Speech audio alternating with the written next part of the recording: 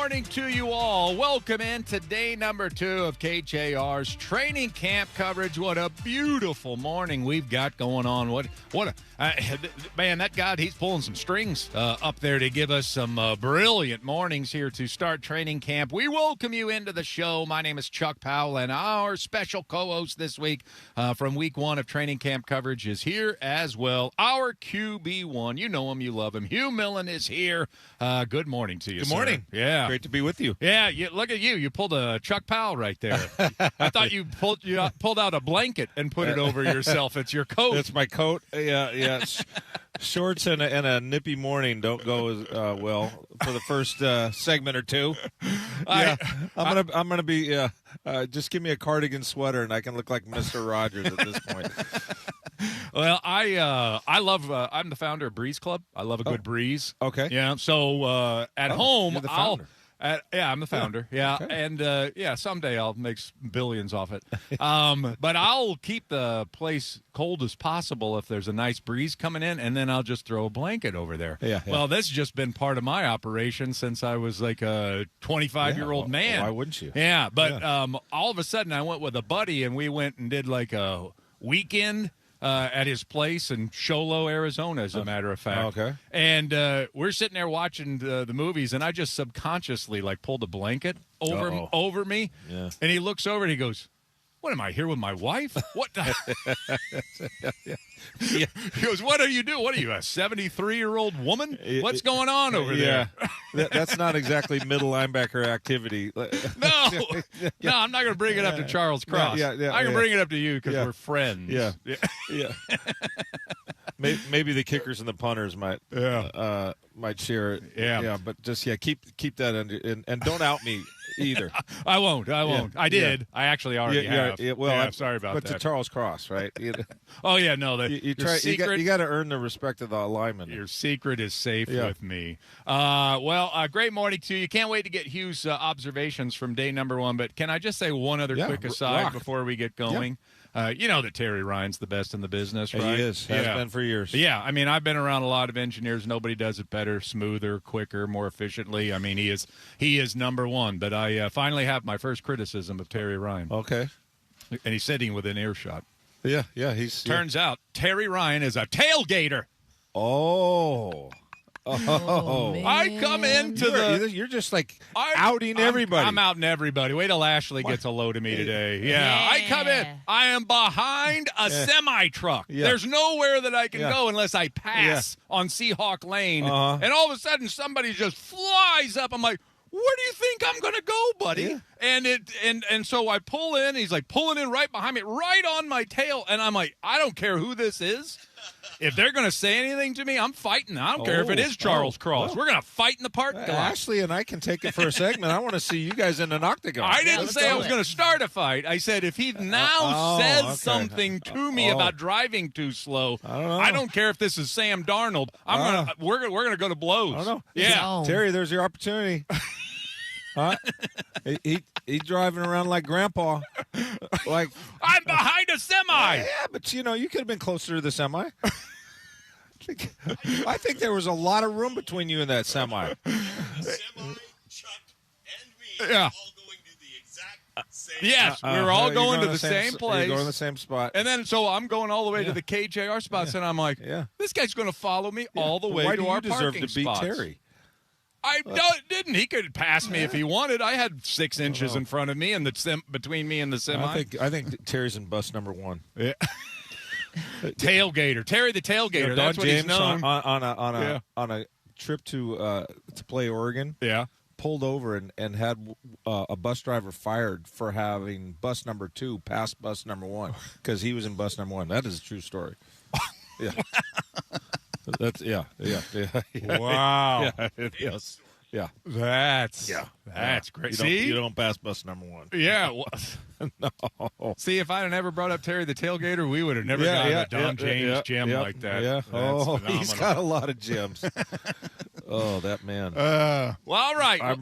By the way, I respect him more than any man I've ever known, including my father. Sorry, Dad. Yeah. We're up there listening, but same I'm not way I'm not with dogging me and Terry. No, that's not what you said before Terry came here. Did you consider doing the slam on the brakes deal to get his attention? I did but I did the flailing arms. Like, do you not see what's in front of me? I don't know if you even saw that. Terry. Were you throwing digits around? No, didn't throw any digits. Okay, but I did slow down extra slow in the parking lot just to see. If I could make him angry. So what was your immediate response when you realized that's Terry freaking Ryan? Well, when I pulled in, I'm like, I kind of, you're narrowing it down. Like, it could be. I know what Hugh's driving this week, so it's not Hugh. I thought Terry would be in the KJR van if it was Terry. Yeah. But then. But all of a sudden he's got like a truck. He's got like a pickup truck. And so then he pulls in, and I'm like, it's got to be Terry. And it was Terry. And I did almost say something jokingly, but Terry already had stuff on his mind today.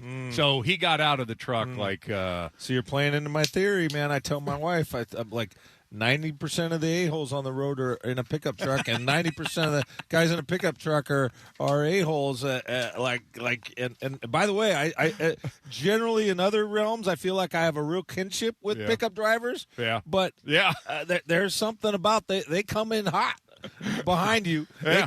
If you cut you off. Man. Oh, what a surprise! See, I was just going to go dude in a Silverado. Yeah, like.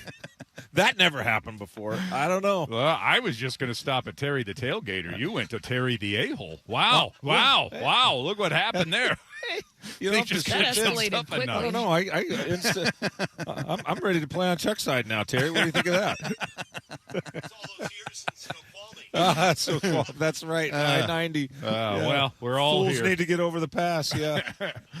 All right. Well, we should talk some football. Yes. Let's talk some football. Hugh Millen out here yesterday at training camp, day number 3 of training camp, and Hugh stalking the sidelines, not unlike Don James. Just looking for I would talent. need a tower. Yeah, you need a tower. I would need a tower for to do the DJ thing. I love the tower. Yeah, that's Bear Bryant. Bear Bryant. Yeah. No, it's Don James style. Oh, so Bear took it from Don James? In my world, yes. Yeah. Okay.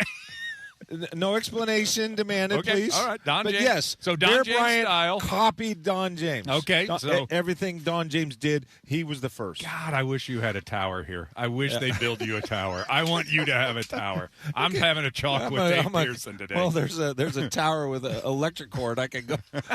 You might not have a co-host tomorrow. He might give you a deer stand in that tree over there. Hang out with the Eagles up there. All right. So what did we see? What stood out to you yesterday? Well, I think the first thing I was not concerned about, was curious, was what is their backup without Eamon Worry? What is their what I'll call base? Their base defense is what people call a nickel, because Eamon Worry is technically a DB, but he's an outside linebacker, and so it's kind of like, okay, if they had to line up and play today, who would be the guy that replaces him? And as it turns out, they bring in Witherspoon. We talked yesterday about how the prior year, 2024, Witherspoon only played 30% outside corner. Mm-hmm. And he was inside, obviously, the rest of his snaps. Then last year, he was 51% outside corner. So they're keeping him more outside. So yesterday was a kind of a throwback to Witherspoon's first couple of years where he was inside more. And so they had Nehemiah Pritchett as the starting corner on one side opposite Josh Jobe.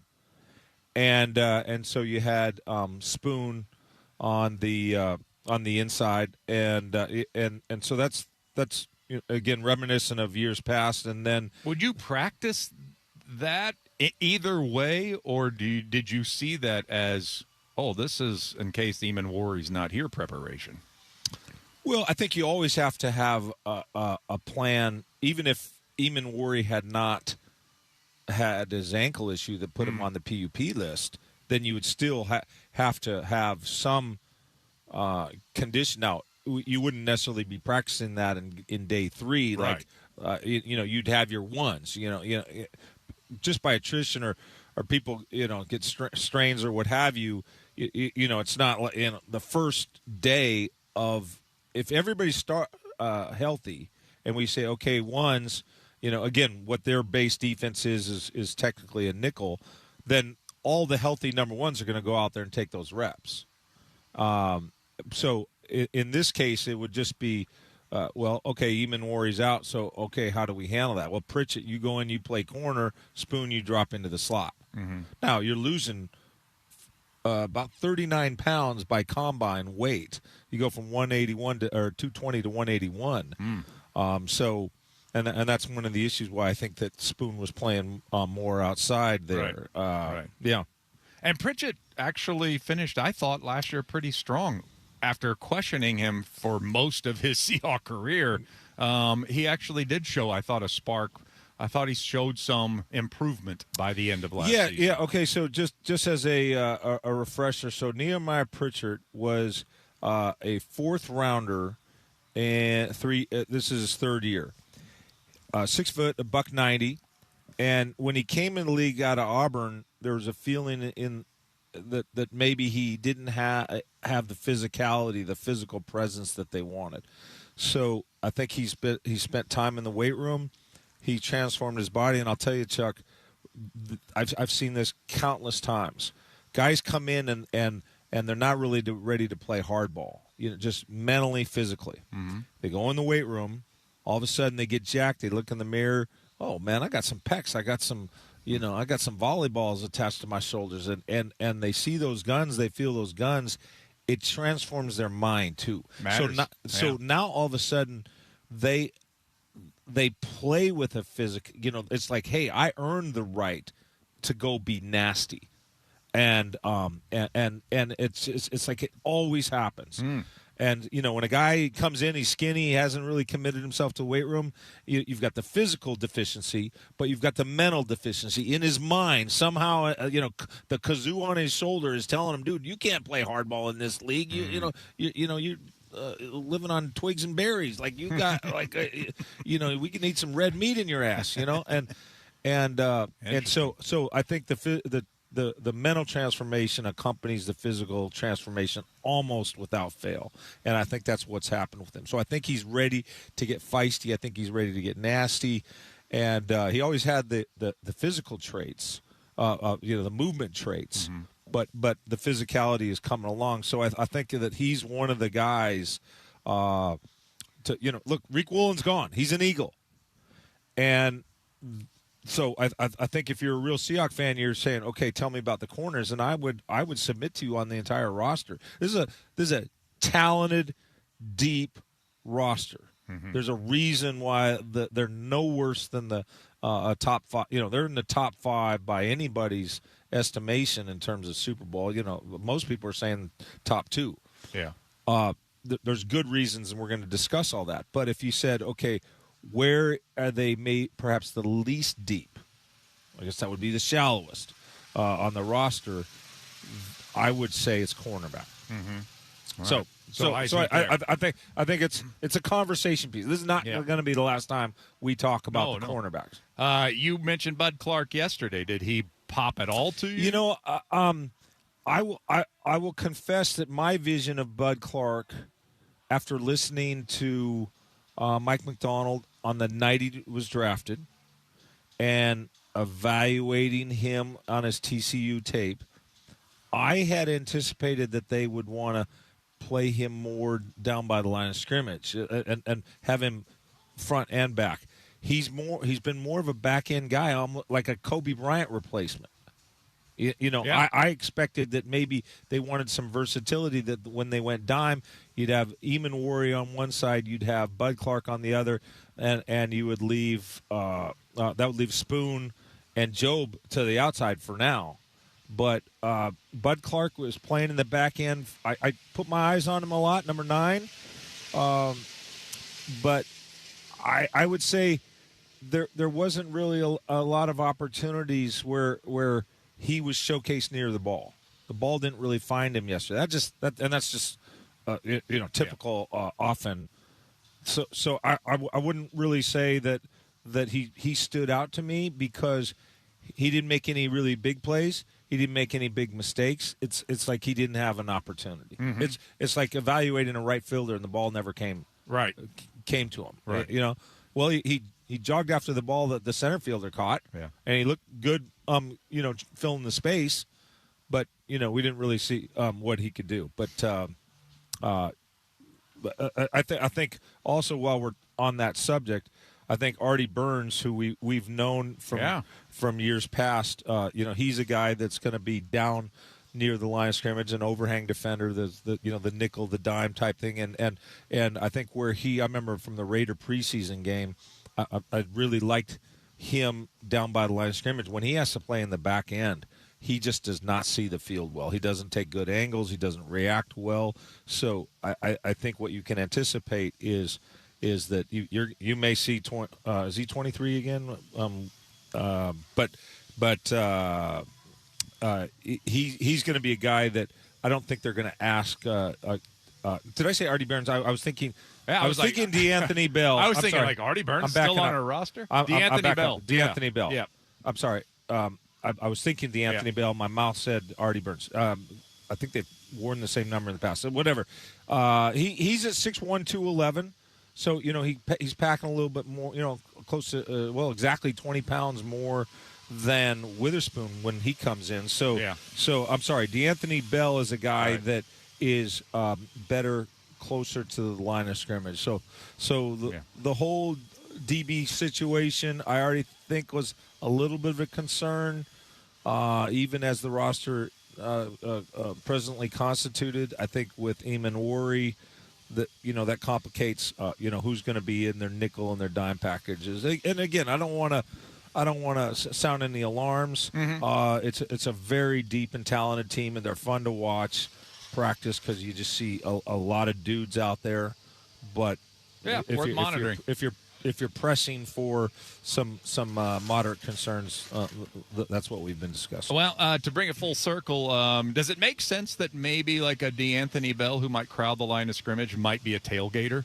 Where like Cam Chancellor probably is a real tailgater, where Earl Thomas probably gives you a lot of room. Yeah.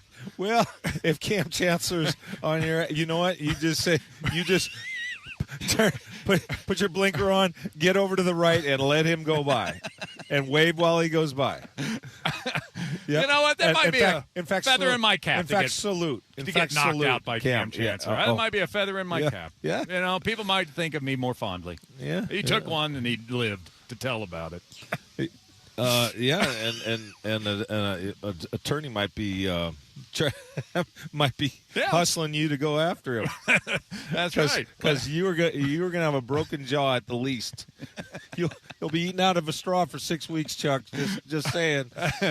Didn't think that my camp was going to start with thoughts of suing Bam Bam, but maybe we will. All right, let's find out what's on tap for the rest of the show today. May I have your attention, please? This is What's on Tap, brought to you by Emerald Queen Casino, bringing you the best in live music, entertainment, dining, and gaming. Emerald Queen Casino, always entertaining. For more info, visit emeraldqueen.com. Your cash word this hour is dollar, DOLLAR. Enter that at 93.3 KJR.com for your shot at $1,000 in bonus bucks from Bellevue Rare Coins. It is day number 4 of training camp. Day number 3, the headlines really dominated by running backs. Kenny McIntosh waived yesterday. We'll get the reasons from Greg Bell coming up at 7:05 today. Also, Greg and others wrote quite a bit about Jadarian Price's practice yesterday. We'll get Hugh's thoughts on that as we go along. But Greg will join us at 7:05. And as I mentioned, Charles Cross will be with us today at 7:45 here on the radio program. And I've promised not to tell him that Hugh and I like a blankie. Also from the National Football League, Witherspoon negotiations keep going on. Meanwhile, former Husky Vita Vea has told the Tampa Bay Buccaneers, I'm done negotiating, trade me. So they've got some contractual issues in Tampa, not just with their quarterback Baker Mayfield, but also the great Vita Vea. So maybe we'll find some time to talk about that later on in the show. The Storm returned to the court tonight, second half of the season in the WNBA, first game after the All-Star break, and they take on the Indiana Fever and the suddenly red-hot Caitlin Clark. Again, 6:30 is your tip. MLS on All-Star break this week.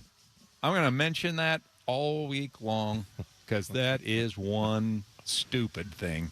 And then, of course, we are 6 days away from the Major League Baseball trading deadline, and things have gotten very complicated for Jerry Dipoto and Justin Hollander because the team's not playing well. They lost 3 out of 4 in Texas. They've gone 5-11 in their last 16.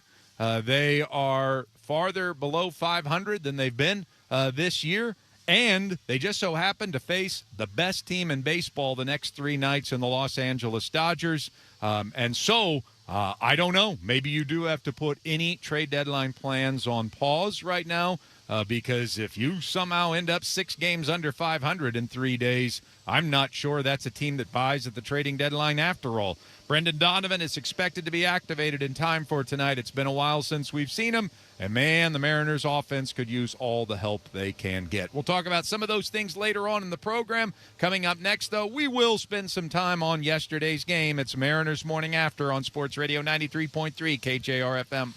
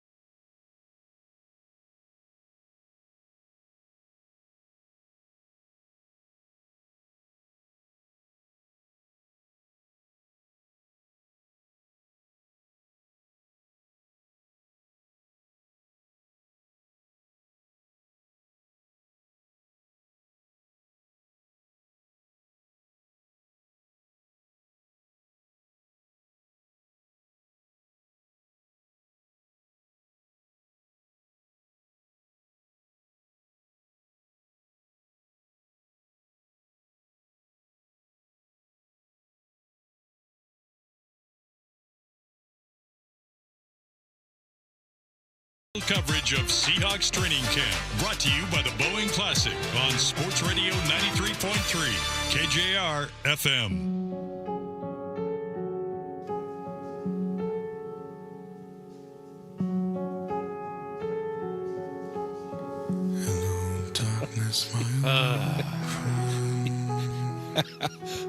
We don't laugh about this. How deep did you guys go into the Spotify catalog to find the most heard this song, somber? Well, I know the Simon and Garfunkel, of course. Yeah, who doesn't? Yeah.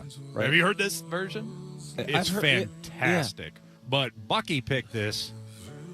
Was this like Puddle of Mud? Who is this? This is Disturbed. Oh, yeah. Okay. It is a fantastic version, and I love this song. And now I hate this song because Bucky picked it at the beginning of the year, and then we all picked one, and then the listeners voted on it. And I think they voted on it because it's just the best song of the three. Oh. But now we associate it with a Mariner's loss every time. So Now Ashley and I now hates it. hate it. Yeah. So do the and everybody listeners. hates the song. Yeah. Yeah. And I warned them. Yeah. Maybe I we warned need them to at the change it. time. Well, it is disturbingly somber. Yes. Yeah. Maybe it's we a need to change it. fantastic version. I don't know. What at this point I'll try anything. I think I think maybe we need to change things up. Yeah, I'll play a spoonful of sugar after. No, we'll go with your Play the Partridge suggestion. Family. Just get us winning, please.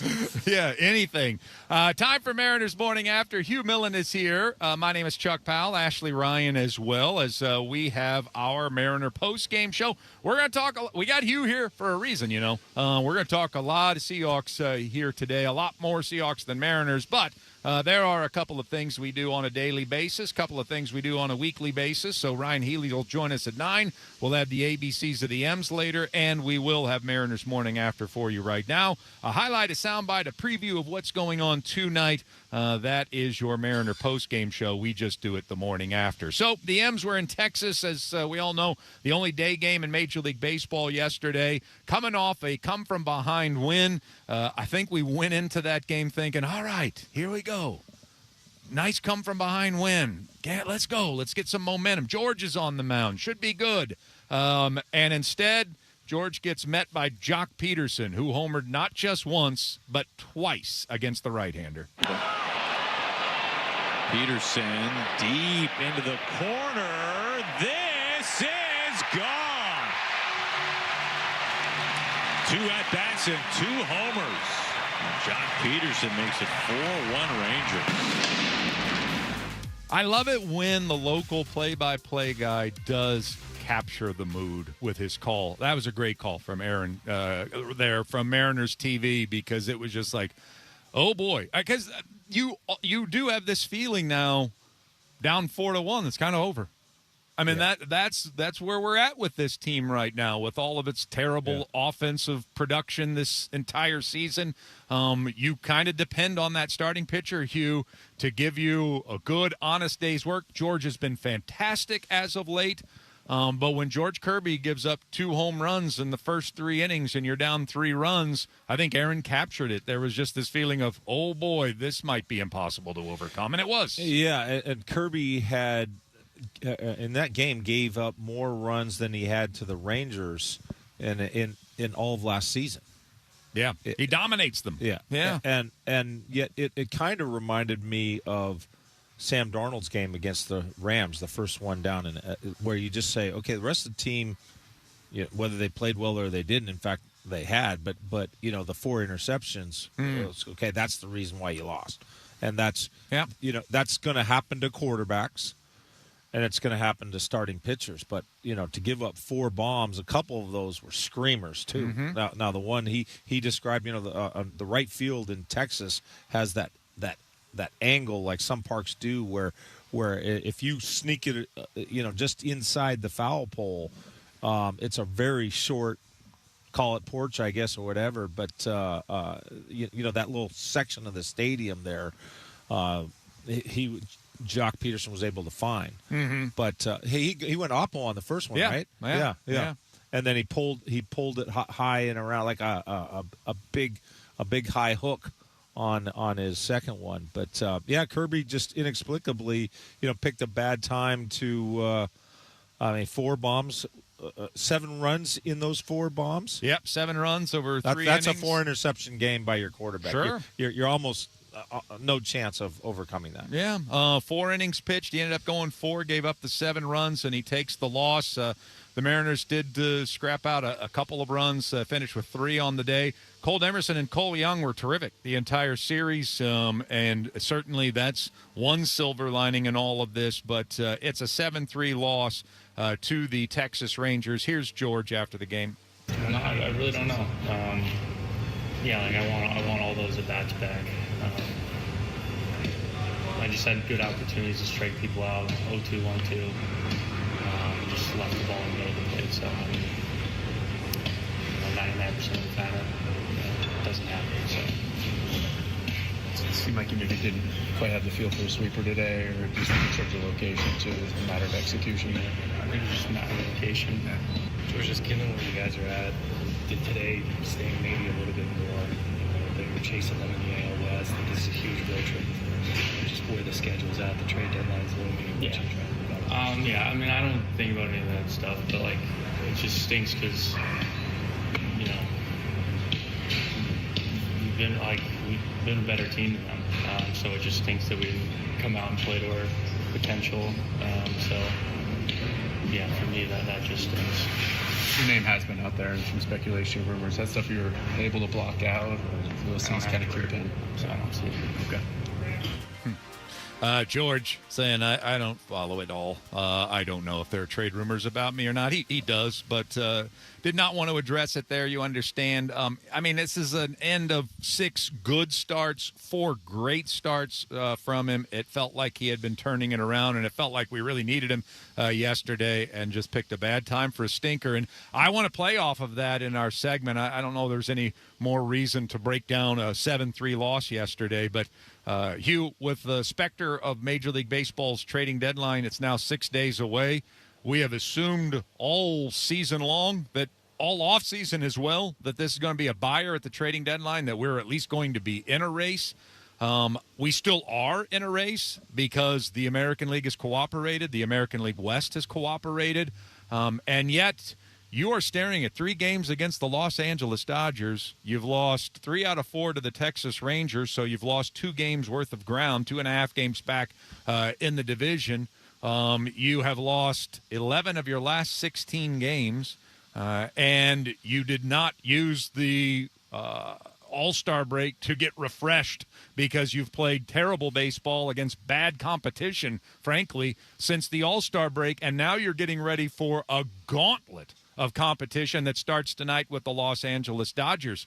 I would imagine they're still thinking buy, but I'm also going to imagine that they're not going to make any trades before this series is over, because if you end up getting swept by the best team in the game and are now, 6 games out of first place and 7 games under 500, I'm not sure that's a team that is going to buy after all of the trading deadline. Yeah, now, that's interesting. Well, 6 games under 500. Excuse me. Well, you would know the granular numbers more than me, but is there some generally assumed cutoff of how many games back you are? And by the way, well, let's just put it this way. The Detroit Tigers just lost yesterday, and they, of course, have Tarek Skubal, which has been a big topic of conversation. Are they going to trade him or not? And most people in the sport said yesterday that they're looking very close. Like yesterday might have cinched it that they're going to trade him. And they're 7 games under 500. Now, they're in a little bit of a better division than what we are, so you still have the American League West within your sights, 2.5 games back that could turn around by Thursday, for goodness sake. And so you still do have that at your fingertips. But, man, if let's say you're 6, and I don't know if they will get swept. I don't think that they will get swept. I don't think they'll get swept. But if you're sitting there 6 games under 500, and I don't know how aggressive you would be. You might not be selling, but I don't know how aggressive you're going to be buying if you're 6 games under 500 and, let's say, 4.5 games out of first place. There's one of 4 outcomes. You're either going to win 0, 1, 2, or 3. I would have to, without looking at it at all, I would have to assume the most probable of the 4 is that you win 1. Yeah, I agree. which obviously can happen in any of the 3 games. But so if you assume, let's just say for the discussion, you win 1 of 3, lose the series. I don't know. When you said that, it struck me as my mind thought 2 things. First of all, Chuck knows this stuff better than me. I don't say historically going back 30 years, but just let's say in the last 5 years, what general managers generally view as a cutoff, and you were just speaking to that. But then my second thought is, wow, that would seem surprising to me if they still were in attack mode. Down, like, let's say if they win 1 of 3 against the Dodgers, I would still think that they are buyers. I would think so. I guess my statement is I don't know, especially on a sweep. Does that change your aggression? I mean, we are 6 days away from it, and right now it is a absolute seller's market. I mean, there's not any trades. We just lost Casey Schmidt to injury, who was a trade target. Spencer Steer to injury, who was a trade target. Like, there are very few trade targets out there, especially hitters. Yeah. And we just lost 3 of them this week, not to mention Byron Buxton won't make himself available. So you're going to have to overpay. So if you add that to the specter of, my goodness, we cannot get it together, and we're getting ready to face great competition, and we could be 6 games under 500 at the end of this series. I mean, wait it out, see where you are. You have 6 days. That's 6 games to kind of figure out what kind of position you're in. But I do wonder if the Dodgers series goes as badly as some are forecasting, if that changes your aggression toward the trading deadline, and my guess is that it would. Interesting. Well, I'm picturing a graph as you're talking, and if you said, okay, on the vertical axis is aggression, on the horizontal axis is how many games ahead or behind. I view it as kind of like say a bell curve, because we can all envision a bell curve. I kind of mean more like just kind of a hump, meaning if you're let's say you're 12 games in the lead, like you're having an incredible season, you're on a pace to win 116 games or something. You don't have as much aggression in that situation, because you say, well, why tinker with this? Like, we are rolling, we're fine, And then if you're too far back, then you similarly don't have as much aggression, because you say, why bother? Then there's a point where it crests, where the highest point on the graph, again with the vertical axis being your aggressiveness, then is it like you're 1 game over? You have a 1 game lead. I think when you think you are, that's when you're the most, not 15 games up, but 1 or 2 games up. That's when you're compelled to be the most aggressive. I think you're compelled to be the most aggressive when you think, we have a championship team, let's get the final piece or 2 to put us over. And you're suggesting it's not binary, like you're buyers or sellers. It's 256 shades of gray, and you're intimating that you might be a buyer, but you might not be a really aggressive buyer. I think they were as aggressive a buyer as there's been, and now all of a sudden, losing 3 out of 4 to Texas, the specter of the competition that's coming up.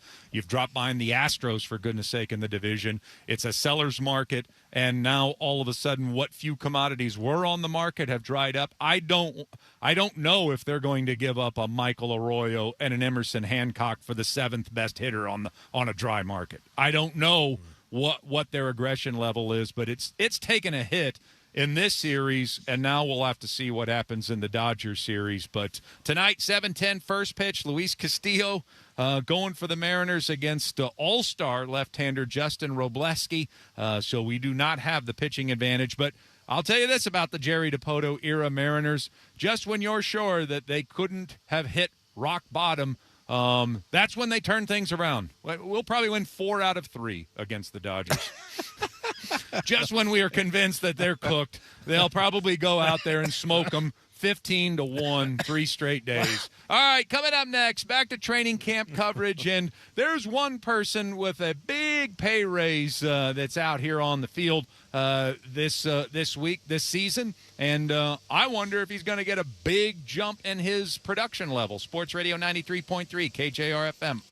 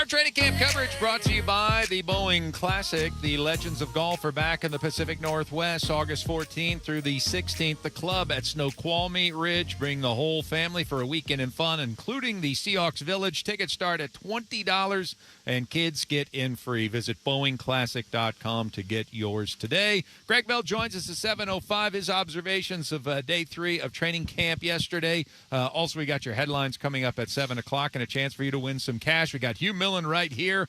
He spent some time on the ridge in Snoqualmie, that's for sure. If you're sitting around with your buddies breaking down Rashid Shaheed's contract and need for production this year, what would you tell them? I think that let's just stipulate he's the premier return guy in the NFL. Mm-hmm. I like that. I don't know that to be the case, but it passes the sniff test, right? He had 3 touchdowns last year, and 2 of them were on kickoff returns. 1 was a punt. He's a hold your breath kind of a threat on both kickoffs and punts. As a receiver, you got last year, he was 12 games. He was acquired November 4th. 12 games, 266 yards. For a 17-game season, that's a pace for 377 yards. That's not enough for $17 million, in my opinion. When you watch the tape, let's talk about a receivers. If you're coaching receivers, the building blocks, like if you learn the alphabet, then you say, okay, the letters are the roots of a word. Okay, so you learn C and A and T. That's cat. Let's talk about 4 main types of releases. When you have your vertical stem, Okay, so I'm the receiver, you're the cornerback. I run right at you. I'm trying to sell the go route to run by you. I create separation by convincing you that I'm going to run deep. Then you backpedal, you turn and run faster. You say, oh crap, because that's the thing you don't want is me to beat you deep. Right. So now let's just say, and there's more, but the 4 main ones are we can break at right angles out or in.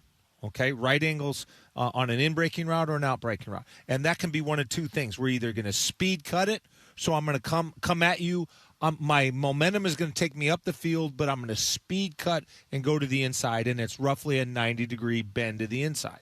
Or if my split is tight enough, I can run at you and I can speed cut to the out. Mm-hmm. Or I can come up and come to a stop and do a square in or a square out. Okay, so now those are 2 type of breaks. Then you remember this term from school, acute. What's an acute angle? Acute is less than 90 degrees. I come at you, I drop my hips, I stop, I come back at an acute angle to the quarterback. In breaking route, that's like hook routes. Mm-hmm. Out breaking route, that's like a comeback. So we've got acute angles, and then the opposite of acute is obtuse, greater than 90 degrees. So now I'm coming at you. I break to the in on an obtuse angle, that's a post. I break to the out on an obtuse angle, it's a corner. So if you're just saying the fundamental building blocks of the first 4 letters you're going to learn about route running are those 4. Acute break, a right angle speed cut, a right angle square cut, and an obtuse. Got it? Mm-hmm. Got it. So when you evaluate him, this is just the core of your route technique. His speed cuts are better than his square cuts or his acute cuts. He telegraphs when he's going to come to a stop. I think it takes him too long. His kind of shoulders come back, and so there's not an explosion. There's not an in and out explosion to him. Now he's got all the speed you would want. Yep. Right, but he doesn't track the ball great. There's a couple of I'll just 2 off the top of my head from last season. One on going to the north sideline. I don't remember the opponent, but I know it was going to the north end zone. He was aligned on the right. Sam Darnold threw the ball into a hole between 2 defenders, and Darnold was seeing that, hey, the guy the trailing defender, I got to pull you into that hole, where he was thinking, I'm going to settle in. Settling in a zone is the right thing to do, but it's at the right time and the right pace. Like Jackson Smith and Jigba is giving you a 500 level class in how to do that. Yeah. Exactly how he's easy to read. He has great instincts about when and to what degree do I idle in a hole. This is a post route. It's wide open, and Darnold smokes it in there just as Shaheed is slowing down, and it looks like the ball's out in front. And you say that's on the quarterback. No, you look at the hole from the end zone copy. Like Shaheed, you got to go into that hole and get it because that Darnold is worried about the defender that you're passing because he could converge on the play. The defender out in front is not a problem. Yeah. Another one on a post route. Darnold's expecting him to cross the face. He starts across the face, then goes behind him. It looks like he misses by 10 yards. He deked the quarterback. So there's some just instinctive things about there's just elements of his receiving game that need polish. He's got all the speed you'd want. He doesn't track the ball great. So I think it's it's going to improve. Yeah. I think it's going to be better because he was acquired November 4th. But those are some of the concerns I have. Seattle, in my opinion, needs a solid number 2. I don't think he's proven to be a solid number 2. He could be a number 2, but these are the questions I have that need to get ironed out. Well, perhaps in the now that he's planted in the JSN garden, he'll soak up some of those nutrients. And maybe he'll flourish. All right, more on that later because there's more to go with that. But Greg Bell's coming up next, plus your headlines on Sports Radio 93.3 KJR FM.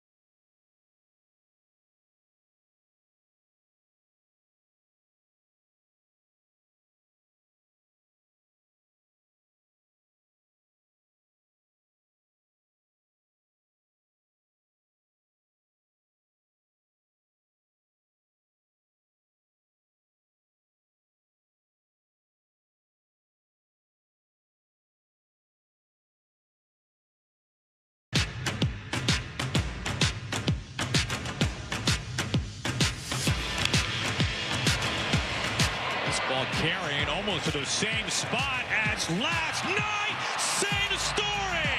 Home run, Randy Arozarena. Well, that is a home run for Randy. He has homered in back-to-back games, and both times without his helmet on. Mariners TV. That's a silver lining if I've ever seen one pulled from the muck. Yeah. Sometimes you got to dig deep. He didn't even know it was a home run. Yeah. Randy Arozarena with a home run, but not nearly enough. Mariners lost to the Texas Rangers yesterday, 7-3. They lose 3 out of 4 in the Dallas-Fort Worth area. They are 2.5 games back of the Rangers now and get set to take on the Dodgers in Los Angeles for the next 3 days. First pitch tonight at 7:10 from Dodger Stadium. It'll be Luis Castillo for the Mariners and Justin Robleski, the really little-known left-handed all-star starter for the Los Angeles Dodgers. And so feels very important sitting here 6 days away from the Major League Baseball trading deadline that the Mariners show up in Los Angeles, get a win or two at this stage, but that's going to be a tough battle. Good morning to you all. We roll into our 7 o'clock hour number 2 of the show. I do want to let you know that preset is your keyword. Enter that at 93.3KJR.com for your shot at $1,000 in bonus bucks. That's preset at 93.3KJR.com. And I'm going to fly through today's headlines because Greg Bell's coming up in a moment. We've got those brought to you by Frost Brewed Coors Light. I did tell you about the Mariners losing to the Rangers 7-3. Storm fever tonight at 6:30 to start the second half of the season for Seattle. And, of course, it's training camp. That's where we're at, covering Seahawks training camp, Champ Camp, ladies and gentlemen. Yesterday, McIntosh was waived by the Seahawks. More on that in a moment with Greg. Jadarian Price seemed to stand out. We're waiting on Devin Witherspoon's new deal. And so let's find out from Greg Bell, our Seahawks insider, what's going on. As part of our continuing NFL coverage for the 12th man, this is 12th Man News, part of Chuck's daily visit with our own Greg Bell. Brought to you by Emerald Queen Casino, bringing you the best in live music, entertainment, dining, and gaming. Emerald Queen Casino, always entertaining. For more info, visit emeraldqueen.com. Greg was getting annoyed that I was bringing up his parking space a lot yesterday. Oh, okay. But I am going to, because I'm that kind of guy, I'm going to bring it up one more time. Are you sure it wasn't DeAnthony Bell's parking space that you're parking in, Greg? I am sure. He has his own spot in the back. Yes. Yeah, you're fine. You're good. You're golden. I just don't want people to think I'm entitled or. I appreciate We're it. kidding. I appreciate that. 21 years I'm doing NFL training camps. I appreciate that. You have well earned it. I'm totally pulling your leg on all of this. But yeah, that ship sailed. Everybody thinks you're entitled, Greg. So I know. Stop worrying about it. Yeah, just own it. That's right. Wish I was entitled. Wish I had something to be entitled about. All right, well, let's dive into it. Kenny McIntosh, who we've heard about for the last 3 years and how much the Seahawks like him, but he just can't get on the football field. Yesterday, he was waived from the team. So was there just the feeling that he wasn't going to get healthy enough? That's part of it. And a lot of times when players are injured or on injury list and they're waived, there is some sort of agreement or settlement that after X amount of weeks, he would become a free agent to sign with another team. What makes it, if he was on an injured list that did not count against the roster, he would be waived injured. It'd be a settlement, a lump sum money, and then he'd have an X amount of weeks and get to sign with another team or even potentially back with the Seahawks. But training camp rules are if you're on the PUP list in training camp, you still count against the 90-man roster. So he was still counting against the roster, which is why he's just outright waived. But he's definitely injured. He's 12 months out from his latest very serious knee injury that Mike McDonald said on Saturday was a really unfortunate and rough injury for him that has him behind in coming back from it. That's why he doesn't have a waived injury designation because he already counted against the roster. But he's young enough, even though he's had 3 years now of injuries, he's young enough just in his third NFL season after they drafted him in the 7th round, 2023, out of Georgia, that he could pursue possibilities elsewhere if he gets healthy and is cleared medically to do that. That's a big if, of course, because that's the whole reason he was in this situation to begin with. It also speaks to they want to give a longer look to Emmanuel Wilson, the Green Bay running back they signed, a Packers 500-yard rusher, and they signed him in the offseason, pretty much an overlooked deal because of the drafting of Jadarian Price. But Wilson, for the first time yesterday, was running first-team reps. It's the first time I noticed him in OTAs, minicamp, or training camp through 3 days that he was with the ones. We'll see, but they've obviously moved on to other options, including their rookie first-round pick who had his best day yet, Jadarian Price yesterday, George Halani, who's still alternating with Price at the ones, and now Emmanuel Wilson moving up too. There's been a lot of chatter about Charbonnet being at or ahead of schedule. If you had to play KP, closest to the pin, which I never understood why that was a CP, but they call it KP. But well, if you had to pick the date down to the game, what week do you think Charbonnet is active and carrying the football for the Seahawks? Probably October, maybe mid-October. Yes, he surprised everybody, Hugh, when he was out on the field during mini camps and doing hurdler-type stretching and jogging and high-stepping. But he still didn't have the surgery till February. And it's reconstructive knee surgery. Even when he comes back to the field, they're not just going to throw him into a game. There's going to be a multi-week, maybe up to a month of ramping up processing to make sure the knee is fine and reconstructed, can handle lateral movement and all the things that a running back has to do. I think best case is October. That's supposition on my part. McDonald keeps saying if there's anybody who's going to blow all the estimates of recovery, it's going to be this guy for how fiendishly hard he works. But 8 to 12 months is typical. February is the second month of the year. October is the 10th. That would be the 8th month on the short side.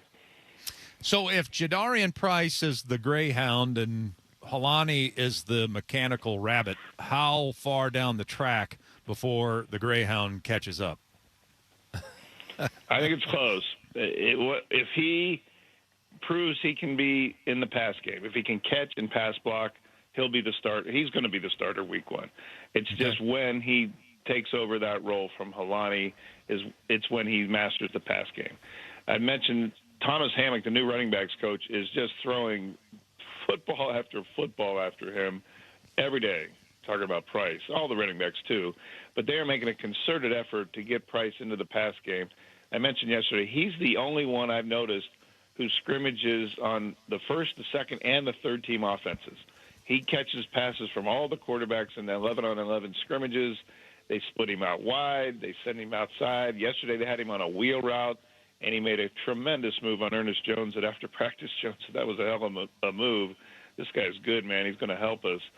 I wrote a story. That was my lead to my story from yesterday's practice about Ernest Jones praising a rookie in his third training camp practice in the NFL. He has elusiveness. He has open field ability. He seems natural in the outside zone. He said that's his thing. Of all the plays and schemes that Notre Dame ran, that's the one he enjoyed and thought it fits his skills the most. So now it's just a pass game, and I think it's just a matter of weeks, not months for that. Not exactly chubby either.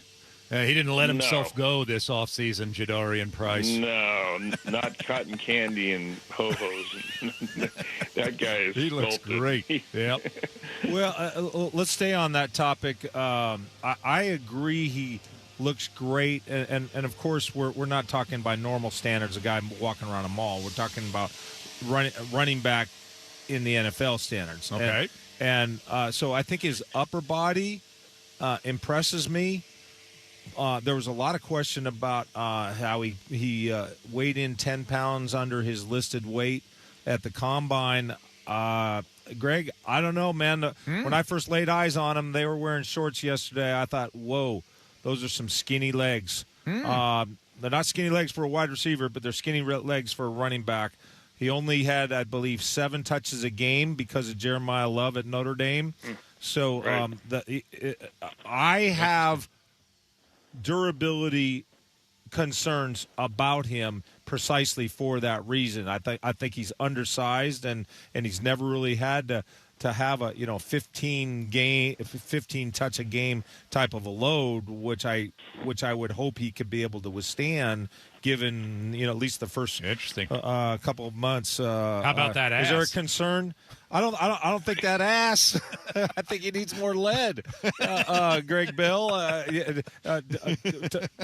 do you know of any concern about the weight in part of the Seahawks camp?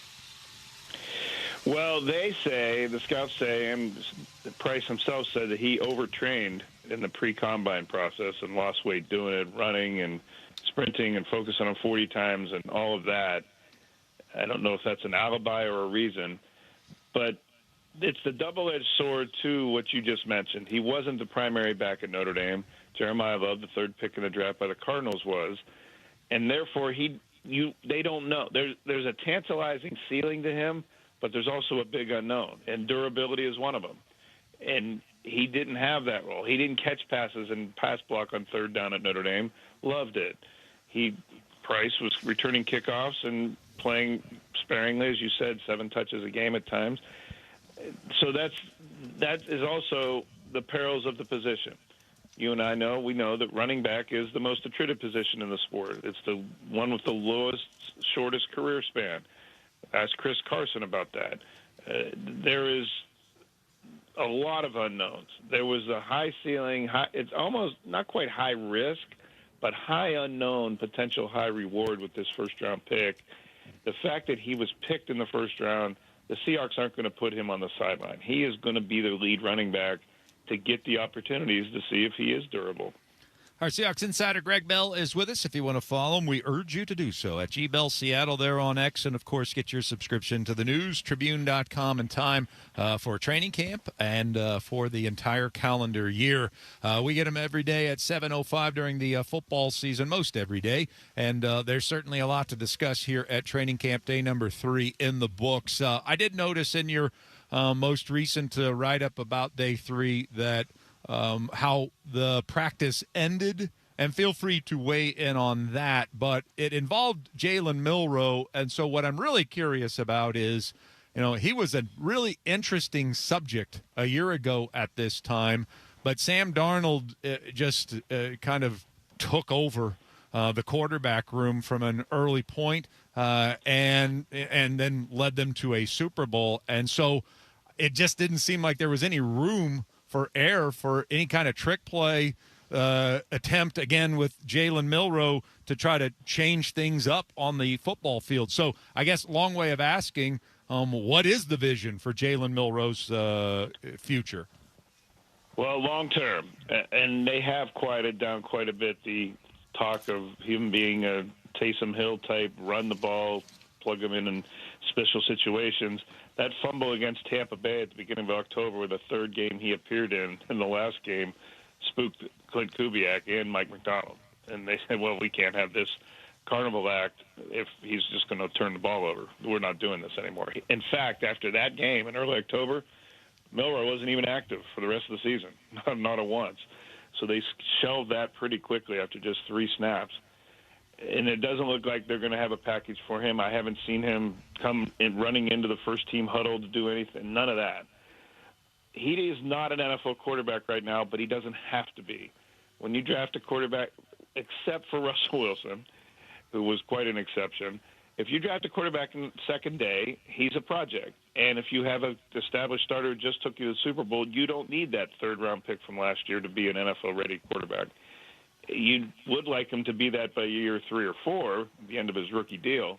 He's not there yet in his accuracy of his throwing, and if they're not going to use him as a run specialist in the starting offense, he is just there, break glass in case of emergency.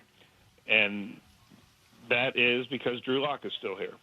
So the veteran Lock, who has starting experience, of course, with Denver and pinch hitting with the Seahawks and winning a Monday night game against the Eagles a couple years ago, is obviously their option if anything happens to Darnold, and that leaves Milroe a distant third.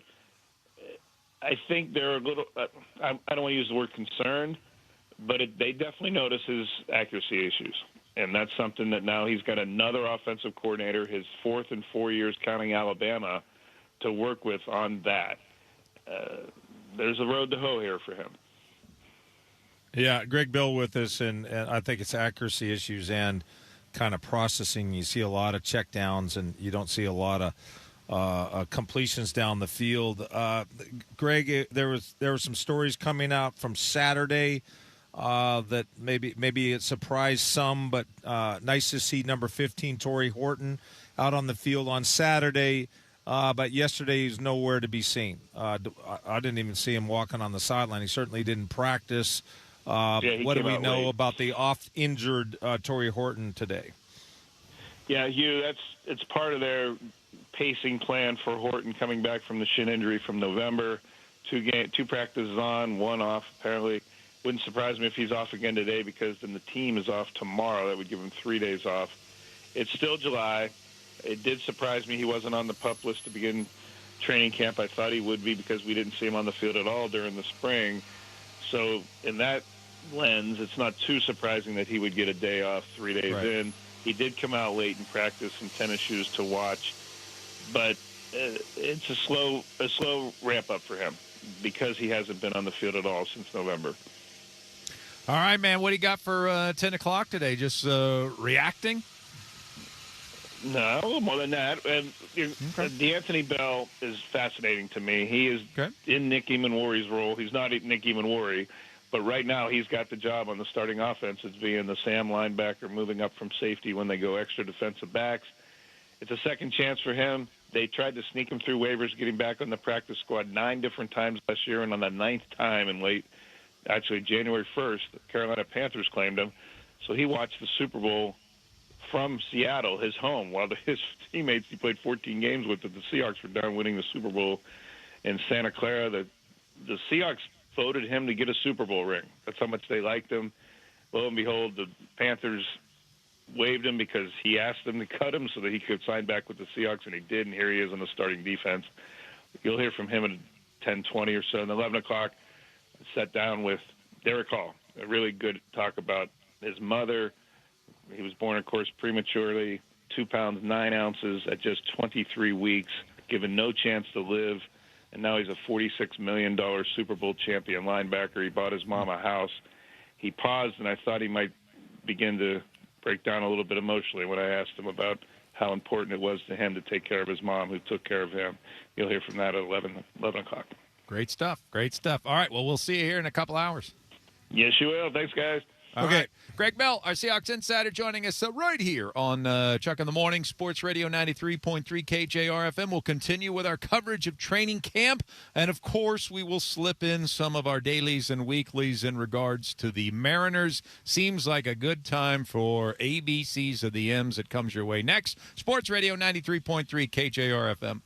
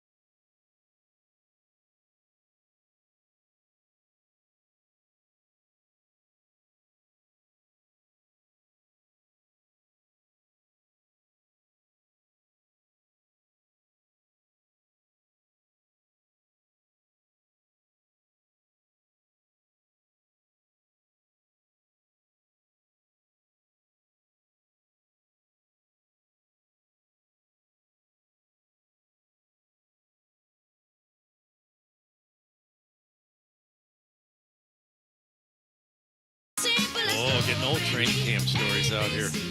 These are fun.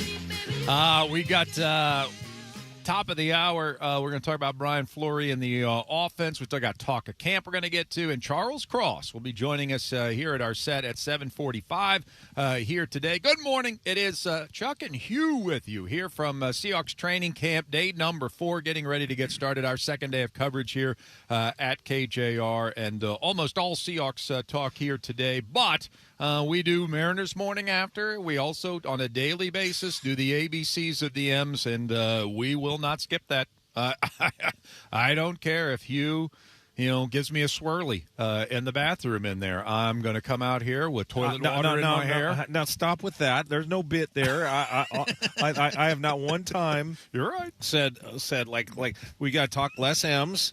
I'm good with M's. I understand where we are. We got M talk, man. We got a little bit M talk. Yeah. And I got the ABCs of the M's. We left off with the letter J. I've already discussed this a little bit earlier in the show, but I think it's worth repeating because I think it really is where the team is right now. The large scale of a baseball year.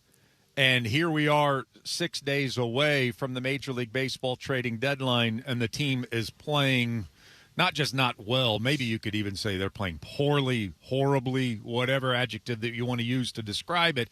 And so as we get to J is for jail. They are sort of in trade deadline jail right now because I think they were planning on this entire year to be aggressive buyers at this point. This has been the idea of a championship season. They have felt all off season, all spring training, that this was going to be a World Series contender. And here we sit 3 games under 500, 2.5 games out of first place. Losers of 11 of their last 16. Can't get it straight. 4-6 since the All-Star break against some rather subpar competition based on what's coming up here soon. And I still think, per our conversation earlier, Hugh, that they are in a mindset to buy, being just 2.5 games out. They've got too much invested in this team this season, but they also are getting ready to face the Dodgers the next 3 days, and then 3 more tough games before the actual trade deadline hits.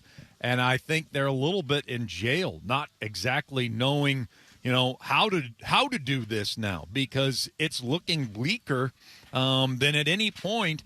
And if you end up having a bad week this week, how aggressive are you going to be between now and the trading deadline on adding to this baseball team in a market where it's a seller's market? There just are enough teams that are selling right now at the trading deadline to provide some sort of robust market to try to get a hitter and a pitcher. Do you feel like this is a less of a buyer's market than in the last couple of years, because they've been aggressive, maybe ever? So that's obviously a vital component to all this. Yeah. But you think of the optics, not just for us fans, but inside the clubhouse, where Jerry, went after Naylor last year, Eugenio, Castillo a couple years back, like Rosarina 2 years ago. Yeah, 2 years. And so there's been every year they've made a significant acquisition. Mm-hmm. If they don't this year, I'd be concerned about the messaging coming from the front office.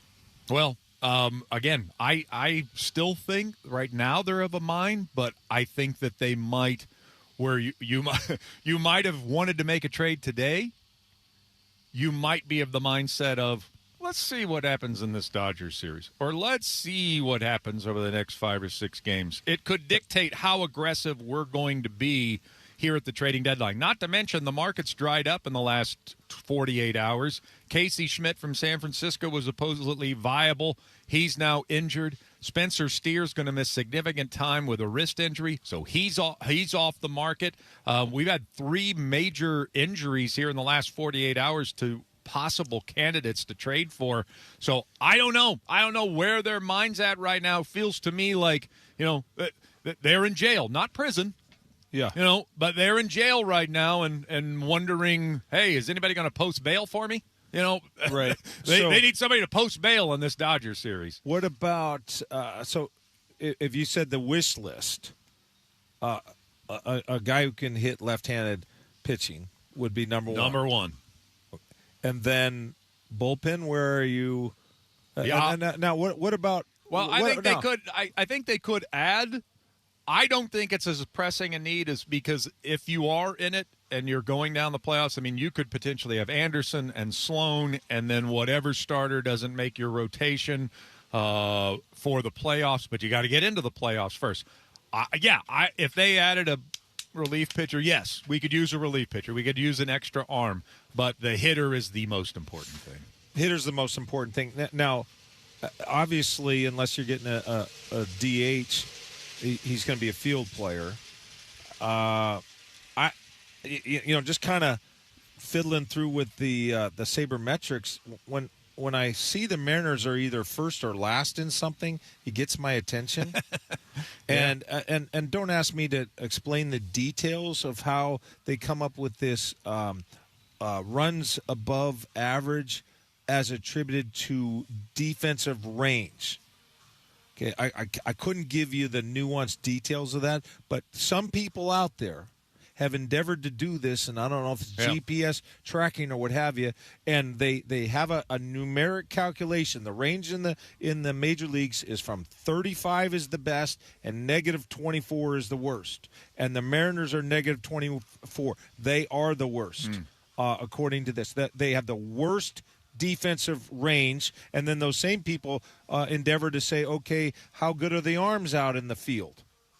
And they say the Mariners are 21st out of 30 teams. So we're talking about a very poor defensive team. Yeah. And so as we're thinking about acquiring a bat, right, that can hit left-handed pitching, at least some consideration has got to be considered. Well, can he also upgrade us? Can we put Randy at DH and find a left fielder that can hit left-handed pitching and also upgrade us in left field? Right. I agree. But then Canzone has to play right field, and that's a downgrade from who you would have with Raley and Robles. Donovan is coming off the injury list, and he has to play somewhere. Does he play third base? And if he's at third, he's even worse than JP defensively. So I don't disagree with you, but that's what I'm saying. It's going to be a little bit difficult considering how cold the market is to thread these needles, and I wonder just how aggressive of a mindset that they have. My guess is they're going to play a few games here before they actually leap. I think they still will, but I think that they might, wait a few days just to see where the team's at after this Dodgers series. K is for Kirby. I know he was rough yesterday. He's been terrific. 4 great starts, 6 good to great starts in a row. He just didn't have it in a really important period yesterday. A really big game for the team yesterday, but I think he's fine, and I don't think he's going to be traded at the trading deadline. And then finally, L is for Los Angeles. The Dodgers have the best record in Major League Baseball. They're the best team in Major League Baseball, but they are not playing their best right now. They have gone 8-8 in their last 16. They have Justin Robleski starting tonight, and he was an all-star for them this year, but we're going to miss all of their big arms. Most of them are on the injury list. Like Ohtani's not available, Glasnow's not available, Snell's not available. We're missing Yamamoto. If you're going to pick a window to face the Dodgers, it would be Robleski, Lauer, and Sasaki, and that's who we have over the next 3 games. So we're not catching the Dodgers at their healthiest. Ohtani's got a knee issue. Will Smith's on the injury list, and their pitching is ravaged with injuries. So if there's a good time to catch the Dodgers, it probably is in the next 3 days. All right, Charles Cross going to join us next. Sports Radio 93.3 KJR FM.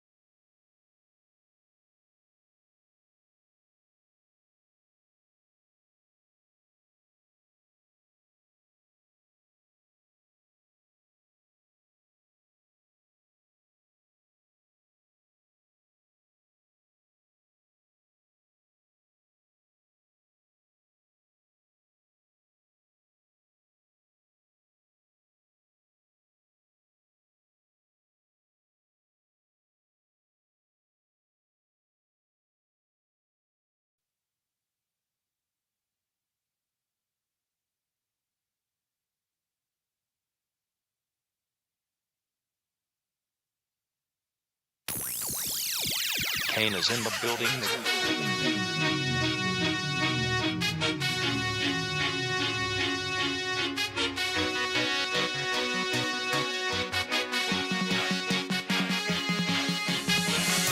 Training camp coverage continues. Chuck, Hugh with you and joining us now. Another Chuck. Yeah. Few people call Charles Cross Chuck. He just told me off the air. How many people get away with that? Just a handful of people. Just a handful. My teammates mostly, yeah. Is that right? Yeah. Is it all right if I do? You can call me Chuck. Okay. How about me? You can call me Chuck. Okay, all right. Okay. I didn't know if there was a Chuck thing that I'm getting in the way of. Well, great to see you, man. How are things? How's camp going so far? Camp's going great so far. Just happy to be back in the building, back to practice. Yeah. Back with the guys. Excited for the upcoming season, the upcoming next days. We just had Abe on yesterday on the program. He was sitting right there 24 hours ago. Really? So give me something on Abe. Give me a little dirt on Abe here. I have no dirt on Abe. Abe's a great teammate. He's a very smart individual. He recently just told me about this book I should check out. Yeah. So I'm gonna check that out in the next couple of days and see how I like it. What's the book? It's called Winning by Winning. Tim Grover. Yeah. By Tim Rover. It's like a self-help, like a competitive mindset type thing? Mentality. I feel like it's more about mentality than anything. Mm-hmm. And is that advantage you're looking to gain? Like take us into the mind of you, an athlete, professional athlete, about where your headspace is and what's the ideal place you can be in with regard to winning and your approach. I feel like from the jump, it's just like a mindset. So getting yourself in the right mindset, speaking yourself up, talking positive to yourself, believing in yourself. I feel like that's the way I go about it majority. Charles Cross is with us right here on Chuck in the Morning, Sports Radio 93.3 KJR FM. Training camp coverage continues. You played at Mississippi State. Did you ever have practices like this? Weather like this? It was probably a little bit hotter. Yeah, I think so. A little hotter. A lot more humid. You got a lake breeze coming across here. Well, it's gonna get hot in December when you guys play the Rams. And when I heard that the Rams acquired Myles Garrett, the very first person, the next synapse in my brain was Charles Cross. Because Myles Garrett had 84.2% of his snaps on some version of right edge, which is across from you. What went through your mind when you first heard Myles Garrett has come to the Rams? For me, like, I'm just worried about myself. Like, no matter what they do, no matter what defense do, like, I have to prepare myself every day and be a professional. So whether I'm going against Myles Garrett or somebody else, it doesn't matter. Like, same preparation each week. Yeah, Gray was like, bring it on. Did you tell Gray, like, hey, chill out? Nah, I mean, like it's the competitive spirit that I feel like that we have, and it's not gonna go away. Yeah. What's that like? I mean, for a long time before you got here, it was probably the biggest issue when we talking about the Seahawks, the offensive line. Fans just every year in sports talk radio, we got to fix the offensive line. That's not happening anymore. We're not having that conversation anymore. And yet you guys as a group were together for the first time a year ago, this 5, and you're all back together as a starting group here in year number 2. How much better will you be from a cohesion standpoint from even a year ago in your estimation? Well, I feel like this a rare occasion, just having the same guys in the same room just to start off with. But I feel like it just gives us a edge to be able to have greater continuity now and just continue to build on that from last year to this year, going to training camp into the season. So I feel like it's a great opportunity for us to just take advantage of it. Charles Cross with us. Now, the club showed you their faith in you and how they believe in it, and with the unbelievable pay check that you got and the raise you got. From a personal standpoint, are you like, hey, okay, I want to make Pro Bowl now. I want to make All Pro. Is that something that guides you to be able to have those accolades to stamp on that? Is that part of your thinking, or just how do you approach that? Yeah, of course, I want those accolades at the end of the day. But just thinking big picture, like, want to win a lot of games here. Want to continue to compete at a high level as a team. So I feel like the team goals, in a sense, outweighs the individual goals for me. You stonewall Myles Garrett a couple times, and I think you're going to get those accolades. Absolutely. Talk about Gray and you together on that left side. How quickly, in your estimation, it came together, and how you guys became kind of a pair over there on the left side. To be honest, I feel like when he first got here, just getting to know him, right, sitting beside each other in the meeting rooms, talking through certain situations, certain looks, seeing how he thinks about certain things, and really just being on the same page. I feel like it was in a sense almost easy to like get on the same page with him. And I feel like just continue to grow off there to make us, become so much better. I think you know the names Walter Jones and Steve Hutchinson. I think you've probably learned about them. I asked Walter about how much better were you in your second year with Hutch than you were in your first year. He said it was night and day. Well, you guys were terrific as a pair last year. Are you expecting like a big leap forward as a pair this upcoming season? Yeah, absolutely. I feel like we have an opportunity in front of us to play our best ball ahead of us, continue to grow, not just left side, but us as a whole group. Mm-hmm. Charles Cross with us, and here, Brian, we got a new offensive coordinator, and I know you're going to tell me that the club is striving for continuity and that's mostly continuity, but there's got to be something that is different from Clint Kubiak to now with the new offensive coordinator. What, from your perspective, even if it's a minor thing, is there some adjustment that you see? From this year to last year, the playbook is similar. Some new things are in, but I feel like one thing with Fleury is we're gonna run the ball, and he expects us to run the ball, and we're gonna get it done at the end of the day. Mm-hmm. Well, last year, you guys in the first 14 games, you had 2 games where you rushed for over 140 yards. Then in the last 6, counting the playoffs and the Super Bowl, 5 of the last 6, you were over 140, like averaging 151 through that stretch. There was a big uptick in how you ran the football, and I would argue if you don't have that uptick, you're not wearing the hardware on your hand. What happened to be able to, from 2/3, 3/4 of the way through the season, now all of a sudden you kind of found it and you started dominating people in the running game? What happened? I feel like we weren't stagnant. Like we always continue to push to get better week to week, and I feel like they contribute to us having a better run game as the season went on. Give an example. Yeah, like how you say, okay, we weren't stagnant, but give like one example, an anecdote that where you say, okay, that's a symbol of how we improved. Just being able to finish the game with the ball in our hands, being great in 4 minutes, being able to control the football, just having methodical drives, keeping the ball moving forward. That's what I would say. Mm-hmm.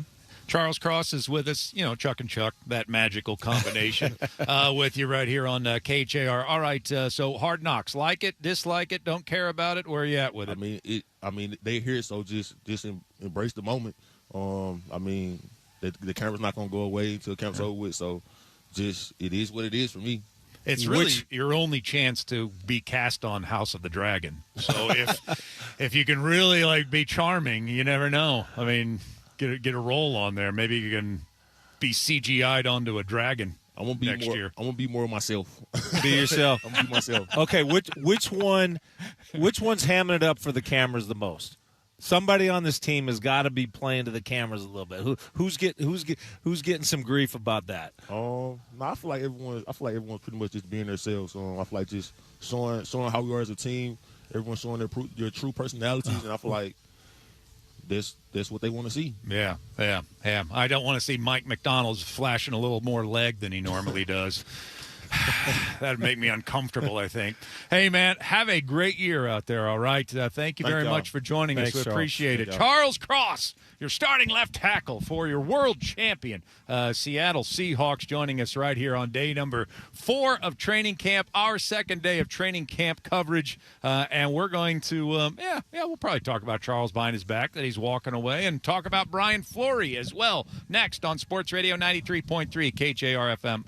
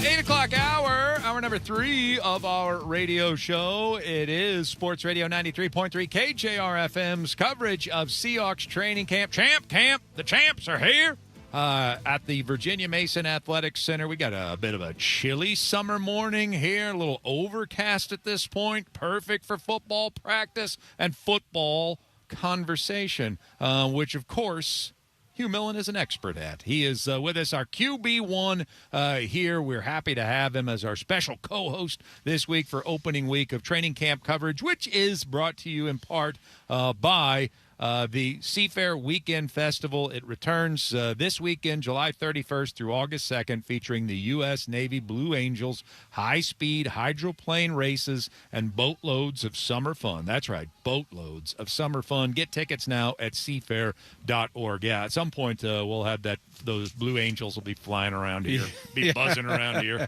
Yeah, they're fun to look at. I'm not so sure about how they coincide with a radio show, but they're better seen, not heard. We just talk over it. We'll just talk over it. Softy's the only one that can rise above. Bonus is your keyword this hour, and our bonus bucks giveaway, $1,000 cash could be yours. Enter bonus at 93.3KJR.com. Well, we got all sorts of things to talk about. I feel like it's just flowing everywhere. It's like an earthquake a volcano has gone off. Okay. Football conversation volcano has gone off, and we're just spewing molten lava all over the place. We're just Pompeii. We're just going to get it all over ourselves. Yeah. So, okay. So let's dive into Brian Fleury, which we have not really dove into in our 2 days together. But I'm very curious as your thoughts as we get camp going. You're putting eyeballs on the product yesterday. Clint Kubiak leaves. Anytime you're losing an OC from a Super Bowl champion, automatically you're going to have a little worry about that. And then Brian Fleury comes in, and he has no experience as an offensive coordinator, and yet it's John and Mike that are hiring this guy. So all of that wrapped into one tiny little package. What's your reaction, this transition from Kubiak to Fleury this year? Well, I have a little bit of a concern because he's never done it. And talking about Fleury, and we kind of know how Clint Kubiak found his groove, and a few of the things that you look for. Okay, what's his playbook? Which is different than what's his philosophy. Now, in most cases in the NFL, there's a lot of copycatting. Everybody knows all the plays. Some people say, well, out of 500 good plays, I like these 200 the best. And then somebody else say, well, I like these 200 the best. And then, but most of it is something that everybody has available to them. It's off season. You can study other people. They do that. They copycat all the time. But then there's different philosophies of are you want to be under center more? Do you want to be more play action? How aggressive are you going to be? Are you going to be more ball control? Or are you going to try and, how much shots? So we don't know. I assume he has a good playbook. It's the 49er playbook. I happen to have the 49er playbook. I know I thumb through it and read their terminology. So I got a grasp on that. But we've probably got a good idea of the philosophy because it's got to fit Mike McDonald. The teaching part of it, the nuances, that's vital.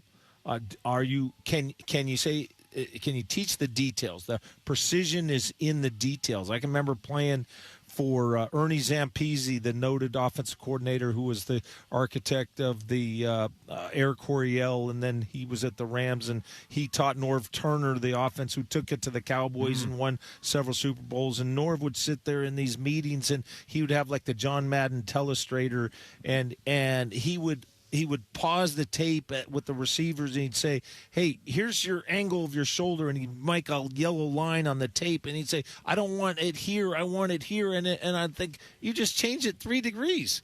and there's 360 degrees in a circle. You change it but that's the precision. And hey, this is I want you to drop your hips one step further. The teaching of the details.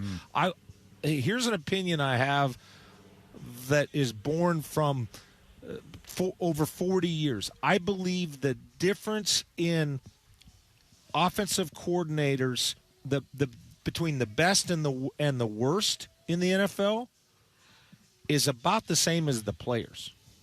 There's an enormous gap in the quality of offensive coordinators. So we don't know the teaching, and then he's got to. You also have to have the presence to challenge when guys. Sometimes you say, wait a minute, the technique is right, but we're stuck in peanut butter. You're doing the right technique, but it's way too slow. This has got to be all of the detail that you're doing is on point. You got to play faster, and it's the ability to recognize that. And do you have the personality to connect and to be able to challenge those guys? Then, and I'm kind of going sequentially. There's a chronology to these attributes that I'm listing.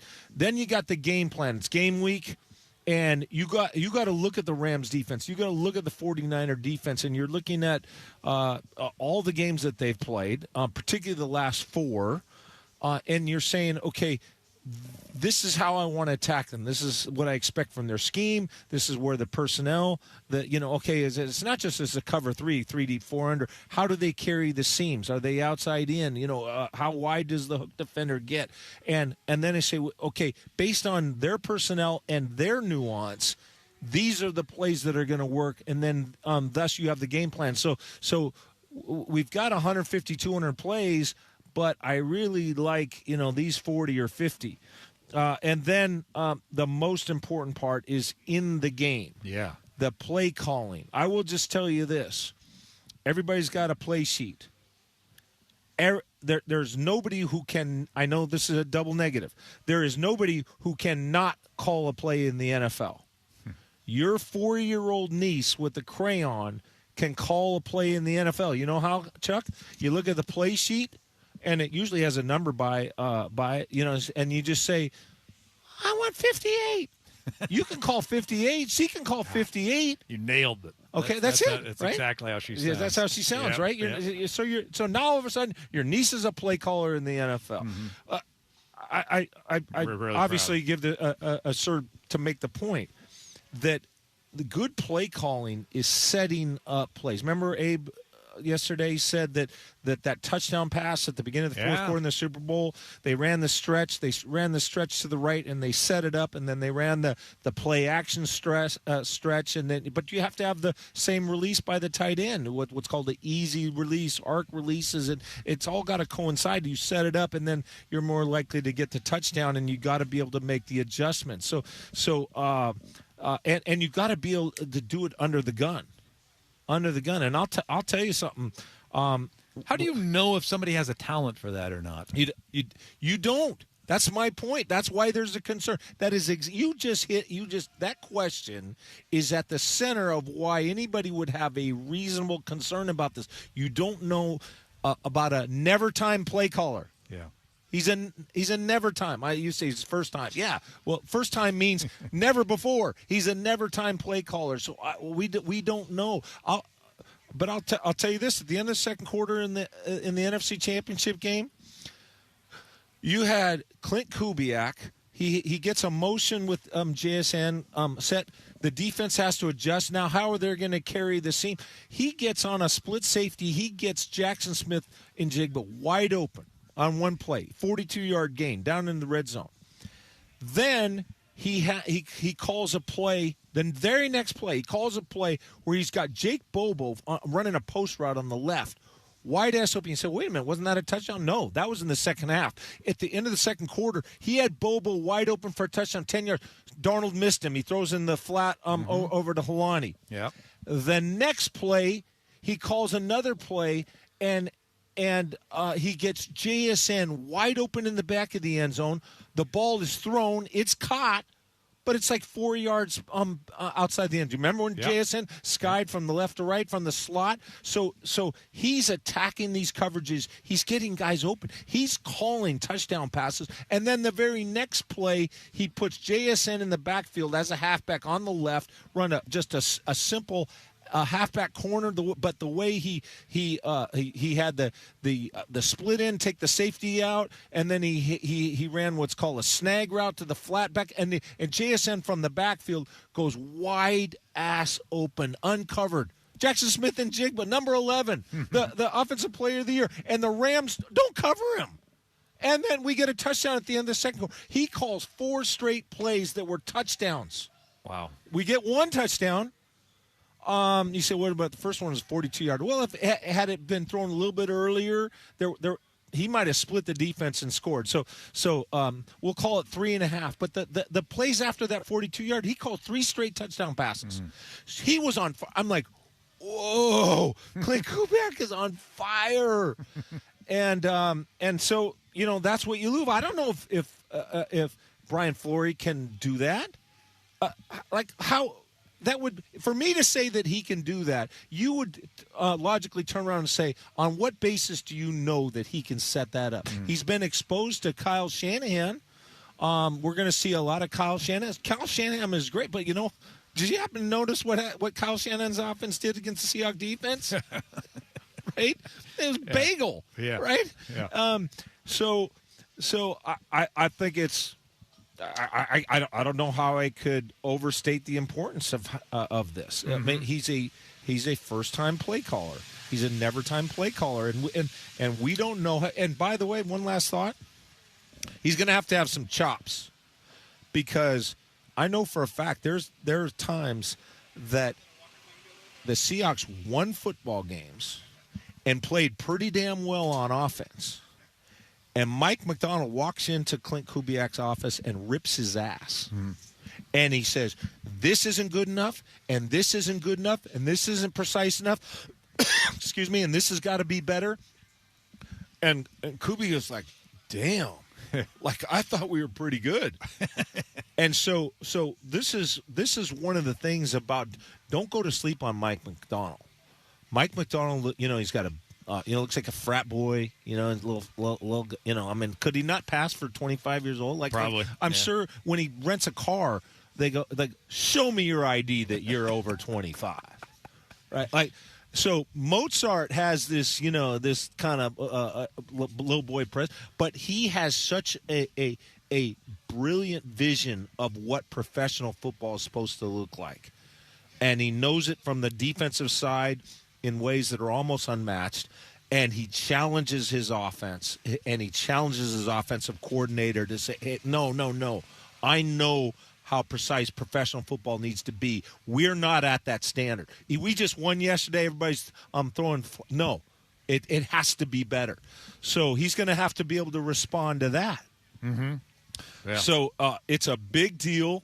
I think that he has all the qualifications. You know what my favorite part about Brian Fleury is? My very, very favorite thing. You say, what's my number one thing I like about him being our offensive coordinator? Mike McDonald hired him.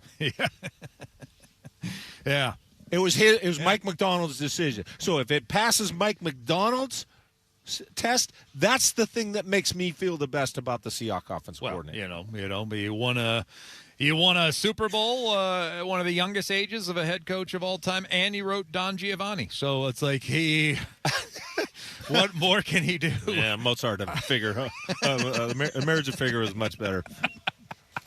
I'm more of a magic flute guy. But let's get into his mind, if you can, into Mike McDonald, because on one hand, like, we won the Super Bowl. Is there any part of it where you go to Fleury like, hey, we like that Shanahan's playbook, but why don't you check out what we did last year? And these guys really like this system, and maybe you could absorb some of that. And then there's also the aspect of, okay, we don't want you to just bring the San Francisco playbook because we've mastered that. The Rams know it and everything else. And then also, that I had one other point. I can't remember it. But just the mindset of, not just not promoting someone within because you like the system Kubiak left here and everybody's accustomed to it, but then going in division against a guy that's never called plays, probably is going to bring a lot of the Shanahan playbook, which you've already mastered and the rest of the division already knows. Well, I think that, first of all, there's a hell of a lot of overlap. Like the Venn diagram, it's more than just the MasterCard symbol. They're almost laid over. That might not have been a good illustration, but I'm drawing circles here as I'm talking, and they're almost on top. Like there's not going to be much deviation. There's going to be more like the 49ers. For example, if you go back to my my Monday morning quarterback stuff after we played the 49ers, I was saying doing something that I've never really seen with Kyle Juszczyk, where he lines up as a wing and he motions towards the ball, but he also motions into the backfield. And we've seen all kinds of motions through the years, right? We're football fans, but to see a fullback taking his momentum away from the line of scrimmage and then have to redirect his energy towards the line of scrimmage, I haven't seen that. I got to think that through. Well, it's on the practice field yesterday. Like they're doing that stuff, and I'm quite content to say that has never been done. It hasn't been done in 40 years up until call it a year or two ago. I'm not saying fullbacks go in motion, but more or less parallel with the line of scrimmage. That's been done for a long time. What I'm talking about is the fullback lines up in a wing. What is a wing? Wing is just outside the tight end, and then starts to go in motion to get back in the backfield, and then you snap, not shift, and get your body out of obviously static. If you shift, you have to hold for 1 second. You snap the ball when the fullback is going backwards away from the line of scrimmage, and then he's got to redirect. That's unusual, but it does create some communication issues for the defense. They have to immediately process.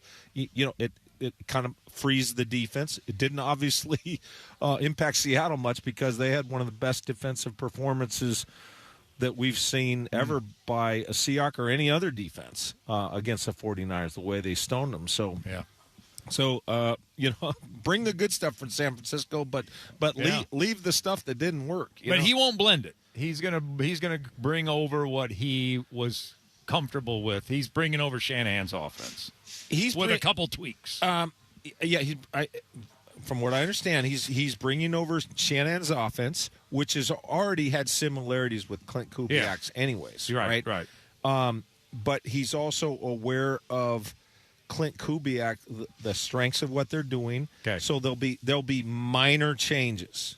Okay. This is not like learning a whole new offense. There's mostly a similarity to it. Okay. And but the tweaks are, but the point I'm saying is can he teach it? Does he recognize the detail? Does he say, okay? Does he ask guys to?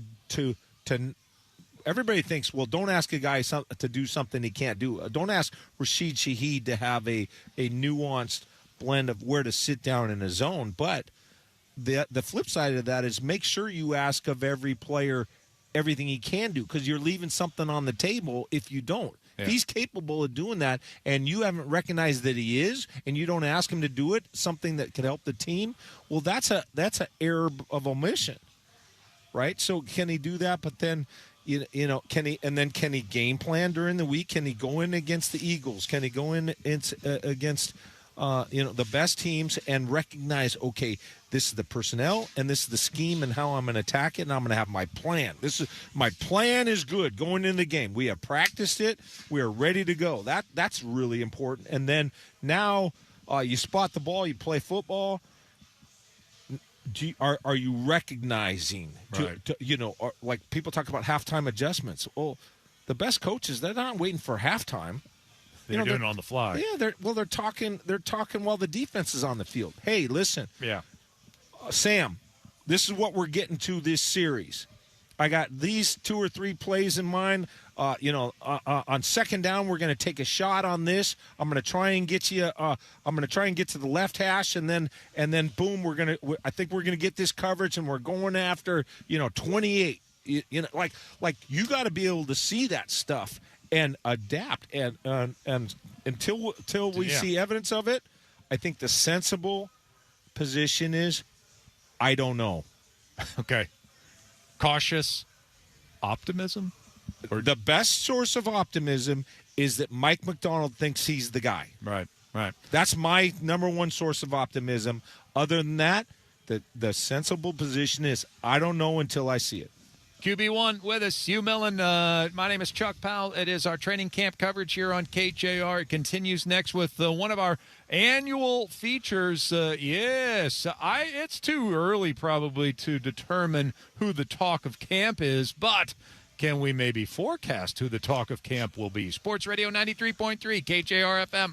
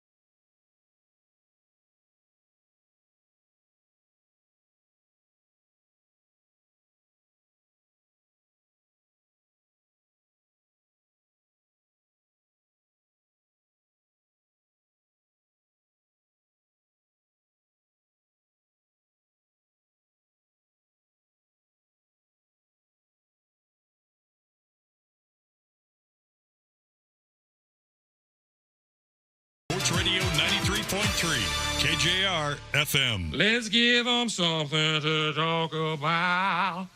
Let's give them something to talk about. How about love, love, love, love, skip it out, and dig it out. Oh, got a voice like an angel. It's time for Talk of Camp here at Seahawks Training Camp. Chuck Powell, Hugh Millen with you as we stare out over the beautiful practice field here at the Virginia Mason Athletic Center, getting ready for day number 4 of training camp. Do want to let you know that Softy Mahler and that Dick Fain are going to have Sam Darnold on today. So you want to tune in for that. Dick Fain's not going to be there. Oh, Dick Fain's not going to be. You're going to be on there? I'm going to be on there, yes. Oh, you're doing double today? Yes. Oh, my gosh. Yeah. They asked me to. Look at that. All right, so it wasn't my idea. Softy and Hugh Millen will be interviewing Sam Darnold today. Darnold. Yes. Grill him. He's got a lot to answer for. Such a putz. Can't win the big one. Right, exactly. That's what your first question would be. When this are you year, gonna, do you think you'll prove that you can win the big one? Actually, you joke. That might be actually kind of funny. Sam, we're just is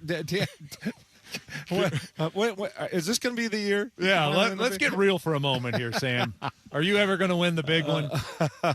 Be a good way to start it. All right, well, that'll be fun. Yes. Yeah, looking forward to that conversation with you three fellas a little bit later on today. Also, should let everybody know that's out and driving maybe in the Renton area. Our engineer, Terry, has just left the building, so prepare to get tailgated. It's going to happen.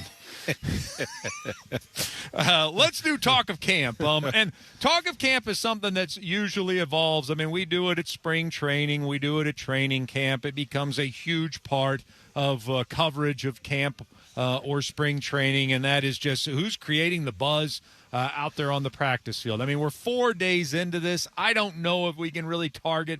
I mean, how far do we need to get into this before somebody starts to emerge in that area? Seems like a lot of people are already discussing Jadarian Price, but maybe that's just because he's an intriguing figure, period, heading into camp and trying to replace Ken Walker.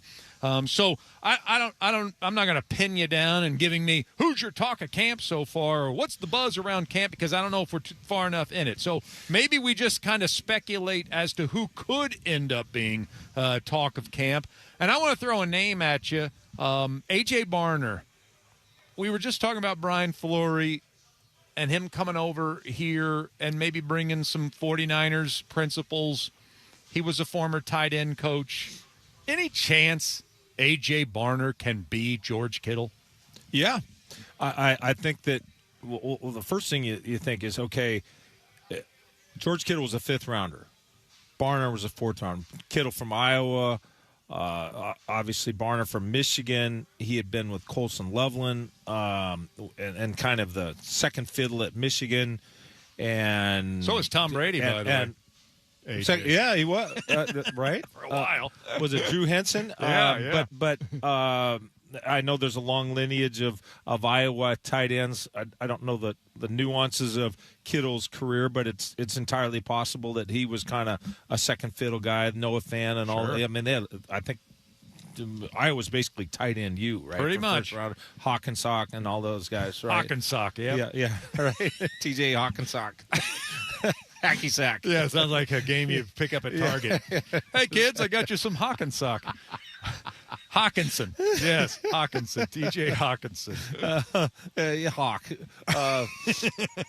But, I think that could be an apt comparison. Oh, wow. I think Kittle is, Travis Kelce's obviously past his prime, but I know there was a few years there that I felt like Travis Kelce was the best pass-catching tight end in the league, but that Kittle was the best all-around tight end in the league. A tenacious blocker, damn good in the passing game, kind of a tight end without a flaw. And yet he was a 5th rounder. So you got Barner as a 4th rounder. So it's not out of the realm of there were some similarities, Big Ten guys, drafted similarly. So I'm a big believer in A.J. Barner. I wasn't when they first drafted him. I think I was kind of slow to coming around on him, but then you just kind of look at how he moves, his presence, his feel in the passing game, natural catching ability. I mean, I can show you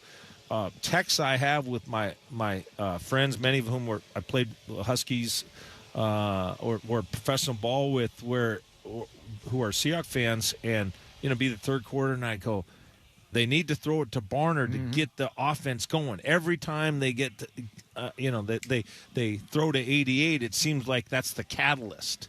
So yeah, big believer. Okay. I think that he has that ability to be like a Kittle, where you say he's damn good on blocking. There's not a hole in his game. He's got the frame to be dominant at the edge, at the athleticism. He's got the feet.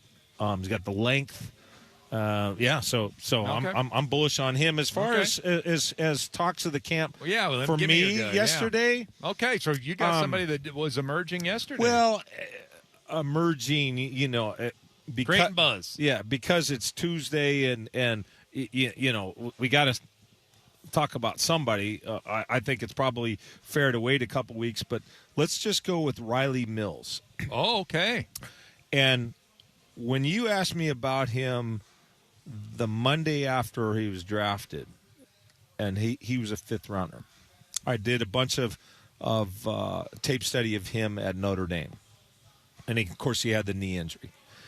And I remember saying to you that he looks like a poor man's Mason Graham.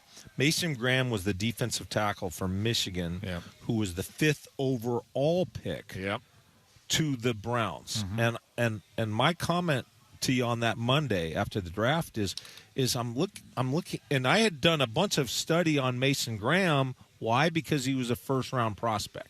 And I only do the first rounders prior to the draft, and then I do all Seahawks after the draft. Right. And I'm going, wait a minute, Mason Graham is fresh in my mind. Now you could say, well, they're two white boys from the Midwest, that had hell of a seasons. But beyond that, I'm like, this guy really looks like Mason Graham. Wow. And I say poor man, not that much of a poor man. Like this guy's, and I remember thinking, I think he's a second-round pick, maybe top 50 in the draft. Wow. If he doesn't get hurt. And the gap between him and Mason Graham is very little. I'm not saying that if I'm picking, I wouldn't take Mason Graham. Obviously I would, but the gap was really small. So Riley Mills, he's not playing with a knee brace out here in practice. He looks like he has no ill effects. He had that great sack in the Super Bowl, which this is just my speculation, conjecture. I think that probably gave him a lot of confidence. Like, hey, I can do this thing. My knee's fine. I can go. And so I think you got, you know what I think you got, Chuck? I think you got a second-round defensive tackle in the 5th round because of his knee injury. Yeah. And he's out there now. They're not in pads and everything, but if you have to ask me who my guess is he's going to look more impressive in pads. I mean, he's a guy that likes to mix it up. Yeah. I mean, there's a physical, there's a nastiness to him, but there's a strength. I mean, he's got a forklift in him in his game, and so anyways, that would be that guy. Yeah. He was conspicuous on a number of times where he just penetrating and he's jaw jacking. He's doing some Devin Witherspoon. Oh yeah. Hey. Yeah. So I am liking everything I'm seeing from Riley Mills. Okay. Well, great. Good session. Talk of camp. We'll have that conversation quite a bit over the course of the next month. Who's creating the buzz? I like the early entry there from Hugh Millen. More from training camp on the other side. Don't forget Ryan Healy for his normal Tuesday 9 o'clock conversation with us right here in the mornings on Sports Radio 93.3 KJR FM.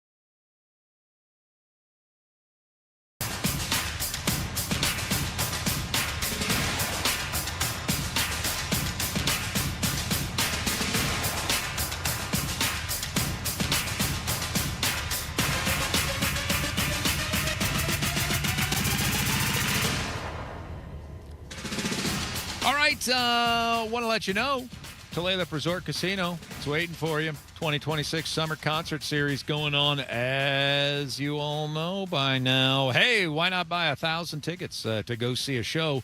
Tulalip Amphitheater seats 3,000. There's not a bad seat in the house, and all sorts of great shows that you can check out at TulalipCasino.com. And if you want to just go ahead and purchase them all, you can do that at Ticketmaster as well. Tulalip Resort Casino Summer Concert Series is coming. Make sure you're getting out and enjoy it all. All right. We've got Ryan Healy coming up at 9 o'clock. We got another cash word coming up in a little bit as well. But I did want to go over some NFL camp notes. We do that pretty much on a daily basis throughout training camp. And we got a few things out there. Vita Vea from the Tampa Bay Buccaneers, former Washington Star, who we all loved as a Husky, and he might have be even better in his pro career as he was as a college player. And the Tampa Bay Buccaneers already have a quarterback situation, and now Vita Vea said yesterday he wants to be traded out of Tampa Bay. That's not a bad team. Like, they kind of have periphery Super Bowl aspirations, and yet here they are, first week of training camp, with a quarterback in the middle of a negotiation, and now their arguably best defensive player, Hugh, is saying, I want out. Well, he's a unique player in the discussion for the strongest player in the NFL. How old is he? I assume he's about 30. 30, probably. I'll look it up. That's surprising. You kind of wonder from a Seahawks perspective, could the Seahawks be interested in that? That's what I was thinking. 31. I don't know. I'd rather Final year doubt of a 4-year, $71 million deal, but he wants a new deal.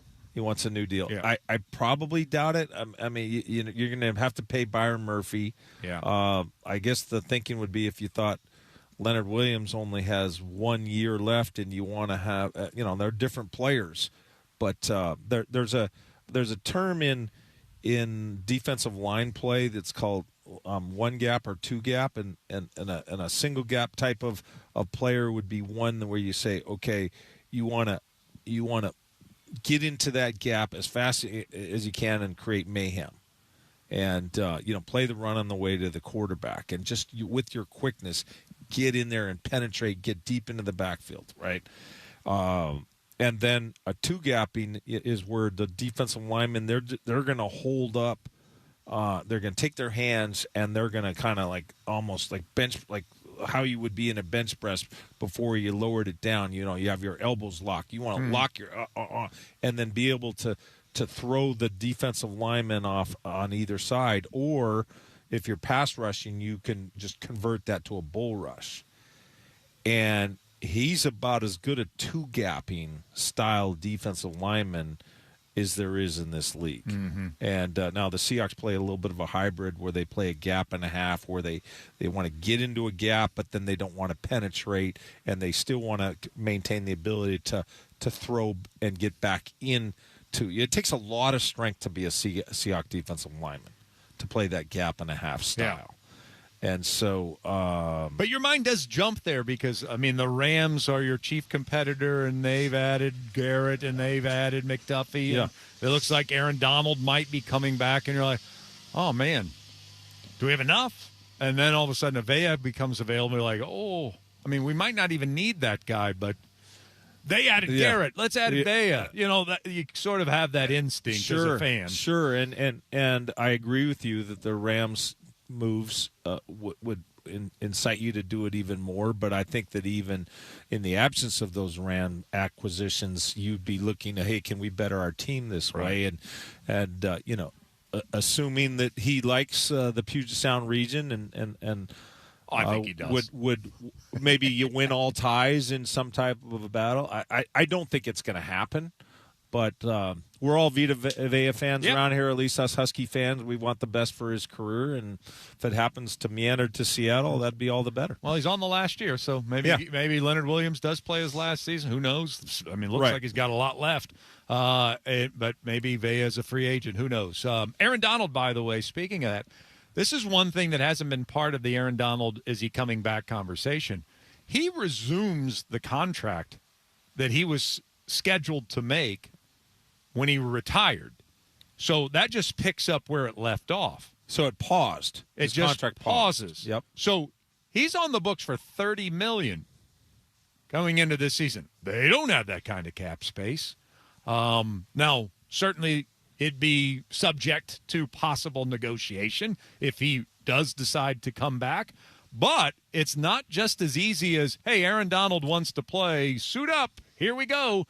Looks like they would have to do a little bit of restructuring or maybe even let somebody go in order to make room for him. Yeah. That $30 million is not easy to get under the cap at this point. I'm not sure exactly what they do. They could sign him to a long-term contract that they know he's not going to fulfill, but that would allow them to spread the signing bonus over, and that maybe his last year is $90 million, which they're never going to pay. But I think at this juncture, two things. I don't really think they care much about the future. I say much because they did draft Ty Simpson.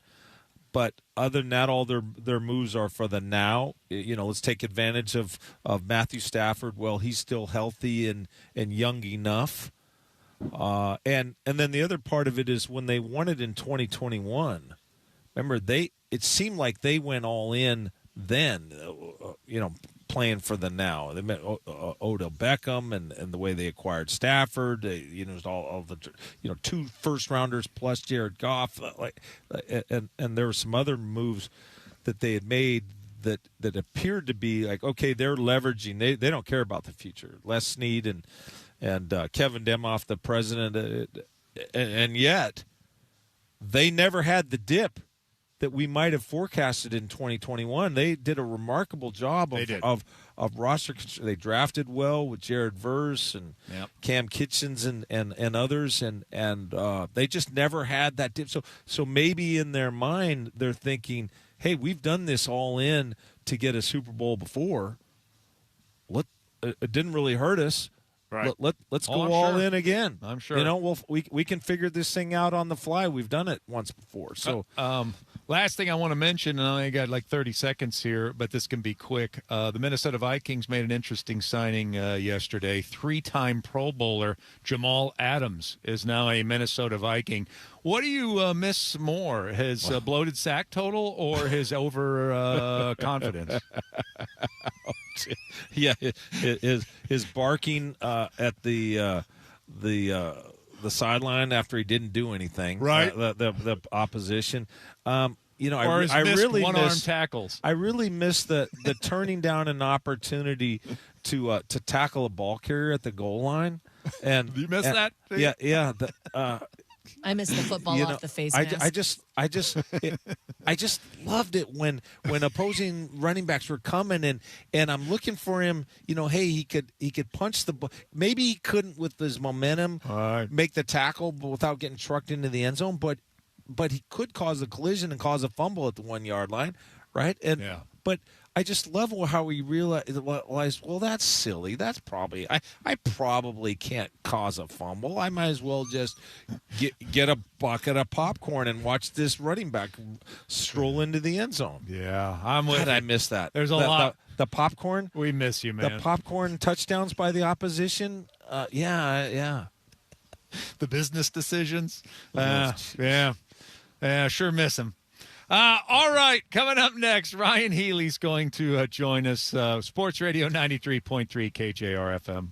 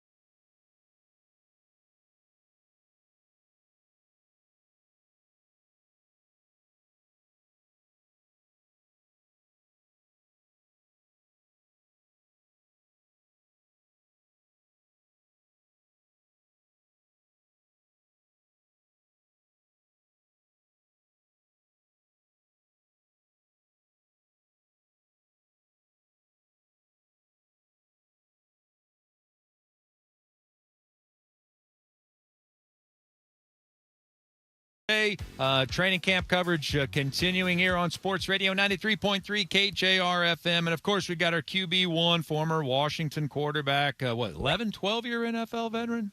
11 year NFL veteran.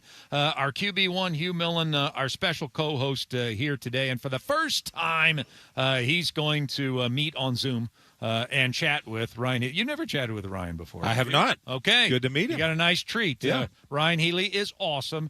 Former Mariner and, of course, part of Mariners TV as well. Joins us every Tuesday at 9 o'clock. Hello, sir. Good morning, gentlemen. How are we today? We're doing all right. Doing all right. Glad you and Hugh get to finally meet and have a conversation. But we do need to know, I mean, you're a big guy. Did you play some football growing up, Ryan? I did. Yeah. There's no, great stories that come of it. I played some flag football for my middle school team. I played freshman year high school football. I was a quarterback. Felt like there was some potential there, but this is going to sound like an excuse, and I might as well get out of the way. All the great linemen that were freshmen got pulled up to JV, so I was on the freshman team with a lot of the bigger boys that didn't move great, and I was a bigger guy that didn't move great. So let's just say I spent a lot of my football career laying on my back and decided it wasn't for me and went all in on baseball for the next year, and that was the end. Well, you know what? A lot of the Mariners fielders don't move real well. I mean, Luke Raley when the line drive off of Brian Wu. I don't know, man. It looked like he was moving like an offensive lineman after the ball out there. What was your reaction to the weekend in Texas? What a loaded question, Hugh. Thanks for starting me off right there. Yeah. By the way, Chuck, I'm not introducing this dude to my wife. Like this guy's just a little too handsome. That ain't happening. Every Tuesday at 9, I got to feel worse about myself. Talking to Ryan Healy. Hey, Ryan Healy, this is what I think about you. You can kiss my ass. You don't have to bleep that out, Chuck. We're on radio. No one can see it. Okay, so let's talk a little bit of Rangers Mariners this past weekend. I'm going to start with this. I feel like as a Mariners fan, and maybe you guys can agree with this, we saw exactly what it's supposed to look like to run a consistent, successful offense. The problem is we saw it from the opposing team, meaning I saw an identity of who the Texas Rangers are as an offense right now. A team that is missing a laundry list of superstars, whether they've been traded away or on the IL right now. There are players that are plugging and playing and catching almost lightning in a bottle. Nicky Lopez, for example, like the sacrifice or the safety squeeze that he got down early in one of those games, the commitment to do it multiple times in the bat. And even Ozuna against Wu in the bottom of the third inning, runners on first and second, nobody out, up 5-0, the commitment to, for Skip Schumacher to say, you're going to get this bunt down, whether you like it or not. And ended up bunting it foul 0-2 and struck out. Like, I saw an identity of a team that has been really hot. And more importantly, has been executing with runners in scoring position, less than 2 outs and with 2 outs. And then also the ability to do damage early in games. But the Rangers did such a great job of applying pressure from the offensive front to the Mariners and the defensive front and their pitching staff, which has been a strength, and scored early, scored often, and capped it off with, 4 home runs in the first 3 or 4 innings of Monday's matinee game to end that series. I thought there were some good things the Mariners did, but the bigger thing that I saw was a Rangers offense that knows exactly who they are and how they're going to win baseball games. Well, I mean, at this stage, we're closing in on the trading deadline, and the team has never been in a more dire situation. And offensively, we keep waiting for it to heat back up. Do we just have to conclude that this offense is just not going to come together this year, and it's going to have to be 2-1 the rest of the way in order to accomplish the things that this team's trying to accomplish, which is going to the World Series, for goodness sake, this year? How much hope can we have that we're going to see that offensive turnaround that we've been waiting for, Ryan? I think there's always hope. If you read the quotes from Jerry DiPoto after parting ways with the assistant hitting coach for that Ranger series, it was pretty blunt. And for the first time this season, I felt like someone within the Mariners organization has spoken truthfully about how disappointing the offense has been and forced the front office's hand to make a coaching change like this that I know the players didn't want to happen. There's a lot of players that were just disgruntled with this decision, but I think that's what Jerry's purpose was. I'm going to create change because you guys won't do it yourselves. Haven't seen it fully translate yet. I heard a lot of conversations between Dave Valley and Jay Buhner talking about, the seasons where they played as Seattle Mariners and the players that did catch lightning in the bottle, the Edgar Martinez's, the Ken Griffey Jr.'s, the players that all of a sudden just had the craziest last 2 months of the season. That could still happen. There are a few players that are showing glimpses and a few players that have been really consistent. But there's also the three-headed, monster that the Mariners have signed and committed to long-term that I don't feel like has carried this team through any stretch of the season. And between Julio, Cal, and Naylor, those three players are going to have some of the best 2 months of their career for this team to get to where they want to go.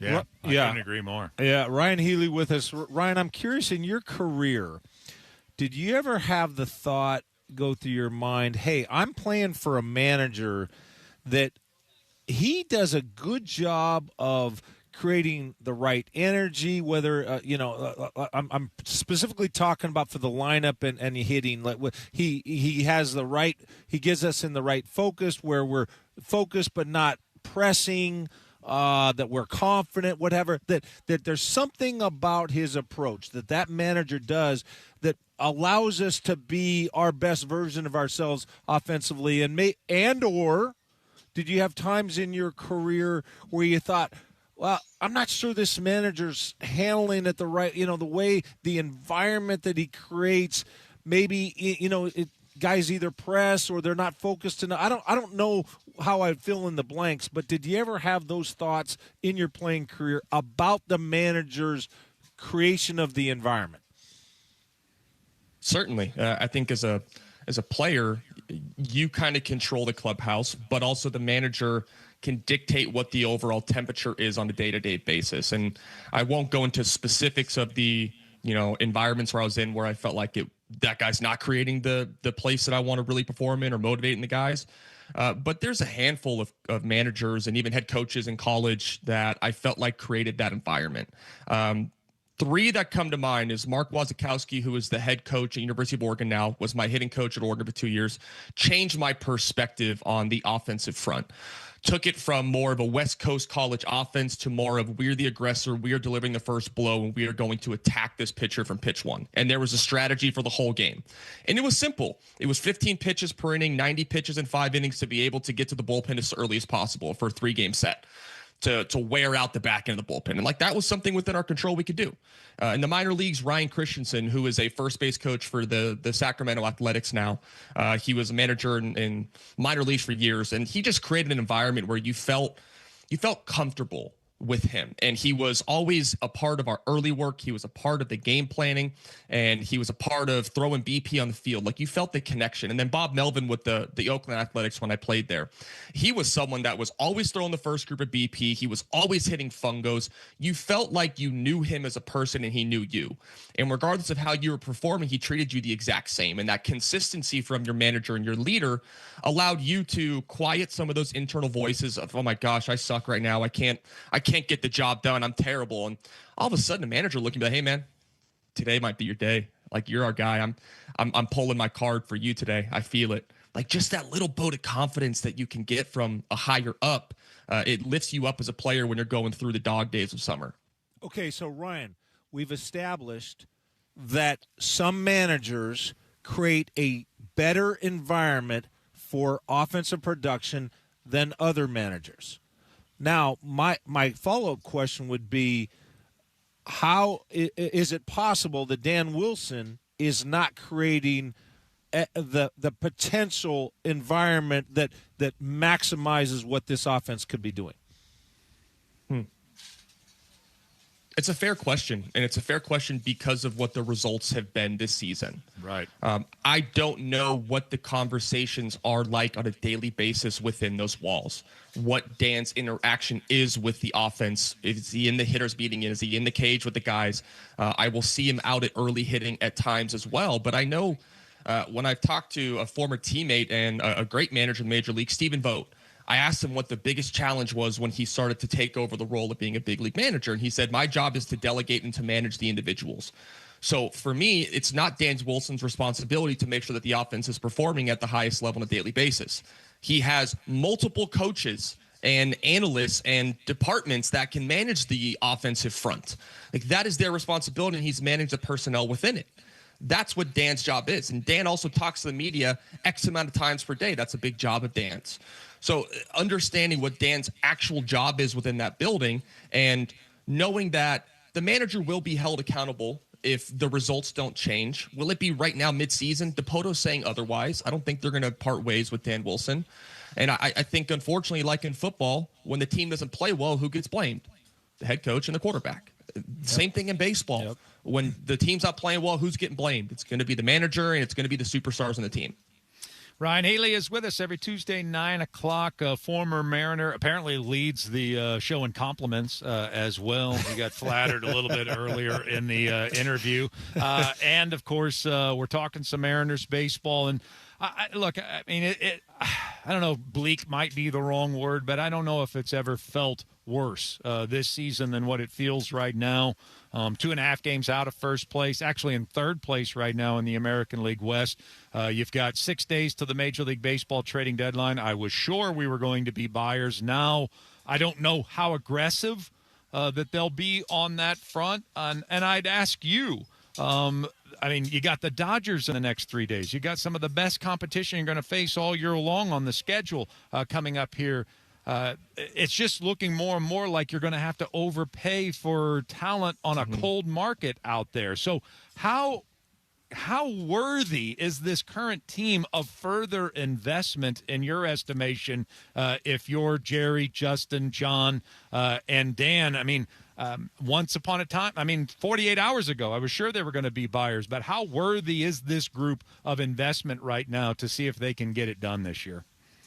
It's a fair question, Chuck, and I think you touched on in that question one of the biggest factors of this deadline so far is the market's cold. There's a ton of American League teams that didn't anticipate still being in it at this point in the season that are contenders still. And I think the overall success or mediocrity of the American League is leading a lot of teams that would have been selling to not.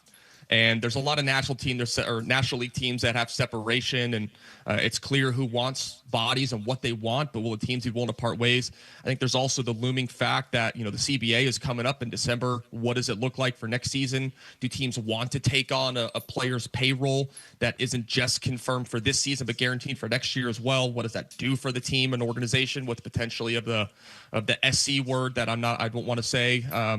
There's a lot of things that are just factoring into this. One thing that I know for certain, though, with the Mariners is they will always make a move to improve not just the current structure of the roster, but the future. Like, they want players that have control, and they're willing to part ways with some prospects if they feel like they're improving the Major League roster for not just this year, but years to come.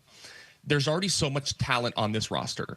DePoto has said this is the best talent roster that we've constructed in my 11-year plus of being a Mariners exec. So the talent is worthy. The roster construction is worthy. The performance has not been.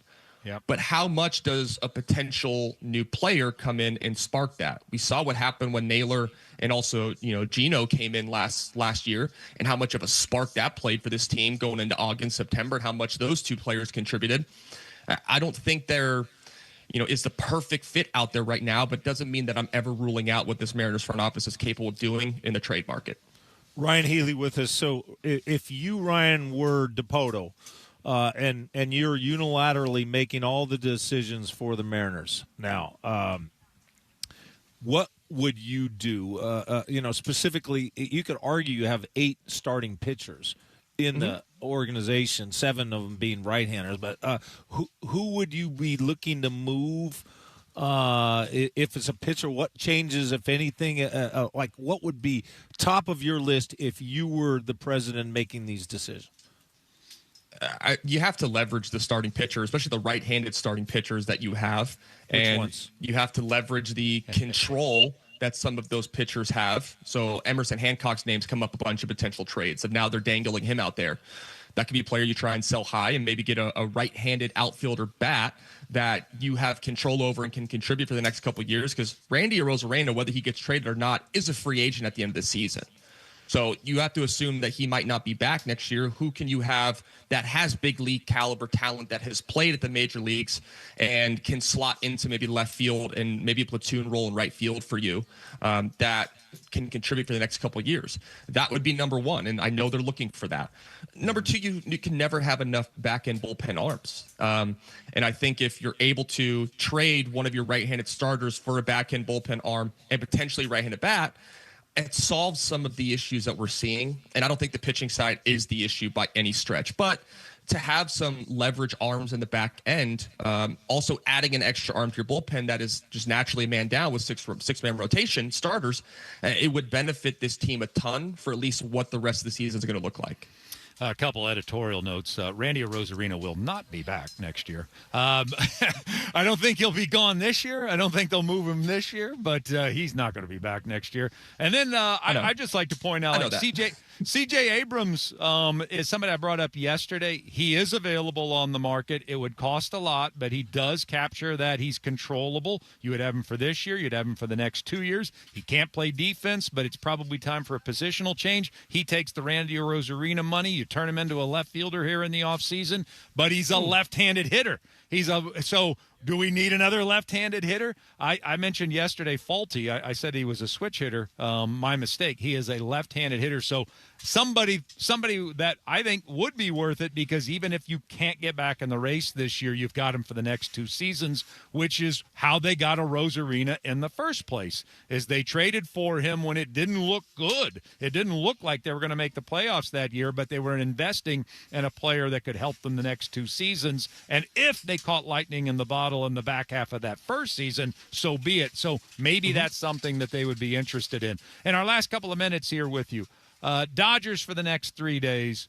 I think there are a lot of Mariner fans listening right now that just are under the impression we've got no chance in the next 3 days. This is going to be a sweep. But explain how baseball is weird. That sometimes slumps turn around out of the blue. The Dodgers aren't exactly playing their best baseball right now. They're banged up. It looks like a major uphill battle the next 3 days to try to feel better about where this team is right now. So what kind of chance does a former major leaguer, current Major League Baseball analyst give the Mariners against the Dodgers the next 3 days? Do you guys remember a few months ago when the Mariners played the White Sox in a weekend series and it didn't go great? Yeah. Do you guys remember who came into town that next Monday, Tuesday, Wednesday? I don't know if I do. It was the Atlanta Braves, the hottest team in all of baseball. Yeah. And the Mariners went and took 2 or 3 of the Braves, and you're like, who is this team? Well, fortunately, that is still the same formula that this Mariners team is running out there, which Baseball's tells me weird. that baseball's so weird, and there's a chance. And I think, to some regard, this Dodgers series could be more important to the players than the Rangers series. And I'm not in the clubhouse. I don't know that for certain, but I say that because they go out there and they take 2 out of 3 of the Dodgers, the best team in the world, back-to-back World Series champions. They go, wow, this game is really weird. It could give them that perspective of we could beat anyone on any given night. We just got to get ourselves to the dance right now. And maybe that initiates that fight of let's just fight for the rest of the season. It hasn't been pretty offensively. We've been dismal, abysmal, but like we can still do this, boys. Like, what if that is the spark?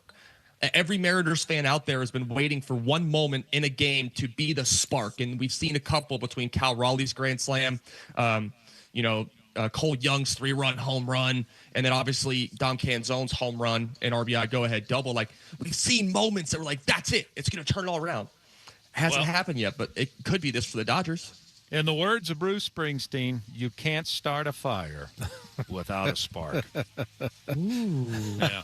That was deep, Chuck. Yeah. Well, I can take you there. If you both want to go. Matt, thank you. Great to have you on, as always. Hopefully we get some good news here in the next 3 days and start turning this thing around. Amen to that.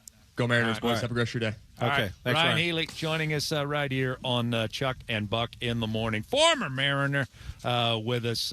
He's good, right? He's really like good. That guy, don't you? Outstanding. Yeah. Yeah. Little too Charles S. Breezewater for my liking. What? That's just a term we had in college, and it was all in context. It could be negative or it could be positive. Okay. You had to pick up on the inflection. Oh, he's walking in like he thinks he's Charles S. Breezewater. That would be the negative context. The other would be like, oh crap, there's a Charles S. Breezewater for you right there. Now that's positive. So it's the positive. I've never heard of that in my Oh entire yeah, life. Chucky Breeze, man. Chucky Breeze. Yeah, they're strolling in like Chucky Breeze, that guy. Yeah, that was Ryan Healy. I'd never seen him before. He got a little too much Charles S. Breezewater for my liking. No, you will not be meeting Mrs. Millen, Ryan Healy. Keep your dirty paws off her. All right, coming up next, we're going to get back to training camp conversation here with Hugh. Man, we've had Chucky Cross on. We've had Chucky Breeze on. Man, I'm like the 5th most important Chuck on this show today. You're just figuring that out? Yeah. God, you're denser than you look. Sports Radio 93.3 KJR FM.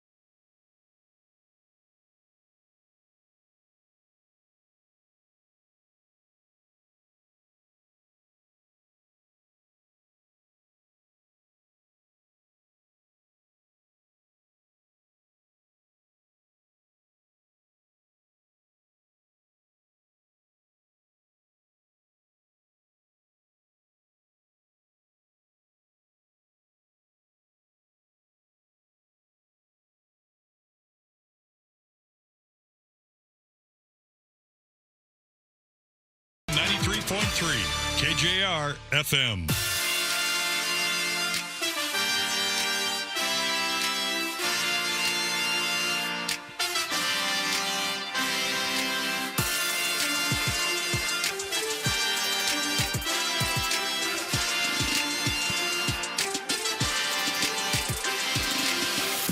By the way, they're running like a video screen of past people that have covered training camps. There's a picture of you where you look like you're 18 years old, that you had to have been at KJR. You had to have started the broadcasting thing. But, I mean, I'm like, man. Yeah. Well, I mean, it looked like you weren't even ready for the National Football League yet. And yet, it had to have been. I mean, they wouldn't have had that picture. You I had think a I look Seahawk normal hat then, on. and I'm a Seahawk looking dude now. Yeah, no, this is 28th year. Wow. Look at that. Been Look a at minute. that. Yeah, been a minute. Well, It was Mike Holmgren's first year.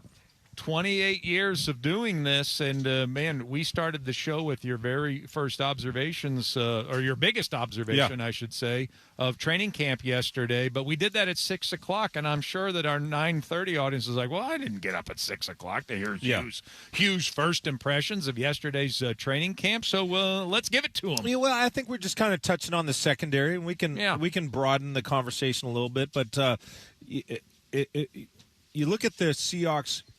Base defense is really a nickel, what people call a nickel, because you've got Ernest Jones as a middle linebacker, you've got Drake Thomas as the weak side linebacker, and then you got Nick Immanwori, who you'd say lines up as a nickel Sam, but you could just call him a Sam backer. But that's technically the nickel. And in that situation, as presently constituted without Reek Woolen, obviously who's now an Eagle, you have Devin Witherspoon as one corner and Josh Jobe on the other. So now Nick Immanwori's out; he's physically unable to perform, and so my curiosity, well, how are they going to work that? Because Immanwori is one of one, right? And so they bring in Witherspoon to play the slot. I remember now last year he played 51% on the outside. So for the first time a majority, the year before he had been 30% on the outside. As comparison, was Sherman like 90% on the outside? 95%? 99%. 99%. Yeah, okay. 99 would be, but 95, somewhere between 95, 98. Different player, but I'm just trying to. He would play in the slot from time to time. Yeah. But not very often. Yeah. He was an outside. In fact, I asked. I wonder why teams don't reduce the split, bring the widest receiver in, and then run whip routes. Start the shallow cross and then snag, and then whip back out to the outside. I don't know why teams didn't do that, because that's the one route where Richard Sherman looked like a fifth rounder, which is what he was. Yeah. Other than that, he looked like a Hall of Famer. If you split out wide, 2-3 yards outside the numbers near the sideline, where he could funnel to either to the outside, play inside off your inside shoulder and induce an outside release. Like, I mean, at that point, it was like Jonah and the whale. Like, he had already swallowed you. If you could get in that situation, he's the best I've ever seen covering a deep ball. And I played against with and against Deion Sanders. We're our teammates with him. I go against him in practice. But Richard Sherman on deep ball. There's times here when Richard Sherman was here, and I'd go around and I'd go, can you remember a pass being completed against Sherman all camp? And he'd practice every day. He was and you could not get anything against him. He was a hell of a player. But let's get back to your point about Witherspoon. Did you want to talk about the 2026 Seahawks? Well, is that what we're talking about? Well, no, but I was just trying to provide a little perspective, how much Sherman stayed to one side where Witherspoon's moved around. Yes. But he's played more on the outside Sherman last year was a left corner than the previous year. Yes. But so now Witherspoon's been outside more. Yesterday he was back into more in the slot like he had been his first couple of years. And the guy that came in was Nehemiah Pritchett, 4th-round draft pick from Auburn, a guy that they liked his movement skills, were disappointed in his physicality. He's remade himself in the weight room, which kind of goes hand in hand with a kind of more confidence. When you have the frame and the musculature to be able to play physical, it kind of induces the mind to say, all right, let's play hardball, let's throw down here. And so I think they're liking the physicality that they're getting from him. But yeah, I think Seahawks fans would be interested to know if the first play of the game, depends on personnel from the opponent. I'm not saying that you'd have Witherspoon in against all offensive personnel, but if Witherspoon's in the slot like he was a dime guy. In the Super Bowl, they had it was either 36 or 37 snaps, doesn't matter. The highest number of dime snaps in the entire season was in the Super Bowl.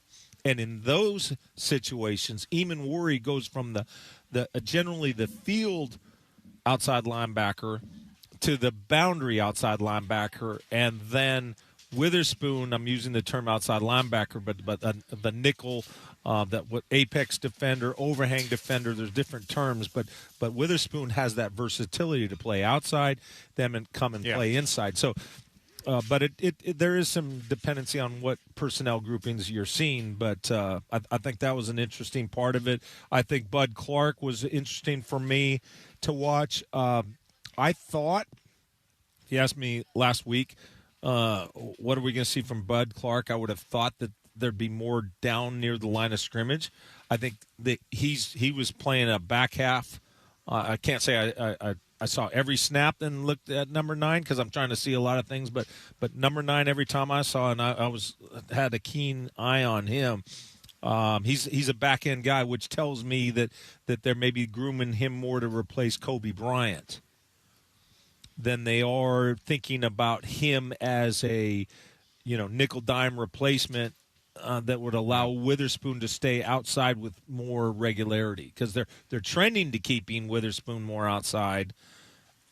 Would Bud Clark allow them to do that? Well, based on what you saw yesterday, if you're just going to say a preliminary, that's not their initial intent. Mm-hmm. Their initial intent would be, based on what I saw, that he would be able to compete. You got Julian Love as one deep safety.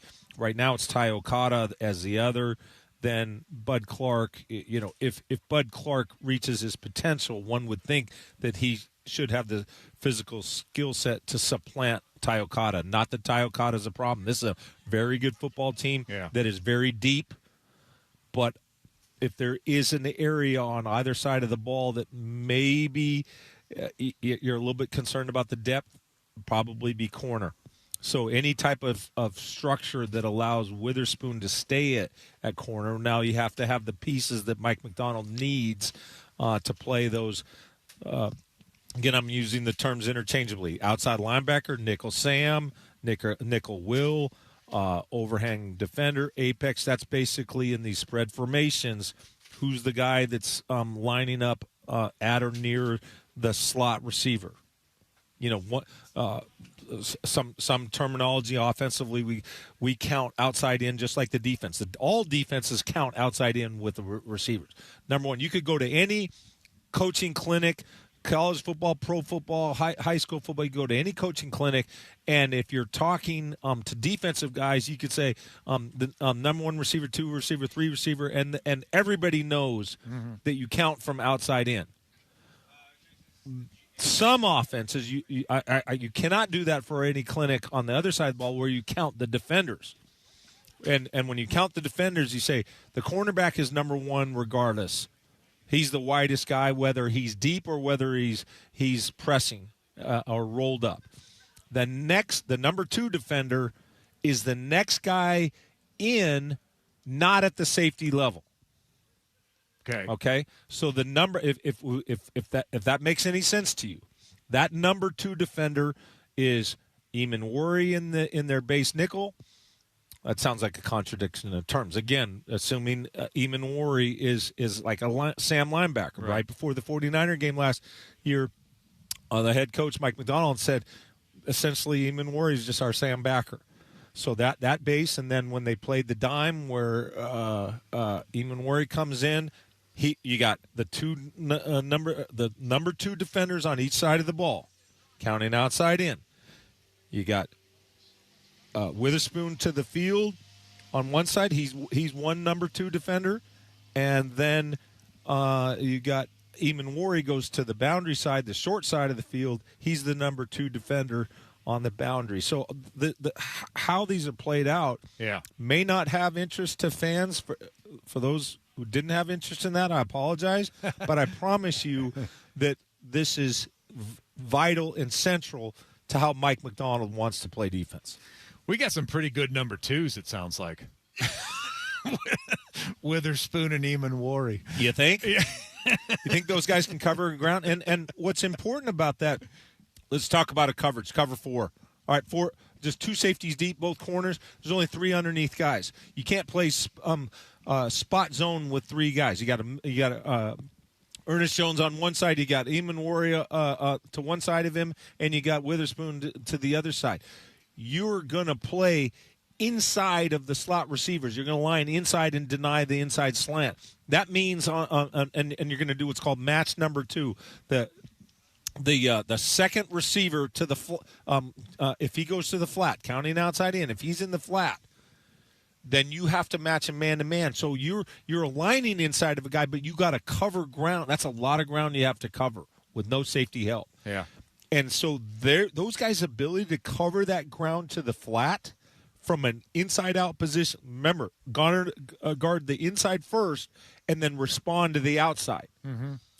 Just that description ought to tell you, you got to have a guy who can really accelerate. That when you push the turbo button on the joystick, that guy's got to get from point A to point B because he's got a lot of ground to cover. That's what they have. That's one of the very important things that allows them to be as great as they are on defense. Hugh Millen, the one, the only. One last thing to close us out next. Sports Radio 93.3 KJR FM.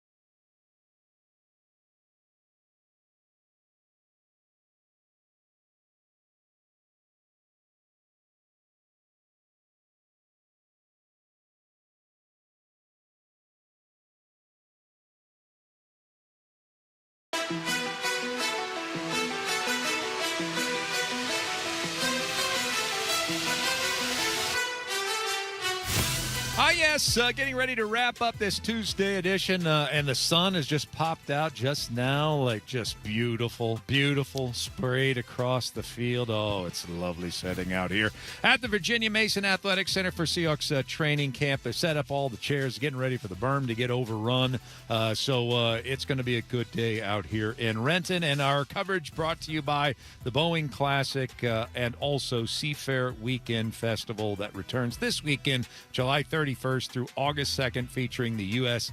Navy Blue Angels, of course. For more information, get tickets at seafair.org. And, of course, the Boeing Classic is coming August 14th through August 16th. Two staples in your Seattle sports calendar, both of those events. We appreciate their sponsorship. All right, getting ready to close things out here on a Tuesday. One last thing. Ashley, what's your one last thing here today? Can I break the rules and do two short, really fast things? Oh, geez. Really fast. Oh. In the earlier segment, one of the earlier segments, Hugh said that George Kirby giving up 4 home runs was basically the equivalent of a 4-interception game.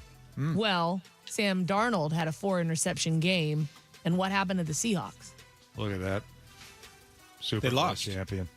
They lost that game, but what happened to their season, Hugh? They won it all. Hugh, that's what Ashley was saying. Okay, well we're on the path. That's right. Yeah. There you go. There's no off ramp. We're on we got this. on the same highway. That's you know what I woke up thinking this morning. Boy, this Mariner team looks like a world champion right now. Yeah, exactly. See, we all thought that. Okay. My other real fast one last thing, I got to give a shout out and congratulations to Elise Woodward, named the new Husky football play-by-play voice. Was that when was that tonight? Came out just a couple minutes ago. Couple minutes ago. Elise. Well, look Elise at that. Woodward. Well, You go, girl. Congratulations, Elise. There you go. Yeah. Very exciting Well, she's stuff. fantastic. Well deserved for her. Fantastic on the sideline. I know she did a spot duty one game and did phenomenal. So she obviously turned some heads and turned some ears. And well, good luck for her. Good luck working with that Cleveland guy. Yeah, what a pain in the he's a ass turd. he's turned out to be. He's a turd. All right. Well, congratulations, Elise. All right. Yes. So that's some great breaking news Yeah, right amen. there. Yeah. We got to get her on. We need to get her on. I'm sure she'll be on with Softy Yeah, today. Softy's already requested her. Yeah. Well, we can get her on next week. Yeah, we then. can. Let's do it. All right. Hugh, what do you got for your one last thing here today? I think there's a question about the Hard Knocks impact. Yeah. And I'll just give you my opinion. And I would think if you can think of a gradient, there's like 5. I'm going to give you 5 quickly, 5 levels of practice. There's the very first level. You come out and nothing's going on as a player. You just kind of grab assing with your teammates. The second level, things start. You're just doing individual drills, and there's big boom microphones over there. You're just doing technique stuff. Okay. Then the next level is maybe. Now you're going full speed in this third level, and you're interacting with other teammates. For example, routes on air. Quarterbacks are all the timing. The receivers are running full speed. Quarterbacks are throwing. That would be the third level. Then the fourth is like skeleton, 7-on-7, where there's a lot of activity, and then finally the team deal. So of those 5, I think that I'm going to pause for a second. I'm going to get back to the 5. In sociology, they call it the observer's paradox. If you as a sociologist are interested on how 2 people interact when they're in an elevator and it's just the 2 of them, and then you say, I'm going to sit in the corner of the elevator and take notes about how 2 people might be awkward inside an elevator, it's called the observer's paradox. You want to learn how 2 people interact when they are alone, but you have changed the environment, so you don't really know how those 2 people would have reacted had they just been alone, right? Observer's paradox. So talking to a guy that's been on a Eliminate here, Hugh. Eliminate? Yeah. Oh, we got to get into that tomorrow. So all right. So let me go back to the 5 stages. I'm quite certain that the players are influenced by the boom mics when they're just standing around talking to each other. And it gets to the observer's paradox. Hard Knocks wants to present, hey, what it's like to be in the NFL, but when they're just standing around drinking water and Gatorade, and there's the camera right over there and a big boom mic right over the top. Yeah. I'm certain that almost all of those guys are influenced by that. They might be on that second level where there's doing just the drills, the kind of walkthrough, and there's big boom mics over the coach and what have you. I think they're aware of the cameras there. So the first two levels that I've said, remember a gradient. Now as we graduate in intensity, I think at the third level where they're doing routes on air on full speed, I think it stops then. I don't think the players notice. I'm certain in 7-on-7 they don't care. And I'd bet my life that when they're on 11-on-11, there's nobody's thinking about the cameras as the intensity of practice ramps up like a gradient. So, but the hobnobbing stuff that you're going to see edit, I do think that they are influenced. I don't think that's a true picture. I think whether guys are playing up for the camera or whether they're a little bit more shy, they don't want to talk, what have you. I don't think they're being themselves as a general rule. Could there be exceptions? Yes. But as a general rule, that's my assessment of how it impacts guys, at least on the field. In the meetings, we could talk about that later, but on the field, that's how I think it impacts it. Yeah. All right. Well, I mean, that's the real world rules, right? When it's starts getting real. Yeah. That's yeah. When a guy interactive TV. When they're in 11-on-11, nobody is even aware that Hard Knocks is there, and as a general, in my opinion. Yeah. How about you? What's your last? My one last thing. I just want to mention this because I mentioned it yesterday, and I take a lot of pride in this. And I gave bad information. I talked about C.J. Abrams possibly being a target, and I said yesterday he was a switch hitter. He is a left-handed hitter. And we might not need another left-handed hitter in this organization right now. Oh, no. But he's a heck of a talent. I hear he's a little bit of a 10-cent head, which is why the Nationals are getting rid of him. But he's a heck of a talent. And look, I mean, you talk about a Randy Arozarena possible replacement for next year, even if it doesn't come together this year. Put together a good package for a guy that's... So you're replacing a right-handed bat with a left-handed. Yeah, and Abrams is an infielder, but he's not very good defensively. So by next year, I think because he's athletic, you could turn him into a left fielder, and he'd be as good as a Arozarena out there. Anyway, something to think. I mainly brought it up just to make sure that I corrected myself. All right, that'll do it for us. Thanks for being with us. We appreciate it. And we'll be back actually in studio tomorrow at 6 a.m. Greg Bell's next. Sports Radio 93.3 KJR FM.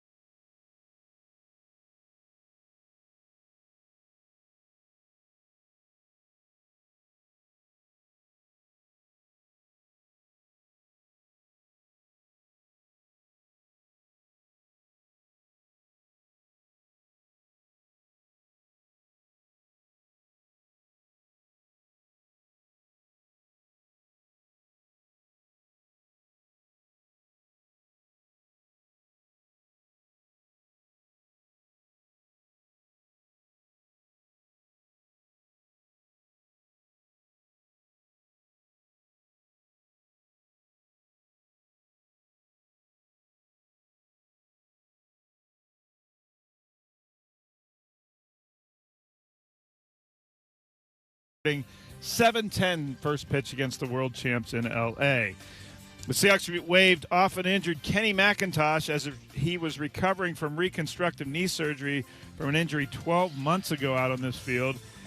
They did the move on McIntosh, cut him a couple hours after Emmanuel Wilson, the free agent running back they signed from Green Bay this offseason, ran with the starting offense for the first time in training camp, third practice. It was rookie first-round draft choice Jadarian Price's best day yet. He made a cut on a wheel route on Ernest Jones for a touchdown catch. The veteran called a hell of a move. That story's at thenewstribune.com. We're going to talk more about that and tons more from camp here in a minute. Other camps, the Vikings signed, remember him? Jamal Adams. Vikings have signed Jamal Adams on the eve of the Minnesota training camp start. He's still only 30 years old, played 17 games, 4 starts last year for Pete Carroll's Raiders, of course, 20-23. Very eventful seasons with the Seahawks, who traded 2 first-round picks and started Bradley McDougald for the Jets to get the former All-Pro safety. In college sports, and what might be the future of college sports, Ohio State this morning announced a deal that Chase Bank, based in New York City, is going to have a logo on all Buckeyes team uniforms, all sports. They're paying the Buckeyes $17 million a year for the rights to have Chase Bank on their uniforms. As teams, college programs try to find more revenue to share with players, this is probably going to be a thing of the future, including with the Washington Huskies. We'll see what the Huskies do in response to that. $17 million a year for a program that already prints money at Ohio State. Now on with the Wednesday. What is this show? Tuesday show.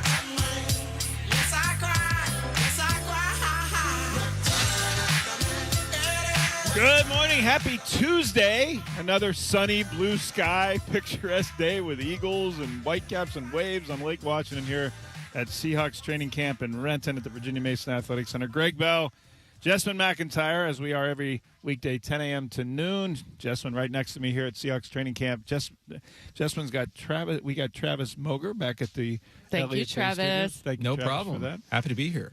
4th day of Seahawks training camp. News yesterday, they cut Kenny McIntosh. We'll talk about why they did that, when they did that, and what it potentially could mean for Kenny McIntosh down the road.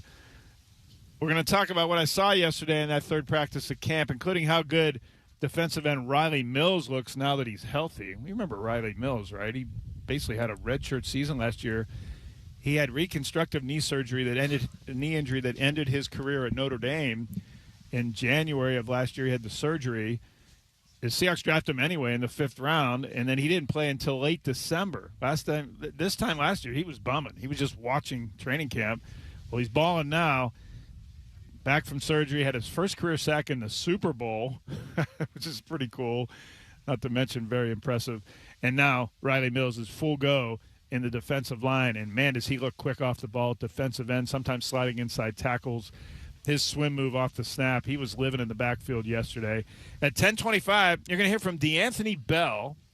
DeAnthony Bell's an interesting story. He is the man that is benefiting most right now from Nick Emanwari's ankle surgery. DeAnthony Bell is starting for the Seahawks. In December, he was cut by the Seahawks. He was with the Carolina Panthers to end last season. You'll hear his story, including how he got a Super Bowl ring from the Seahawks anyway, even though he was with the Panthers to end last season. You'll hear from him at 10:25. We'll talk about the Mariners. Is their fall from first place down to 3rd now, 2.5 back out of first place, changing their plans for the trade deadline? Should it change their plans for the deadline? Should they be sellers? 49451, the Tacoma Dodge text line. That's my first question I have for the text line. Should the Mariners just sell forget about adding a right-handed bat and a bullpen arm. No. They're 2.5 back, third place. Jessamine says no. No. Don't pack it up. No. Absolutely not. It's only July That's my 20th. heart speaking. The trade deadline is Monday, August the 3rd. Jerry DiPoto has a challenge now. There are reports, rumors that teams are interested in George Kirby, who absolutely did not help himself or the team yesterday with 4 home runs allowed. That's the second most home runs allowed in a game ever by a Mariners starter. I mean, we're talking about Mark Langston and guys like that who gave up 5. So George Kirby gives up 5. There's talk of Emerson Hancock being on teams' list. We talk about this surplus of Mariners pitchers and the fact they want Luis Castillo and his salary to go away more than anybody than Hancock. Oh, yeah, that's been Kirby. the talk of the town when it comes to that. It's going to have to take DiPoto eating some of Castillo's $31 million he's owed over the next 2 years for that to even possibly happen. But instead of eating money, would you trade your young guys? That would be an ownership decision. To eat money, $10 million plus, maybe half, maybe more of Castillo's salary in a trade, or don't eat any money and trade away one of your guys under club control like George Kirby or Emerson Hancock. Of course, what you can get in return will be a lot higher for Kirby and Emerson Hancock. 49451 at Tacoma Dodge text line. What you think of all that and whether the Mariners should be sellers instead of buyers at the trade deadline. At 11 o'clock, I'll sit down and talk with Seahawks linebacker Derek Hall. Man, has he got a great backstory on how he's gotten here to where he is. Born 2 pounds, 9 ounces at 23 weeks. His mother was told he was not going to live through the birth or even past a day or two past the birth. He had brain bleeding. He was on a ventilator. He was clinically dead at one point, that he was on a life support system as a newborn. And now he's a $46 million Super Bowl champion linebacker. Unbelievable. Seriously. His story is unbelievable. It truly is. And he knows exactly what his mother has done for him, raising him from that, single momming, and all of that. He talks about his mother. We're going to talk to him about his mother at 11 o'clock. You'll hear from Derek Hall live with us on 93.3 KJR FM. And 11:30, your text and talk back again. The Tacoma Dodge text line 49451. Your time to be a part of the show before Ian Furness will join us out here in his show, running from 12 until 3 before Dave Softy Mahler and Hugh Millen at 3 to 7. By the way, Dave Softy Mahler and Hugh Millen have none other than Sam Darnold on the show at 3:30 today. You don't say. So we have a pretty good show lined up this afternoon. I know who Ian's got. We've got Derek Hall. Ian will have someone at around 12 o'clock live, and then at 3:30 live, right when practice ends, Sam Darnold, Super Bowl winning quarterback, will be with us on 93. I'm excited to hear him because I know that he has been on with Ian, but that was right after he signed, and I have not heard him on a live interview, I don't believe, sitting down on our station, and that's going to be magnificent. It's going to be so good. He recently, I don't know if they'll talk to him about it, San Clemente High School recently retired his jersey number. Yeah. And some people in San Clemente say, well, finally, why did it take you so long? But let's face it, these are the first two back-to-back successful years that Sam Darnold's had in his NFL career. And he's still only 28 years old. He's in the second year of a 3-year deal. I asked John Schneider at the Combine in Indianapolis at the end of February, well, he just won you a Super Bowl. He's probably more valuable than the middle 15th or so top-paid quarterback in the league. What say you about his contract? He looked at me and said, Greg, you know he signed a 3-year deal, right? He's only 1 year into a 3-year deal. The implication being we don't redo deals with 2 years left on it. We'll do it with 1. Right. And that's the standard time they get foundational players redone, like Devin Witherspoon's about to be, like Jackson Smith and Jigba was going into his rookie contract ending this year. Well, Sam Darnold's time for that will be next summer at this time. That's what we'll be talking about with Sam Darnold. But the implication being, well, we're not going to revisit this 2 years ahead. That's Sam Darnold coming up at 3:30 with Dave Softy Mahler and Hugh Millen. Hugh Millen was out here yesterday watching practice with me. You didn't get to watch practice because you were running around all over the place. Yes, I was, but I did not get to watch yesterday, but there's only so much that you can see in training camp. What can we delineate from these practices, Greg? The running back situation, at least looking at who's going where in the starting lineup. And so far, it's been George Holani, number 1, Jadarian Price, the number 1 draft pick, 32nd pick in the draft, has been alternating with the ones with him. Price continues to improve and grow in the passing game. Yesterday, I mentioned he had the wheel route move on Ernest Jones that Jones said that was a hell of a move. He's good, man, is what Jones said. He's going to help us. And they are really, really focusing on pass catching and pass blocking with Price. Thomas Hammock, the new running backs coach, does that in drills. I watch him do it every single day. He throws a weighted medicine ball at him that Price parries back as if he was hand-shivering an on-rushing pass rusher. It's every day. They've pass game, and that's where Price says he has to improve the most. It's what he did the least at Notre Dame because, as we mentioned yesterday, he was the backup to Jeremiah Love, the 3rd pick in this year's draft.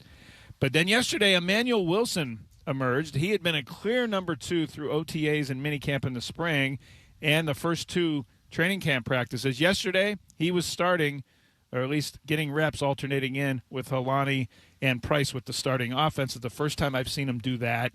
He was a 500-yard rusher for Green Bay last year. They signed him to a 1-year, very low-risk salary, just above veteran minimum, easy to cut if he doesn't show. Well, he's starting to show, or at least they're giving him a chance to show. And right now, Jessamine, they're in that potpourri, let's try everybody rotating through at running back. But I will be shocked if Jadarian Price is not the lead running back starting on September 9th against the Patriots. Yeah, it would surprise me if he wasn't. And obviously, like you said, you're always going to check out things and see how everything works. I mean, you go all the way back to Russell Wilson's rookie year and what happened there. We're going to see between him and Matt Flynn what is going to happen. I think that he absolutely is, and we'll see what Charbonnet's health looks like as we move forward with that. But if he is your number 1 and you have Charbonnet coming back mid-season, if he can, then that looks like a pretty healthy running back room to me. Yes. And you have Helani. Yes, and Helani has made it here and stuck as an undrafted rookie from Boise State a couple years ago. Mm-hmm. This is now his 3rd year because of his pass catching and pass blocking. So that's where he has the advantage on Price right now. That's why they're working so intensely with Price. The other development at running back yesterday was Kenny McIntosh, who we saw out here standing next to Charbonnet watching the end of practices.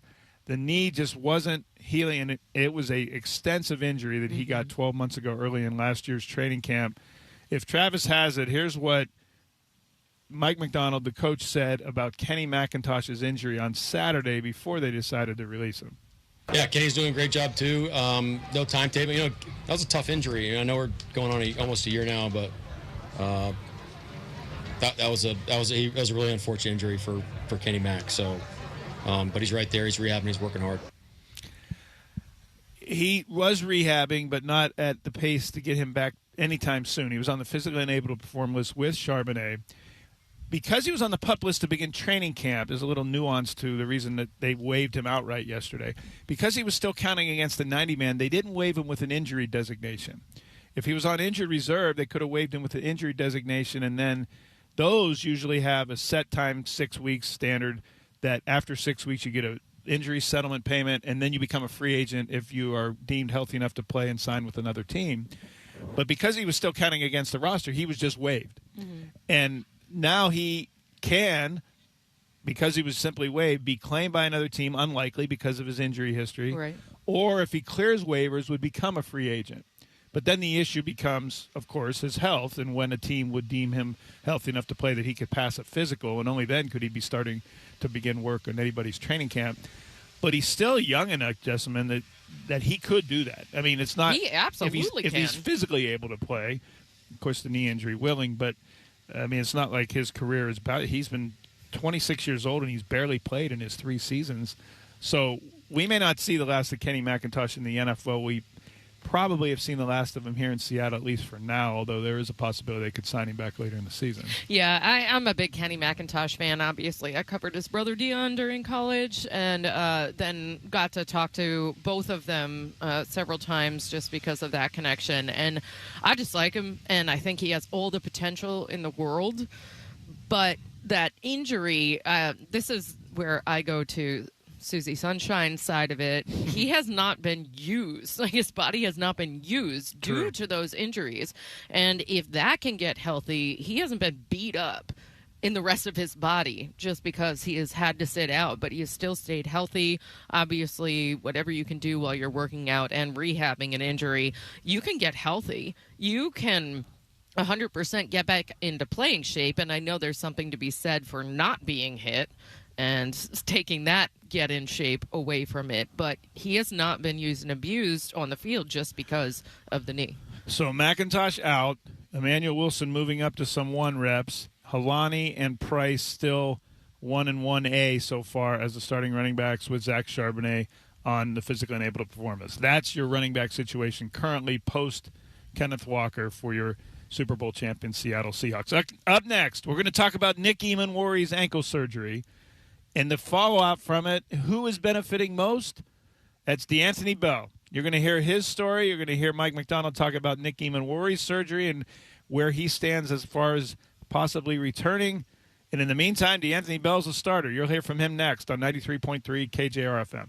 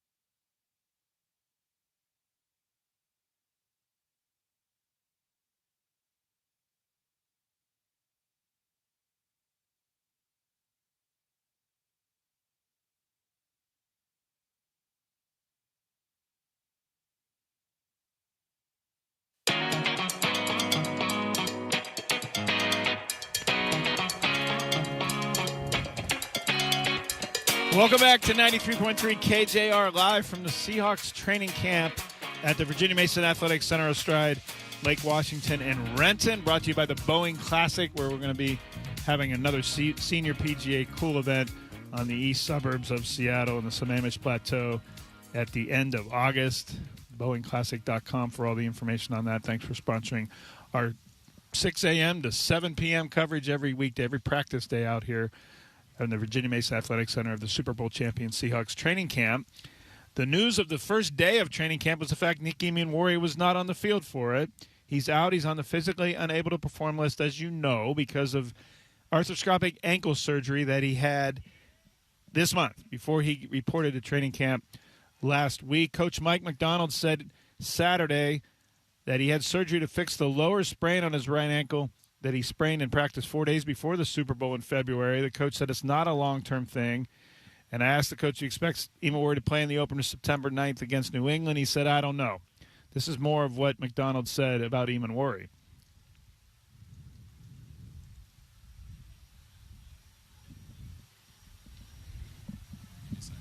That's okay. Eamon-Warrior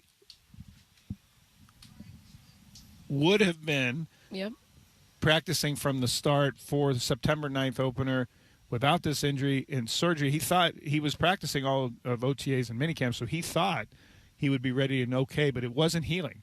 The ankle wasn't healing to the point that he thought he could go out every day and practice.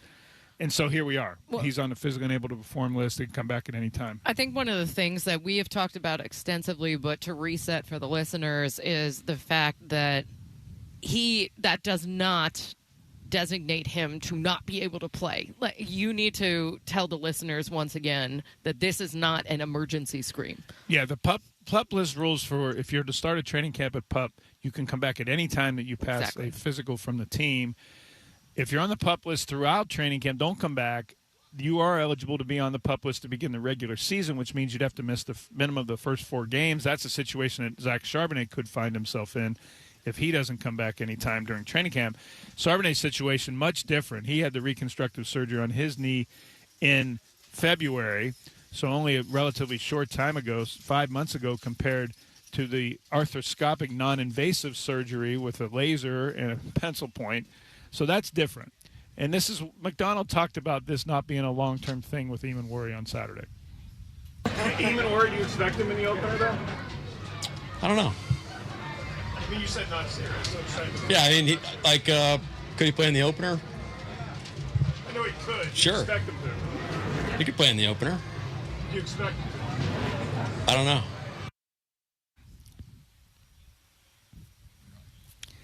So McDonald saying, I don't know, is really a nod toward not wanting to put pressure on the kid. He's still only 22 years old. He's only in his second year, the star. It was a little linebacker.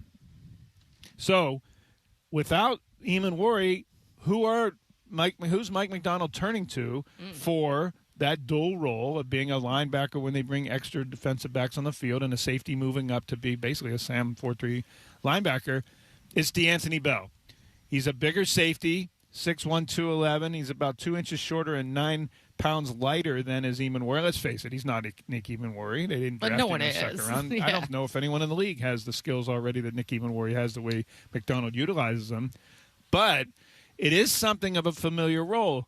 DeAnthony Bell was telling me about this safety coming down in the box as a big nickel and being a tackler against the run. That's what he's doing. He's basically doing Eamon-Warrior's job in a hybrid role of safety to linebacker in a big nickel. He played 14 games, mostly on special teams last year for the Seahawks. How much did he want to play for the Seahawks? The Cleveland Browns, where he played the first 3 years, and he started a handful of games over those 3 seasons at safety. The Browns offered him more money before last season than Seattle did. Yet he chose less money to come to the Seahawks because he thought he had a better chance to win. He was proven right there. Mm-hmm. He played 14 games, only 11% of the defensive snaps, though, so mainly a special teams player. John Schneider did what he did with a lot of players last year to make it a 70-man team beyond the 53 to include the 17-man practice squad. He passed a lot of players on and off waivers because when you activate a player to play for a regular season game off the practice squad, you then have to pass him back through waivers to sign him back onto the practice squad. He did that 9 times with DeAnthony Bell last year. Well, on the 9th time, at the end of December, the Carolina Panthers claimed him. Right after the Seahawks played the Panthers in Charlotte, a few days later, the Seahawks waived him, trying to get him active on the practice squad, and for the first time in 9 of those type of transactions, the Panthers claimed him. He actually played the NFC wildcard game for the Panthers against the Rams, while the Seahawks were preparing to play San Francisco the following week in the divisional playoffs. So by the time the Panthers were eliminated from the playoffs, D'Anthony Bell came back to his home that he had found during the season here in Seattle and watched the Super Bowl and watched his Seahawks buddies play the Super Bowl from his Seattle home while they were down in Santa Clara winning the Super Bowl without him. He's texting them. It was a very odd situation. This was D'Anthony Bell. You'll hear from him about that and more right here. Of course, it's bittersweet. The bitter part about it being that, leaving a Super Bowl contending team, and then the sweet part is knowing that, somebody else does see your talent enough to pick you up. So it was a bittersweet moment, and, I wouldn't change it for nothing, and I wish those guys the best the whole time. So I was still room for them because I've been here all year. So you did the practice squad thing a few times last year. When they released you in December, they probably told you, we're trying to get you on the practice squad, right? Yeah. I was actually here at the facility when Carolina picked me up, so I was coming back in to sign back on the practice squad. So, but then they called and told me that I had got picked up by Carolina. When Carolina signed you, did the Seahawks say anything to you, or they didn't? Yeah. Well, I talked to a couple of coaches. They was like, "Dang, we hate that happen because we wanted to sign you back. It's just a couple roster moves that had to happen. So, it was just one of those situations where business is business. So." And then Carolina cut you kind of right in January, right? Well, right after the season, we asked to be released. From there, so okay, that was the situation. Did you ask to be released in the hopes of getting back here? Was that the goal, or at the time? Yeah, that was the goal for sure, to try to get back here on the team. So. Okay, so you always knew you wanted to come back here. Yeah, of course. I remember talking to your agent last year. I think he told me, correct me if I'm wrong, that you actually took less money to come. The Browns gave you a richer offer to go? Yeah. The Browns gave me a higher offer to come here. My first year coming here, they gave me a higher offer, but I felt like, I already knew Coach Jeff from being with him with the Browns and the opportunity of building a family, a foundation of a good team, and I just chose to come here instead. And now yesterday it looked like you were playing the hybrid Sam linebacker. Is that new for you? How much have you done that? No, it's not new. So I played that spot all last year. I did that. I did the same position. I was doing a little bit of all of them. Safety, dime, big nickel. So it's not new. What kind of opportunity is this with Eamon Ori down now for you? I would say it's about the same as last year. Just get better at the position, get better and get more trust, as far as the teammates, getting everybody to trust me more, and more opportunities to do my job the right way and learn. How much further ahead are you than 12 months ago? Oh, definitely. Way further. Second year in the defense, I'm way further ahead than I was before. But, that's what comes to being in the defense the second year. So where did you watch the Super Bowl from? Oh, I watched it. I was here, actually. You were here? Yeah, because I still had my place here. Okay. So I was here. I was watching the Super Bowl, and I had talked to them boys after the Super Bowl. So, I was reaching out to them. And you got a ring and everything? Yeah, I did get a ring. Okay. What did that mean to you? Oh, it meant a lot. Growing up playing football, that's all you dream of is winning the Super Bowl. That's like the biggest accomplishment when it comes to football. So that was a big accomplishment for me. But they didn't have to do that, right? No, they didn't have to. Yeah, they didn't have to. They chose to. So. Was that a player, as you understood it, it's a player vote, right? Yeah. I'm not sure if it's a player vote or not, but they reached out to my agent and said I'll be getting a ring, so I was super excited about that. And you said you asked to be released by Carolina, like the yes. Okay. Did they know that, or what was their reaction? Carolina's reaction? Yeah, well, I think it was pretty obvious. There's I came here for a week. I was only there for a week. You know what I'm saying? So right after, I was like, if you guys can release me, I had my agent reach out. It was nothing to disrespect them or the organization. I love what they're doing there, and it's good for them, but it was just what's best for me. They released you, if I remember, the week that the Seahawks played in Carolina, right? Yeah. Were they just pumping you for Seahawk info? They really didn't ask me nothing about Seahawk info, so I'm not sure why they picked me up, but it's just one of those things that happen. So this defense, I talked to you last year about the physicality of your role, especially. How much does that fit exactly how you want to play? It fit a lot. I love being physical, and then especially being in the big nickel spot now, get more reps at that spot. It's a lot of opportunity to put hands on fullbacks, tight ends, O-linemen, so it's a lot of opportunities to be physical. And I love the stuff that we do here. We do a lot of different things, and just knowing different positions and defense just makes you more valuable. So it's helpful for me. And how much did your special teams work with Jay Harbaugh here help you as an overall player and how he arrayed you? Oh, yeah, it helped me a lot. Jay taught me a lot of stuff because he's a super smart coach. You know what I'm saying? So he'll tell you things that you wouldn't think about seeing during the game time. So we'll meet, and he'll tell me something. I'm like, you know what? I wouldn't have thought about that by myself. So having him in my corner the whole year that I was here, it helped me a lot. What were some of the things he taught you that is maybe you hadn't thought about? For example, one, when we had the thing with the Saints, you know, he had went back and watched film when I blocked the punt. He went back and watched film probably years ago when they did the same formation, and somebody was close to getting the block, and he was like, you know, if you line up in this spot, just take a beeline right to the punter, nobody will touch you. And I'm like, man, somebody got to touch me. It ain't no way I'm gonna come that free, but it happened. I did come that free, and I blocked the punt. So I told him, I was like, well, you're right. You know, I trusted you, and he was right, and I made the play.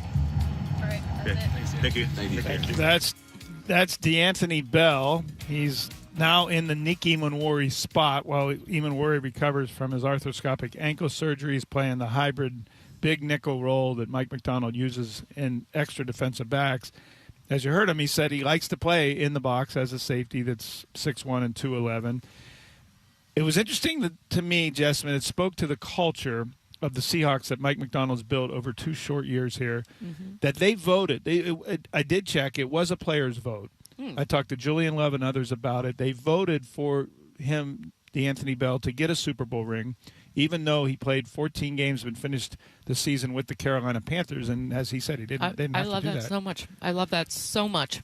That's culture. It is. And that the guys texting him during the Super Bowl week and after the Super Bowl, and they said Love said that they were really broken up. And even Mike McDonald said he was bummed, to use his word, when the Panthers claimed him because they liked Bell so much, enough that they gave him a Super Bowl ring, even though he wasn't on the team. And then lo and behold, they signed him back in March to get a second chance. That writing was apparently on the wall. And he asked for the release from the Panthers to get back to the Seahawks. And again, remember, he signed with Seattle. A lot of NFL players in their mid-20s don't do this. He signed with Seattle for less money than the Browns were offering. And he wanted to go to Seattle instead of staying in Cleveland, where he'd been his first 3 years, because he thought it was a better chance to win, and he was sure right about that. But, yes, the culture that Mike McDonald has put in this locker room permeates all kinds of things, including DeAnthony Bell, including him getting a Super Bowl ring when he didn't have to. That ring, by the way, is pretty impressive. Oh, my gosh. I got to see it, and I was blown away. I'm like, can you not blind me today? Thank you. I need my retinas. No, it's gorgeous, and I feel like the designing, also the presentation was amazing as well. It also speaks to how well Jody Allen had really taken over this team. It seems like something that Paul Allen would do as well, but she just stayed right in stride with that. It was awesome, and you guys earned it. That was our last act as a Seahawk owner, effectively. It was. Before she ended up selling the team to the Kozla family. Again, August 26th is the NFL owners' vote on the Seahawks sale to the Kozla family for $9.6 billion. That'll be the second highest sale in North American sports history, behind the Lakers for $10 billion. And DeAnthony Bell got one of Jody Allen's designed, commissioned Super Bowl rings, even though he didn't finish the last season with the Seahawks. 49451. My question for you is, and I mentioned it a little bit yesterday as well, of all the players and things and issues you're going to hear about during this training camp for the next 5+ weeks, what's the one you're most interested in? What's the player? What's the issue? Is it the lead running back situation? Is it Sam Darnold? Can he return the way he was last year? Cutting down on turnovers, for instance, would be job one for Darnold. Think about it. As good as they were becoming a Super Bowl team and going, 16-4, 16. What did they end up being? 17-3 over 20 games. You're talking the whole game. Yeah, all of them. Yeah. If Sam Darnold doesn't turn the ball over an NFL high 20 times, how much better can they be on offense? If he cuts down even to 15 turnovers, that's 5 fewer times the defense is put in a disadvantageous position, and the offense is not in a position to score because your quarterback gave away the ball. Again, they lost 21-19 to the Rams, the only one of the 3 games they played against the Rams they lost, when their quarterback threw 4 interceptions. They lost 21-19 on a field goal in the last minute. Right. Last second. Right. That just went a few yards wide and short from 61 yards and Jason Myers. That was the game, Jessamine, that the Seahawks players tell us that's when they knew Sam Darnold was a dog, that guy can lead us to a Super Bowl. When they went toe-to-toe with the Rams and lost by a fraction, a couple yards of a field goal at 61 yards at the buzzer after their quarterback threw 4 interceptions that day. Yeah, and I still remember Ernest Jones. Yeah, that was the coming Ernest up. Jones. Exactly. And it is one of my favorite things ever, too, because, you got a guy on the defensive side of the ball, but that is a team that is just going to back up everyone. Some defensive players, and I'm not inside that locker room, might get a little peeved in that situation, having to go back out there, even though they're going to have their guy. Right. And it was nope.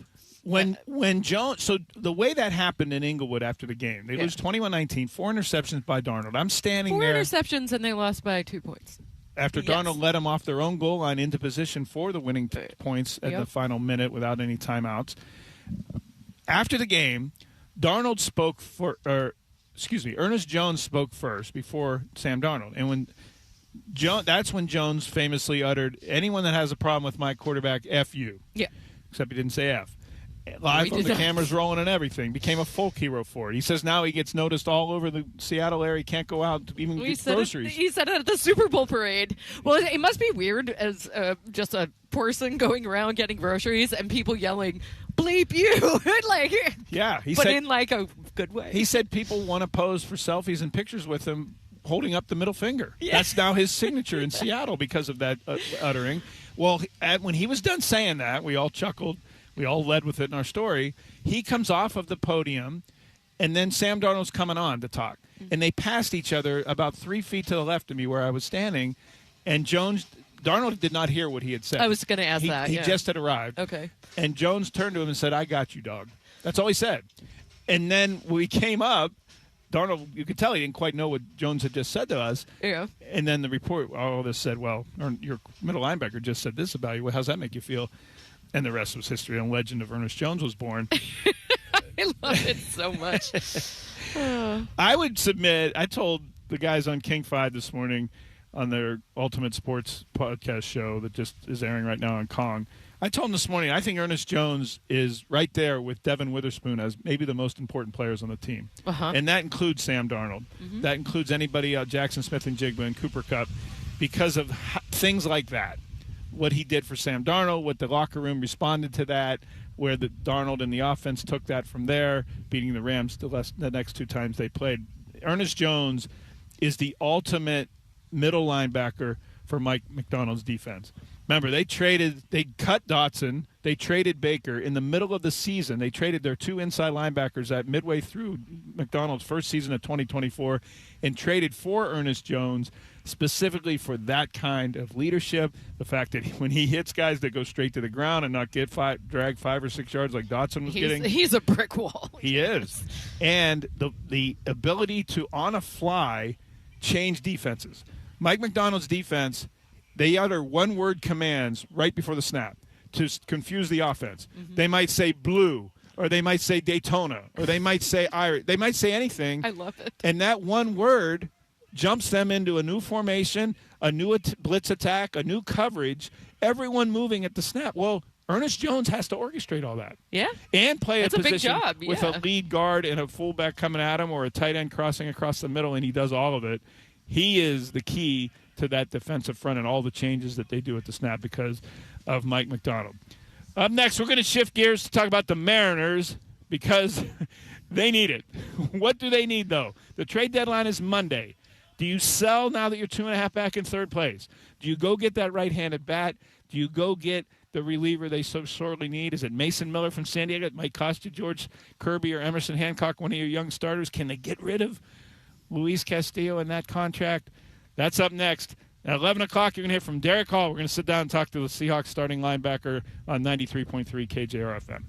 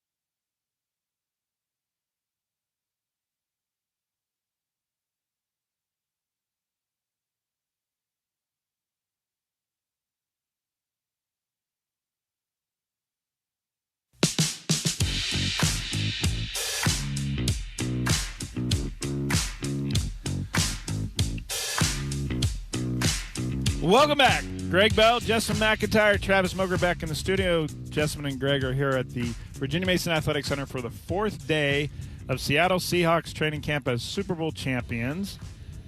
I want to say before we get to the Mariners, because there's a lot to get to there in a short amount of time before at 11 o'clock Derek Hall joins us, the starting outside linebacker. Congratulations to Elise Woodward. Yes. Our friend, Husky sideline reporter for so many years, has become a play-by-play announcer for so many sports, including WNBA, including women's college basketball. Well, this morning, the University of Washington announced that she will be the new Huskies football play-by-play announcer right here on 93.3 KJR FM and the Husky Radio Network. Congrats to Elise Woodward. She Talk has been about earning it. my Apple Cup ride or die, even though we're on opposing sidelines for the last 14 years, and someone that I have always respected so much, having come out here in 2009. Obviously, she was already a name out here, but people think that we might compete against each other. Nope. She has been a true friend, an awesome colleague, even though we might be on opposite sides of the field. And I could not think of someone better to be in that booth. Man, that's really awesome. So happy for her. I've known her for a long 23 years. time. 23 years she's been on that sideline. I used to travel on team planes and buses with her when I worked at the University of Washington, traveling with the football and men's basketball teams. And, hats off to her, man. Great She's human. So earned it. That's great. That's and awesome. very talented broadcaster. So you're going to hear her. She is now the replacement for Tony Castricone, who left the Huskies radio broadcast to be the play-by-play announcer for the Tampa Bay Buccaneers. That happened about a month or so ago, and now Elise Woodward is going to be the new Washington Huskies football play-by-play announcer in the tradition of Bob Rondo, and now Tony Castricone, and now Elise Woodward. You'll hear her broadcast all fall here on 93.3 KJFM, your home for the Huskies. The Mariners, 3 out of 4, they lost in Texas in a series they had been earmarking as their chance to get back into first place. Instead, they're in third, 2.5 games back of first place in Texas. The trash cans are ahead of them right now by a half game. I love that you keep calling them that. Now they got to go appropriate. Now they got to go to Dodger Stadium to play the world champion Los Angeles Dodgers for 3 games beginning tonight at 7:10 with Luis Castillo on the mound. The trade deadline is on Monday, August the 3rd. 49451 on the Tacoma Dodge text line and on the talkback line that Travis says we've already got 3 calls about, 2 of them Mariners. What does this Texas series and the fact the Mariners are in third place change in your mind about how the Mariners should approach this trade deadline? We know the market is slow. We know there are not a lot of right-handed bats available that they've been trying to get, not a lot of high-leverage arms that they're trying to get. Well, should they pivot and sell? Should they sell? Should they trade George Kirby?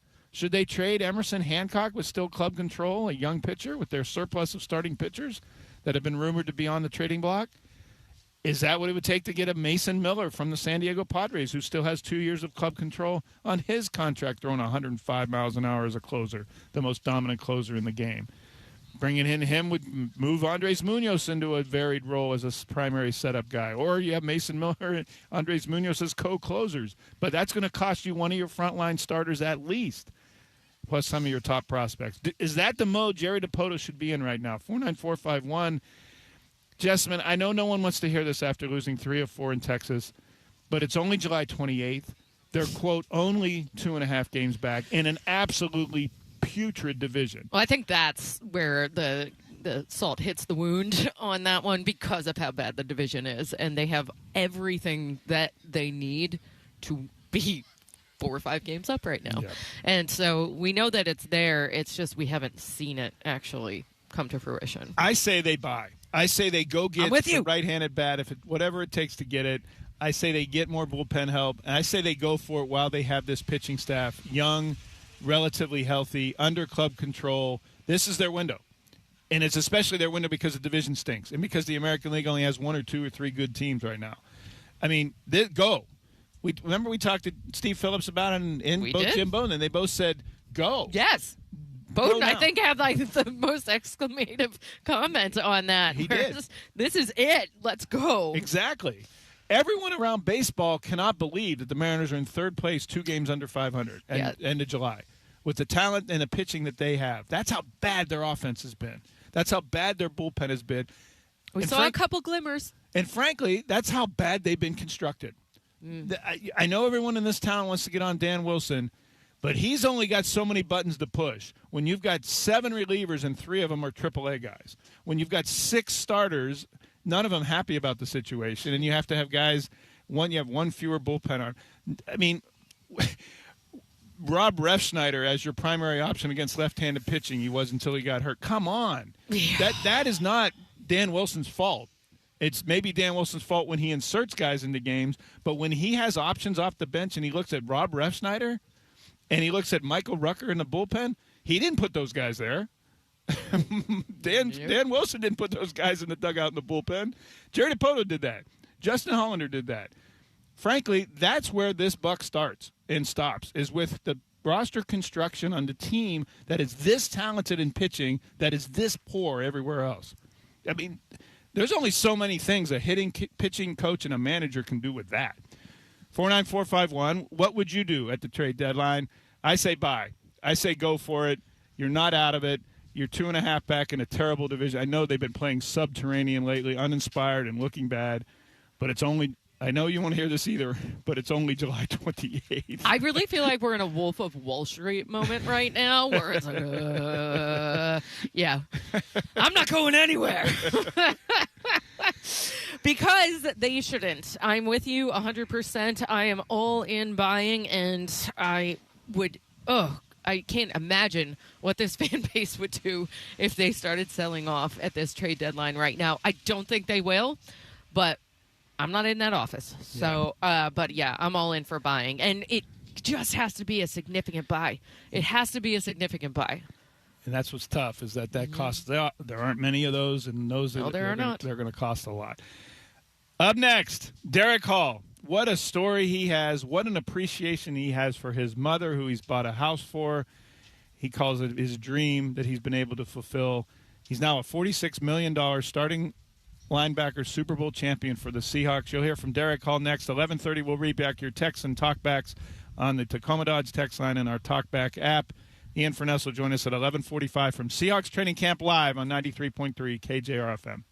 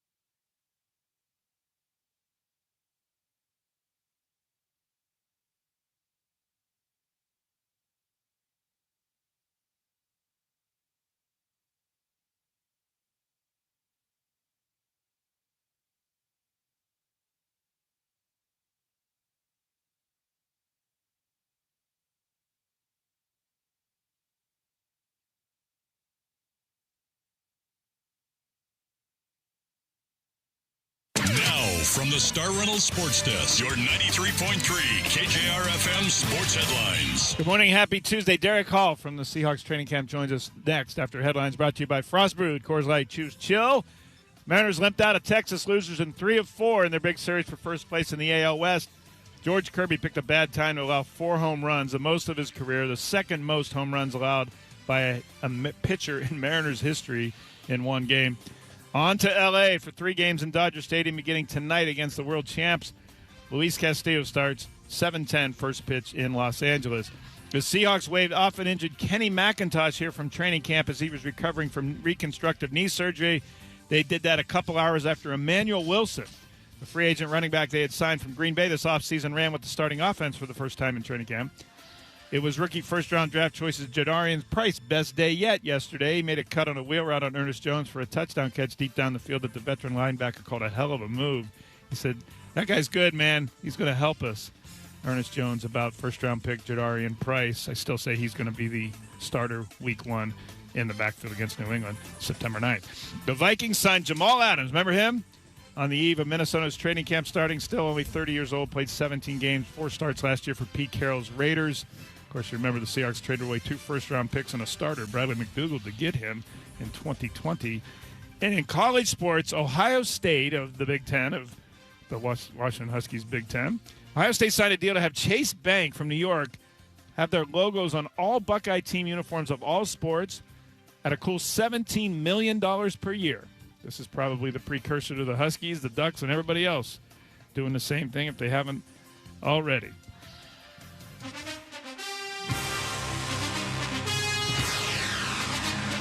Back here at the Virginia Mason Athletic Center Seahawks training camp, we're joined by outside linebacker Derek Hall, one of the foundation players of the top-ranked defense in the NFL. Derek, I ask you right off the top, this training camp is unlike any you've had before because, 1, you're a Super Bowl champion. Mm-hmm.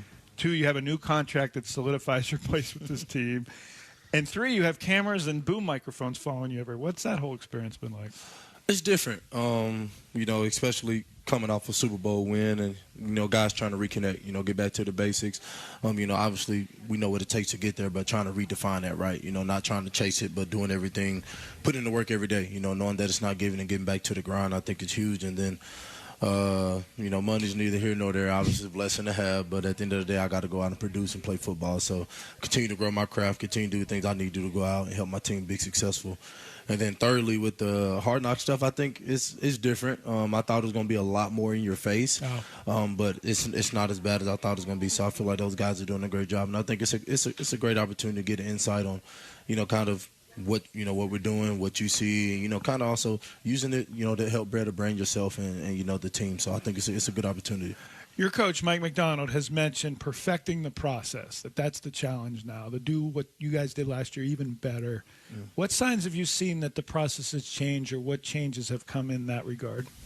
I think just trying to run it forward. I think that's his new motto, not trying to reinvent the wheel, obviously keeping the things that we have, but trying to find the uniqueness and things just to get that much better, like you said. And I think, that's the places that we're growing. That's the things that we're doing. Like I said, basically just trying to connect with every single guy, not leaving no guy out, trying to show a guy what it feels to be loved. As men, I feel like it's a hard thing to love each other, and I feel like just that's what we have here, the love, the camaraderie, and that's honestly what makes us a pretty dang good football team. Okay, the secret's out here in Southeast Alaska. Everyone knows the Seahawks now. They've studied you. That's how this NFL works, right? It's a copycat league, and everyone will have studied your defense and study what you've done. What's your counter to that counter now? The whole league's studying you. What are you guys going to do differently? How can you evolve as a defense? Yeah, I think, again, continue to hone in on the details, the small things, right? We miss a tackle here, there, hone in on those missed tackles, hone in on our technique, hone in on hand placement, footwork, all the things that very monotonous that you think just you do every day. Continue to get better at those things. In the scheme, Mike and all those guys that handle all that upstairs continue to put us in great position to go out and be successful. But I feel like us as a player continue to try to grow our game every single day, just that much better than we feel like we need to be. You personally, they're going to have studied you. Now you've got a new contract. You've got a Super Bowl ring. What are you expecting from offenses? You expecting more attention, maybe some double teams or tight ends blocking you that maybe didn't block, or tackles coming out to reach to you that didn't? What are you expecting to be different this year that way? Yeah, honestly, I don't think anything different. I mean, I was one of the highest rated guys when it came to double teams last year in the league. So, I'm expecting more of the same, but also trying to find ways, like, again, going back to myself and my game to help defeat those and continue to help a way to, grow my pass rush tree, continue to do things to help the team, get better every single day. So I don't expect anything different personally. Just continue to go out and try to be dominant, man. And I think that's my goal this year, be dominant every single play. Just doing what I can to help this team be that much better. You've told and retold your story many times of your birth and 2.9 ounces or 2 pounds 9 ounces and born at 23 and a half weeks, and your mother and what she went through and what you went through with the brain bleed and all of that. And you retold it again at the Super Bowl. But having done that and the start of your life from there to what you are now and an NFL player on a second contract, a contract that everyone plays for and dreams about, and now a Super Bowl champion, have you thought about stepping back and taking a stock of all you've become, what you've come from to where you are today? I think I've done that. The contract process is a very stressful deal. You go through all those negotiations, all those talks, and then when nail finally hits the hammer. The hammer finally hits the nail, and you drive that thing in, and everybody come to agreement on the deal. I think that's pretty huge. That's pretty successful. That's not something you take for granted. A lot of guys don't get the opportunity, like you said, to get to that second contract. So being able to go home and celebrate that with my family, take a step back and just look at how blessed I am. From day one, I've been a miracle. It's nobody but God, who's ordained my life to be in this position, to be in this moment. And, just on the football piece, man, just continue to grow, man. Just continue to grow, continue to strive. The job isn't done. It'll never be done until we hang the cleats up as an individual player. So just trying to go out and get that much better, perfect my craft, man. I think that's what this game has done for me, and that's what it's going to continue to do, man. Just give me a form of normalcy as a young kid, and now being able to go out and make waves of generational wealth and continue to grow my game and try to be one of the best to ever do this when this thing is all done. You're still a young man. Did you have a splash purchase with your new contract, something you've always wanted to get? I've been in the trucks, obviously. So obviously I bought another truck and all that. What kind of truck did you buy? 6 Gen Dodge. Everybody know I'm a Mopar guy. I love Cummins, so bought a 6 Gen Dodge. But man, just what really, color? The new color is like a ceramic gray or something like that. It's kind of a little bit darker than the gray. Well, probably like the gray on your shirt. Okay, I think it's pretty cool. But yeah, I bought that, and then just real estate. Trying to make money. Back home or out here? Money. Back home. Okay. Back home. So I had mama place obviously, and then now trying to just get residual income and do different things like that. So just trying to grow. You bought my portfolio. Excuse me. You bought your mother a home, right? Correct. A couple years ago. What was that like? A young man still in his 20s to be able to provide for the mother who provided so much for you? Yeah. It's hard to put into words. That lady gave everything for me. My mom's a warrior. She's my queen. She's everything. So it's hard to put into words. She always says she'll never be able to pay me, but I don't care how long I live, I'll never be able to pay her for what she's done for me and just giving me that fighting chance, as a young infant. So, that's a second to none, man. That's huge and something that I never thought I'd be able to do. So, now I don't know what's next for Mama, but she got to wait till that third one. This is all about making sure I grow my portfolio and getting myself and set up for the future. Residential real estate, commercial? What do you? Yeah, residential. Oh, okay. Residential. Yep.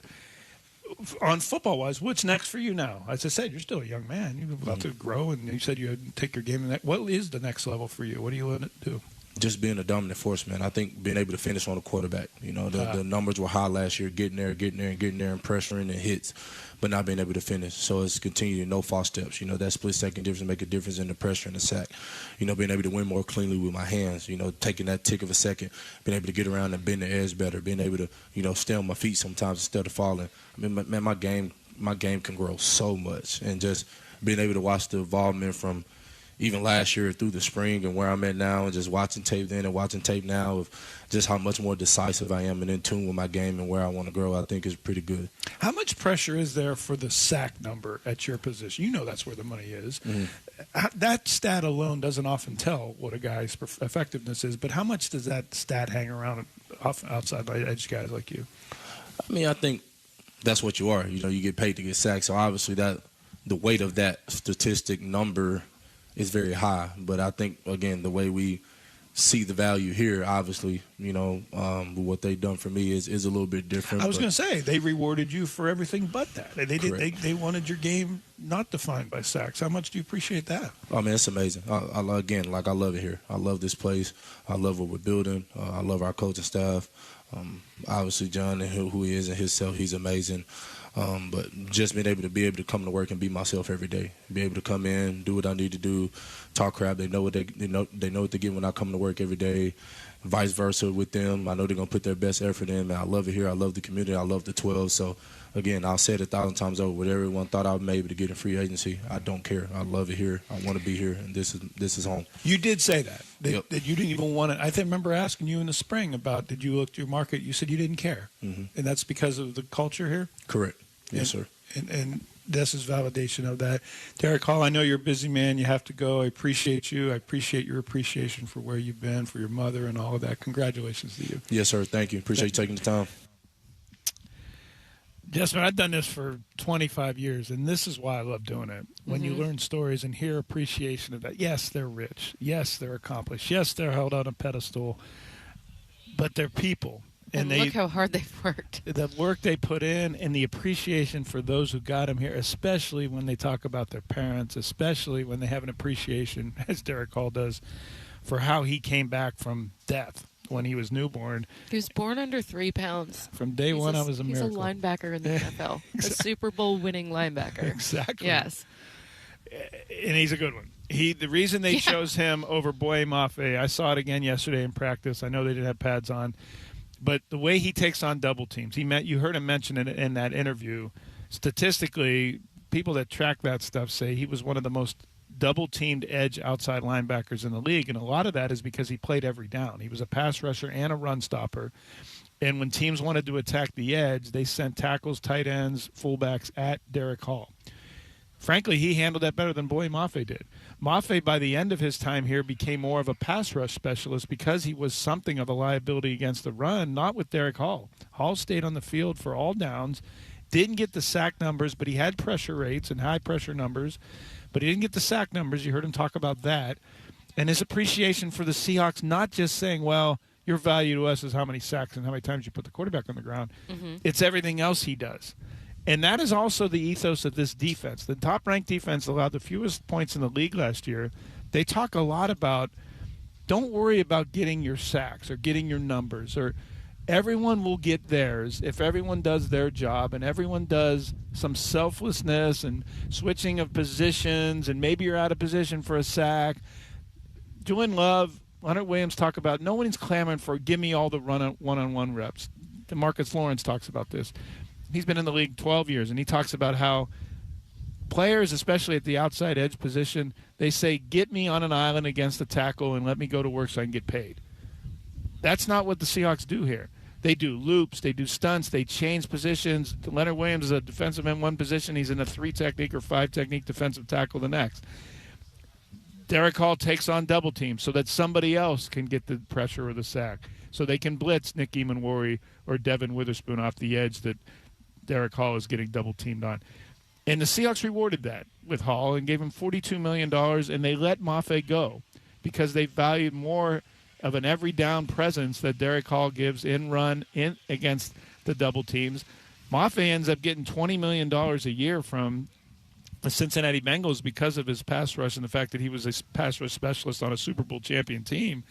But I'm here to tell you the Seahawks value the complete game and the character that Derek Hall has. Yeah, that's something that, I mean, even before Mike McDonald, we've seen with this team time and time again is, you draft on skill and talent, but you also draft on character. And that is something, it's not traditional Pete Carroll, but it is still a very consistent theme that we've seen with this organization is that they do also take that into account when they're taking guys on to this organization. On the Tacoma Dodge text line, we're going to read and get into a lot more at 11:30.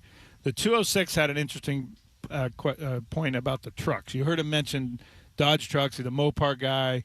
He said, of course, he's going to go that route. I don't even know the trucks that he's talking about that he just bought again. But the 206 said that D. Hall downplayed how much he's into trucks.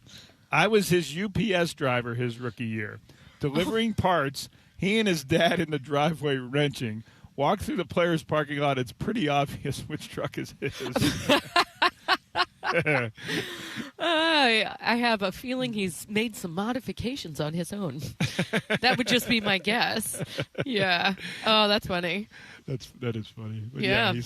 He said his rookie contract was he got his mom a house. That Yep. He had dreamed of doing that and always wanted to do that. His second contract was for the trucks. But that's priorities, man. He's got them in the right order. I think that's great. Yeah, no, I always remember him talking about getting his mom, that house, that was his dream. And imagine that being your dream and finally having the way to do it. And it's through what you love to do, too. It's not like, I toiled and did a job I don't want to do. His dream was also to play in the NFL.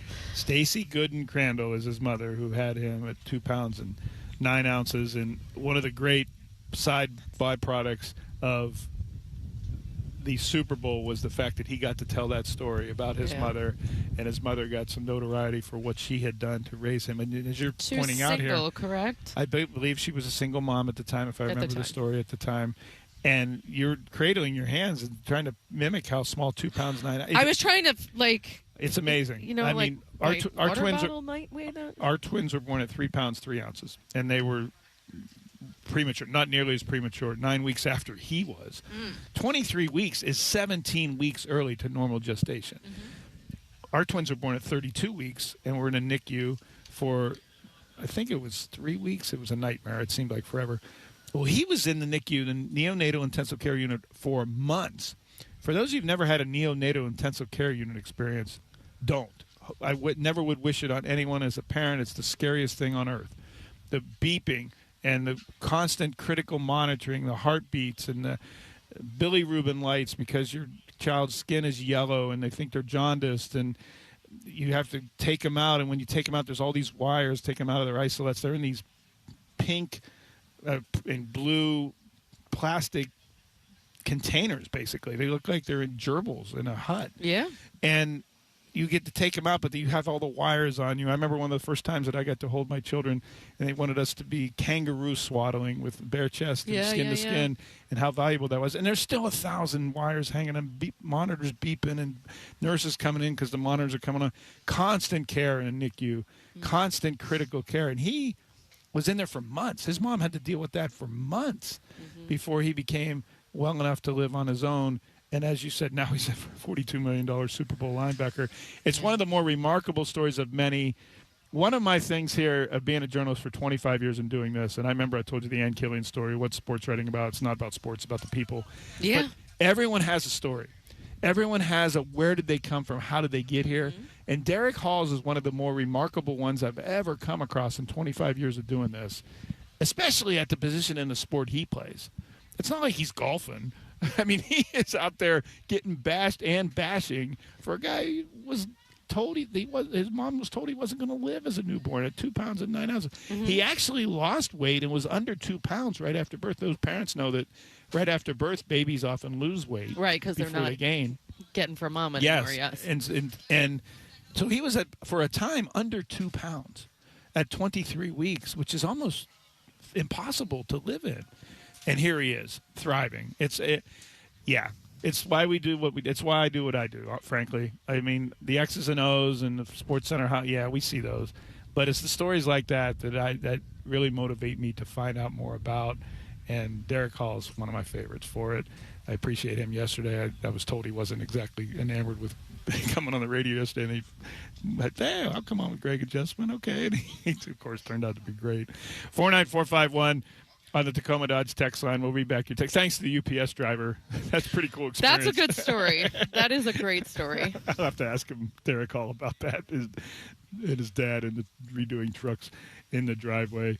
We'll read back your text at 11:30. We also have some talkbacks, a lot on the Mariners. As soon as you mention Mariners, it's on the text line. Oh, yeah. We've got some feisty ones out there. Yes. And rightly so, man. 50 years.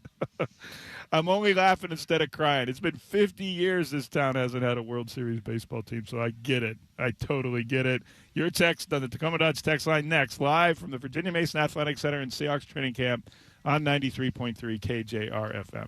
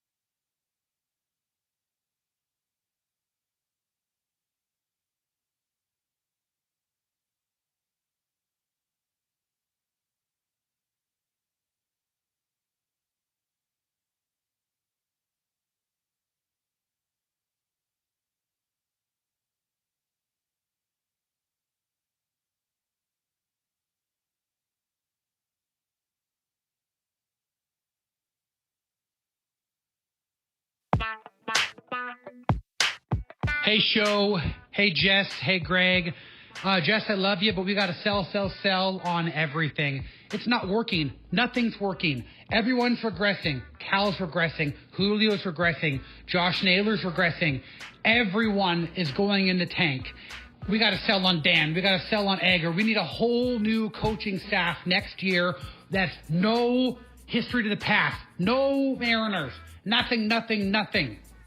Absolutely not the season to sell.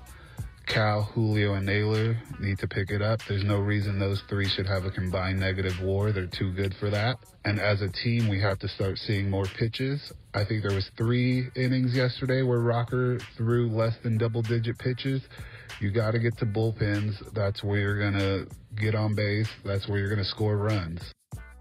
I am tired of the DWE, which stands for Dan Wilson Experience. Time to move on. I bet you the Mariners wish they still had Christopher Negron as a possible managerial candidate instead of Wilson. Also, trade Kirby, trade Gilbert. Get rid of some of those guys. Get some young bats. You have some young arms coming up. Make the transition now. This reconstructive knee surgery that Zach Charbonnet's had, that is very concerning. When you have that type of surgery, injuries are bound to happen again. It is just natural. It just happens. It sucks. I had a friend that had the same surgery. His sports days were done. That's the talkback line. Go to the iHeartRadio app, 93.3 KJR. You'll find a red microphone button there, or the 93.3 KJR website. It's now at the top of that, too. You hit that button, you give a 30-second or less voice message. We'll play it back at 11:30. The Zach Charbonnet injury, the surgery he's talking about, the injury happened, of course, in mid-January in the divisional playoffs against the 49ers. He didn't have the surgery until February because of the swelling. So he's only, 5.5 months out of that surgery, which is why a lot of estimates are that he's not going to be back until October at the earliest. 8 to 12 months is the usual recovery time from a knee ACL repair. The Tacoma Dodge text line 49451. A lot of texts about the Derek Hall interview we just aired. If you missed it, go to the iHeartRadio app or 933KJR.com or podcast page, The Greg Bell Show. You can hear it this afternoon. And also about the Mariners, what to do. A lot of you saying don't sell. The wrong year to sell, like you heard there on the talkback. A lot of you saying the same thing. 425, great Derek Hall interview. Always love the humanitarian take with interviews. My daughter was born 1 month early at 4 pounds and spent 2 weeks in the NICU with mom. All the lights, everything you described. We felt lucky then and lucky now. It was only 2 weeks. Yes, I absolutely relate to that. Congratulations to you and your family and your daughter. And yes, NICU is hell on earth experience. Terrifying for especially a brand new parent. It's just crazy. Thank you for that terrific discussion with Derek Hall. Another 425 says, every day, each of us faces what we feel are challenges. It's nothing compared to what he has overcome. What an inspirational young man. 206, great man, great interview. Awesome. Marcus, our friend on the 206, I hate off-season training camp, etc. talk. Thanks for doing it in an interesting way. Thank you, Marcus. Appreciate that. We mentioned the UPS driver said Derek Hall's downplaying how much he's in the trucks. That's a good one. He said he was a UPS driver during Hall's rookie year to his house, delivering parts, he and his dad in the driveway wrenching. By the way, your delivery driver knows a lot more about you than you think. So, heads up there. That's right, Travis. They see you at all times, day and night, weekends, when you don't expect them, when you're not putting on airs. And they know where your packages are coming from and what you're getting. That, too. I didn't think of that. Friend Michael from the 253, the M's have to buy. No freaking way they sell, because if we sell, they will lose us. Not that they give a rat's rear end about that. But they have to go for it. Maybe not all the way, but if not now, when? This is our moment. We are somehow, some way letting it slip away. No way. Hashtag refuse to lose. 425, I'm going to push back about roster construction. Injuries are the issue. Every team deals with unproven pieces to cover for injuries. That's true. Every team gets injuries. And I do remember John Stanton on this radio station to Dave Softy Mahler on opening day back in late March saying, he said it, I wrote it for the News Tribune that day when I covered the opener, if we, health willing, if we don't have injuries, we should compete for a World Series this year. John Stanton said that on this air. I wrote a story about it at the News Tribune. I went into the park and talked to the players about it. Man, Travis, those seem like haunting words now, don't they? A little bit, yeah. But what are you going to do? I mean, what are you going to do? I mean, this is their window. They came within 8 outs last year of making the World Series and brought almost everybody back, including the pitching staff. So, of course, your owner would say that, your chairman would say that, and it has not happened, at least yet. It is still July 28th, but 425 doesn't want to hear that. Is it, quote, still early, question mark? I'm done with Jerry's 54% theories crap. That quote will live in infamy in the Pacific Northwest forever.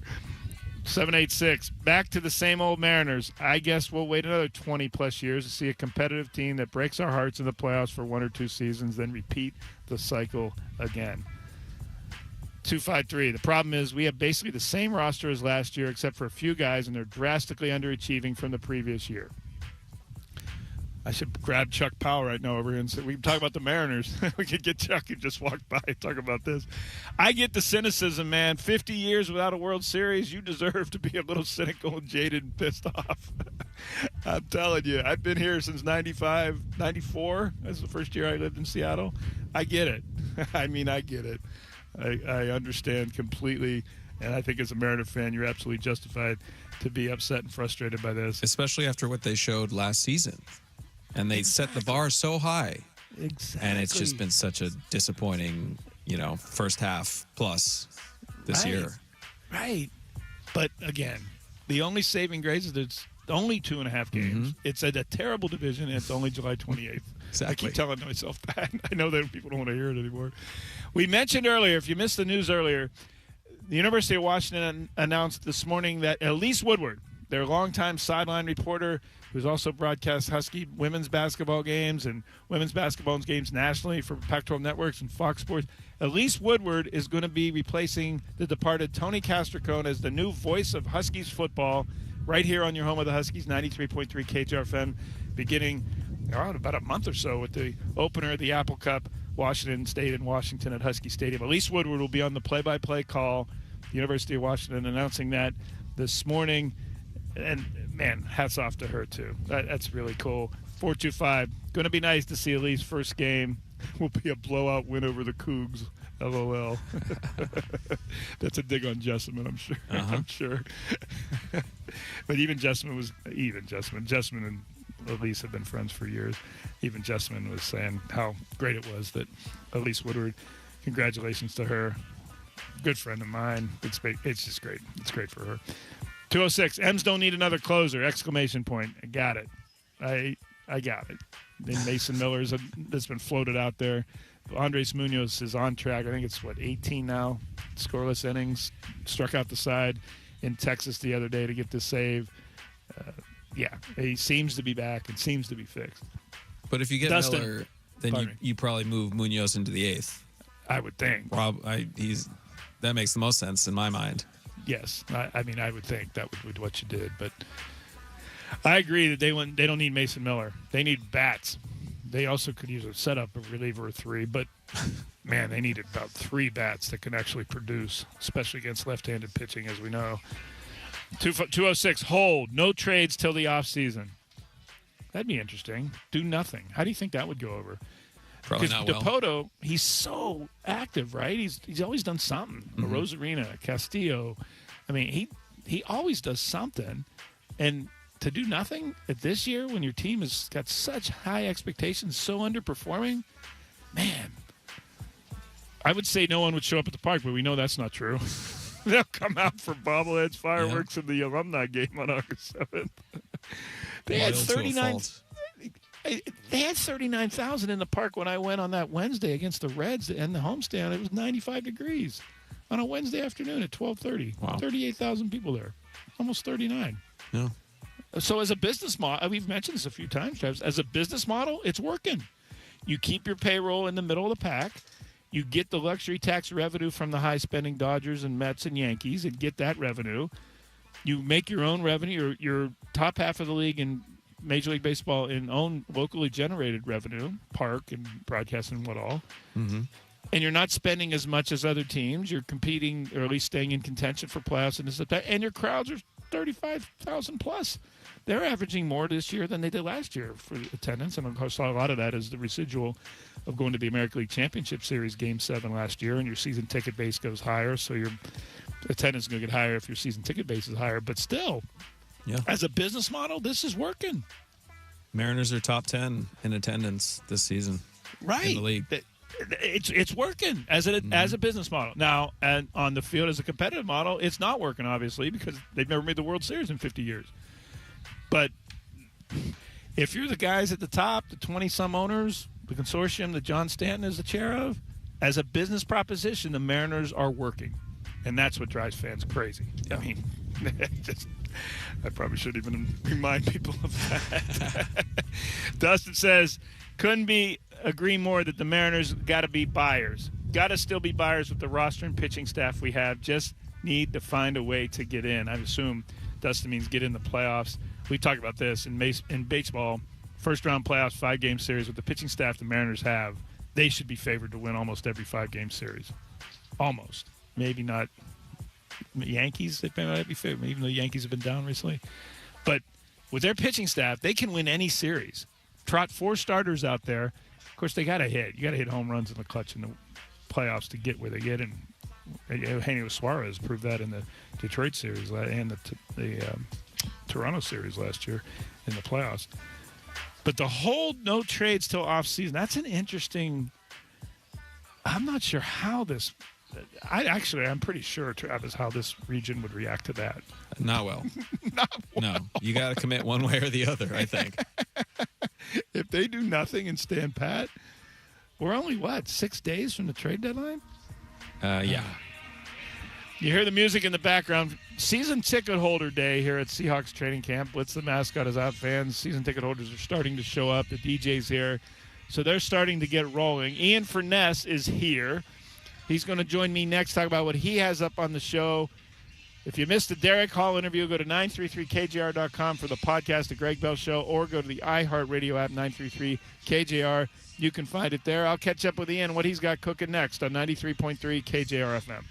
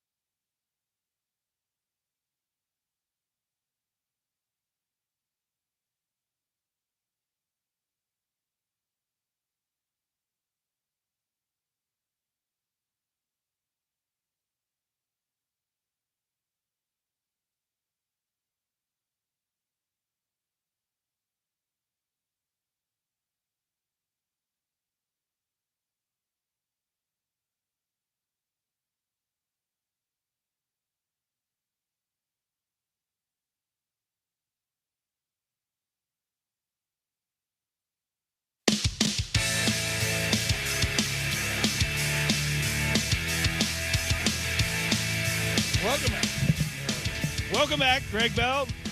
Now joined by Ian Furness, the mayor of Maple Valley. Check. Hello. Hey, back here. You're turning into a hell of a radio engineer, man. Well done.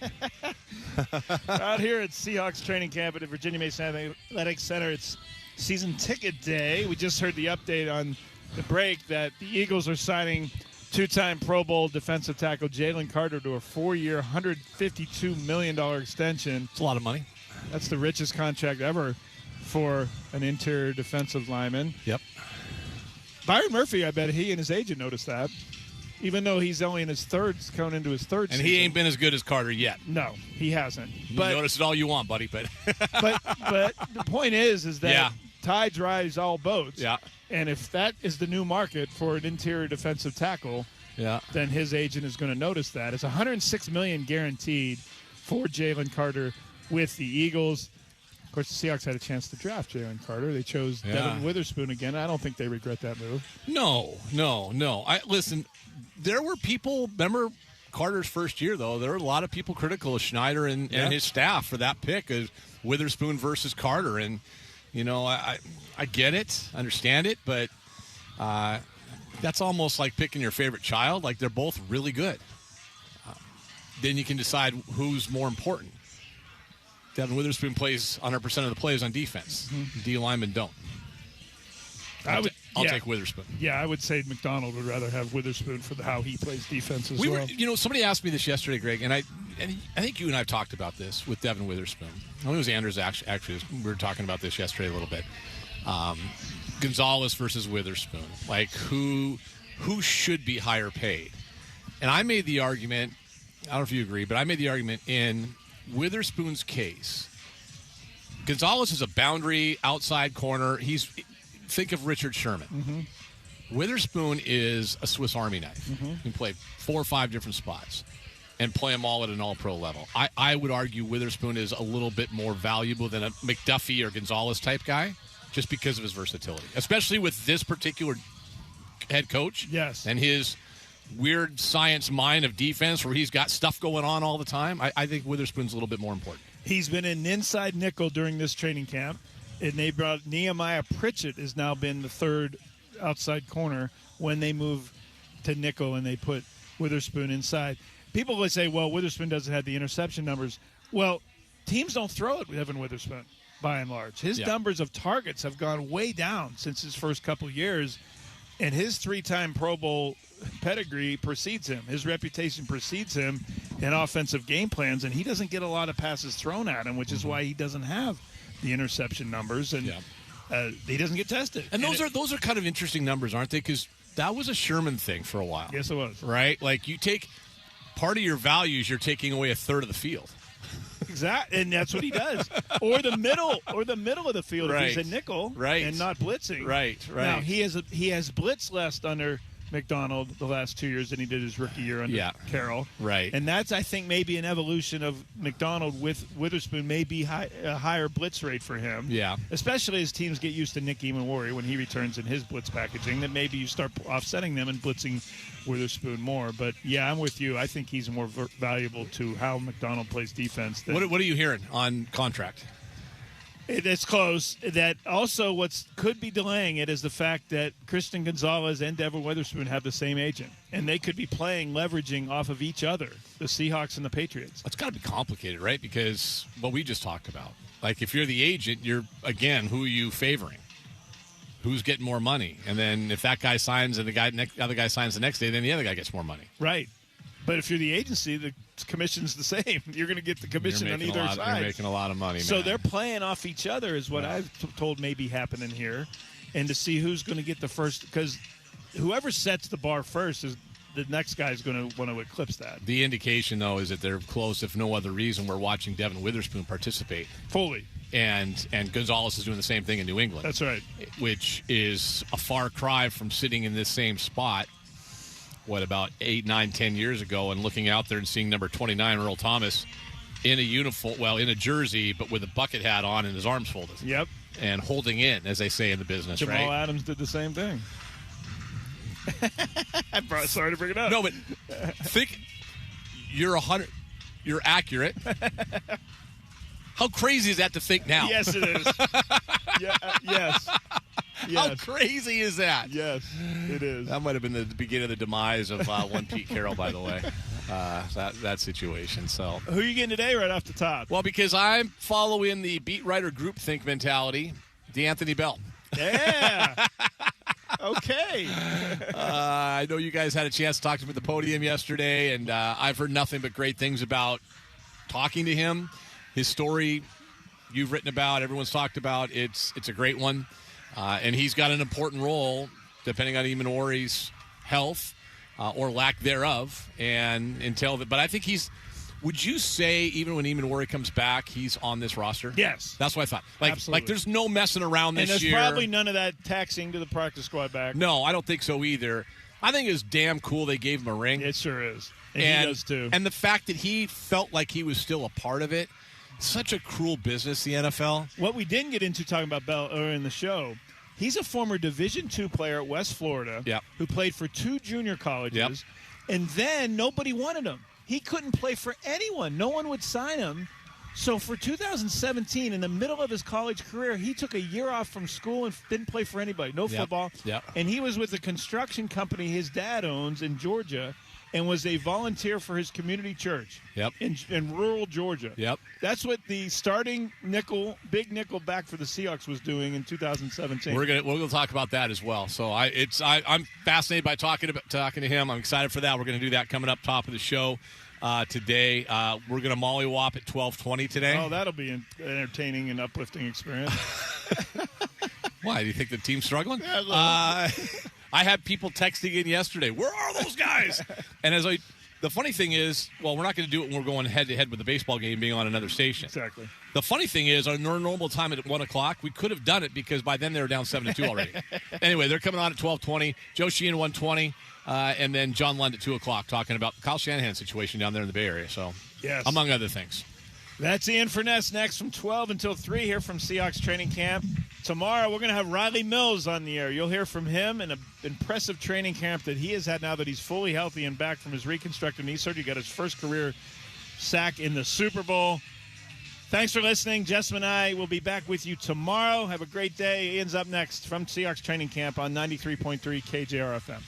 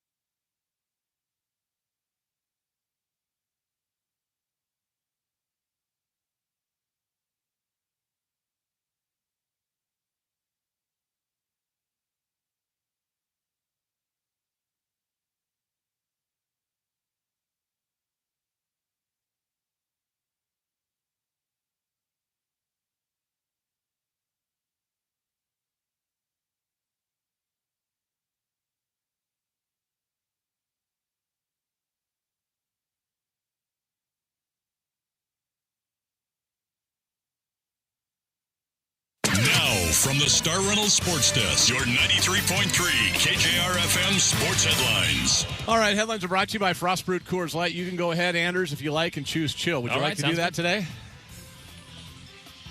What's that? I said, sounds good. I'll choose chill. Okay.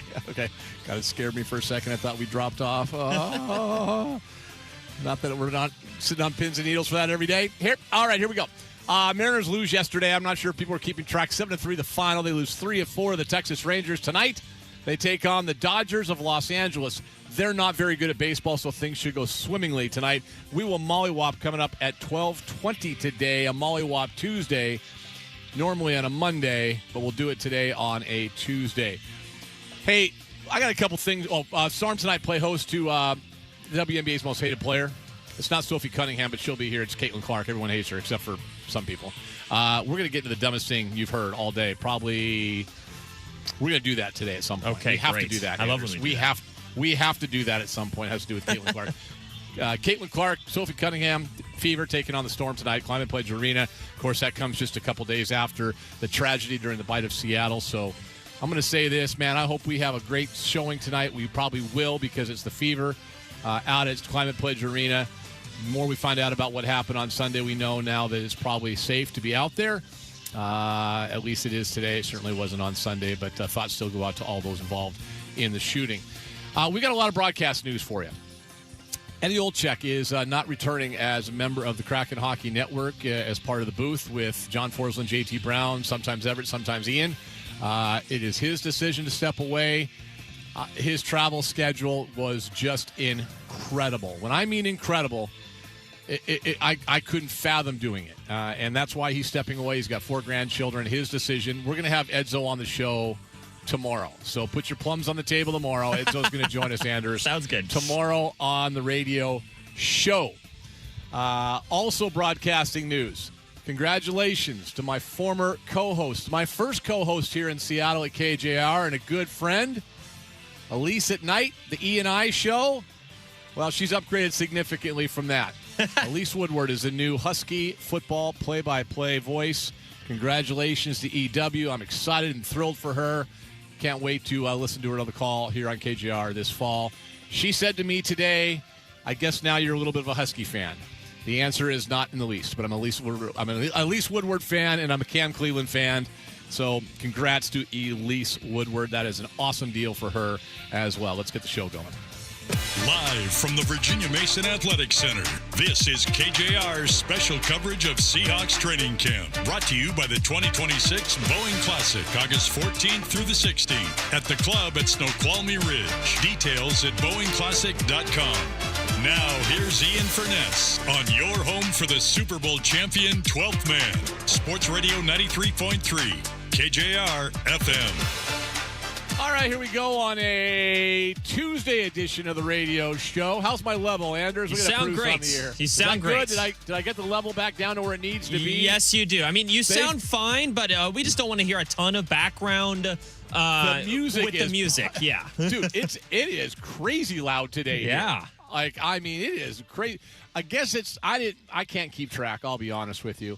Of who's here and who's not here. I guess it's season ticket holders are here today. That's what I'm hearing. Nice. So season ticket holder day today out here at the Virginia Mason Athletic Center. So we got fans back here today. We didn't have anybody here yesterday. It was very quiet in the background. They still play music. They don't quite play the same level of music. They being Mike McDonald and his staff that Pete Carroll did. But it was today was it's a little louder. Got people cranked up. Fans are filing in, getting ready for practice. Kind of partly cloudy skies, a little breeze blowing in again, so it's not bad out here today. Yeah. We're expecting to hear from Anthony.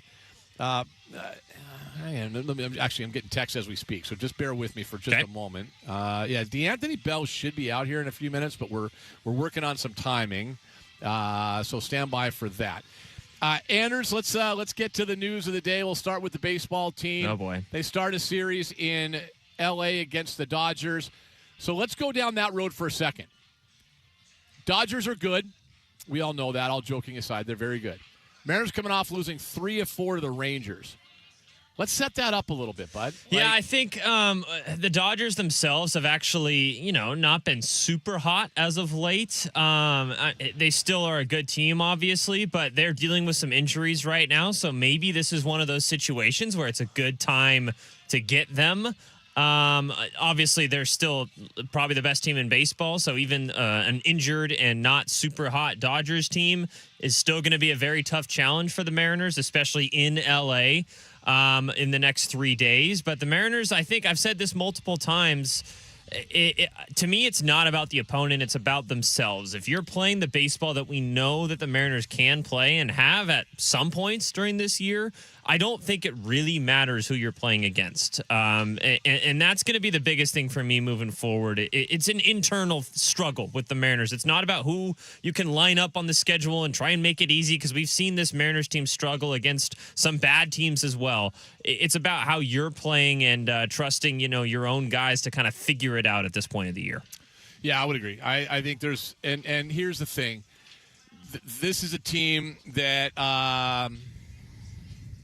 we're waiting on DeAnthony Bell. So this team is – oh, look at – hang on. I got – you're not DeAnthony Bell. Oh, Beat it. Ian's getting distracted, guys, at training camp. I am. Come here. I always got to get the annual – here we go. Look at this. I'll send it to you. Okay.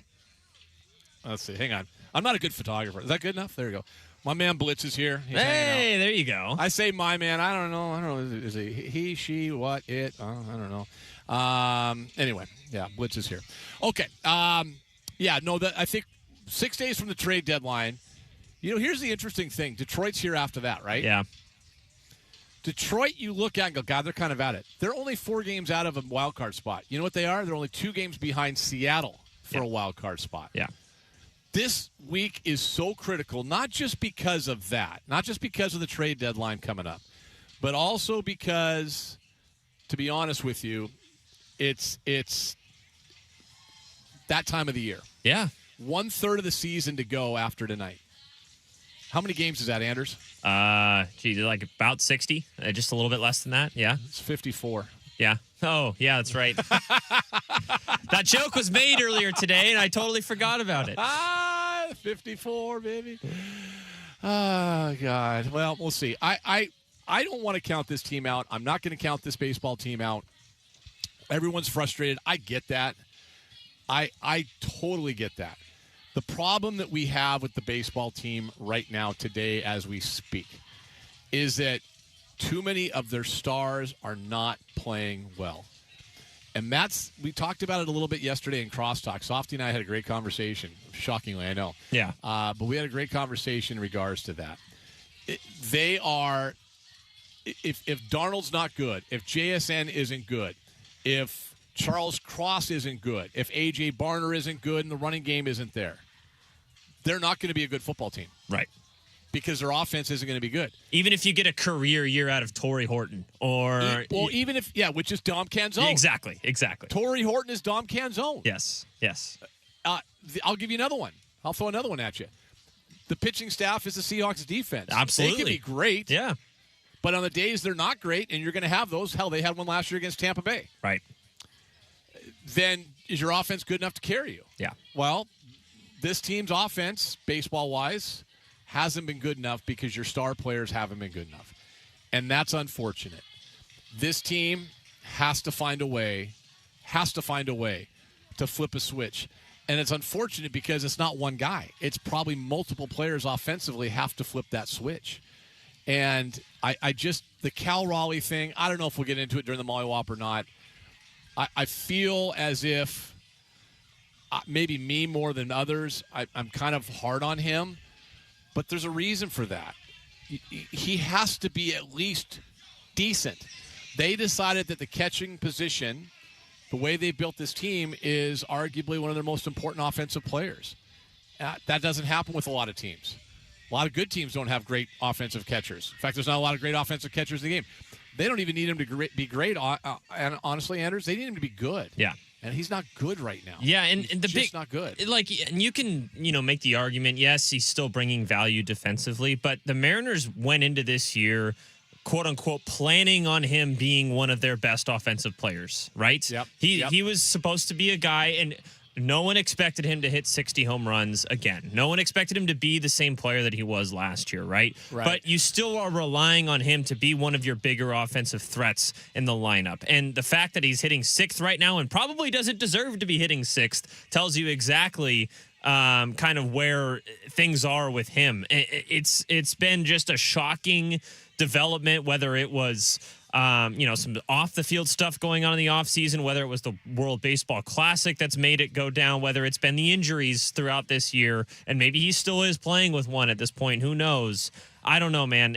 That's the biggest reason, and the Stars in general, but specifically Cal Raleigh, is the biggest reason why the Mariners are where they're at right now. Yeah, there's no doubt. The Naylor contract, we knew it wouldn't age well. It hasn't aged well, but it hasn't aged well in year one, which is even worse. Yeah. Trade deadline coming up. All things, this is a softy term, but I think it's good. Almost, I'm not going to say everything, but almost everything should be on the table.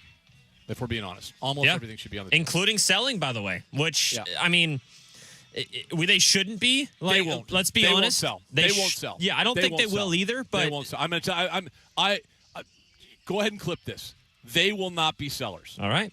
They will not be sellers next Monday. If that's the case, I'll bring that up we'll bring that up with the Molly Whoppers. Yeah. Because if this team is selling, then your issues are far bigger than you thought. Yes. I don't think they're selling. And to their credit, they've been aggressive at the trade deadline the last couple of years. All right, we'll take a break. We'll come back. We're going to mollywop on a Tuesday. Let's do that next. 93.3 KJR FM.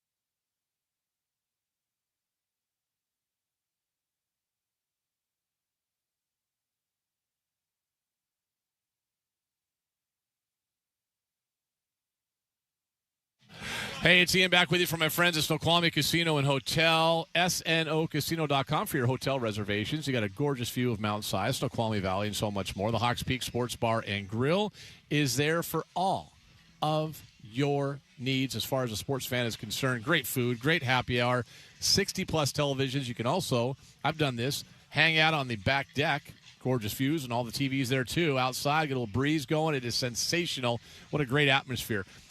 The sports book, 3 ways to wager. That includes the kiosk, the window, or what I like to do, use the app on my phone. It's free to download when you go to the Crescent Club at the Snoqualmie Casino. And new this year, you can wager as well on the local teams in college football. Washington and Washington State. Gonzaga in basketball as well. Come later on in the fall. That's right, a new law, so you can do that. If you're a Husky fan or a Cougar fan, you want to bet on your team, or like me, bet against them, because that way I win one way or the other. You can find out by doing that at the casino's sports book. Find out more by going to snocasino.com. Sales closest, Snoqualmie Casino and Hotel.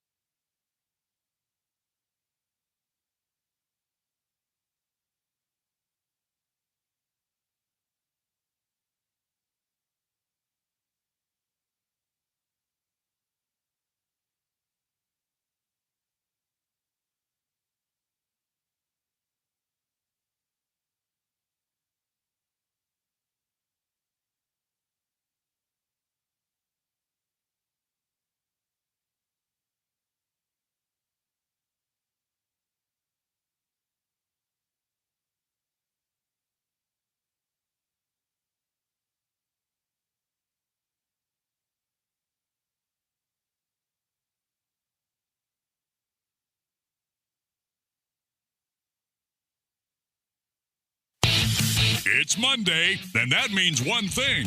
It's time to mollywop. Uncensored, unscripted, and filled with the passion that all Mariners fans can relate to. And brought to you by the company that's all about Seattle sports. Simply Seattle. Visit simplyseattle.com for the best Mariners gear. Now with the mollywop boys, Nathan Bishop and Chris Crawford. With My Oh Why, here's Ian Furness. All right, here we go. Mollywop Tuesday. On a Tuesday, usually a Monday, but this is so good yesterday. We're at Seahawks headquarters, by the way, here at the Virginia Mason Athletic Center. Practice coming up a little bit later on. We'll get a little baseball in because why wouldn't we?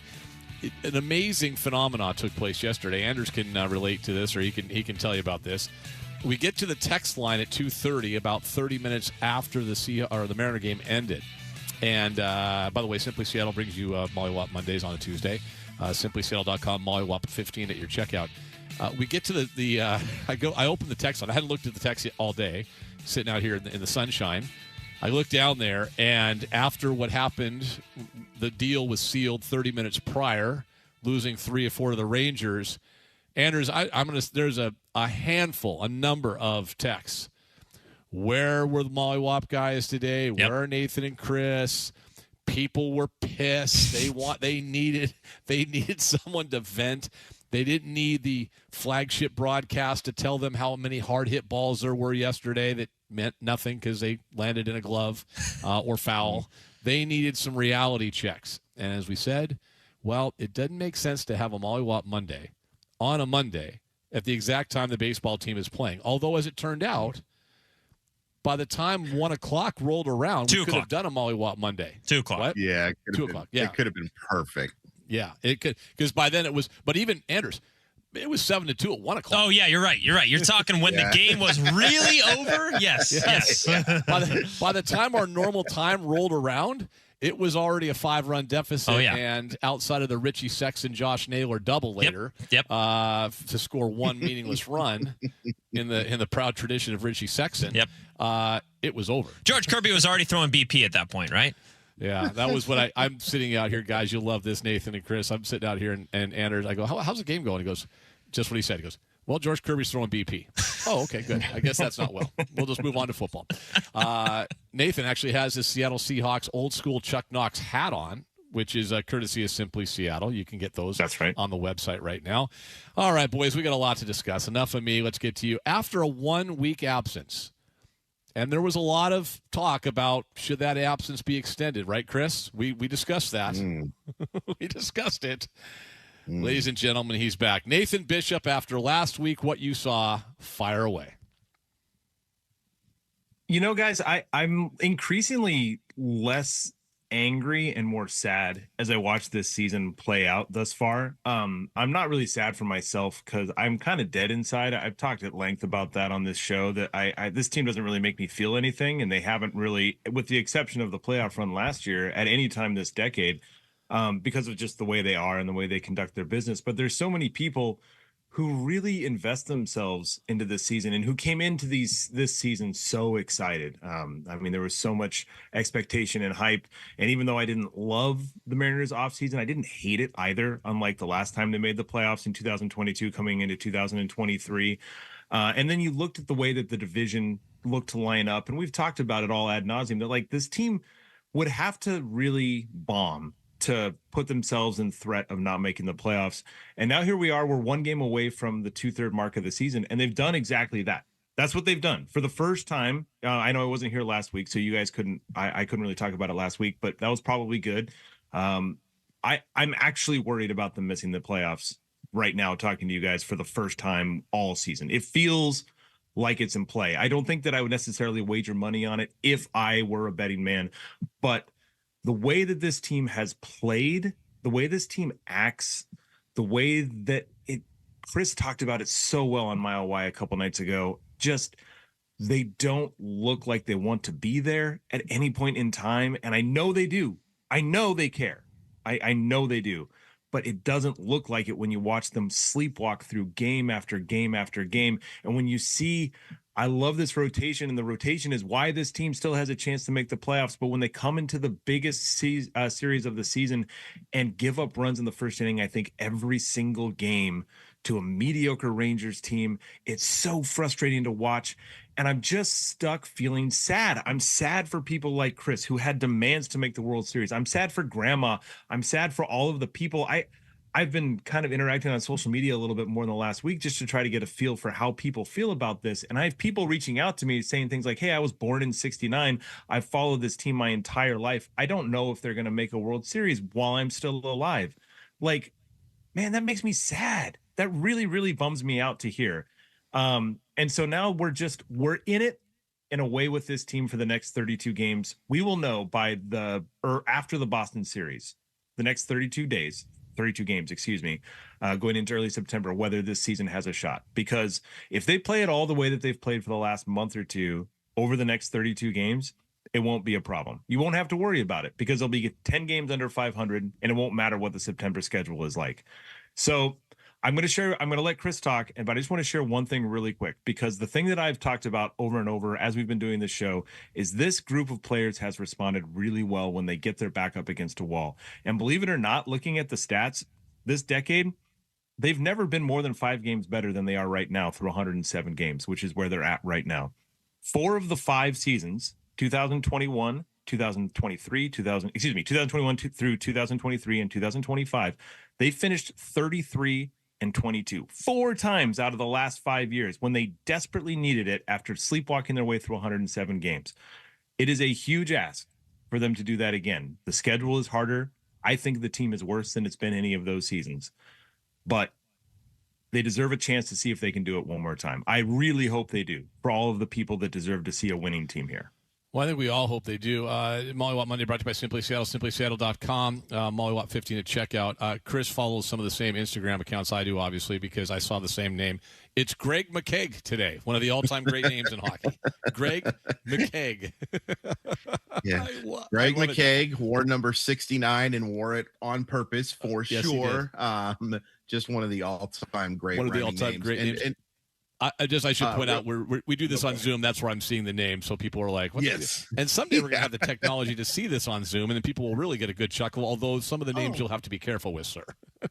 And then I'd have to wear a hat because I look like a 75-year-old man right now. So, but can I use? I want to use one line, Chris, to set you up if I could, because you used this on Mile Y on Friday, I think it was, and we all watched that episode and thought the same thing. I'll say the same thing Nathan said.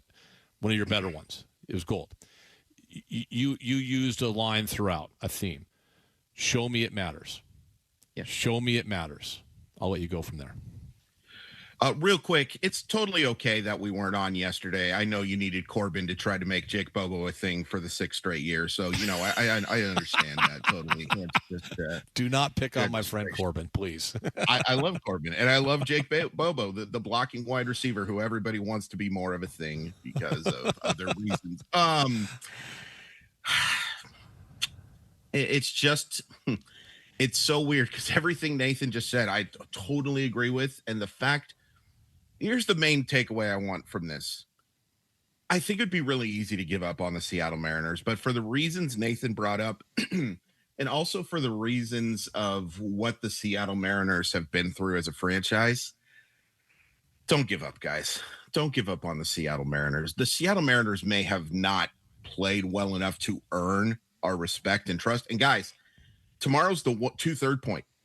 Tonight, is the 2/3 point. We will have 54. I know everyone loves that number. Games left in the season after tonight. That is exactly 1/3 of a season. Ian right now is just relaxing to that beautiful number. 54. 54 games. It's 1/3 of a season. You can't make that up. You can't. And you can't make up how crappy this baseball team has been for the overwhelming majority of the season. It's carried by an 8-game winning streak. I mean, carried by an 8-game winning streak. But don't give up because it's just no fun. It's no fun. And they may not have earned the right for us to have our attention and respect, but I've just been through it too much. I've been through too much in my life to say, it's just one of those years. They should sell. They're just not going to get to where they need to get to. I can't do that. I can't do that, and I won't do that. I probably will never do that again. If the Mariners were 11-97 at this point, I would still say maybe you got to go pick up some relievers to make this thing better. Like, I can't give up. And I'm just asking fans, despite the fact that they don't seem to care as much as they should, to care about this, because it's just no fun when you don't. I listen. I agree with everything you said. Because it goes back to what Nate said a minute ago. It's this team has shown with the core group of guys they have. I don't want to say under the leadership they have. I would just say with the core group of guys that they have shown the ability to, at this time of the year, hit a switch. And in the second segment today, we'll talk about trade deadline. We'll get to that in a second. Let's get to something else, though, because I'm trying to figure out. We all, in the heart of our hearts, are hoping they do turn it around.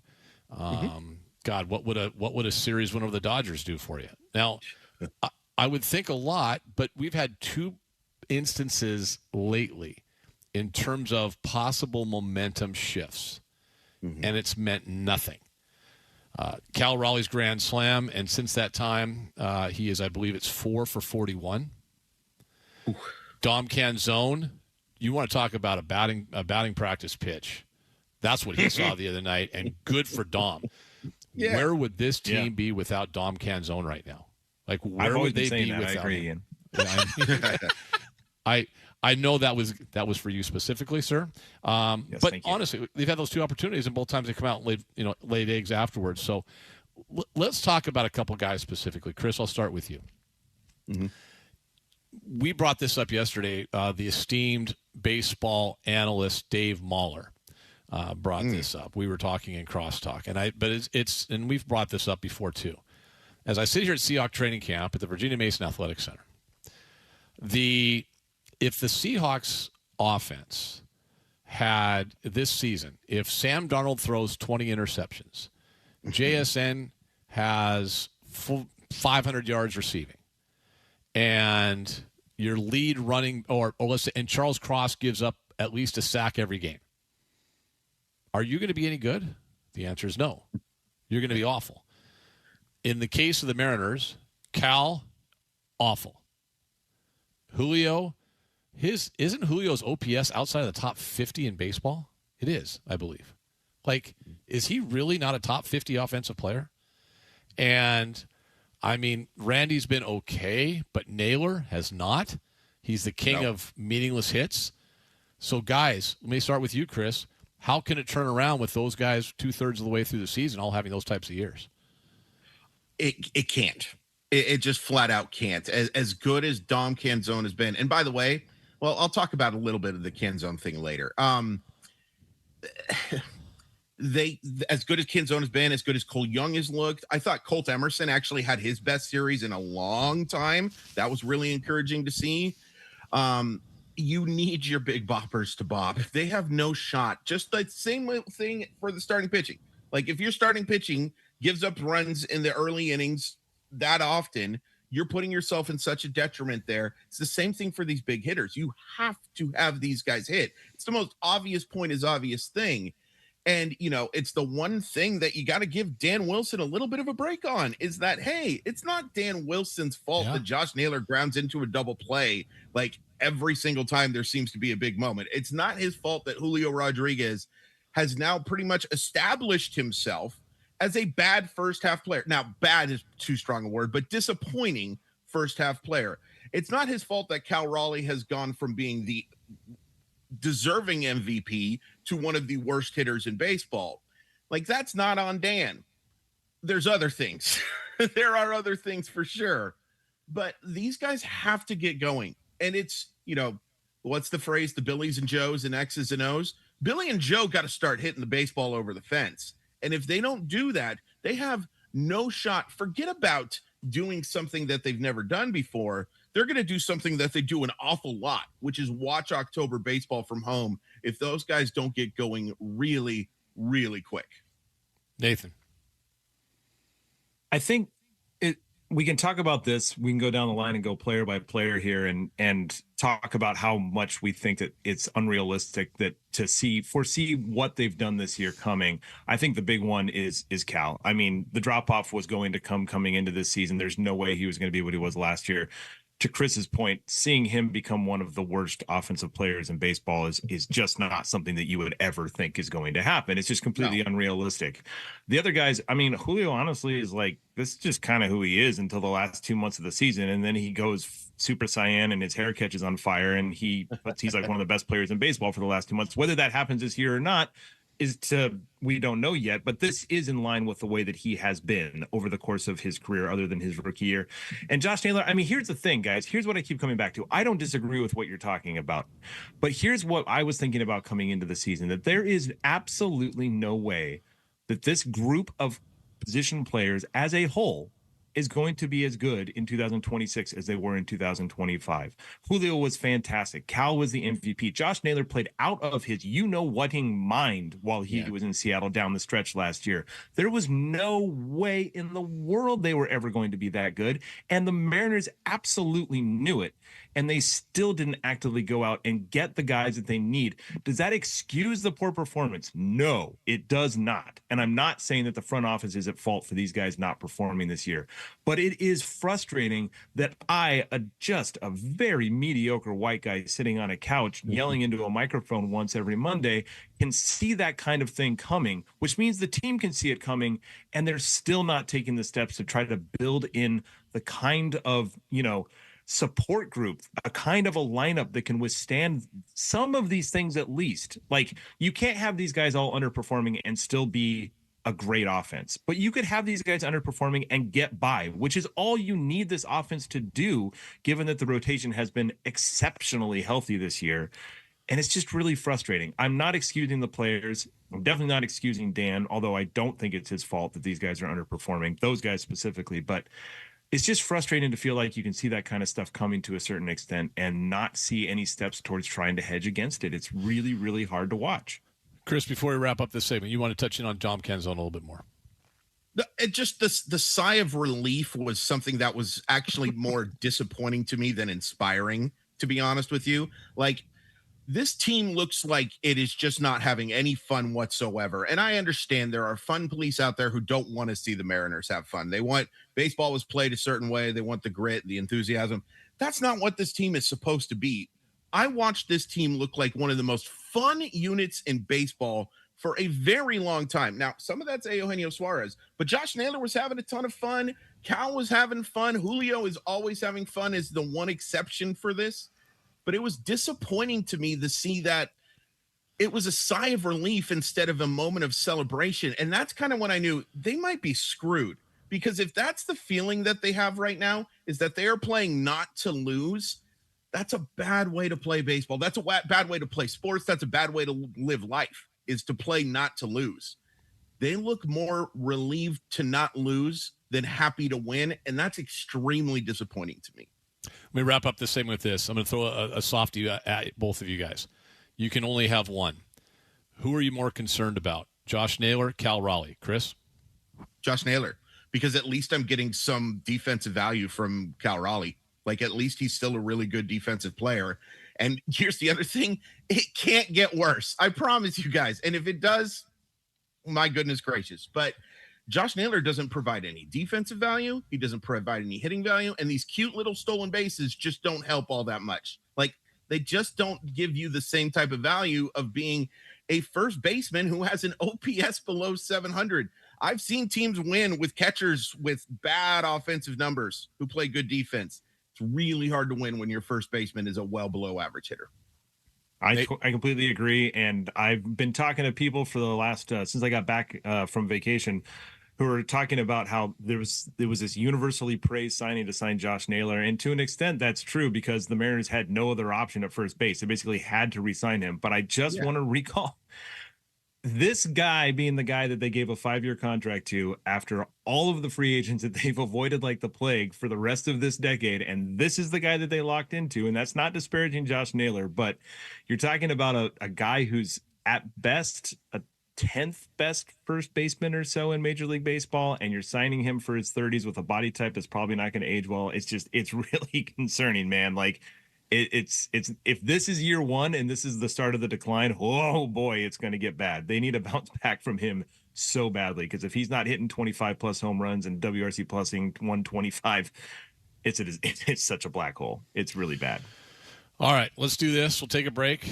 We'll come back and trade deadline. By the time we recommence and reconvene, we'll be looking at a trade deadline a week from yesterday, next Monday. Correct? Am I right on that? Is my calendar correct in that regard? We will do that coming up next. Molly Watt Monday continues. 93.3 KJR FM.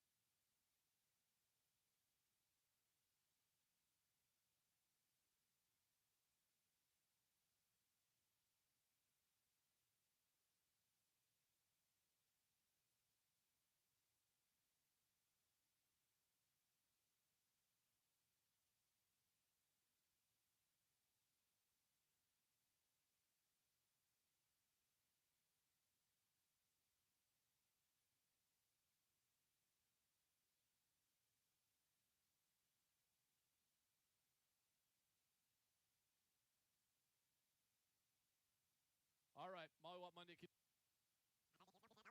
93.3 KJR FM.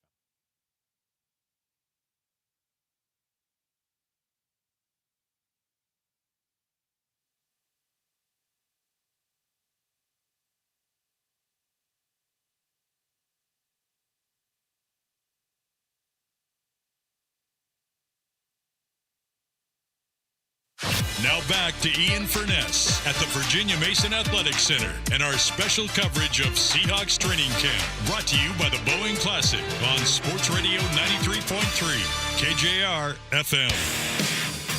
All right, All What Monday continues. Ian, Nathan, Chris, Anders is here as well. We are 6 days away from the trade deadline. They may make a move with a pitcher. A lot of names have been mentioned. Castillo, Hancock, maybe even Kirby. Who knows? If you could trade half a pitcher, you would trade Road Brian Wu because Road Brian Wu is awful. So you would do that as well. But we're not doing that. Let's go through it. Chris, trade deadline. Well, are we still thinking that it kind of depends on the next 6 games? I don't think so. I mean, kind of. If you just completely STB and get swept by the Dodgers and then have a bad series after that, then maybe you're considering not going after something. Now, if you somehow take 5 of 6 out of here, maybe it also changes your perspective a little bit. But I think you're still in the position where it's what your weaknesses are, and there's plenty of them, that you have to get a reliever, you have to get a right-handed bat, and you're probably looking at some depth pieces as well, because this bench has just not been very good. But I don't think so, because it's almost impossible to fall out of this thing. And that's not a compliment to the Mariners. It is an indictment of the American League. It is just such a crappy league that you're going to be in this. Even if things continue to unravel here, you're still going to have enough string that you feel like you can tie it together over those final 2 months. But yeah, I think that they're going to be. Here's the one thing I will give credit to the Mariners for. We can no longer say they don't go get the guy at the deadline. We Absolutely. Have seen over the last couple of years that they will go get that guy. What they do in the offseason, I think, is very much worth criticizing. But what they have done over these last couple of deadlines, they've earned a little bit of the benefit of the doubt. Having said that, if they don't do something, I will still hoot and holler. I will still scream about not making this team better, because it's just not acceptable. They still have everything in front of them in spite of how they played. But I think that those 6 days are important because of how close everything is. But I don't think, even if things go poorly, in fact, if things go poorly, it should motivate them more to make this team better. We'll see if that's what actually happens. Nathan. Yeah, you can't sell. There's just no way. There's absolutely no way that a front office that has been this established in here for this long, where this roster is supposed to be at in their contention window, with where they're lining up. There's 5 teams. It's a mild exaggeration. There's 5 teams that actually want to sell, that are actually out of the playoffs at this point in this year. Even if the Mariners were to lose all 6, I can make a good case that they're not going to be added to that list. To Chris's point, they have to go make this team better. And that's the only thing that I care about. Go make the team better. And to Chris's point, they do deserve credit. They've gone out and done that the last couple of years with Randy Arozarena, Josh Naylor, and Eugenio Suarez. Those are good pickups, and they've really helped the team. But my gosh, if they try to hedge, or if they try to do some cutesy little buying while selling nonsense, which they've tried in the past to do, and then they tell us, I will never forget the Abraham Toro trade and everybody getting all upset, and Jerry DiPoto telling us all to wait to see the fullness of their moves as they were going to come out, and they traded for Cameron Maybin and Zach Duke, and that was it. I'm not putting up with that crap this year. We are out of time. We're out of patience. It's the 11th year for this front office here.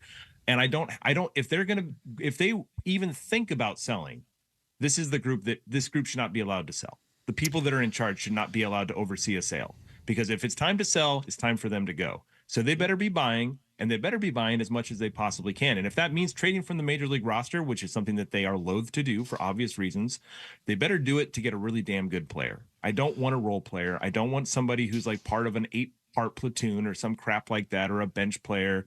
If they want to get a reliever, it better be friggin' Mason Miller. I want real additions to help this team go freaking win the World Series for the first time in franchise history. I don't have my expectations have not changed just because they've played like crap for two-thirds of the season.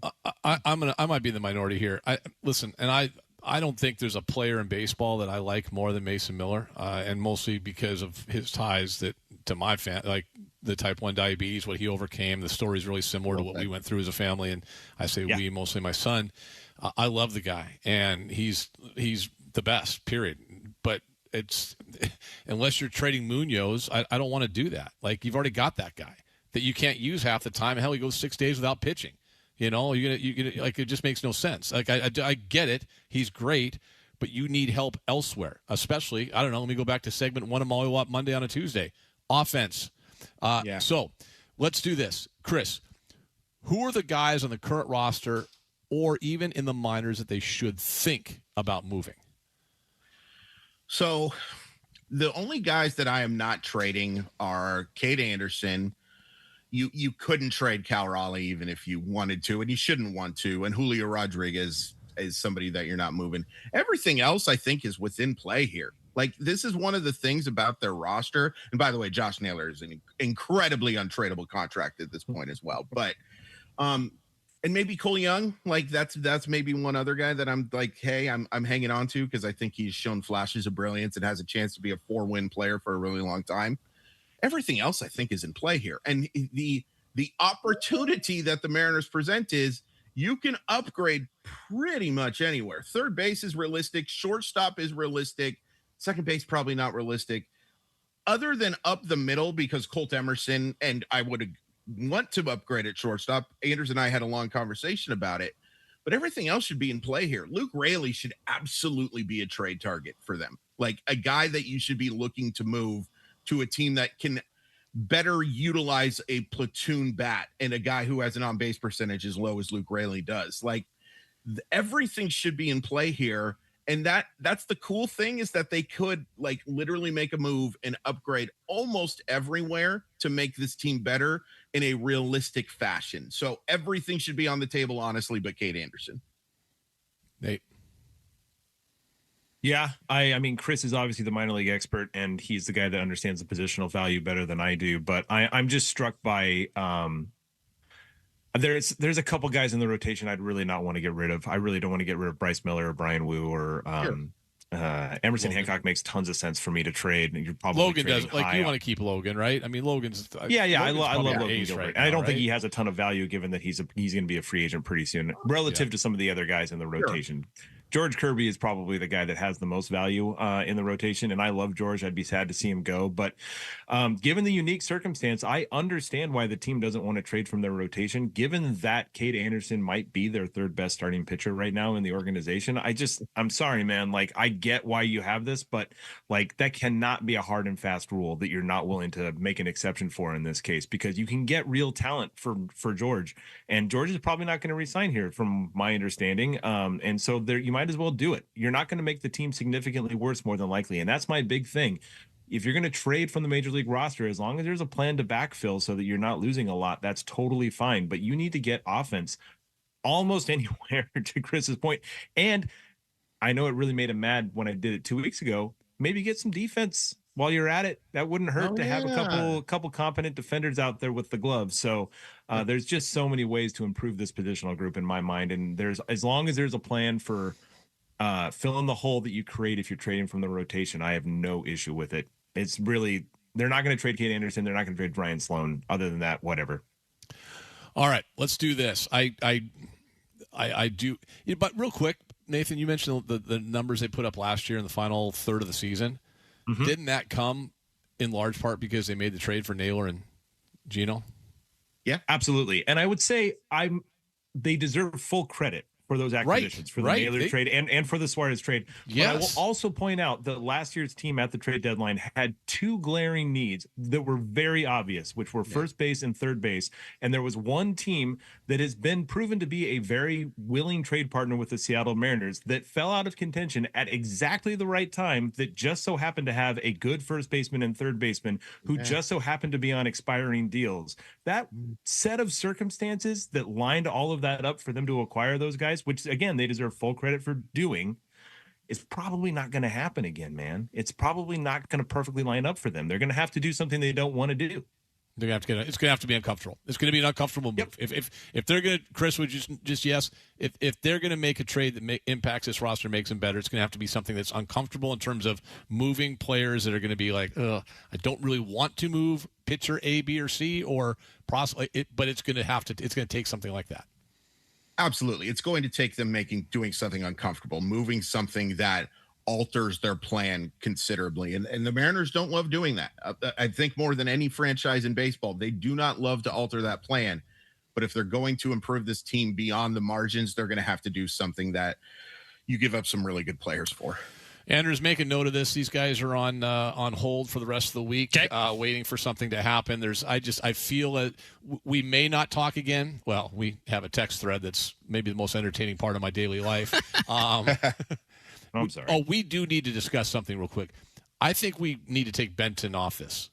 He's a Dodger fan. Yes. And the next 3 days could be insufferable. Yes. Somebody make the call there, please. I concur. That's fine with me. He's an 8. Let that jockey back for the week and just make a little switcheroo, because I know jockey will be on here. Yeah, I'm fully on board. It's good. Benton masquerading as a Mariner fan, deep down is Dodger blue bleeding through his veins. Can't wait for the next 3 games. He's going to be insufferable. So it's gentlemen. I thought you guys put up a good fight. I'm sorry. I thought the Mariners put up a good fight tonight. Oh, God, Mikey. All right, Chris, my OY. I'm looking forward to it tonight, one way or the other. It's going to be really good or really bad in terms of the outcome, so I can't wait. I appreciate everyone who's tuned into my fireside chats, because I haven't felt well enough to be in my office to record. My OY on YouTube. I really appreciate the support. And check out NBCSports.com/RotoWorld. Really appreciate it. Great job. Nathan, keep selling houses. The king of real estate in Kitsap and Mason counties over there. Away you go. Gentlemen, stand by. We could have an eventful week. And if we don't have an eventful week and we don't have an eventful next Monday, then it will be an eventful mollywop one way or the other. I can guarantee you that. All right, that's Nathan and Chris. Mollywop Monday brought to you by Simply Seattle, simplyseattle.com. Mollywop 15 at checkout for your discount on all the great gear they have there. We'll come back. Virginia Mason Athletic Center, we'll check in with Joe Sheen at 1:20, John Lund at 2 o'clock, 93.3 KJR FM.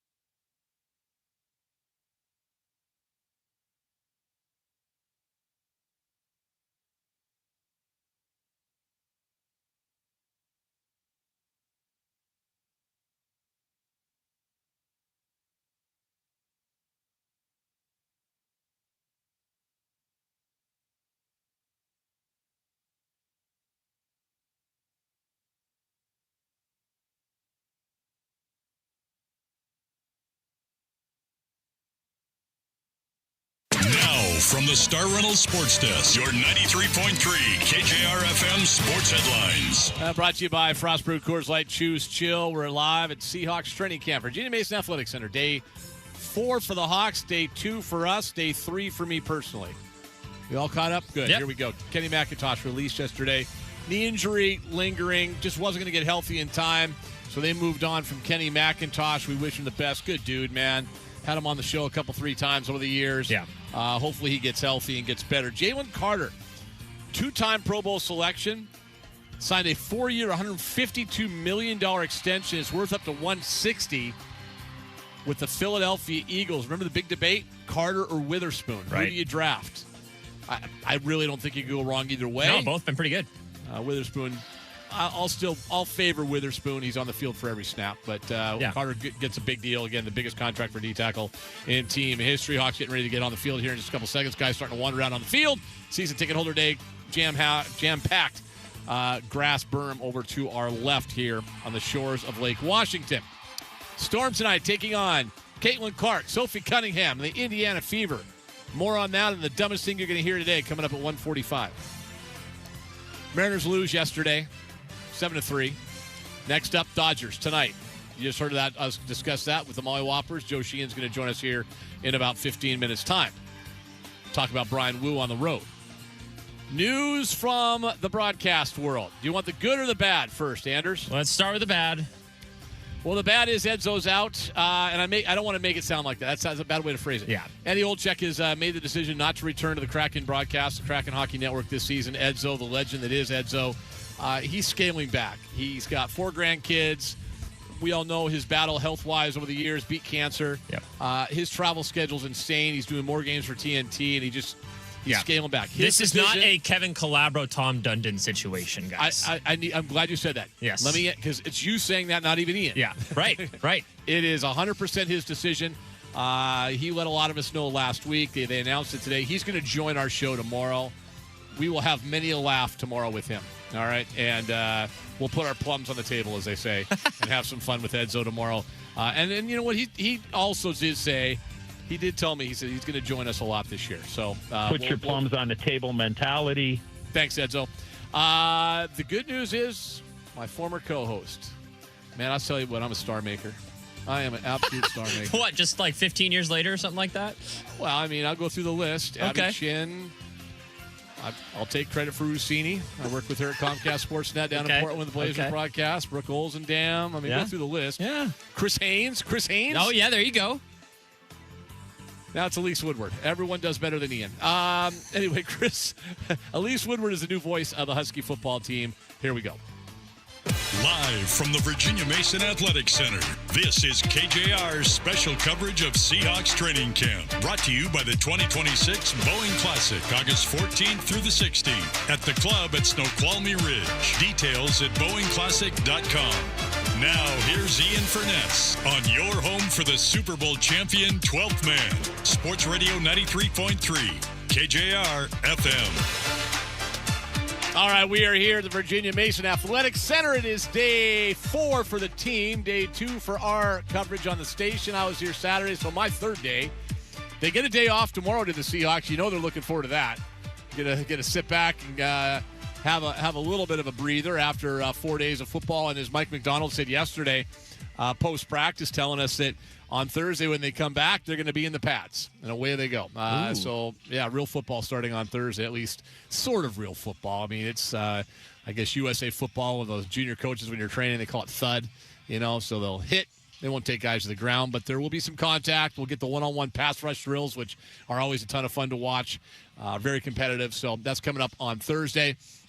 Today's looks like a normal, they're just kind of in shells type of thing, no pads, no shoulder pads or anything. So we'll keep an eye on what's going on out there. The practice is just, looks like a little later than normal. I can't keep track of the time. I thought it was 12:55. It looks like it's closer to 1:15. It'll start today, maybe even a little bit later than that. So there's offensive coordinator Brian Fleury walking onto the field. Easy to spot. Tall, thin dude, beard, no hair. Looks like a tight ends coach. Now he's an offensive coordinator. He's walking out there with Mike McDonald as they get ready for this practice. Mike McDonald, effusive in his praise, by the way, yesterday for for Fleury, talking about he's learned things from him already, which I thought was kind of an interesting, cool thing. Yeah. McDonald's such a sponge and is just such a savant. Like a lot of times you bring a new OC in and it's going to be, here's how we're doing things 1,000%. And Mike McDonald talked about it yesterday. He just said, hey, this guy's coming in with fresh ideas. What I'm learning from him is fantastic and vice versa. And they really like some of the things he does. And he said, I like the little things that he coaches, the little things. And we'll see what that means during the course of the season. And at some point, we'll probably get Hugh Millen on the show. Probably, maybe, I don't know if we can find him tomorrow. Maybe we'll find Hugh on the show tomorrow or later on this week. We'll see what those little things mean. But, yeah, kind of cool. I was just thinking, too, when he was talking about it yesterday, 3 offensive coordinators in 3 years. But the first one was not – they can deny it all they want. Remember the little acrimonious exchange with some of the reporters, including Greg Bell and others, with Schneider and McDonald after the first year when they let Ryan Grubb go. And they said, well, it was a year hire. McDonald says, I was 100% my hire. No, it wasn't. Yeah. Ryan Grubb is 100% John Schneider's hire. McDonald was hired late. It didn't work out. That happens. And you know what? Pete Carroll's first offensive coordinator got fired too. Although Pete went through offensive coordinators kind of like the Mariners go through hitting coaches. It's true. It's just like it's true. But Jeremy Bates was the first guy, and he was gone. Like, thanks for coming. Yeah. So, but yeah, I think in the case of Kubiak, the fact he got a head coaching job, that's pretty cool. That's pretty cool. That tells you that it was successful, right? So hopefully it's a similar path for Brian Fleury. The success was in the numbers. Yeah. In terms of having the best scoring offense that the team had ever had. And then the other success was the fact that another team decided this guy was ready to be a head coach. Right. That's a successful hire. So Brian Fleury walking out right now. Most of the players slowly making their way out of the field. So is that the biggest question mark you think for this team? Because there's not really a lot of them going into this year. Obviously the running back position, but for me, I think I go to offensive coordinator because we did see how big of a difference a good offensive coordinator versus someone who doesn't have success at this level would look like. God, I think so. I hadn't thought of it in those terms, Anders. Yeah. And you know why I hadn't thought of it in those terms is because outside of that, coaching staff largely intact. Yep. Roster, at least the core, is intact. Now, you lose a couple guys, but really what they lost, lose Kobe Bryant. Yeah. Kind of a starter, kind of not. And they've got so much depth at that position. That's replaceable. Reek Woolen. They're fine at that position. They made a choice. Yeah, they made a choice to go with Job Jail, and throw him in there. So yeah, I maybe a new offensive coordinator, but it's the same system. Yeah. So, but yeah, he hasn't been a play caller. Right. That's probably the biggest thing. That's like you're in a new world in that regard because before it was. Yeah, Kubiak had experience in that regard. So, yeah, I think that's probably it. Yeah, and I'm not saying it will be a failure or anything like that. I trust the Seahawks hiring process, but you got to admit it's a question mark because you just don't know. Every team has it, right? Every team has a question mark. Every team has something they're wondering about. Yeah, that's probably it. It's a good call. All right, we got, by the way, we're going to have we're not going to do daily power play today because we're going to wait tomorrow. We told you Edzo's taking off. Edzo will be on tomorrow. I know you're looking forward to that. I can't wait. Can't wait. I'm sad, man. I'll be honest with you. I'm sad. I loved working with the guy. Hey, maybe we should get him on a little weekly. We'll see what we can do. Yeah. We'll see what we can do. Yeah, we'll see what we can do. We'll see how freely he speaks. Yes, exactly. Actually, you know what? I don't think it mattered before. No, it didn't.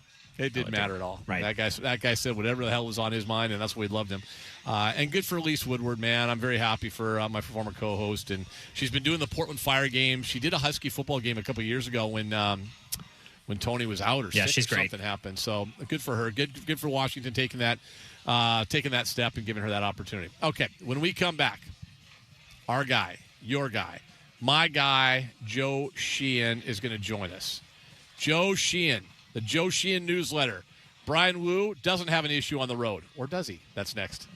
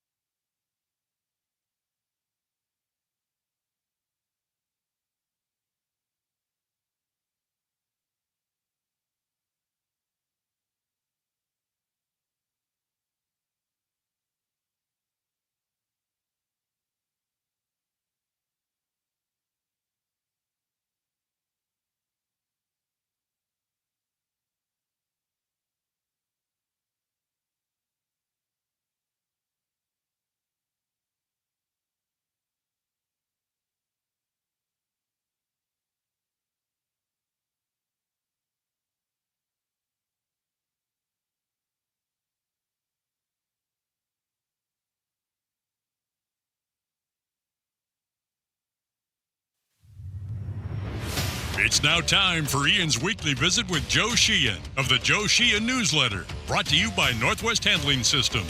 From forklifts to pallet racks, conveyors to loading dock equipment, we sell, rent, and service all your warehousing needs. Request a quote today at nwhs.com or give us a call at 425-255-0500. Now here's Ian with our weekly baseball fix from Joe Sheehan. Joe Sheehan newsletter, joesheehan.com. Baseball fans, talking to you, Mariner fans. Go subscribe right now. We'll tell you how to do so at the end of the show. All brought to you by Northwest Handling Systems. Joe Sheehan, hello. I say hello from the training camp, Virginia Mason Athletic Center, the shores of Lake Washington, for the defending Super Bowl champion Seattle Seahawks. Taking a break from football to talk to you, my friend. How are you? I'm good. I guess the city of Seattle's got to be pretty happy to have this distraction right now. Yes. It was not a good weekend, Joe. It was just not a good weekend. And we got trade deadline coming up in 6 days. We had losing 3 of 4 to the Rangers, falling even behind in the wild card race. And, oh, by the way, you might have heard of the team they started a 3-game series with tonight. They reside in Los Angeles.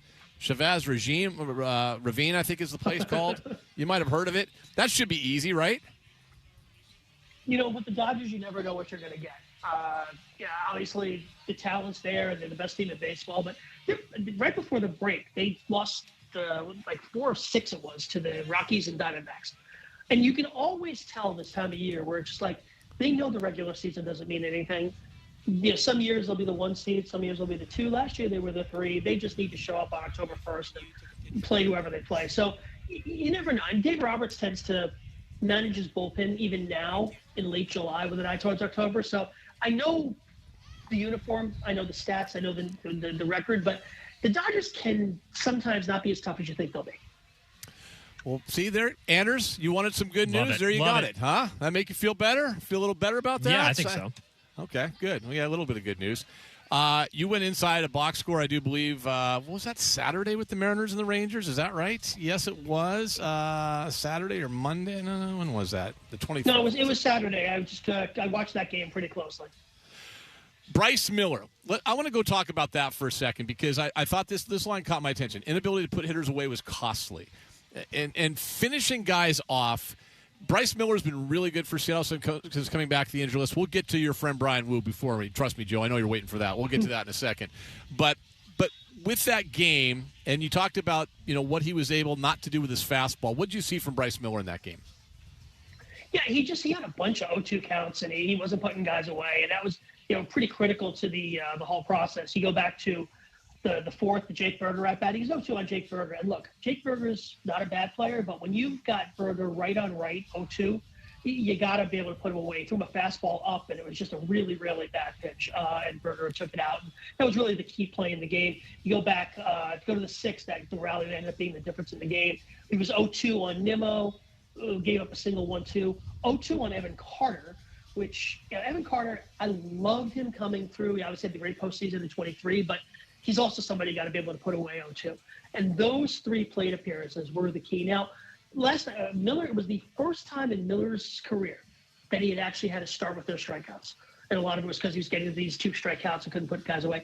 I didn't see anything that made me go, oh, my God, we've got a real problem here. It was just one of those nights and it happens. But that's something he has to work on. That can't be the case in future starts. And I don't think it will be. I think Miller will be fine going forward. But in a big series, in a big game last Friday, the Rangers just beat him in those 2 strikeouts.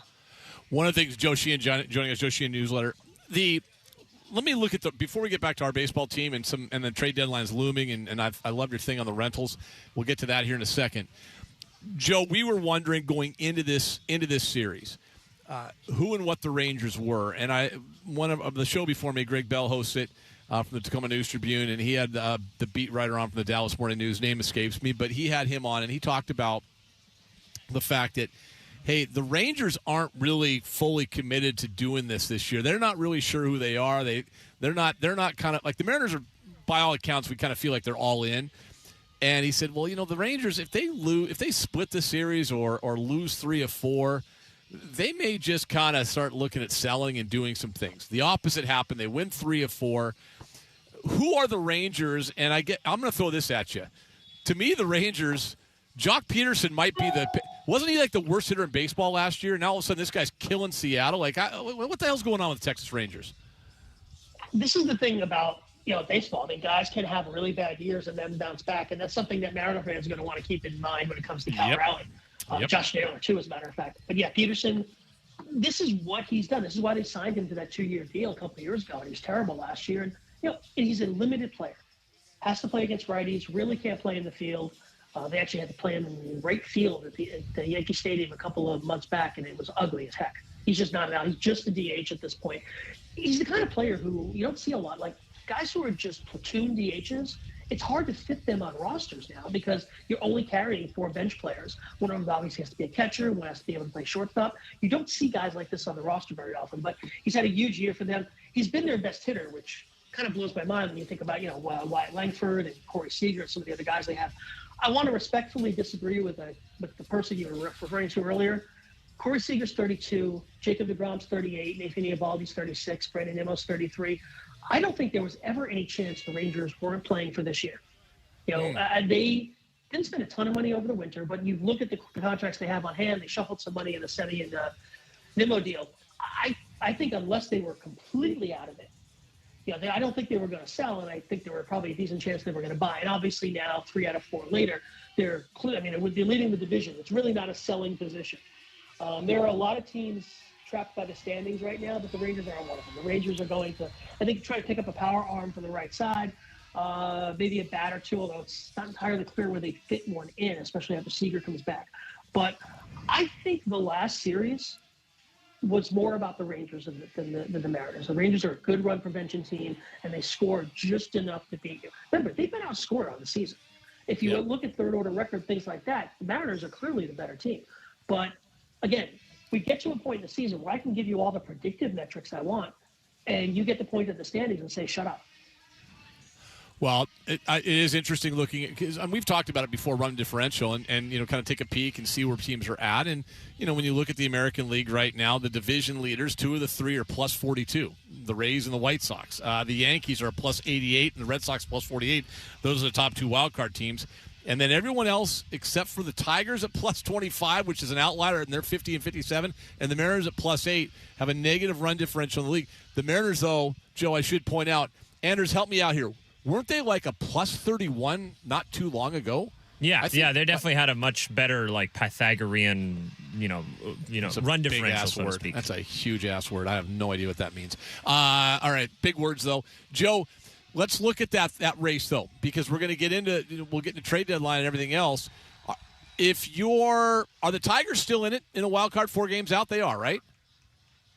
Again, I'm going to point to the underlying record, which indicates that they are like the 5th best team in the American League. I'm going to point to having Skubal. They've had bullpen issues that blew up a lot of games for them early on.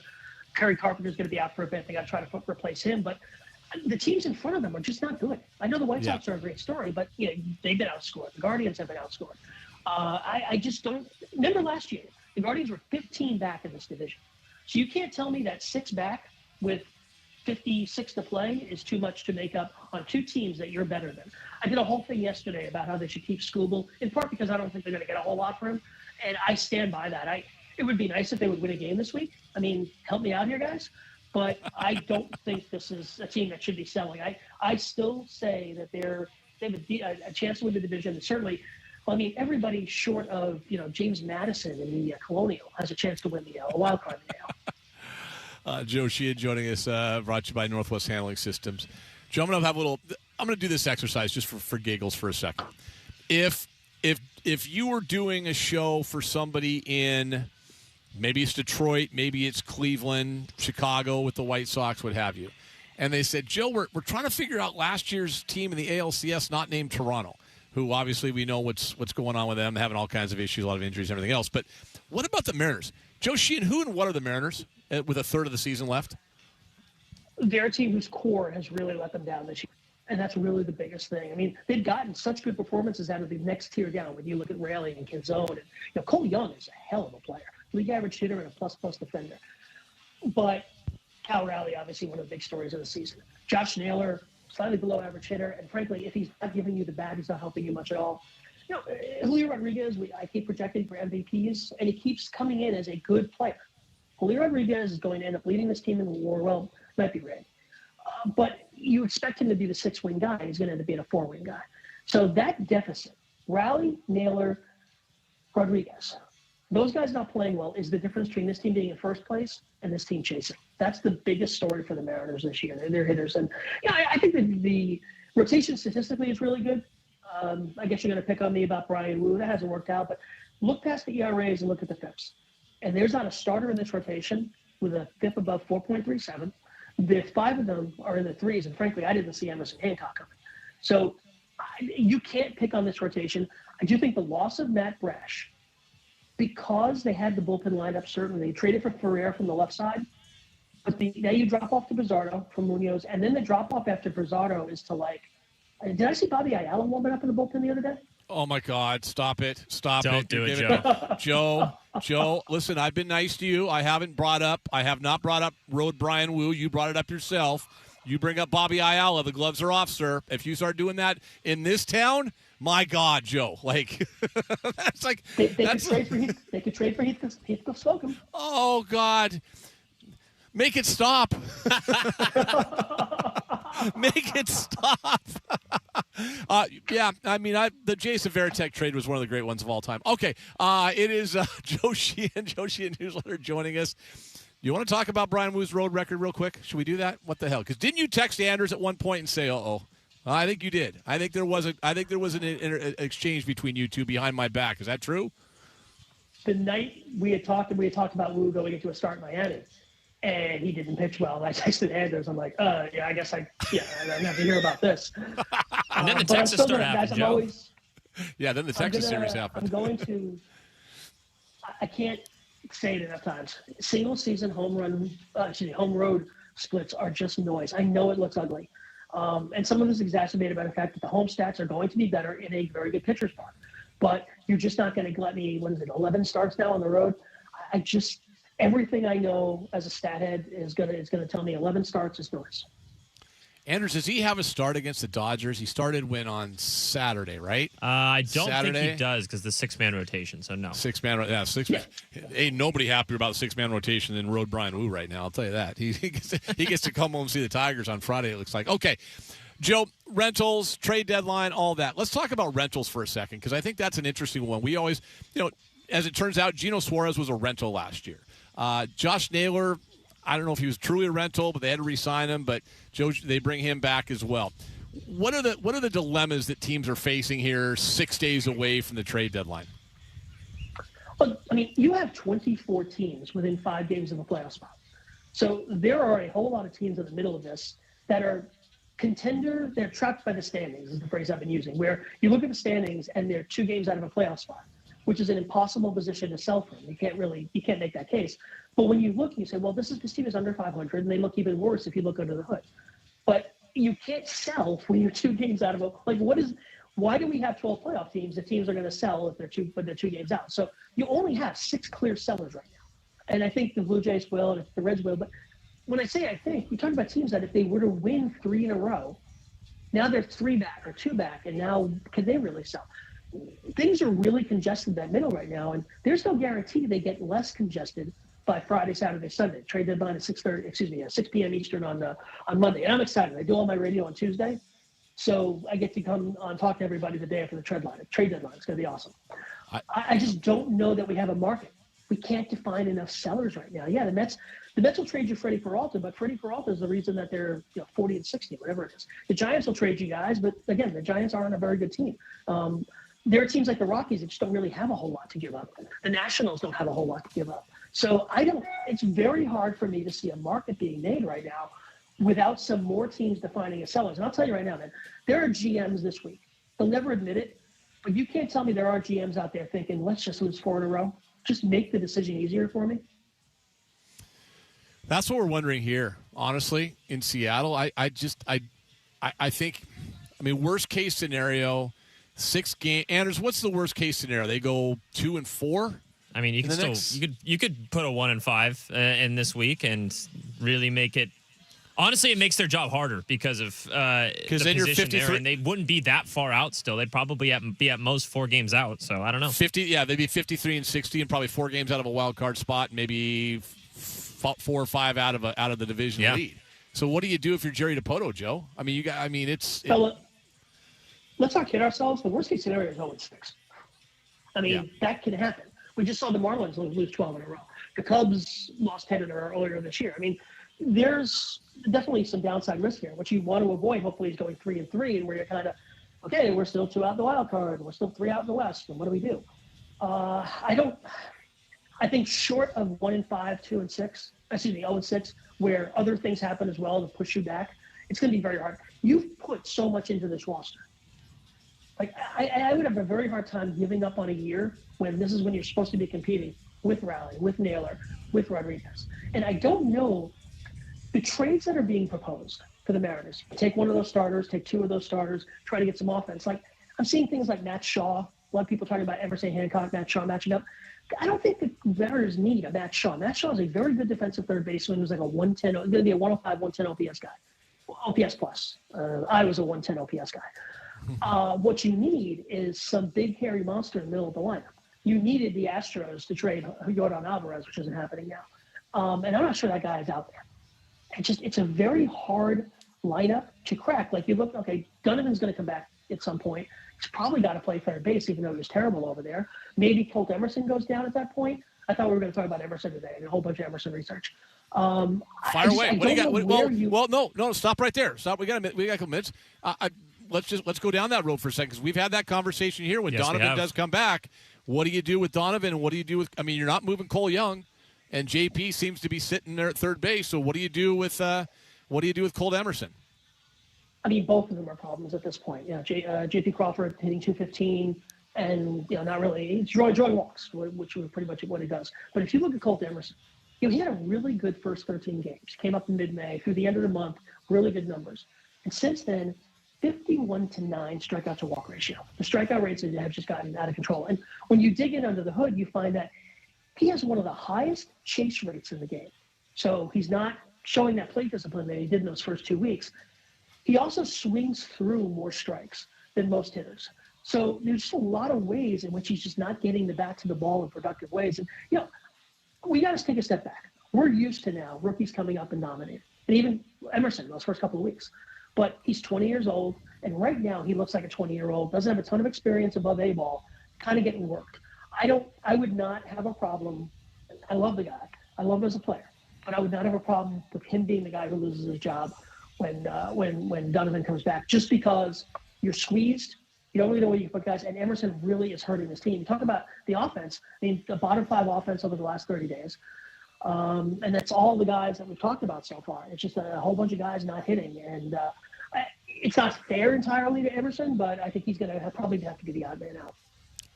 Can Donovan play a corner outfield spot 3 or 4 times a week? Well, I mean, I thought he could play third base 3 or 4 times a week, and that didn't work out. But he did play more outfield. That's the thing about when they traded for him in the third baseman. Like, he hadn't really played third base in the last 3 years. So I wasn't terribly surprised to see it didn't work out. But, yeah, you could stick him in a corner. I guess the problem is he doesn't, okay, so you're benching Luke Raley, you're benching Donovan. This is what I'm saying about the fit. You're not going to sit a Rosarena, you're not going to sit Rodriguez. So now you've got Canzone, Donovan, and Raley for right field and DH. Roster just doesn't. I think fit is the word you use. I think it doesn't fit. It fits fine if Cal Rowley's a 120 OPS plus guy, and Josh Naylor's a 120 OPS plus guy, and Julio Rodriguez is a 120 OPS plus guy. But now you can't take any of those guys out of the lineup. So now you're kind of, okay, well, where do we put another bat? I think it's an incredibly complicated puzzle for Jerry to figure out. He's had a history. Castillo, Rosarena, Naylor, he's got a history of going out and making the move at the trade deadline. I just don't know what the move is with this team right now. Save that, Anders. I think that sums up very, very well. Yep. Tell people about the Joe Sheehan newsletter, my friend. I'm going to tell you something. Sign up today, and you're going to get an absolute ton of content over the next 3 weeks. You got obviously the trade deadline coverage. Monday's deadline itself. Right after that, immediately after that, I go into the third previews, which are technically fourth quarter previews now. I cover every single team, deadline stuff, looking ahead stuff. It's a chance for me to cover those teams that we're going to be leaving behind, right? Not going to be a whole lot of Mets and Giants and Royals coverage in the last 8 weeks of the season. So I get to everybody in the third previews. It's one of the most popular things I do. So sign up today. Get the deadline stuff, get the thirds. Go to joesheehan.com. There's excerpts up there. I'm going to post some free stuff this week as we head into the deadline. There's also a page, 2025 archive pieces. A lot of business side stuff on the A's to Vegas, on labor. Stuff's going to be relevant as we go into 2027. So please check it out, joesheehan.com. JoeSheehan.com, guys. Baseball fans, go get that right now. Get that subscription this week, heading into the trade deadline next week. We will talk to you post-deadline next Tuesday. Thank you, Joe. Joe Sheehan joining us here. We'll take a quick break, come back. Dumbest thing you're going to hear today. It actually happened a couple days ago, but it's still relevant, especially with tonight's WNBA game here in town. We'll do that next.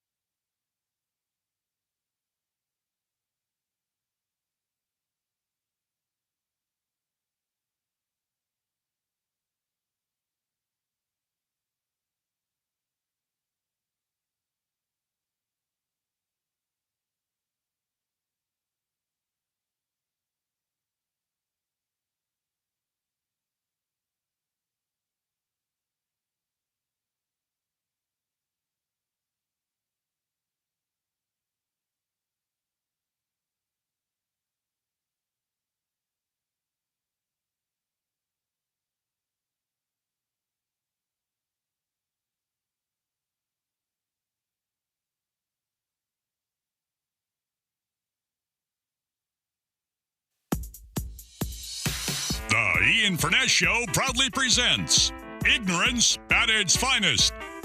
Until Softy hits the air. A special part of your day where intelligence takes the segment off. If it sounds stupid, it probably is. Ladies and gentlemen, the dumbest thing you'll hear today. A real no-brainer. All right. I'm just going to state the obvious here. It was not a very good week last week for ESPN. I think that's safe to say. Yeah, Anders, really. Yeah, it's not a great week for them in any way, shape, or form. So this was the latest little thing from ESPN that was quite sensational. All-Star Weekend for the WNBA was last weekend. And for whatever reason, this league just, I want to say, not only can they not get out of their own way, this league likes to eat its own like nothing I've ever seen. And at the top of the list is the Caitlin Clark hate. Now, we know it comes from a lot of the players. I think it's pretty simple. I'll use one word, it'd be jealousy. There's other things involved here, but we're not going to get into that here on the sports radio I think station that's the today. overwhelming emotion is jealousy, yes. I had jealousy, yeah. And then looking for other reasons to not like her as opposed to other things. But post All-Star Weekend, ESPN analyst Monica McNutt, who also, remember, came under fire in the NBA Finals for saying some stupid stuff. She was on with Malika Andrews, and she talked about Caitlin Clark and what her responsibility is in all the criticism. But in totality, Monica, we don't often get to hear Caitlin Clark's perspective in quite this level of honesty. And this is an important conversation to continue to have with empathy for everybody involved. So listening to that, what was your reaction? I thought the choice, the word of being fearful of the conversation after a game that she alluded to was interesting, because oftentimes it seems, at least in the larger discourse, and not that there's not an emotional experience for Caitlin Clark, because I believe that it is, but it's the folks that are accused of doing something outside of the parameters of competition that are actually the ones that are fearful when you look at their social medias. This is what I will say. Caitlin Clark is 24. She is a shining star in the galaxy of the WNBA. But I do think as she continues to matriculate through this league, there's room for a little bit more accountability and self-awareness in terms of her role in the larger sisterhood, if she sees it that way, in the WNBA. But Malika, I agree with her 100%. It is certainly exhausting for all of us who really want to celebrate where this league is and the beautiful basketball that is being played, this larger discourse that can be very disappointing. So she is responsible for the choice of her words. Listen, even in a backhanded compliment, this woman criticizes, if we're being honest, the cash cow of the league. Yes, the superstar of the league, yes. And by no means is Caitlin Clark the only superstar or the only big name, but she's the biggest name. She's the biggest draw. It's really no. Asia Wilson is arguably over the last 3-4 years the best player in the league. What others have done, Breanna Stewart in her career, phenomenal. You go back in time, the older generation, Taurasi and Bird and others, certainly had their moments. Nobody has sold tickets, has drawn TV ratings like Caitlin Clark. Why is that? Well, we can point to certain things. Well, she's a white heterosexual woman in a league that doesn't, that has not a majority, but the majority of the players are black, and a lot of them are lesbians. And people maybe are turned off by that. If that's the case, then that's probably a you problem. You probably need to look in the mirror. But that's the reality.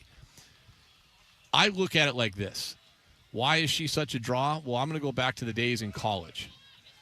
This young lady from Iowa was knocking down three-pointers from the flippin' logo, man. Like, she's doing Steph Curry things. Her ability to pass is massively underrated. Her finishing at the rim for someone her size is probably the best in the league. Angel Reese can't finish anywhere, and yet is jealous of this lady like nobody's business. But I digress. Why is Caitlin Clark the draw that she is? It's because of how she played the game at Iowa, and then she brought it to the WNBA. Stop blaming her. God is wrong with this league. Yeah. Like, stop it. And I just disagree so much with Dick Fan, because any publicity is good publicity. No, it's not. It's a turnoff right now. It's a turnoff. You're just turning people off and away from the league, and frankly, it's petty. It's juvenile. It's embarrassing. It's, in some ways, racist. It's a lot of things, and none of them are positive. The way she plays the game is incredible. It's absolutely incredible, and there is no way in hell that this league right now is flying on a charter plane and having the salaries that they have as of this year with the new collective bargaining agreement if Caitlin Clark never existed. There's just no way. Right. And like, they should be, it's the old, it's Jack Nicholson and A Few Good Men. You should be thanking me. Yeah. You should be thanking me. I'd rather you just say thank you and get on with your way. Exactly. I'm on the wall. You're not on the wall. Yeah. Yes. That's what it is. I'm just, I cannot understand it. I don't get it. And except for I kind of do. I think we can all look and see the deeper issues. Well, and I don't think a lot of the pushback on the Caitlin Clark stardom comes from everyone usually said, like, their one way of kind of countering that is saying that, oh, but there's other really good players in the A'ja Wilson point that you just put. No one's saying that Caitlin Clark's the best player in the league, but she's the most popular player in this league. She's the biggest draw. Exactly. So she's the biggest draw. Stop making that a conversation, because that doesn't matter. It's about embracing what makes your sport popular and making it better. And I think there can be some room for, I don't want to say a villain story, but rooting against. It's the LeBron James effect. Either you love LeBron James or you root against LeBron James. But there's no question that the NBA embraces LeBron James as one of its biggest stars, and puts it in the biggest moments, and it sometimes protects him with the whistle, with refereeing. And that just happens. That's the superstar whistle. We've seen it all the time. But the way that the entire league has just shut down anything that has to do with Caitlin Clark is just, it's mind-boggling to me. Why do you think, and I'll just say this, I'll wrap it up. Climate Pledge Arena is going to be full tonight. Yeah. The team that's the home team is the worst team in the WNBA. Ain't nobody going to watch them. Right. Ain't no one's going to watch them. That's not what they're doing. They're not watching them. They're going to watch her. Yeah. And probably to a certain extent, Sophie. Yeah. Right? I agree. Softy says Venue Kings has some good deals on tickets. Go check that out. We'll take a break. Come back. John Lund joins us. Why does Kyle Shanahan not use Apple iPlay? We'll find out next.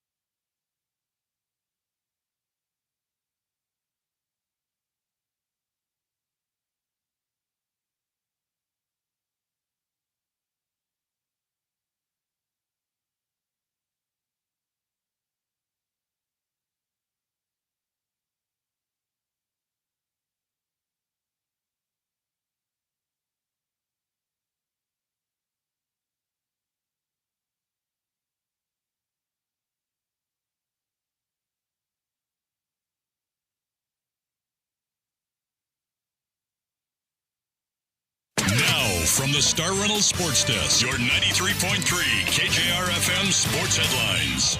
All right, we're live at Seahawks training camp. It is day 4 of camp. Our headlines are brought to you by Frost Brew Coors Light. Choose chill.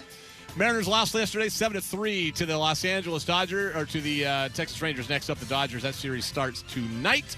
Jalen Carter signs the biggest contract in the history of defensive tackles in the NFL. Still waiting to hear on Devin Witherspoon and his contract status. Expecting that to happen any day now. Dodgers, by the way, Mariners tonight as well. Lee Woodward named the new voice of Husky football on play-by-play. Of course, we're the home for Husky football right here, 93.3 KJR FM.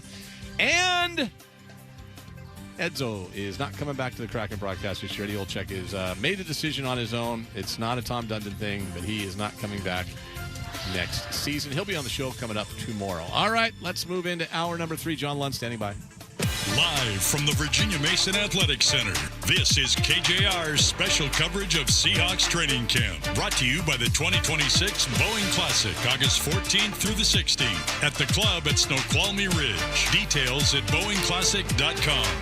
Now, here's Ian Furness on your home for the Super Bowl champion 12th man. Sports Radio 93.3, KJR FM.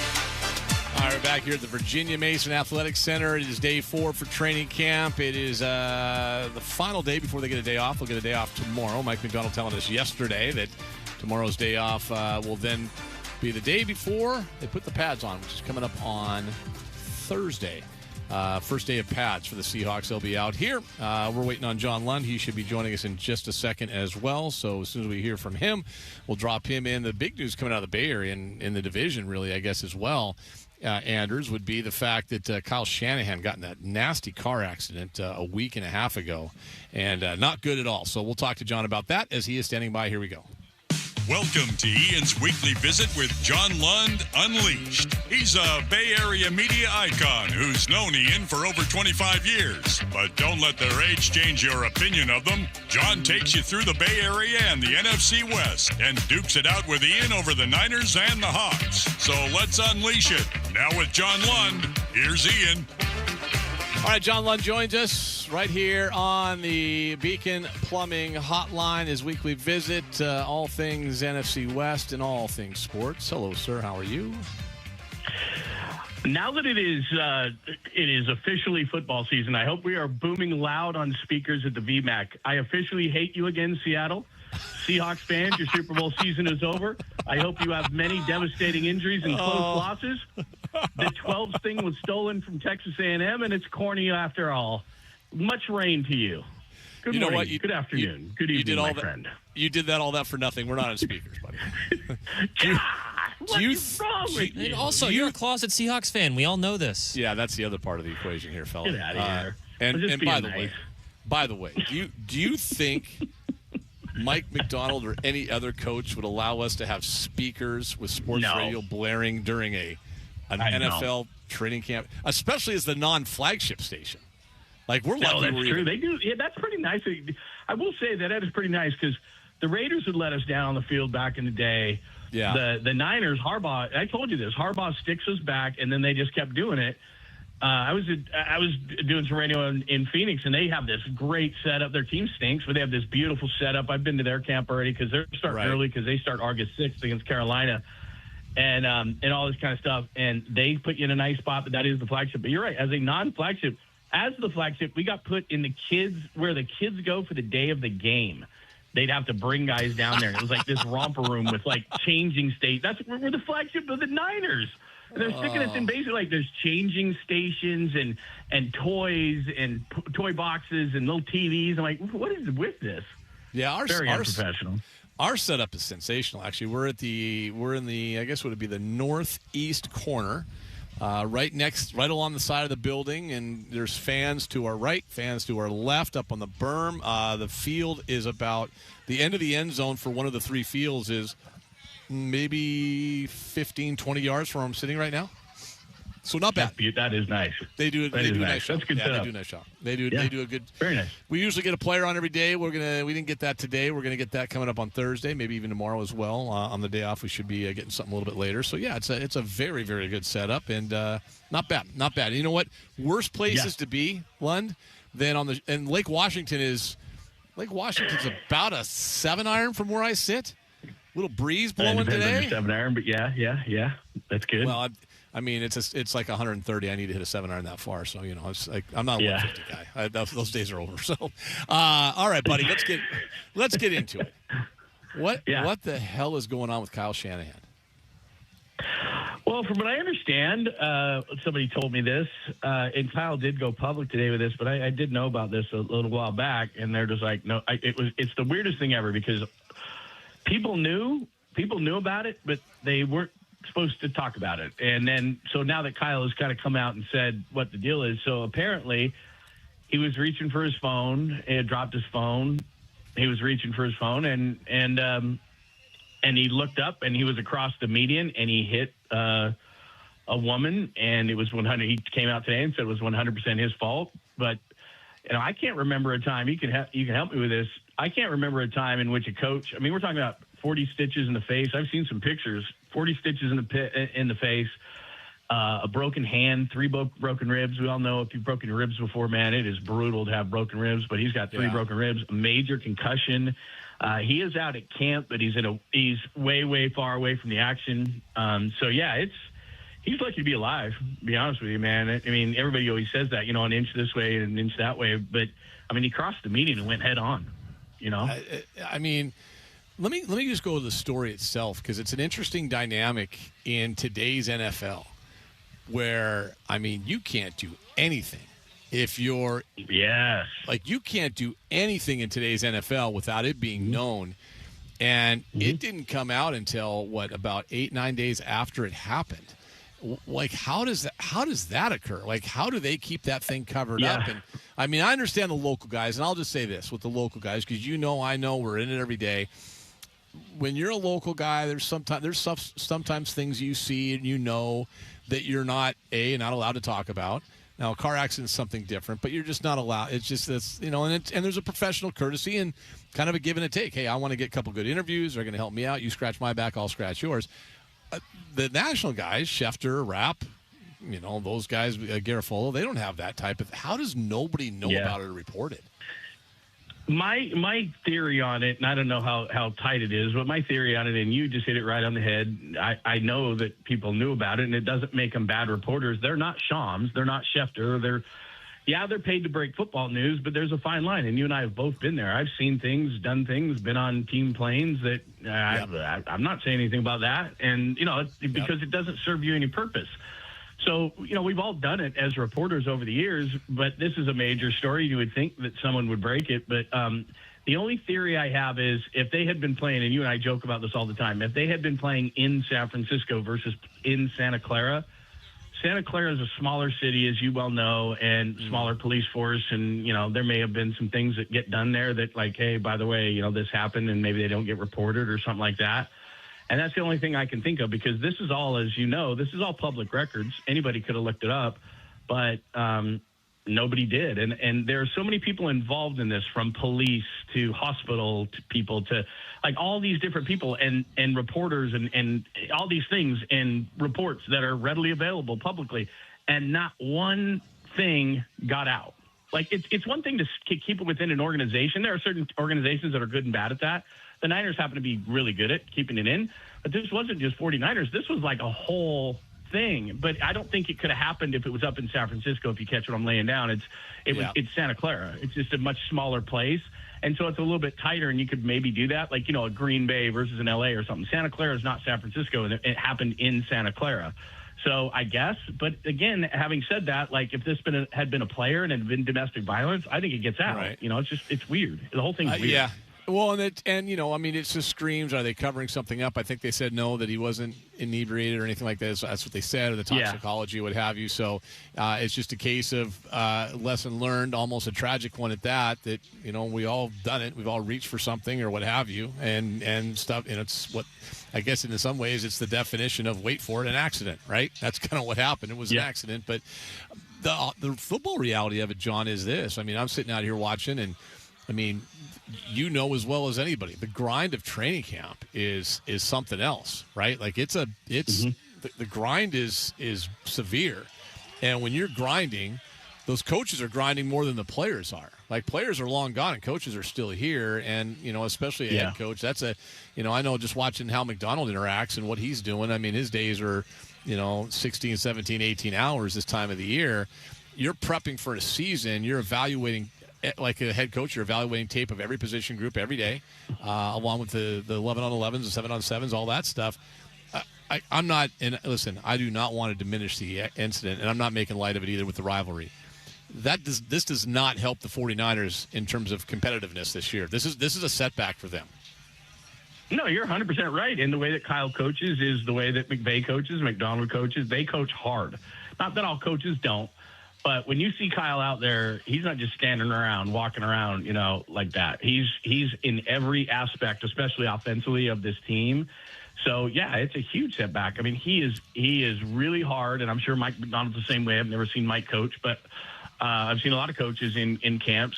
Kyle is intense, and especially on the offensive side where he's, he'll stop plays right in the middle. They'll have to run the same play 4 or 5 times to get to his satisfaction. He, as you could imagine, demands a lot out of his players, out of his coaches, out of every single rep. Do it again, do it again, do it again. Like you said, he's a caught sleeping kind of a guy that basically, and he's told us this, it's in his DNA. I mean, we all, his dad, Mike, all that. It's his whole life. Football's his whole life. And he tells his wife, and he famously has said this, and so is his wife, that, once camp starts, he tells him goodbye. Like, it's like, sorry, he's that guy, and like I said, I'm not downgrading any coach that isn't, but he's about as intense as it gets. So for him, like you said, to be missing this, and it's really mandated by the medical staff. They don't want him out there right now because it's, like you said, it's not a joke, man. And, he said he didn't lose consciousness or anything like that, but I've had a concussion. I'm sure you have. I mean, a lot of people out there listening, plus cracked ribs where you can't laugh, you can't sneeze. The hell if you sneeze. I mean, it's just, So, I mean, he's in some, I mean, dude, because I'm an idiot, I crack ribs skiing, and it's like, if you're going to sneeze, cough, laugh, it's like, it's bad. And so he's in some major pain, but the major part is the concussion. And as you know, it's hot out there. They're out there a long time, but it's also the grind of once you get inside and you're talking about things and you're evaluating players. I mean, this is the most intense time of the year, training camp. And for him to be missing it, you're right on point there, man. This is valuable time that he's missing, and it does not help. John Lund joining us. All right. I'm going to stay with the NFL for one more thing. I want to get to a little bit of NBA question for you in a second. Let's just stay in the NFL for a heartbeat for a moment.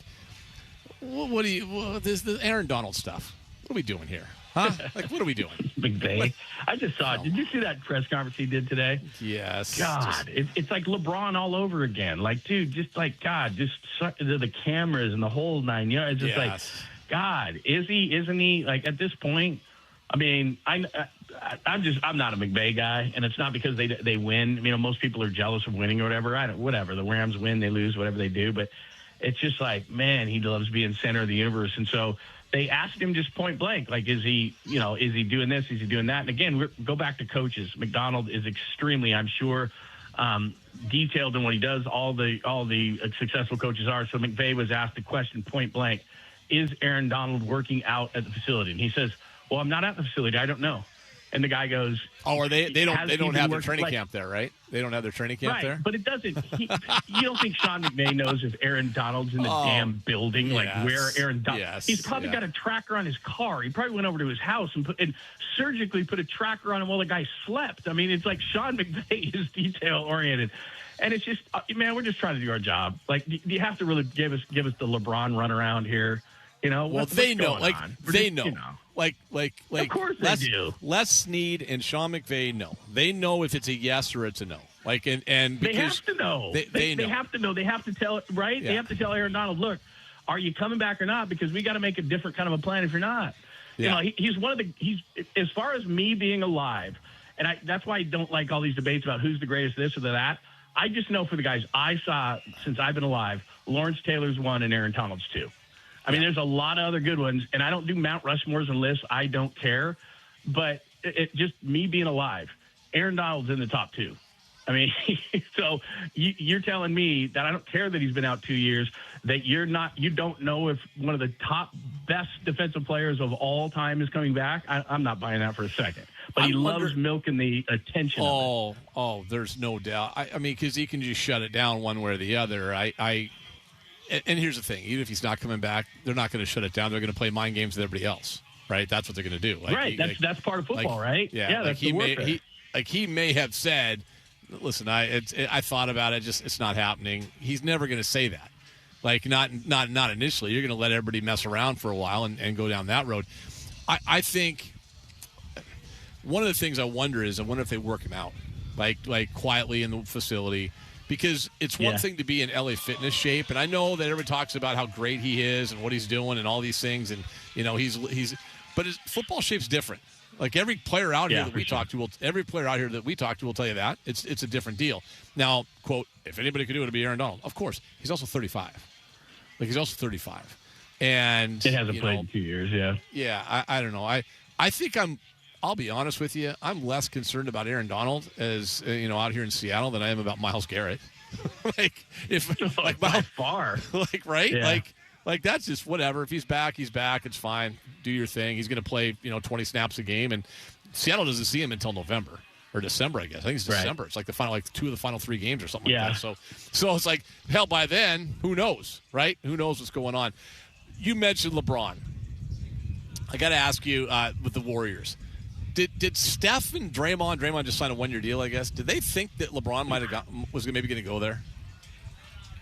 No, I mean, they know him well enough that I think they knew long before we did that he wasn't going to go there. Yeah. So, but that thank God Seattle's not in the NBA yet. I mean, it's just this whole thing with LeBron was so nauseating, just so nauseating. And I don't know how much people kept on it because it's not an NBA city. It will be shortly, but it's not. But it's like the guy got mad at the commissioner for publicly saying in New York last week that, hey, man, we just need an answer because you're holding up the schedule. And then he got upset because the commissioner said that. And so he delayed it another week. Yeah. I mean, this is the kind of garbage that we're dealing with. And there's no other sport that's like that. Right. And I don't know why. And look, I'll give LeBron a ton of credit because he's been in the spotlight since he's been 17. And maybe the worst thing he ever did was I'm taking my talents too when he did that with Jim Gray. That's his major transgression. I mean, he's annoying for the crown on his head and Taco Tuesday and all these other things that he does are annoying. Yeah. They're not illegal, and he hasn't done anything wrong. But there's just something about him. There's just something that is just I can't even put my finger, but it's just and it's just this generation of players, and it just seems like every other sport has it under control. And it's like these guys in the NBA, and especially LeBron leading the way, it's like I just don't feel about him that I do about all the other eras of players who are great players. He just does so many things that are just 1, 2, 3 me. And I get it. We're all a brand now. I understand all those things. But it is just like, come on, man. And I give it up to Barkley. It's like, you're going to Philly? Dude, you're like one of the best players of all time. He can do what he wants. You do you. But, man, that's just like, I mean, is that just the ultimate, like, and he's going to, by the way, he's going to live in New York and helicopter to Philadelphia. Yes. Wow. Yes. Yeah. Like, that's going to work well in Philly when they go through like a 3-game losing streak. That's going to work well. Well, it's like actually, that works out well here. We have a police chief that lives in Chicago, in Seattle. Like our police chief lives in Chicago and is gone almost all the time. And then we had a mass shooting, and he's mad at reporters for asking about why he lives in Chicago. So I'm sure Philly will handle it well, like you said, when they go through a 3-game losing streak. I mean, hey, imagine this. Because she's in town tonight. The Indiana Fever are in town tonight. Can you imagine if Caitlin Clark ever hit free agency? I don't know how that works in the league, but let's say Caitlin Clark gets to free agency, and she says, "Yeah, I'm not sure what I'm doing. I know we're a month into free agency. I may go back to Indiana. I may go to the New York Liberty. I may go to the Seattle Storm or the Golden State, whatever the hell they're called. I may do that, but I don't know. I'm gonna because here's the funny thing: she's the one that could hold a league hostage." Like she could. She's that good. Like I know Angel and company don't want to hear this, but the reality is, Caitlin Clark, the networks would wait until she saw it. Like they would be like, yeah, man, just you take your time, Caitlin. I know everybody else hates you, but you just take your time because she does move the needle.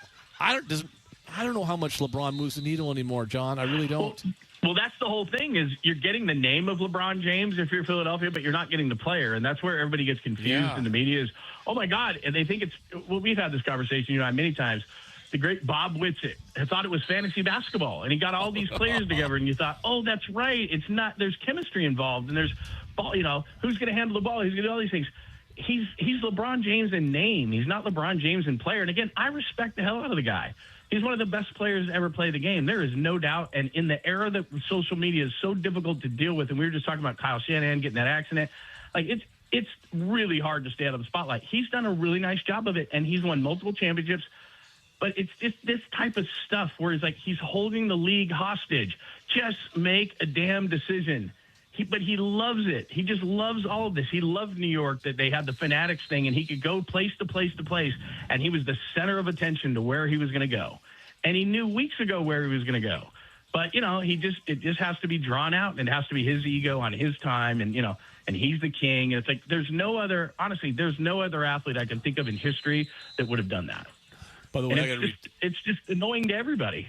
I got to read a text to you. You'll like this. You were talking about McVay being the center of attention. 425. Ian, McVay didn't want to be the center of attention during the Diana Rossini rumors. Bravo. Yeah. All of a sudden they all turned into Sammy Sosa. That is so good. That is so good. Like that is so good. Like, yeah, you're right. So good. You're right. Like she did not want. Yeah, no. I got one more for you. I'm not usually reading the text, but people like you for some reason. They send them in here. That's good. Those are good people right there. I remember that I mentioned. So my old co-host when I first got here, Elise Woodward, just got named the new voice of Husky football. Oh, I heard you earlier. I was listening to your show. My satellite got stuck. I wasn't trying to listen to your show, but yeah, I'm sure I heard that. I'm sure that was the case. I mentioned that I'm a star maker because I can go through the list of people. Chris Haynes, I helped start his career. NBA Insider. Let's see, Diana Rossini. We worked with her before she went to ESPN. Abby. There's a long list. There's a long list. And I said, I'm a star maker. And 206 says, Ian, if you're such the star maker for your colleagues, what happened with Lund? That's a good question. That's a good question. Exactly. I actually went the other way. But that's me. That's I'm on the same path, John. Don't worry. Believe me, there's nobody who can help me. It's just. And Anders, you either. I heard you chirping. I heard Anders chirp in there. I heard you chirp in there. You're fine, buddy. You're a lot better. Yeah, what are you doing for Anders? He was the voice of 100 stations across the country for soccer, for FIFA, on the IR network. 100 stations. Was it 100? Yeah, Anders? 108. Okay, so dude, feel free to apologize to Ian for that one. Huh? Feel free to apologize. 100. Hey, not every tree is perfect. I mean, Belichick's tree's not perfect. Josh McDaniel never worked out. I mean, you get exceptions. It happens. Oh my Josh McDaniel is not a good head coach. Yeah. Hey, by the way, speaking of the soccer guy, everybody up there knows this, but John Strong worked in Portland, and I worked with Strong for just a period of time, and I'm not claiming anything. We hated each other. I hated John Strong. He was this arrogant, soccer, and I was like, just get out of here, man. You're a moron. And now I'm like, oh, this guy, we work together. He's the greatest. That's what I You're trying to take credit for him. Like, oh, John. When we were playing highlights on Westwood One, John Strong, him and I are close. I launched his career. I'll tell you guys the truth. He hated me. I was way too lowbrow for him. Way too lowbrow for him. Now the guy's making $1 million a year. He was Canzano's producer for a while. Not even producer, board op. Yeah. I was doing drive time up there, and he was doing middays, and he was Canzano's producer. Yeah. And I would say, crappy stuff about their show all the time. And me and Canzano were good, but I was just joking. And he just, he thought, he's right. I mean, I'm the lowbrow type, I'm chopped liver. He's prime rib. We get that reputation as soccer people sometimes. It's all right. No, look, I got to admit, he's really good. I mean, he was just a Timbers guy. I'm like, who's this punk? He's not going to do anything. Hey, somebody from the Timbers, right, Anders, had to have some success along the way. Well, I was about to say, if I learned anything from that, it's once you leave Portland is when you have success. So that's true. Exactly. That's good, very man. true. That dude. He's part of my tree, that guy. So hey, are you, by the way, you're keeping track of, wow, look at this guy bringing me some food. How nice are you, my man? Come on. People bringing me food here, Lund. It's unbelievable. No way. How nice are these guys? That never happens. Nice. It's crazy nice. Wow. I gotta go. I gotta get a break here. But the funny thing is, there was just an interception and a pick six, sort of, in a 7-on-7 drill. Place is going nuts. Yeah. I'm just thinking of all the beat guys right now that are like keeping track of the numbers. You know, I did. That's this your rant favorite thing, yesterday. isn't it? What's so great about doing radio down here in Arizona is nobody's heard my bits, and I've done this for years, and I know you and I both have. Nothing matters at training camp except for injury. So I did that rant yesterday, and I ranted about camp numbers. And it's funny, one of my favorite people, his name is Nick Wagner. He does ESPN. He does the Niners for ESPN. And he had camp numbers today, and I emailed him, I couldn't read this on your show. Like, you moron, why don't you take a stand? Take a stand for no camp numbers. You know, be that guy. Maybe we could make it go the other way. And he just laughed about the whole thing. But yeah, camp numbers are the dumbest thing. I think Brock Purdy went 7 for 11 today, but he did throw a pick six today. I'm trying to think who it was, but I was just like, oh my God. Isn't every pick a pick six? Because you can't tackle him? Yeah, because you can't tackle him. Yeah, you can't tackle him. Right. So every pick's a pick six unless the guy falls down. Yeah. And they go nuts. And it's so funny because and the thing that's so funny is that I was like, people who don't go to camp. It's like the offense is supposed to keep it together. The defensive coordinator just goes bonkers. And so every time the defense does something, the defensive coordinator's out on the field. He's jumping up and down. The players are freaking. That's why there's camp fights. Because the defense gets to have fun, and the offense, gets screamed at all the time. But anyway, all right, buddy. I got to go. My producer's really good. Unlike John Strong, he's telling me I got a break and I'm late, so I got to do that. So I'll talk to you next week, my friend. See ya. See you guys. That's John Lund. We'll take a break. We'll come back and check your text next.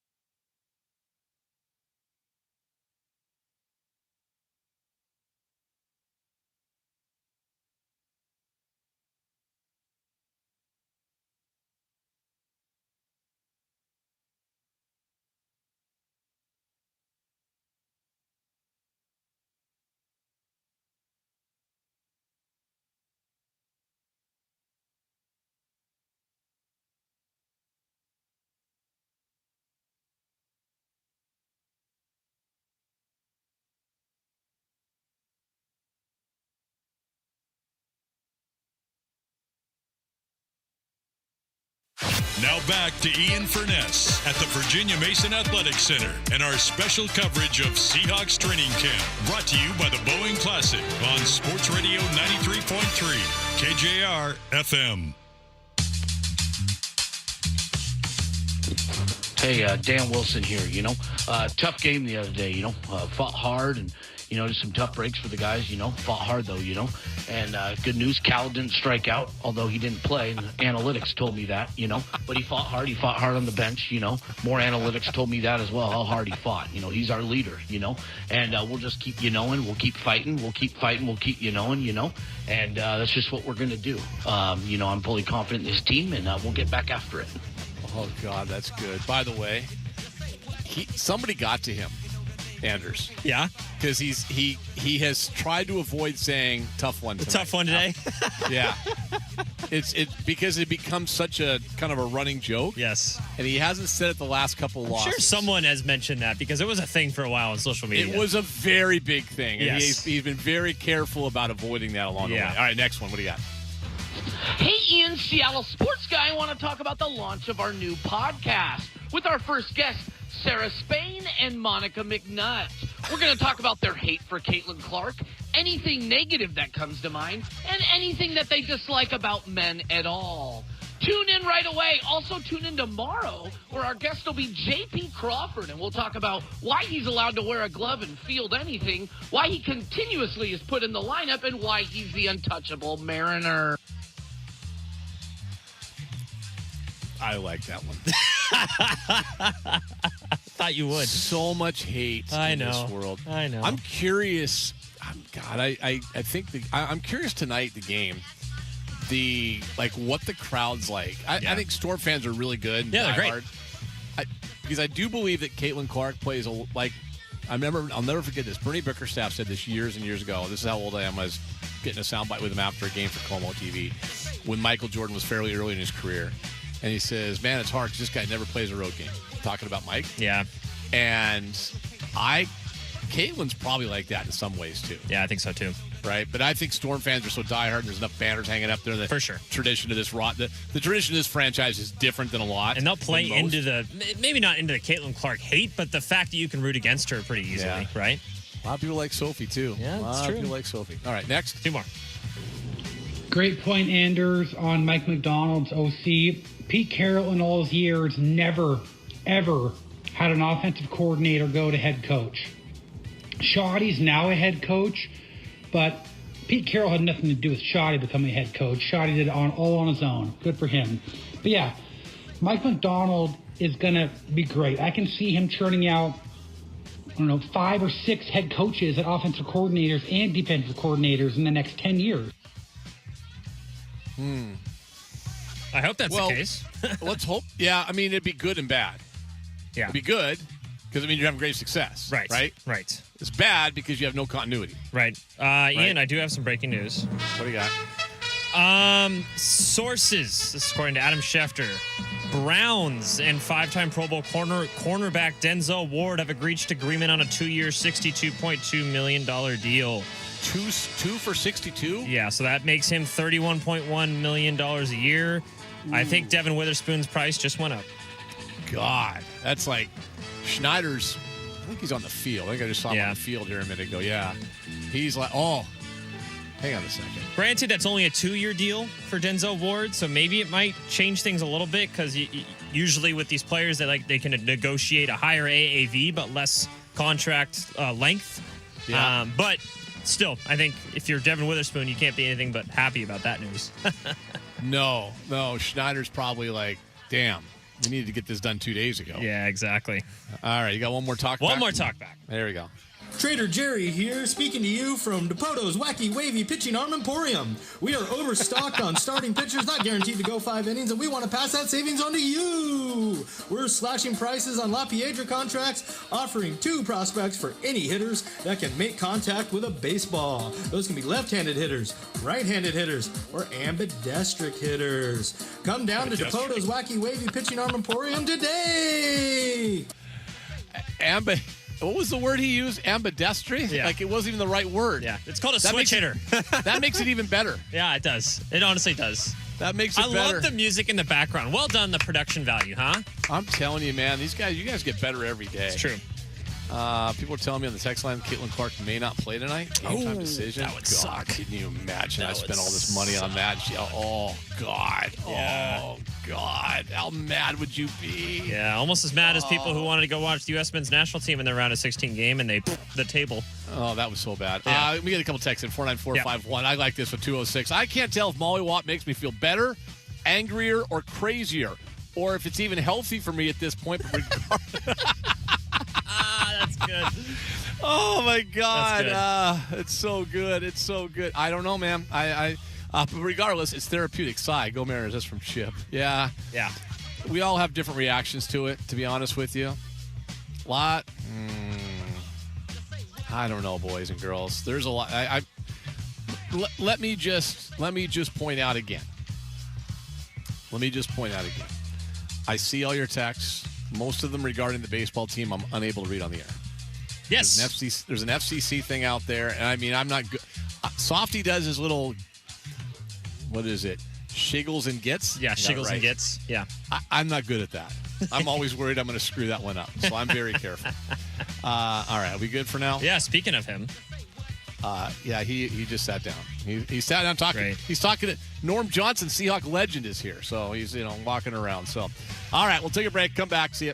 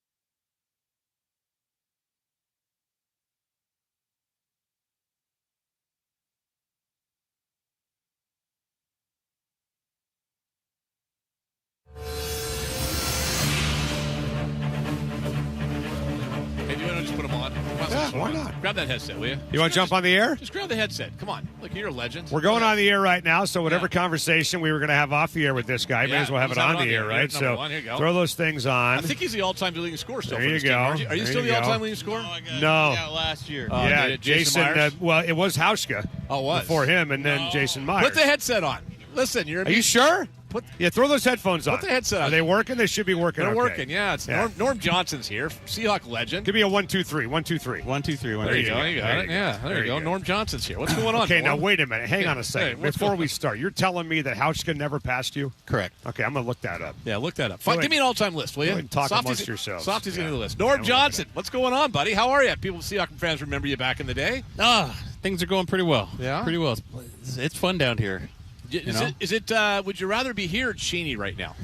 Oh, this is a much better day, I think, than we'd ever have in Cheney. I miss Cheney. Cheney was fun, man.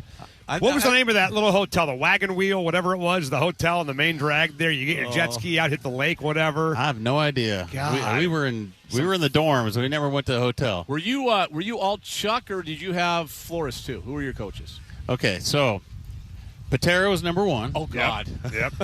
That's what gave me my job, but he only lasted 3 games that year. Okay. That was 82. He went into the strike. Then McCormick took over. Then McCormick took over. Yeah. And then Chuck came in the next year. Yeah. Okay. And then it was all Chuck. By the way, you are correct. Just making sure. I know. You know. I mean, look, I'm 53. Come on, Softy. You're 66.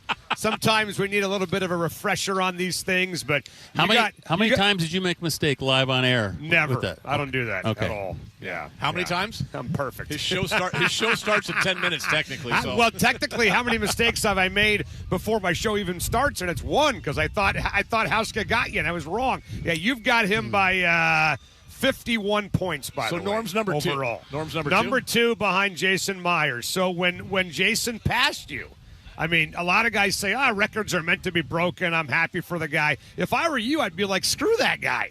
He took my record. I'm pissed. How'd you feel about Jason Myers passing you for points scored? I'll tell you, I enjoyed being number one for as long as I was. That's right. I think it was like 38 years or something. So I don't it'd know. be a while. Yeah, I don't know if Jason's going to be able to hold out that long, but yeah, that's a long time. That was a long time. So when I'll go back to the Patera days in Cheney. Was it true? No water, nothing for you guys? Yeah, no water. I'd never seen we'd see guys take those little hand towels, because back in the day we had these. They didn't have the long ones like out here. You get a little washcloth type of a towel, right? And they'd have crushed ice in the locker room, and they would make little hard balls. They'd wrap it up in the towel, and then they'd tie that towel to their belt, and so then they would suck on that every once in a while in the huddle and tie it back onto their belt. It was no water. That was the way to get around it. Well, oh God! But can you imagine trying to go through practice with just a little ball of ice on your? No, not at all. I mean, you do that now, you tell players no water, you get sued for crying out loud. I mean, these guys have no idea. I was talking to Millen about that. Hugh Millen, you know Hugh, Norm, about how these guys today have no clue. No clue what what it you was guys went through with 2 days in Cheney, 105 degrees, dusty. This is like a 5-star hotel. Doing 9 on 7 all the time. Not that it mattered to me, but I used to like watching all that. The men were men back in the day. Yeah. I love it. Well, that's it. Like now the GPS is out there, and if the GPS clicks on, they're going too hard or this and that, they kind of shut things down, and it's the sports science is a little bit. Yeah. God, can you imagine telling Jack Patera about sports science? Oh my God! Hey, sports science says you got to do this. Okay, Jack Patera would say, "All right, boys." He'd say pre-hydrate. So he'd go out and drink before you go out, and that was it. That's right. You play with a lot of greats, obviously. We were talking about that 84 Pro Bowl team that we said had 7 or 8 guys on it. And, you play with Largent, you play with Kenny Easley, you play with Dave Brown. Most of the guys in that Ring of Honor you play with. And who was the greatest player that you ever called a teammate, you think? You want to include Atlanta, Pittsburgh, that's fine, go ahead. Yeah. But greatest player that you ever called a teammate? So I'd probably put the top 2. I'll go with the greatest athletes I've ever seen.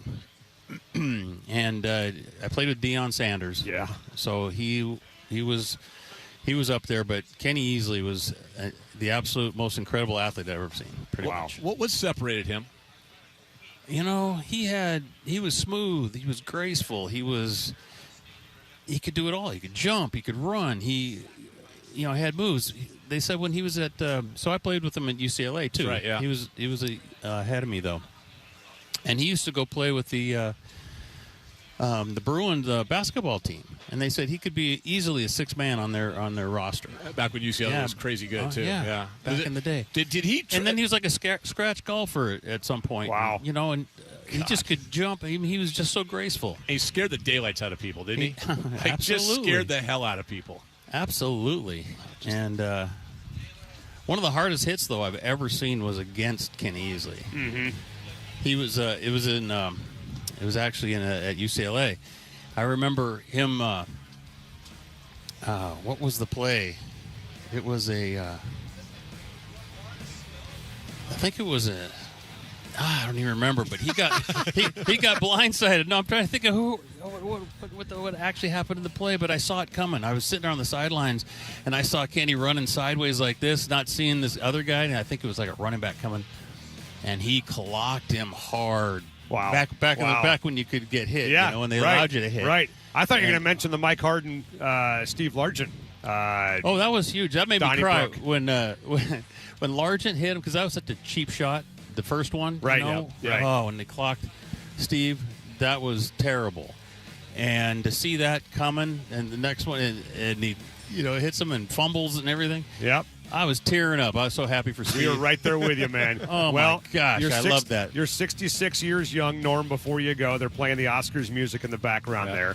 If I told you go out there and give me one from 40, could you make it? I could visualize it.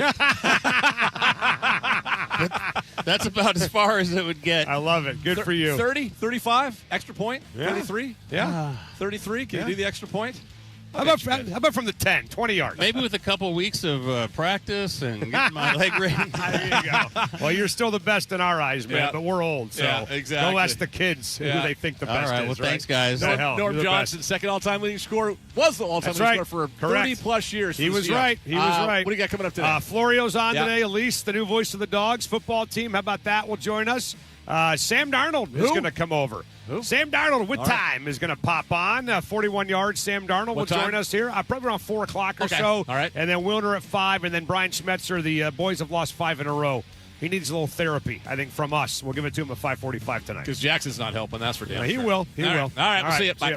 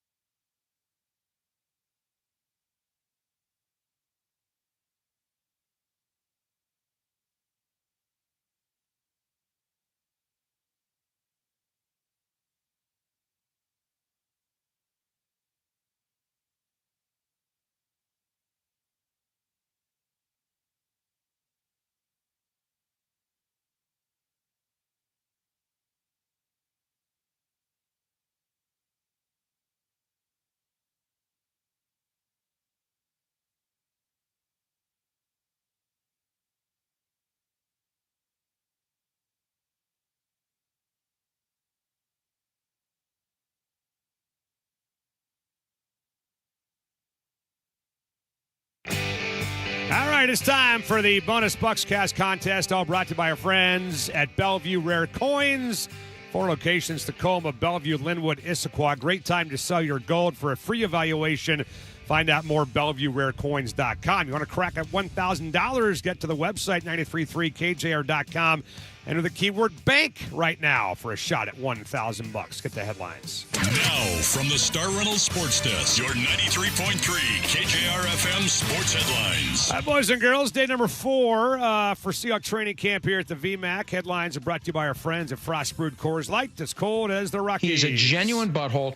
That guy, by the way, will join us in about 7 minutes from now. Mike Florio, normally on Wednesday, will join us on Tuesday, so stick around for him. Big news for the Mariners, reinstating Rob Refsnyder. Buddy Kennedy has been let go, DFA'd by the M's. The M's lose 3 out of 4 to Texas. Start a 3-game series at the Dodgers tonight. Luis Castillo, Emerson Hancock, and Bryce Miller will be on the mound for the M's in L.A. Texas, by the way, is at Tampa. Houston at the Angels starting tonight. Some news in the NFL. The Eagles have made Jalen Carter the highest-paid defensive tackle in the history of the NFL. 4 years, $152 million extension with $106 million guaranteed. And Baker Mayfield plans to report to Buccaneers training camp without a new contract and become a free agent at the end of the year. Vikings giving right tackle Brian O'Neill a brand-new 4-year, $96 million extension. And the Huskies today, how about this? The question, who will replace Tony Castricone as the voice of Husky football, has been answered. Elise Woodward is the first female full-time voice in the history of college football radio. Elise Woodward named today as the replacement for Tony Castricone as the voice of the Dog. And here we go. Live from the Virginia Mason Athletic Center, this is KJR's special coverage of Seahawks training camp. Brought to you by the 2026 Boeing Classic, August 14th through the 16th at the club at Snoqualmie Ridge. Details at BoeingClassic.com. Now, here's Softy and Dick on your home for the Super Bowl champion 12th man. Sports Radio 93.3. KJR FM. All right, we're back at the Virginia Mason Athletic Center. Day number 4, day 2 for us for the shows from Seahawks training camp, brought to you in part by the Boeing Classic. The Legends of Golf are back in the PNW, baby. August 14th through 16th at the club at Snoqualmie Ridge. Bring the whole family for a weekend of fun, including the Seahawks Village. Tickets start at just $20 and kids get in free. Visit BoeingClassic.com to get yours today. Jackson, I'm thinking that when we have Elise Woodward on, the new voice of Husky football, coming up at 3:30, we got to find a couple of our favorite drops for her to come on the air at 3:30 today. I believe this is a whooping one. We have that somewhere, right? Got to find that. We're going to have a lot more Elise calls now because she just got named the voice of Husky football. So congrats to Elise. Could not be happier for her. No question about it, man. I wonder how Troy feels about his wife having a brighter star than he does. We'll talk to him maybe about that later on down the road. I'm kidding, by the way. I'm kidding. Sorry. But I am so fired up for Elise, man. So happy for her. She's earned it. She's an ex-Husky. She paid her dues on the sideline for a long damn time. And Elise is going to join us at 3:28 and talk some Husky football and what it means to her to have this gig. Mike Florio will join us in a matter of minutes. Sam Darnold's going to join us, Jackson, probably sometime in the 4 o'clock hour, which means we probably won't be talking much Mariner baseball until about 4:30 or so, which I think a lot of people out there might think is a good thing. Good, yes, way, good. All right? Well, the news came down today. Rob Refsnyder, the savior, is back. Buddy the Elf Kennedy has been designated for assignment. And look, guys, here's the deal. And I saw this tweet. I think it was from Como or Cairo, or it may have been KCBQ. I got no idea. KSTW, whoever, if those guys are still around, that the Mariners are actually closer to a playoff spot right now than they were at this time a year ago. And they're right. They were like 4 or 5 games out in the standings. The difference was back then you were having guys having career years like Cal Raleigh. That's not happening right now. The difference, though, with this team, again, and Refsnyder is another example, Jackson, of all of that. Can Rob Refsnyder just hit lefties for a couple of months, right?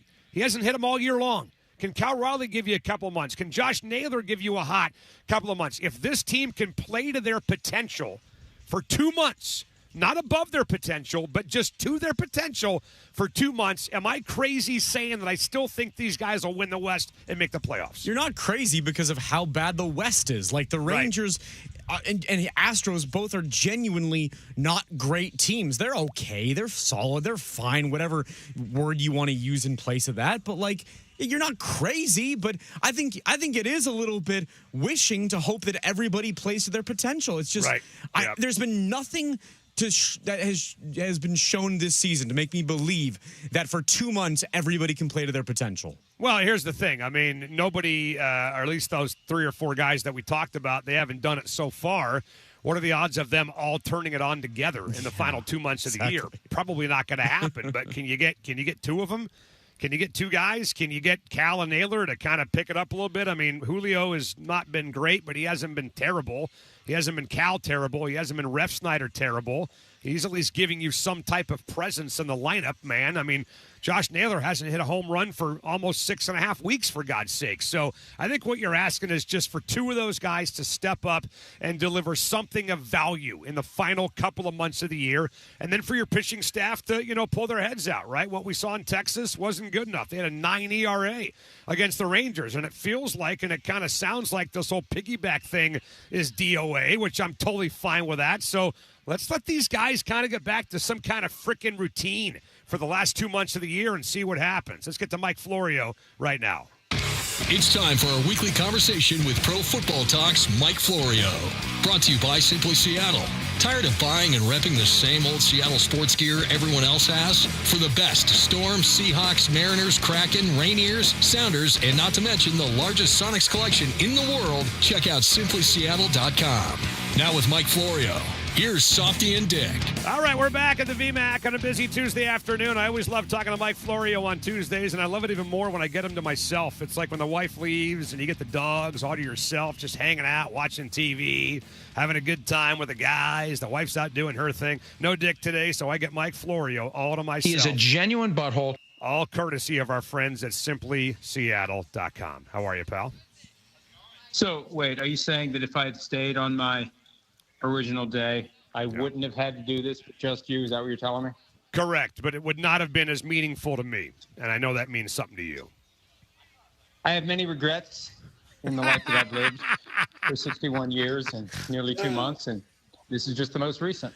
What's going on with Kyle Shanahan, dude? And did the Niner media keep this thing quiet at the request of the organization for a week or so? What's happening?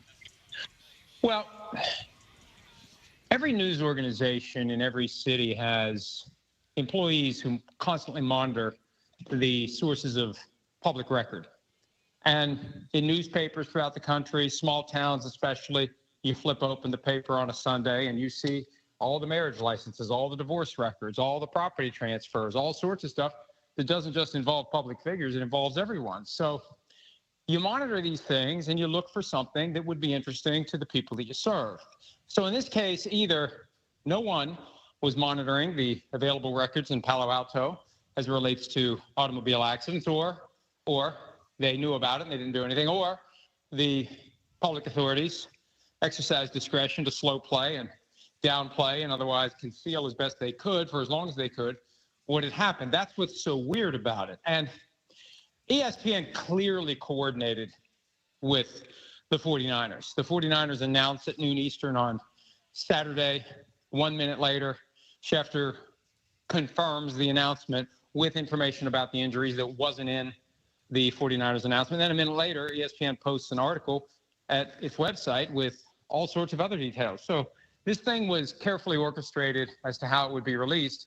As it relates to the people who cover the 49ers, I suspect that some had an idea, some may have actually known, and if they had an inkling that something was off, they didn't act on their natural curiosity. And even if you don't report it, the idea that you are not going to exercise the basic curiosity, and that's what journalism really is, it's putting curiosity in motion for the good of the people. If you don't even try to find out what it is that's going on that seems off, are you really doing your job? So I think the whole thing was strange. And of course, instead of doubling down and trying to get more details about the situation, some of the people in the 49ers press corps decided to just be mad at people who were pointing out what was going on, which made it even more sad and comical at the same time. Right. Well, this is just another kind of messy chapter to a lot of what's going on down there in Santa Clara, and I'm sure Hawk fans love it. And I mean, I guess the other question is, Brandon Ayuk. It seems like every other week we're asking you about Brandon Ayuk and his situation. Why is he still a member of the 49ers at this point? Because he hasn't filed the paperwork with the league office to be reinstated to the team's roster. It's that simple. That's the posture. He's on the reserve left squad list. The only way he's back on the roster is to file that paperwork with the league. He said he's not going to do it.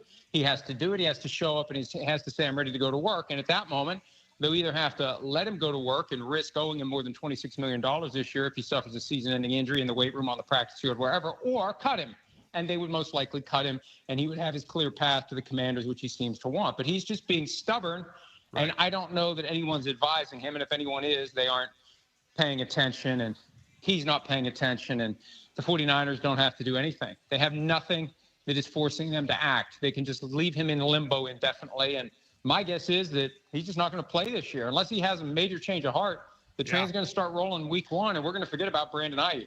Well, Mike Florio's with us, and Mike, let's stay in the NFC West for a minute. I know where Sean McVay today said that Aaron Donald's in training, things are going good, but there's no comeback decision imminent. I mean, this reeks of a guy that just says, you know what, I'm coming back, but I'm not taking part in training camp. I'll be there the week before the first game of the year. Let me put it a different way. How surprised would you be at this point if Aaron Donald did not make a comeback with the Rams? I think it's all moving toward Aaron Donald making the comeback with the Rams. And at some point, he needs to be there. There's only one defensive starter who was there the last time he played. There's only a handful of guys that were on the team when he won the Super Bowl to cap the 2021 season. He needs to get to know these guys. He needs to get comfortable. But, look, I think from his perspective, the calculation is fairly simple. You're expected to come back and play great. The Rams are expected to play incredibly well. People are assuming, if you haven't heard, that they're just going to show up and win the Super Bowl. You have nowhere to go but down. You better be damn sure that you're going to be able to come back and play at a high level. And there's a possibility that Aaron Donald comes back at less than what he was, but because he's not going to be double and triple teamed on every play, he's going to look like he's better than he was. He's going to create more havoc. And the question is, how much can he fill the tank? Now that he's filling the tank up again, how full can it go? Or has the passage of 2 years without playing reduced his maximum total capacity? It surely has to some extent. The question is how far. Mike Florio with us. Mike, how much trouble is Tony Romo in? Gets the operating while intoxicated charge in Milwaukee, I think it was. And we all saw the mugshot. We all know what happened. We all know there's some criticism of him, maybe for his role at CBS as well, that maybe CBS is overpaying. I don't know. What do you think? How much trouble is this guy in? Well, it's suspicion of OWI, operating while intoxicated. That's the term they use in Wisconsin.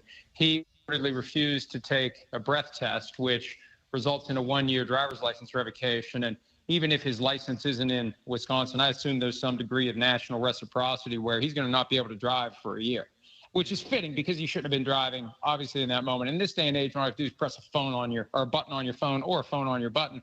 A car comes, picks you up, and it's problem solved. And he's got more than enough money to handle those situations. So the question is CBS, and I'd have to see his contract. It all comes down to what's in the contract as it relates to termination with cause. They could fire him without cause, but they still have to pay him his $18 million a year.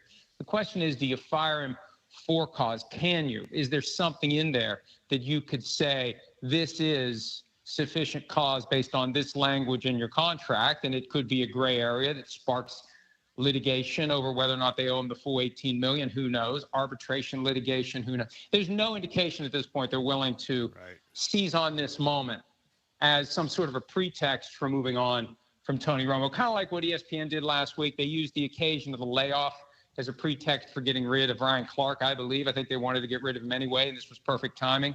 The DUI, OUI arrest, that could be the perfect cover if they just already wanted to get rid of him, but there's no indication that's what they want to do. So at this point, as long as he doesn't get in any additional trouble, it looks like he's going to be okay. Mike Florio with us. Mike, speaking of money, Jalen Carter, highest paid defensive tackle, history of the NFL, $38 million a year. Does this surprise you at all? I mean, I know that, the next guy sometimes is just the highest paid guy, but It seems like a bit of an overpay for Jalen Carter. What do you think? The only thing that surprised me is the Eagles waited as long as they did to do it, and they paid the price because you had Jeffrey Simmons set the new bar. There may have been another guy that got a contract in there along the way, but Simmons created the floor or the ceiling that now became not the floor, but at least rung number 2 on the ladder because Carter got more than he got, and it's always going to cost more if you wait. The Eagles were in a spot where fifth-year option next year, 2027, was going to be more than $27 million. They had to get this done. This guy's a dominant force. He is a one-man wrecking crew, and I think the only hesitation would be, can we count on him to keep bringing it like he is once he gets his financial reward? There was a time, especially some defensive tackles like Darryl Gardner, Albert Haynesworth, they get their big contract, and they aren't the same guy anymore. They take their foot off the gas because you know what? It hurts every single play to crash into a bunch of bodies when they're trying to keep you from doing what you're trying to do every snap. You can't get a snap off if you're a defensive tackle, and that swings back to what we were talking about with Aaron Donald. Do you really want to put yourself back in that position? And if you do, how compensated are you going to be? You know, that could ultimately be a hang-up. I'm changing gears on you, but you look at what Jalen Carter's getting, that could be a sticking point in whatever negotiations happen between the Rams and Aaron Donald, because Donald shouldn't come back and play for free. He should get whatever his value currently is. Right. Well, you know what, Mike, let me go back to that for a quick second. I want to ask you about Baker Mayfield to close, but going back to Donald, do you think there's a chance that maybe this guy sits out the first couple weeks and, I don't know, shows up in week 4 or 5, or is it more maybe realistic he's there from week 1?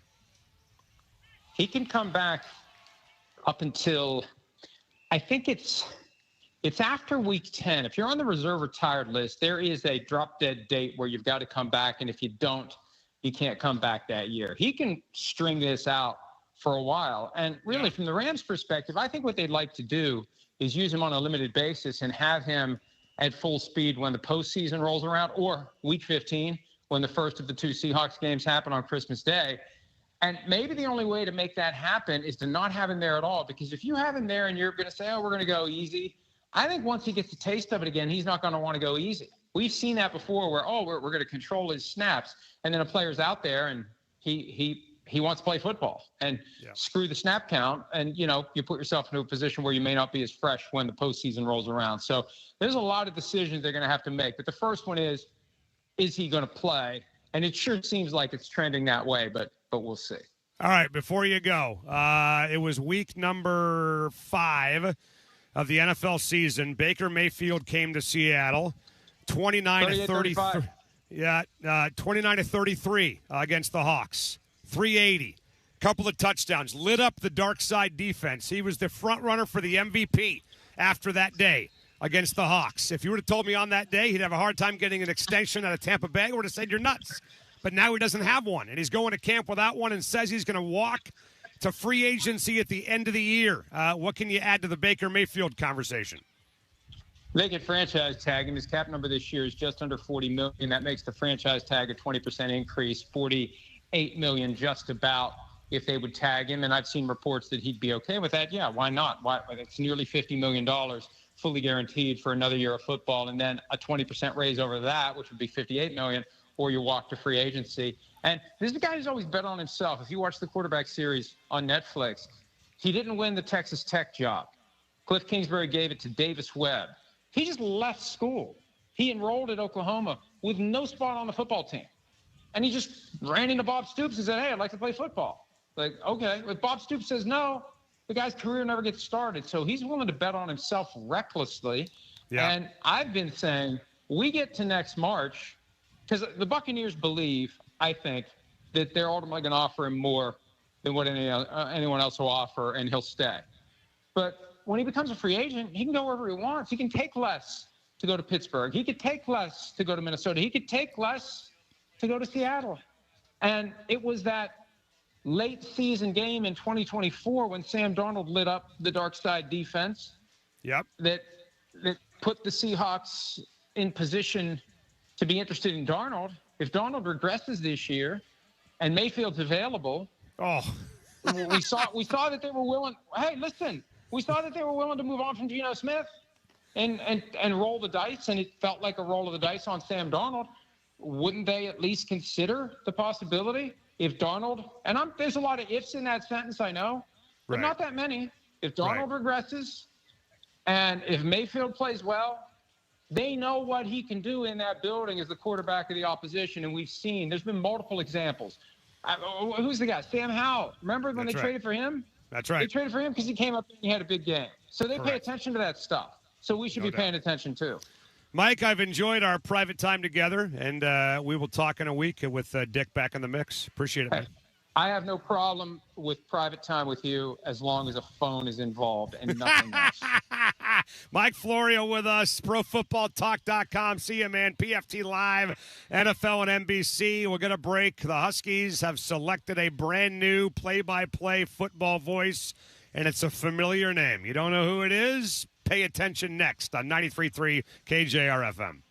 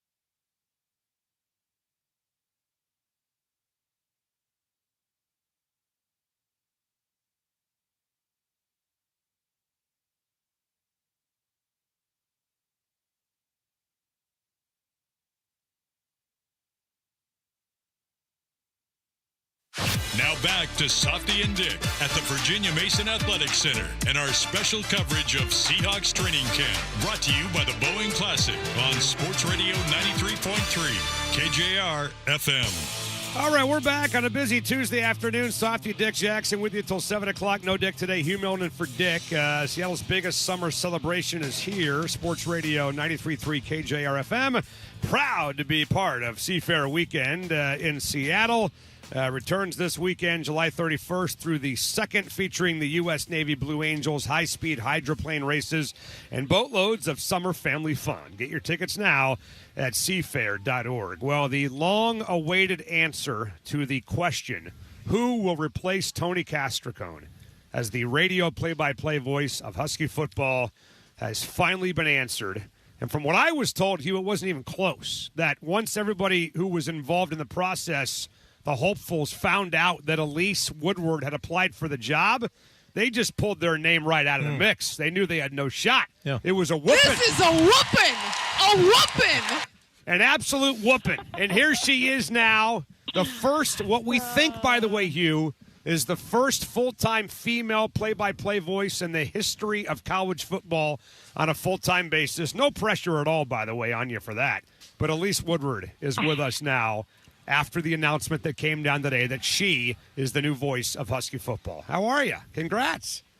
I'm not going to lie. It couldn't be better. I love it. It's a freaking dream come true, man. I'm like pinching myself. It is surreal, but I want a lot more. What's a lot more fun is winning. It's a lot more fun to call games when they're winning. So I would love to have that clip that I can just punch in, after every touchdown. This is a whooping. Let's go. Hey, you know what? I think you make it your call. That's your go-to call. The Huskies are killing the Cougs in the Apple Cup in Week 1. It's right there. This is a whooping. A whooping! Well, Elise, listen, you grew up in Eugene, Oregon, for God's sakes. You played college basketball at UW. You've been doing this for decades on the sideline. You're doing the basketball thing for the WNBA. You're doing the basketball thing for the Big Ten. But I got to assume, knowing you, that this job is a little different and this lands a little differently for you, huh? You're absolutely right. I literally am pinching myself. It's something that I grew up a big college football fan. My brother, you mentioned being from Oregon, he played football for the Ducks. He was 6 years older than me. And, I remember I have specific memories when the Huskies would come in and just whoop up on Oregon. And I was like, this is amazing. And there was always something regal about the W to me and the Huskies and, everything. It was a first-class university and a first-class city, and everything about it was like, wow. And my dad actually was in the Rotary for a long time in Eugene, and he won a prize when I was in the 8th grade, and it was a Washington Husky sweatshirt. And I'm in the 8th grade, and I was wearing a Washington Husky sweatshirt in Eugene, and was like, let's go. Anyway, when I went on my recruiting trip and I got a chance, a player that, they would be honored to meet Don James, but maybe, I was in awe. I was like, this is the dog father, man. Like, oh my God, I got a chance to pop in his office and he knew my name. Like, obviously he would have been prepped, but I was like, what? This is, it's fantastic. And, when I got a chance, when they offered me the job to be the sideline reporter, that was a long time ago. And I just was pinching myself. And it is the honest truth that every time that smoke, when those guys get ready to come out the tunnel and I'm on the sideline, like, I say a prayer and I'm of gratitude for having the opportunity to have this, because it is so special to be a part of the University of Washington and the football program and these fantastic athletes that I've had a chance to cover. And I've seen so many legends and so many times I've had goosebumps, and, I'm just so thankful. I just can't even believe it. Well, Elise, we're delighted for you, and congratulations, well earned. Dave opened his comments mentioning that perhaps you're the first woman play-by-play announcer in all of the college football history, radio full time. So there'll be a day, as we all know, that they will stop talking about that. But that's not going to be for a while. That's going to be how it's presented, what have you.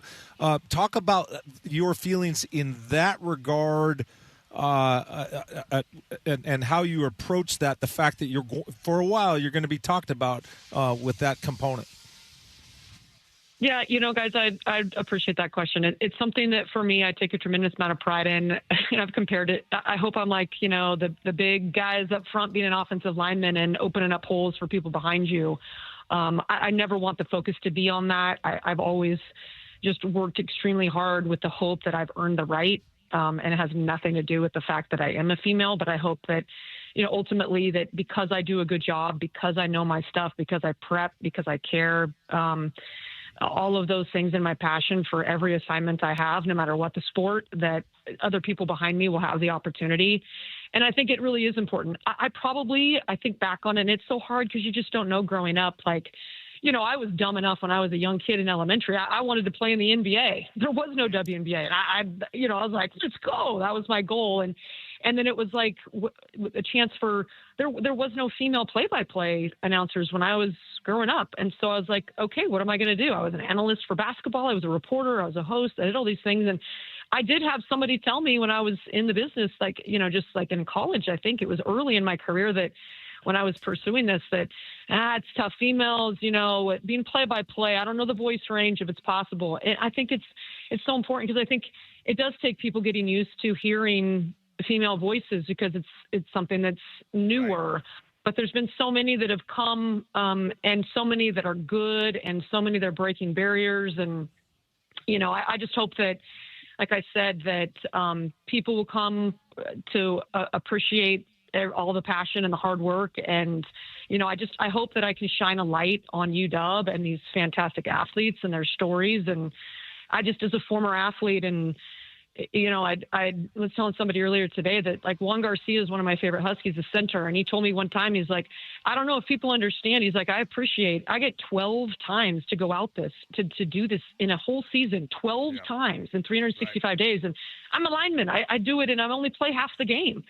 And I'm like, man, I feel the same way. Every time I get a chance to get on the mic, it's like, I do it a lot more than 12 times a year, but it's like, it's an honor, and it's my job to tell the stories of these athletes. And it means so much to so many people and alums. And so, it's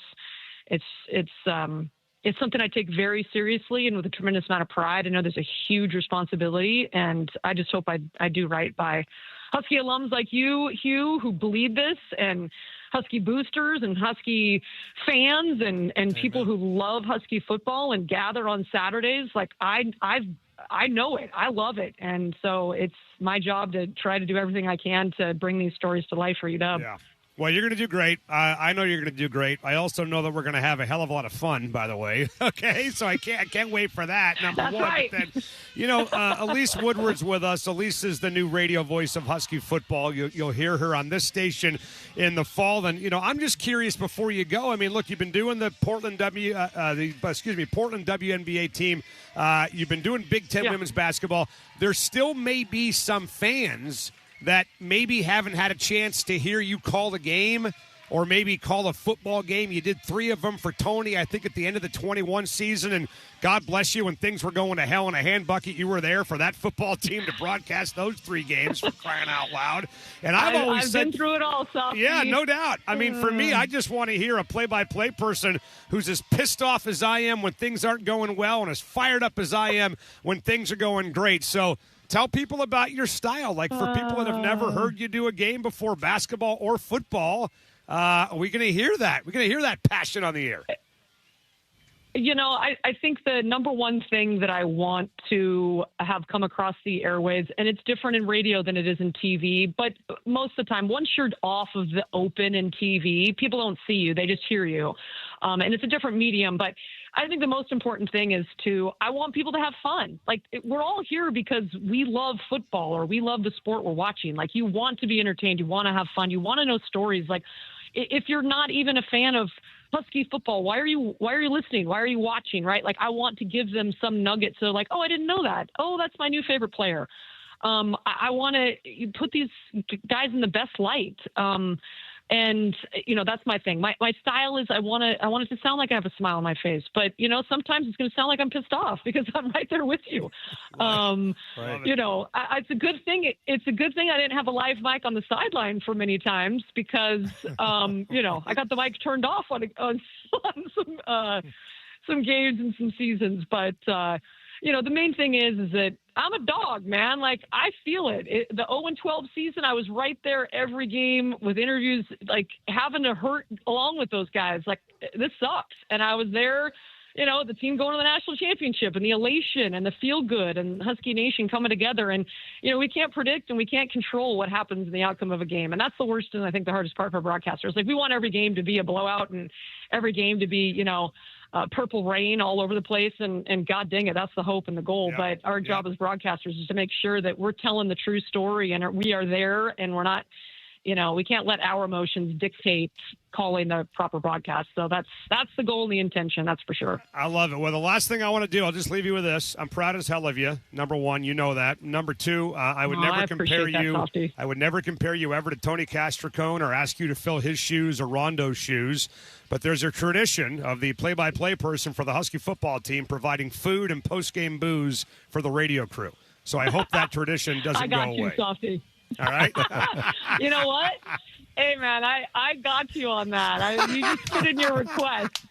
You're the best. I will have that for you. Guaranteed, man. I got you. All right. I love it. Hey, go get him, and we'll catch up in a few weeks, all right?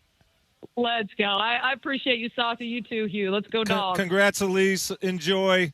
You've earned it. Enjoy. Thank you, Hugh. You All bet. right. Appreciate it. Appreciate it. Bet. All right. Have Elise a good one, Woodward, you too. Elise Woodward with us on the air, the new radio voice of Husky football. How about that? Great stuff. We'll get a break. A little fun with audio, and then I believe Sam Darnold is going to join us around 4:05 this afternoon from Seahawks practice right here on 93.3 KJR FM.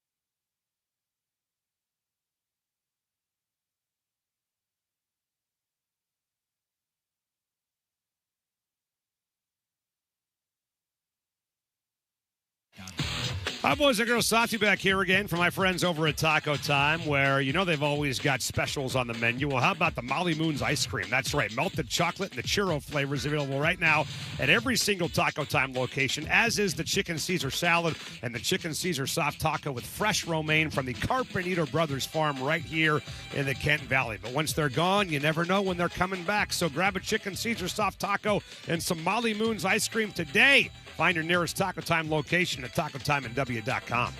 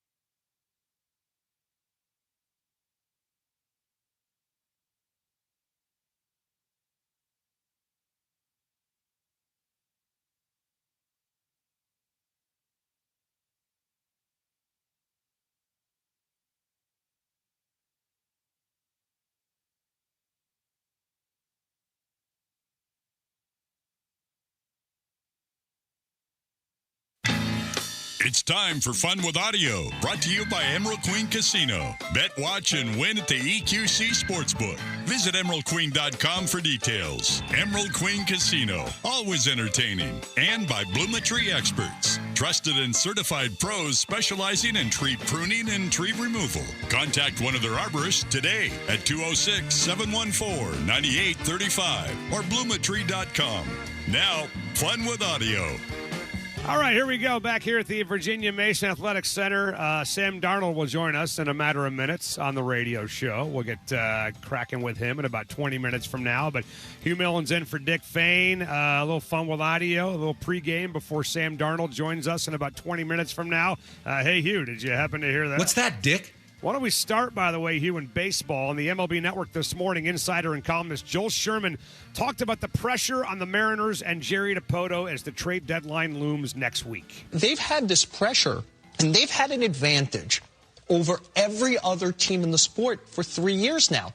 They have the same starting pitchers going round and round when everybody else, we talk about wasting Paul Skeens in Pittsburgh, who's a singular, though great player. This is wasting a whole rotation. They're about to lose control of the cost, and these players, and they haven't fully maximized on it. Between now and 6 p.m. on Monday, I think Jerry Dipoto is under as much pressure as any other executive in the sport because they need to find a late-inning reliever and at least a bat while hoping that Cal Raleigh wakes up. This is a desperate time for a team that must get in and really, I would argue, must win the division. Yeah, they still have the sixth best ERA in the majors and third best in the American League, and to be struggling to even be a playoff team is, hell, Hugh, they led the league in ERA 3 years ago and missed the playoffs entirely. Yeah. If they don't get to a World Series with this rotation, the Kirby, Miller, Hancock, Castillo, Brian Wu era, to not even make a World Series with that group when people back in the day were trying to compare them to Glavine, Maddox, and Smoltz, which I always found to be a little bit ridiculous. Let's let this thing play out for a while, right? But to not even make a World Series, if they got to bust this thing up starting on Monday, that's a huge miss, man. Huge. Well, they're operating with 8 guys, right? Yes. Yes. 7 right-handers, so... what's your reaction to that? In theory, we're playing that soundbite because that's an objective voice coming from the MLB Network, right? I think he's exactly right. They might have the deepest pitching staff in baseball when it comes to rotation, and then you throw in Kate Anderson and Ryan Sloan in Double-A Arkansas in the minor leagues, and I don't know, man, to be struggling this mightily, to be under 500 with the number 6 ERA team in baseball, number 3 in the American League. I know that guys have been banged up and some guys have had their ups and downs, but that's just a massive waste. But do you get a late inning guy? You're not going to want to trade a starter for a late inning guy. You're not going to supplant Munoz. No. Well, you could go after Mason Miller and make him your closer and put Munoz in the 8th inning. And then just, completely stack it, right? With 2 guys that can close the game for you. Hancock or something? No, Hancock's probably on the way out of here. I wouldn't trade him for Mason Miller, but I would trade prospects for Mason Miller. Absolutely. Mason Miller's got... Kate Anderson he's for got, Mason Miller? No, not a chance. He's got 3 years left on his contract. That's a move you would make over the offseason anyway to go after a guy like that. So why not make it right now? All right. Hey, Hugh, did you happen to hear What's that, Dick? Let's go to number 1. Let's finish today, in the world of Gaelic football. Hugh, talked about that yesterday. You know what Gaelic football is, by the way? Mayo, a team from Castlebar, Ireland, had gone 75 years without winning a championship, including 11 consecutive defeats in the final. On Sunday, they finally won and ended their 75-year drought, winning the All-Ireland Gaelic Football League. Here was the final call by the home Midwest radio announcers Stephen Grialis and Martin Carney. It's David McBride! It's David McBride! There's 30 seconds to go! There's 30 seconds to go! Go to the corner! Right into the rest of the ball! Right into the rest of the ball! We're 45 yards to the county goal! It's Colby! He's got Tommy Conroy! Tommy Conroy's in for a goal! He's got Colby! Yeah! Tommy Conroy! Oh my God! He sent it over the bar! Oh my God!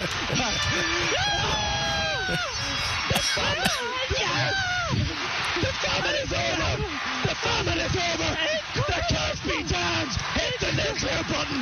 Mayo have won the All-Ireland! How about that?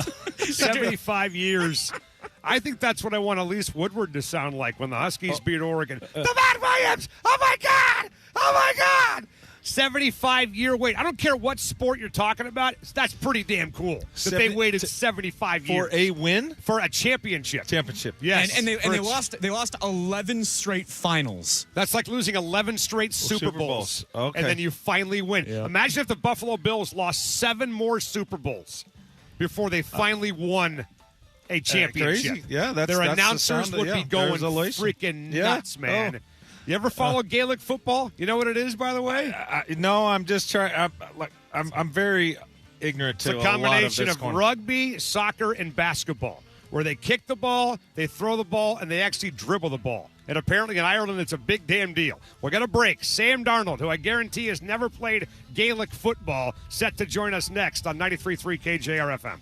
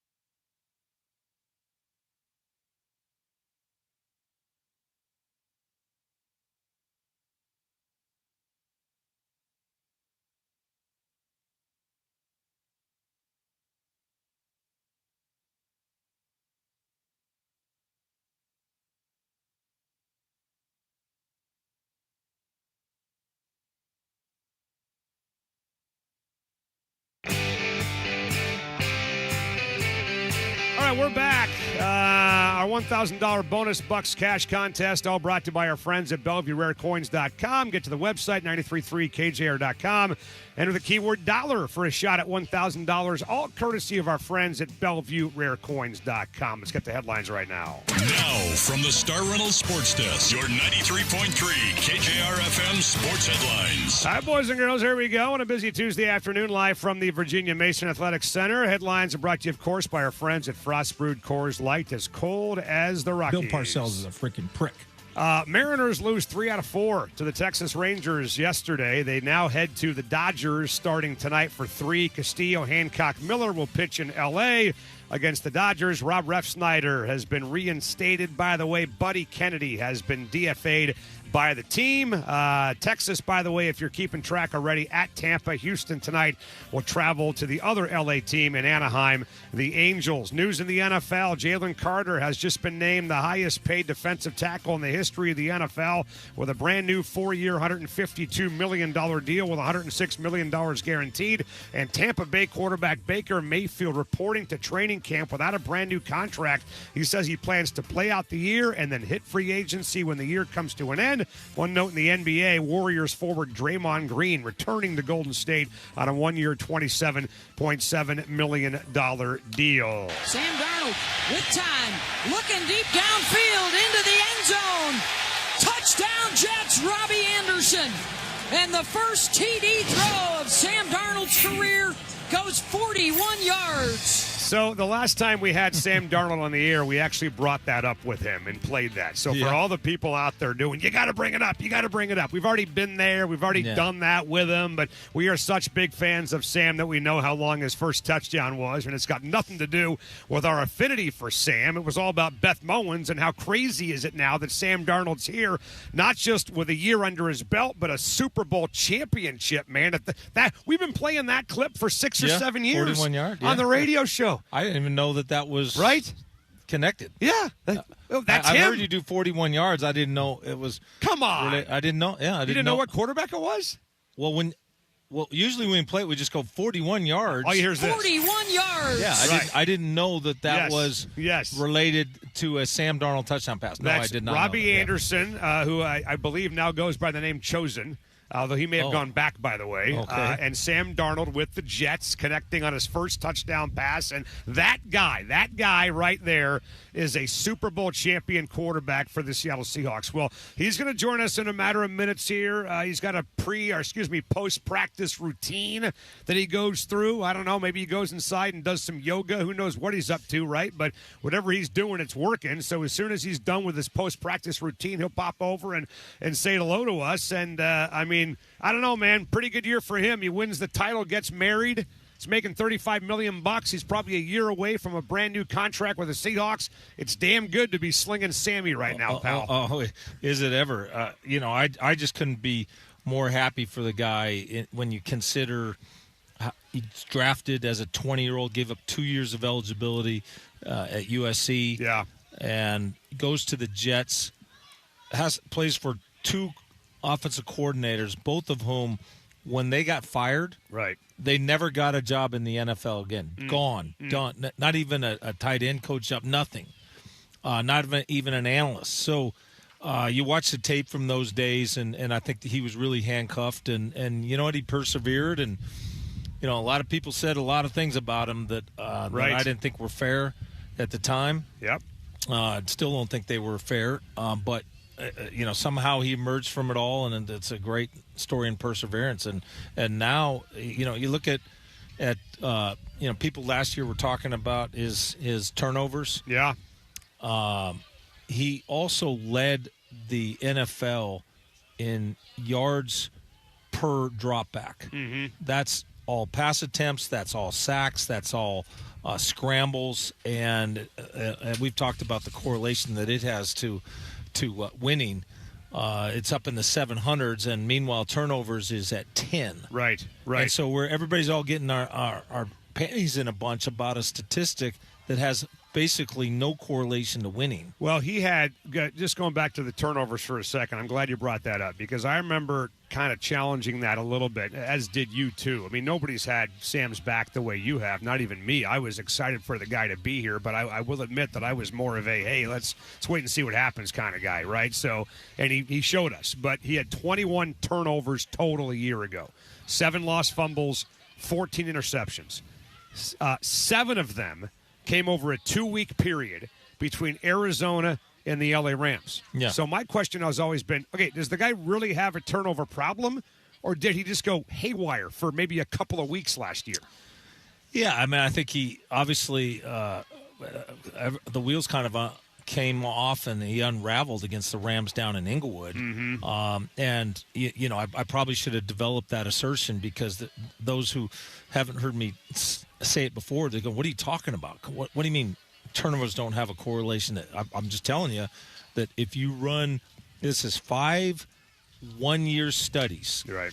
And the reason you do that is because you want to say for each year what quarterback statistics correlate to winning the most. Mm-hmm.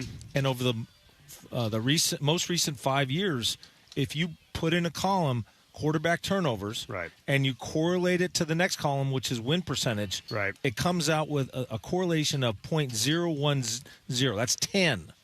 And think of it like a batting average. Think of a guy batting 10. And by the way, it's a positive correlation. One would think it's a negative correlation, that the more turnovers you have, the fewer wins you have, and that they'd be negative correlated. They're actually positively correlated in the most microscopic level. 10 is basically like, did I tie my shoes on the left side first or the right? There's no correlation to that. Right. So in any event, I think it's an interesting study because when we harp on the turnovers, you know what happens with quarterbacks sometimes is you lose your aggressiveness.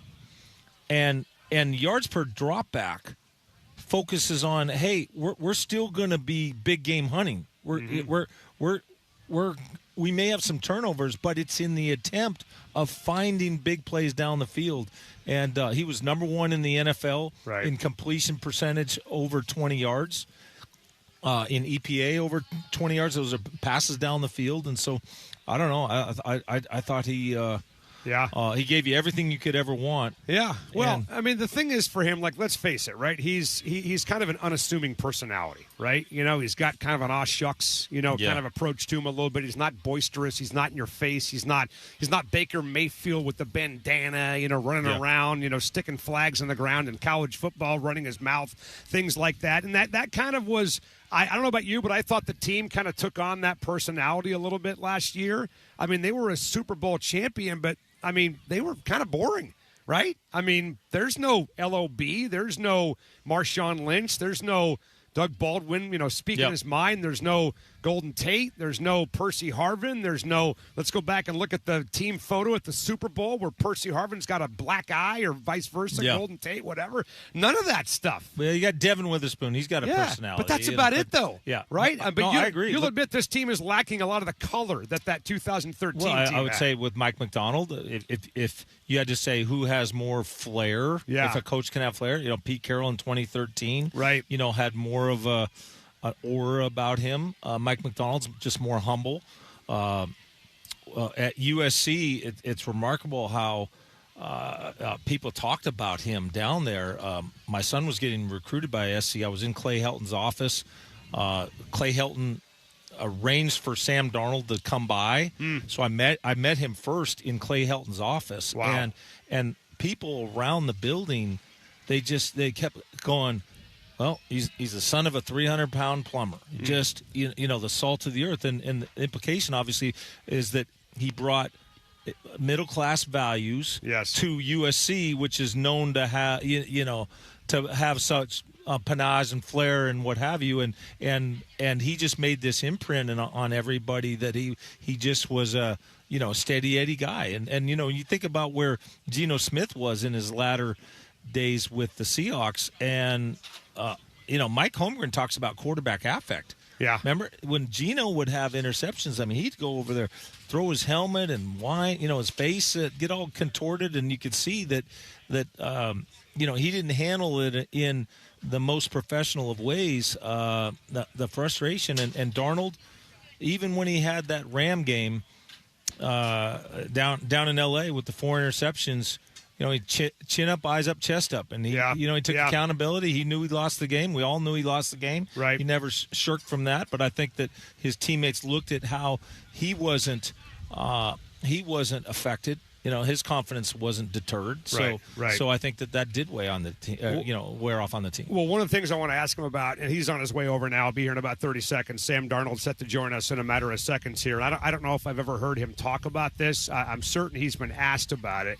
I want to ask him about Ernest Jones' reaction to that game in L.A. when he had his back. I mean, I would think that would have meant a ton to the guy, right? That Ernest Jones, unabated, goes out and says, hey, if you don't believe in this guy, go F yourself. Right? I mean, maybe behind closed doors there's somebody telling Ernest Jones, or maybe publicly somebody's telling Ernest Jones, hey, man, let's try to tone it down a little bit. And then behind closed doors, they're like, hell yeah, right? That's exactly what this team wanted. So I'd love to get his thoughts on that. But I think Seahawks fans should be very, very comfortable with Sam Darnold right now as the quarterback of this football team, coming off a year where he goes 14-3, 4,048 yards, 25 touchdowns, 11 interceptions. But maybe more importantly, in the 2 biggest games of the year on Thursday night against the LA Rams, obviously, then the NFC Championship game, the guy steps up big time. Well, here he is, right over here, joining us right now on the radio program. He has gone through his post-practice routine, and he joins us right now on the radio show. We can say it now. He's heard it a bunch over the offseason. Super Bowl champion quarterback Sam Darnold joins us right now on the radio show right here on 93.3 KJR FM. And Sam, look, man, a lot of perks come along with winning a title. Doing this radio show is one of them, by the way. So congratulations on yet another accolade for winning the championship. I'll tell you what, how's this chance feel? I've been waiting for this, ever since we won. No, I do appreciate you guys having me on, and appreciate the patience. I know, we all got a, post-practice routine. So we're good. Yeah, man, happy to be here. That takes priority. So you have taken a little bit of a route to be at a state where you can look in the mirror and see a Super Bowl champion. That's what you always wanted. And tell us, there must be some way that's changed you, or maybe the people around you. But there has to be something, given that your path took a few turns. What is it like when you contemplate that? Yeah, I think, I think it would be. It wouldn't be very smart to think that you wouldn't change, or like at least people around you would change a little bit, or people would perceive you a little bit different. I think that's obvious, but like, for me and my process and being around these guys already, like in the locker room ever since we got here in April, like our process hasn't changed at all. And we're so locked in on what we can do for this year, because we understand that it's a brand new team. And it was great to be able to celebrate the success that we had last year. Great to just be a part of a team like that. But we are moving on, and we're excited about the team that we have right now. Yeah, well, Sam Darnold's with us. I'm glad you mentioned that sometimes it's the people around you, right, that change a little bit. Like, you're still the same dude, right, that we saw back at USC when we're talking to you for Pac-12 Football Media Day 9 years ago. That's right. But how are people different? Like, do you get noticed more often? You get more phone calls for endorsements? How's that world changed for you? Yeah, it's it's different that way. I think getting recognized and, the endorsement deals come in. I think – you gotta, and I think this was good, right? It's like a good learning experiment, because like I've gone through a lot of, I went through a lot of lows, in the past, and especially early on in my career, maybe not having the success that I felt like I could have had. And so I think you can look at it both ways, right? It's like, you don't have success, people write you off, and you don't listen to them and you keep working. And then all of a sudden you have success. People say you're the best, and they tell you how good you are. And it's the same thing. You don't listen to them. You keep working. You keep doing your thing, because at the end of the day, like, that's all you can do. You just keep working. Like, for me, I'm just continuing to get better. Like, there were so many examples of how I could have gotten better last year and things that I didn't do well. Not that things that I can do better, I think is a better way to say it. Right. There's always ways to improve, and I was just focused on that. This past offseason, improving and continuing to, sharpen, all my tools that I got. So it's been fun this offseason to be able to work on that and be able to, spend time with my teammates as well. We want to hear some of those things, but one final thought on, Steve Young, when he won that Super Bowl in '94, he famously, they said, "Oh, the grill is off my back," and he had almost like an exhale. Mm-hmm. Do you, people have said things, Sam Darnold can't win the big one, which I about lost my mind about 25 times. Like, are you kidding me? Well, do we want to go back to high school, USC? He's on the shoulders of teammates, the Vikings. You think that wasn't a big game? Like I thought it was nonsense, but you heard it. People said it. Do you then have a kind of an exhale feeling like, now I can put those days behind me type of thing? Is there any of that goes on? Not really. I think, and I think a part of that too is like I didn't think I played my best football in the Super Bowl. Mm-hmm. You always dream. I've said this a lot, but like you always dream as a quarterback when you win the Super Bowl, you want to throw for 400 yards and right. Have 3 or 4 touchdowns.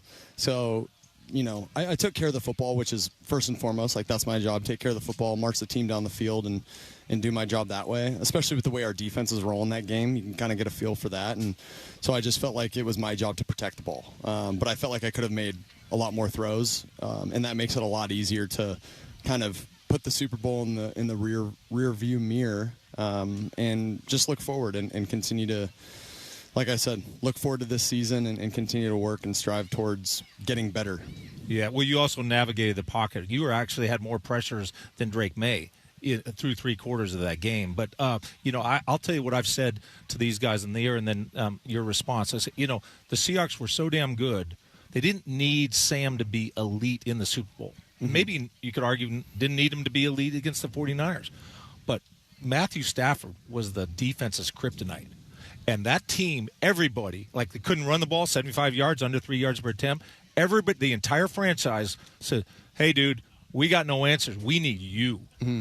And you stepped up and delivered in a way that I almost think like 25, 30 years from now when you're, with your grandkids, showing your ring, that almost that NFC Championship game, that's the one. This whole city needed you. Nobody's wearing, there's no hardware, there's no parades without what you did in that NFC Championship game. Do you feel anything like that?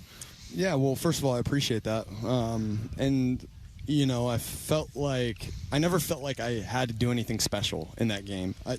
That's just the way the game went, mm-hmm. And that's football. That's the beauty of our team, too. Like, the team that we had last year, like, it was... we were down in the Thursday night game when we came out with the cool unis against the Rams. Like, we were down 16, I think. And we were like, dang, man, like, we needed something. Yeah. We needed a spark. We weren't going to put our heads down at all, but we needed something. And Sheed and the special teams unit were able to lift us up. And Sheed took it back a huge punt return.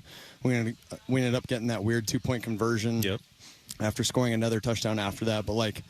And then there's been plenty of times like in the Super Bowl where our defense picks us up and they play really well and give us an opportunity to continue to have drives and possessions on the field.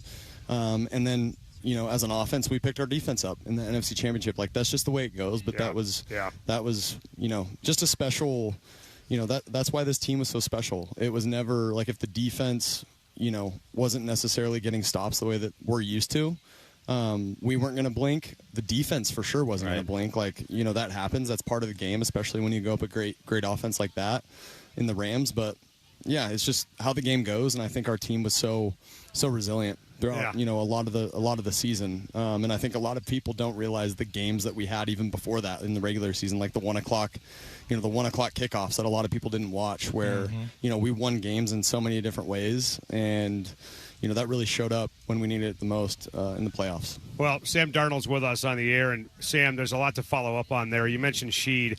Shows up, great special teams. I know he'd like to make more of a contribution on offense as a pass catcher. Mm-hmm. Gets the big contract over the offseason. Tell us kind of what you guys are doing to work on specifically together over the last couple of months to make him a bigger part of the pass offense. Yeah, Rasheed's been great. Just his buy-in, I think, just the way that he comes to work every single day, because we all know his physical set. He runs really good routes. I don't think he gets enough credit for how good of a route runner he is. Obviously, he can take the top off and do really good things on special teams. But he also does really good things route running wise. And so we're going to try to take advantage of that this year. Obviously having him, Coop, obviously Jax, and some other guys as well. But so Sheed's he's been great, man. It's been really fun. Not only Sheed, but obviously our whole team, but our receiving core, our tight ends, our running backs, our skill positions. Like, you can tell how hard these guys worked in the offseason, coming back in shape, ready to go, learning the playbook even more, because it is a similar playbook to what we had last year, but they're taking kind of that next step, and that ownership you can tell is there with those guys. And Sheed's one of those guys that has really taken, I feel like, another step, and he's just going to continue to get better throughout training camp. Well, all those weapons that you describe, and Sam Darnold with this, you've got a new offensive coordinator, Clint Kubiak, goes on. He's with the Raiders. Brian Fleury comes in. Please, for the sake of it, enlighten us. There's got to be a difference. Please don't say there's no difference. There's got to be something, either personality or scheme, whatever. Oh, yeah. You're smiling right now. Tell us how Brian Fleury's different than Kubiak and how that relationship is going. It's funny. So they're very similar personality-wise. How? Okay. In what way? Just stoic, right? I feel like they're both very stoic. They're not going to give you much. Like, if you guys see them at the podium, like, don't expect much out of Fleury. Kind of the same way Clint was. All right. Thanks for the heads up. But he does have, like, he does in the same way Clint did, like, very dry sense of humor. So he's funny that way. But yeah, he's incredible, man. Just the way that, obviously, first-time coordinator, so, like, he's learning right along with us, different situations and how to call it, and, getting used to calling things, all those things that a first-time coordinator goes through. But he's been great, like, just communicating with the players, communicating with the coaches as well, like, what, with specific position groups. Like, he's really good with the position coaches, like, getting them to get their guys on the right page and get them all aligned with kind of where we want to go as an offense. And he's also one of those guys where, like, he's not gonna tell us exactly what he wants our identity to be, in kind of the same way Clint did, but, like, we're going to find our identity as we go. And I think that's the beauty of a guy like Brian. Like, he wants us to kind of take ownership of the offense and understand kind of what we do well and communicate that to him as we go throughout training camp and as we get towards the season. So Brian's just a really good communicator, I think, first and foremost. And he's going to bring a lot of great things in the pass game as well. Obviously, the run game, we know what kind of run game he's used to, being in San Francisco, and then, all the great scheme that they have there. But yeah, just the pass game stuff. I think he's really aligned with kind of what we were doing last year, and even some other things too that he's brought from San Francisco. Do you think you'll have more involvement about game planning or what have you? Is there a feeling in the building? Do you sense there's a feeling like, hey, Sam's earned this now? That type of thing with a new play caller? I let the coaches do their job. I think that's important to kind of have that, to let them do their thing. I don't want to, like, step on too many toes, and it's not necessarily stepping on toes, but, like, I want them to do their job and, like, come up with a game plan. And then obviously as we go, I'm like, hey, maybe instead of, this zone beater to a man beater, like, maybe we try this man beater this week. Like, I think this would be good versus their certain man covers that they play. So there's little things that, like, I'll recommend that way. But I'm never going to, if there's a play that I like, I'll say, hey, I like this play this week against this coverage or against this coordinator. But I'm never, I'm not the kind of guy that's going to sit and do a staff meeting and try to come up with plays with them. So I let them kind of do their thing that way. And, because there is a flow, right, to those coordinator meetings and what they want to do game plan wise. So I'll let them do their thing and kind of, come up with suggestions as the week goes on. Yeah, I love that. Well, Sam, I know you got to go. There's two great quotes that came out of the Super Bowl celebration. Number one, we did not care. Right? And then number two, your teammate Ernest Jones. I got 2 words for you. Okay. You. Now, the original of that was after the Ram game. That's right. On Thursday night. What did that mean to you? Yeah. You had a night that you obviously did not want to have. Yeah. Your teammate comes out unabated, says, you don't believe in this guy? F you. We do. What did that mean to you personally that he did that for you? Yeah, me personally, it's funny. It's like, the guys feel that way. But I think to hear it is a different deal. The way that Ernest not only had my back, but, like, I think that's a message. Ernest wasn't necessarily sending that message to me. He was also sending that to the entire team. Right. He was like, hey, like, we're in this together. And it was the same message that Mike's been pushing, but That just kind of shows you his leadership, and really not only his leadership, but how smart he is. Like, he kind of knew in that moment, like, this is what needs to be done. Yeah. And he also knew that I wasn't going to say anything like that.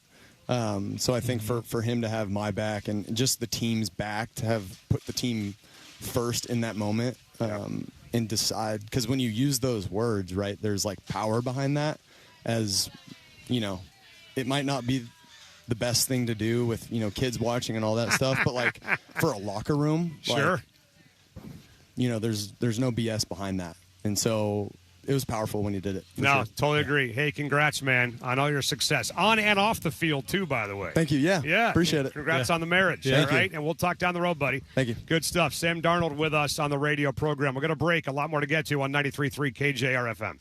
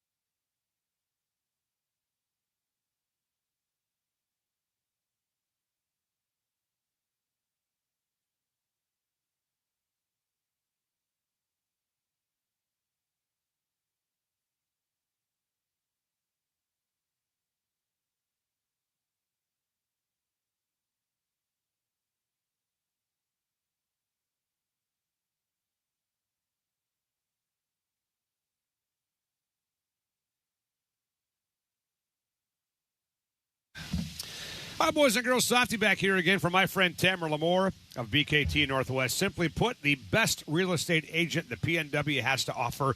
And I know from experience, man. Here's the story. The market is crazy. You got to have the right agent to list your home for the right price at the right time, so it's not sitting on the market for months and months and months. They know market trends. They know how to list homes correctly before they hit the market, so you get paid and you cash out and move on as soon as possible. Jump on the web and learn more about the best real estate agency team I've ever been a part of, Tamara Lamore and the entire team at BKT Northwest. Google that name or jump on the web and check out the website directly tonight at sellerschallenge.com.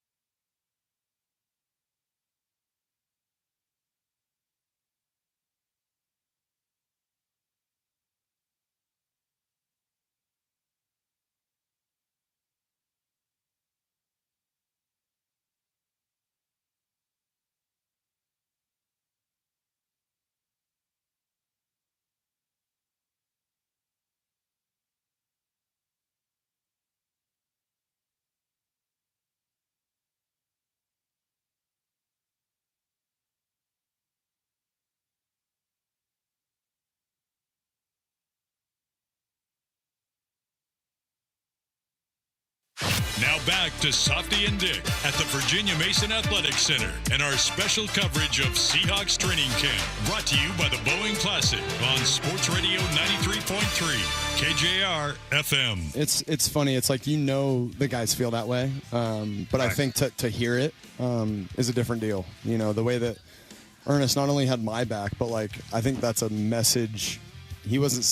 Ernest wasn't necessarily sending that message to me. He was also sending that to the entire team. Right. He was like, hey, we're in this together. And it was the same message that Mike's been pushing, but that just kind of shows you his leadership, and really not only his leadership, but how smart he is. Well, I got to tell you, I was happy we were able to get that question in with Sam Darnold, man, about Ernest Jones, because I knew he would give us an answer like that it was meaningful to him, that he heard that from Ernest Jones. And I don't know about you, Hugh, but I'm going back to those games against the Rams, and Hugh Millen in for Dick Fane. Jackson's back in the studio. I remember watching those first couple of games against the Rams, going to the third quarter against the Rams, and the defense is getting shoved around. I'm thinking to myself, what the hell's going on around here? This is crazy. Sean McVay is whipping Mike. Remember that? He is whipping Mike McDonald, and then all hell broke loose with that Rashid Shaheed kickoff return, and things started to turn for the better for the Seahawks. But, I mean, you tell me, that thing that Ernest Jones did for Sam Darnold, could you go back and maybe look at that and think, without that happening and without that maybe bringing the locker room together, without that belief they showed in Sam Darnold, do they win the title if Ernest Jones doesn't come out and support his quarterback the way he did? It's pure conjecture. We're not in the head. It's a fair question. It would be a fair inference. I would say it wasn't just that part of the Ram game, or that game down in Inglewood. Right. But then if you take the Thursday night game, he had 2 interceptions, including one early in the fourth quarter. Right. Down going to the north end zone inside the 5-yard line. They deked him on a blitz where the defensive tackle dropped out. He throws it right to the defensive tackle, and at that moment, you could say, "Oh my God, our quarterback has a Los Angeles Rams problem." 100%. Because at that juncture, David, right, he had no touchdowns and 6 interceptions. Right. And obviously, the closer you are to either goal line, right, the more it impacts points. Like if you're going to throw an interception, do it closer to midfield. But if you're down on the 5-yard line, right. I'm sitting there thinking, this is getting harder and harder to defend. Sure. And then I remember thinking about you, honestly, during those games, during those plays you're talking about. I was like, oh my God, Millen's going to have a hell of a time on Monday morning backing this guy up. I'm watching. Well, that was a Thursday night, so it was going to be the next morning, Friday morning, correct? And I just how am I going to I've been staunchly defending this guy, but this is really a problem. Yeah. And then somehow that man dug deep, and in that fourth quarter, he came back. He threw the big over route to Barner. Mm-hmm. And by the way, Barner made a hell of a catch on that. That is more difficult than it looks. So they get to the other touchdown, and then the overtime driving down that he threw a corner out to his right sideline, right, to Cooper Kupp, right, tight coverage, and he got his face ripped off. That degree of difficulty to stand in there and take that hit and deliver that ball. Yeah. That's one of the best balls in the NFL for the entire by any quarterback. I'm glad that you brought up the pressure he was under in the Super Bowl, right? Yeah. Because that's not something that shows up in a box score traditionally. It's not something fans talk about traditionally. He easily, if we saw the same Sam Darnold that we saw between the Cardinal and Ram game earlier in the year, easily could have dropped the ball a couple times, given the Patriots short field, hit from behind, turned the ball over with an easy pick like Averill and Manning in the Super Bowl, and none of that stuff happened in that game. Yeah. And it's like there's real value in that, but nobody talks about it. Well, he had, I believe the number was 17 pressures versus Drake May's 15 through three. Like, he was under siege, but he calmly handled it. Where Drake May is taking sacks. Right. He took 5 sacks in the first 3 quarters. Darnold had none. He just found a way to find his hots or scramble out of pressure, and so it just seemed like there was less pressure. But again, statistically, for the rest of the time, 100 years from now, you can look back and say, who was more pressure? 100%. Well, and to be fair to Drake May, I mean, not that I give a damn, but he's in year 2 and Sam's in, year 8 or 9, whatever it is, 8 in the NFL. So he may have that wisdom that Drake May doesn't have, but that's fine, right? Because as you've said a million times, on that day, that's what they needed. Right? The dark side was going to do their job. Drake May was doing nothing. I mean, Drake May had 88 yards passing after 3 quarters in that game. I think the team had 88 yards Absolute total. 0 in that game offensively. His numbers came in garbage time. So you're telling Sam Darnold, hey, man, the one thing you can do is help these guys out. And he didn't do it. And I don't know if there's a lot of fans out there, honestly, after that 4-pick game against the Rams here, where he's got now 7 turnovers in 8 quarters against the Cardinals and the Rams in back-to-back weeks. That night when they lost to the Rams, if you told somebody he's going to be under more pressure in the Super Bowl than his opponent, but he's not going to turn the ball over one time, I don't know if a lot of people would have bought that, and they certainly wouldn't have bought at that point in time that he'll be in the game to begin with. Yeah. Right? Yeah. Well, I just think that the way he dug deep, like for me, let me make a comparison. Now, there's going to be a lot of things that are not apt, but I think the greatest football game I've ever seen by a quarterback is Tom Brady in the Super Bowl against the Falcons. Right. Not because it was a Picasso from the first quarter through the end, and he threw for 550 yards or whatever the record is by Norm Van Brocklin, right? Mm-hmm. It's because the first half was really a mess. He had an 86-yard pick six in the Super Bowl. Right. And they're down 25 points. Right. And so it was the having to dig yourself out of a hole part of it that makes, in my opinion, there's several other games you could argue, and you're entitled to your opinion. I think that's the greatest game a quarterback ever played in this sport. Got it. In part because of that. And so if there's any truth in that part, now compare it to what Darnold had. Now, obviously, it wasn't the Super Bowl, and they weren't down by 25 points, but to look in there, imagine this: a baseball player gets up, in the bottom of the ninth with guys on second and third, down a run, 2 outs, but the guy who's at the plate has already struck out 3 times. Mm-hmm. Mm-hmm. Do you think it's not harder? He's got 3 strikeouts in the game. Yeah. Right. Yeah. So when an athlete has to dig deep in that moment, in the clutch moment, and forget the failings of that game, I think that's hard. No doubt. And he did that in that Thursday night game. And so from that point on, when he threw that interception on the 5-yard line in the north end zone, if you then track his passer rating for the rest of the Ram game and then the NFC Championship game. Incredible. I'm going to get those numbers up here because complete 180, right? Just a total 180. like what he had been in Right. the Rams for 7 quarters, Right. and then what he was in Well, for the next 6 and quarters. In the meantime, the defense was still getting pushed around, right? Like they didn't stop getting pushed around.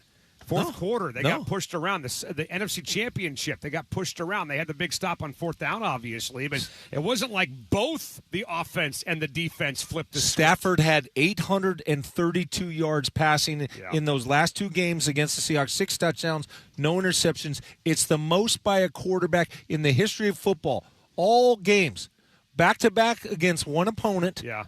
And it's the most yards with no interceptions. Yeah. Like he was shredding Mike McDonald's defense. And yet he lost both those games. He lost both those games, but Incredible. who was the guy most responsible for Sam him Darnold. losing it? Sam Darnold. Sam Darnold. Let's get a break. Testimonials, and then we'll switch to some college football at 5. More Hawks at 5:30. John Wilner joins at 5 on 93.3 KJR FM.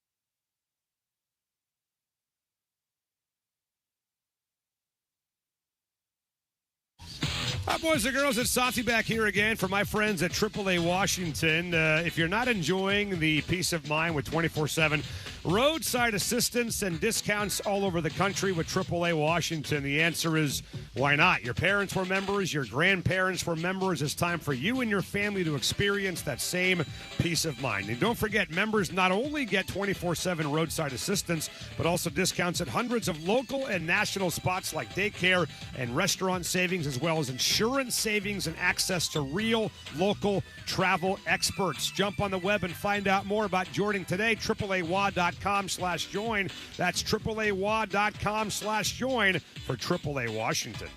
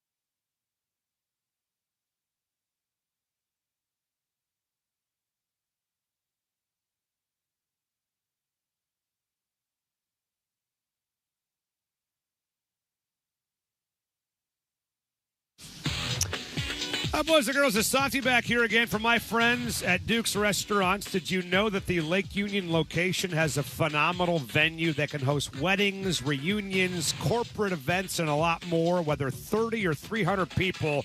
Docksideatdukes.com is the place you want to visit. Maybe you got a wedding coming up. Maybe you have a birthday party, a special one coming up. Well, if you're looking for a spot and you want a private veranda over 2,200 square feet overlooking Lake Union, seaplanes landing right and left, a menu that can work with your budget, and a staff that's dedicated just for you with your own kitchen, I want you to consider Dockside at Duke's. That's right. The Lake Union location on the first floor has the venue that you've been looking for. Whether 30 or 300 people, sit down, plated dinner, or appetizers. Find out more at docksideatdukes.com.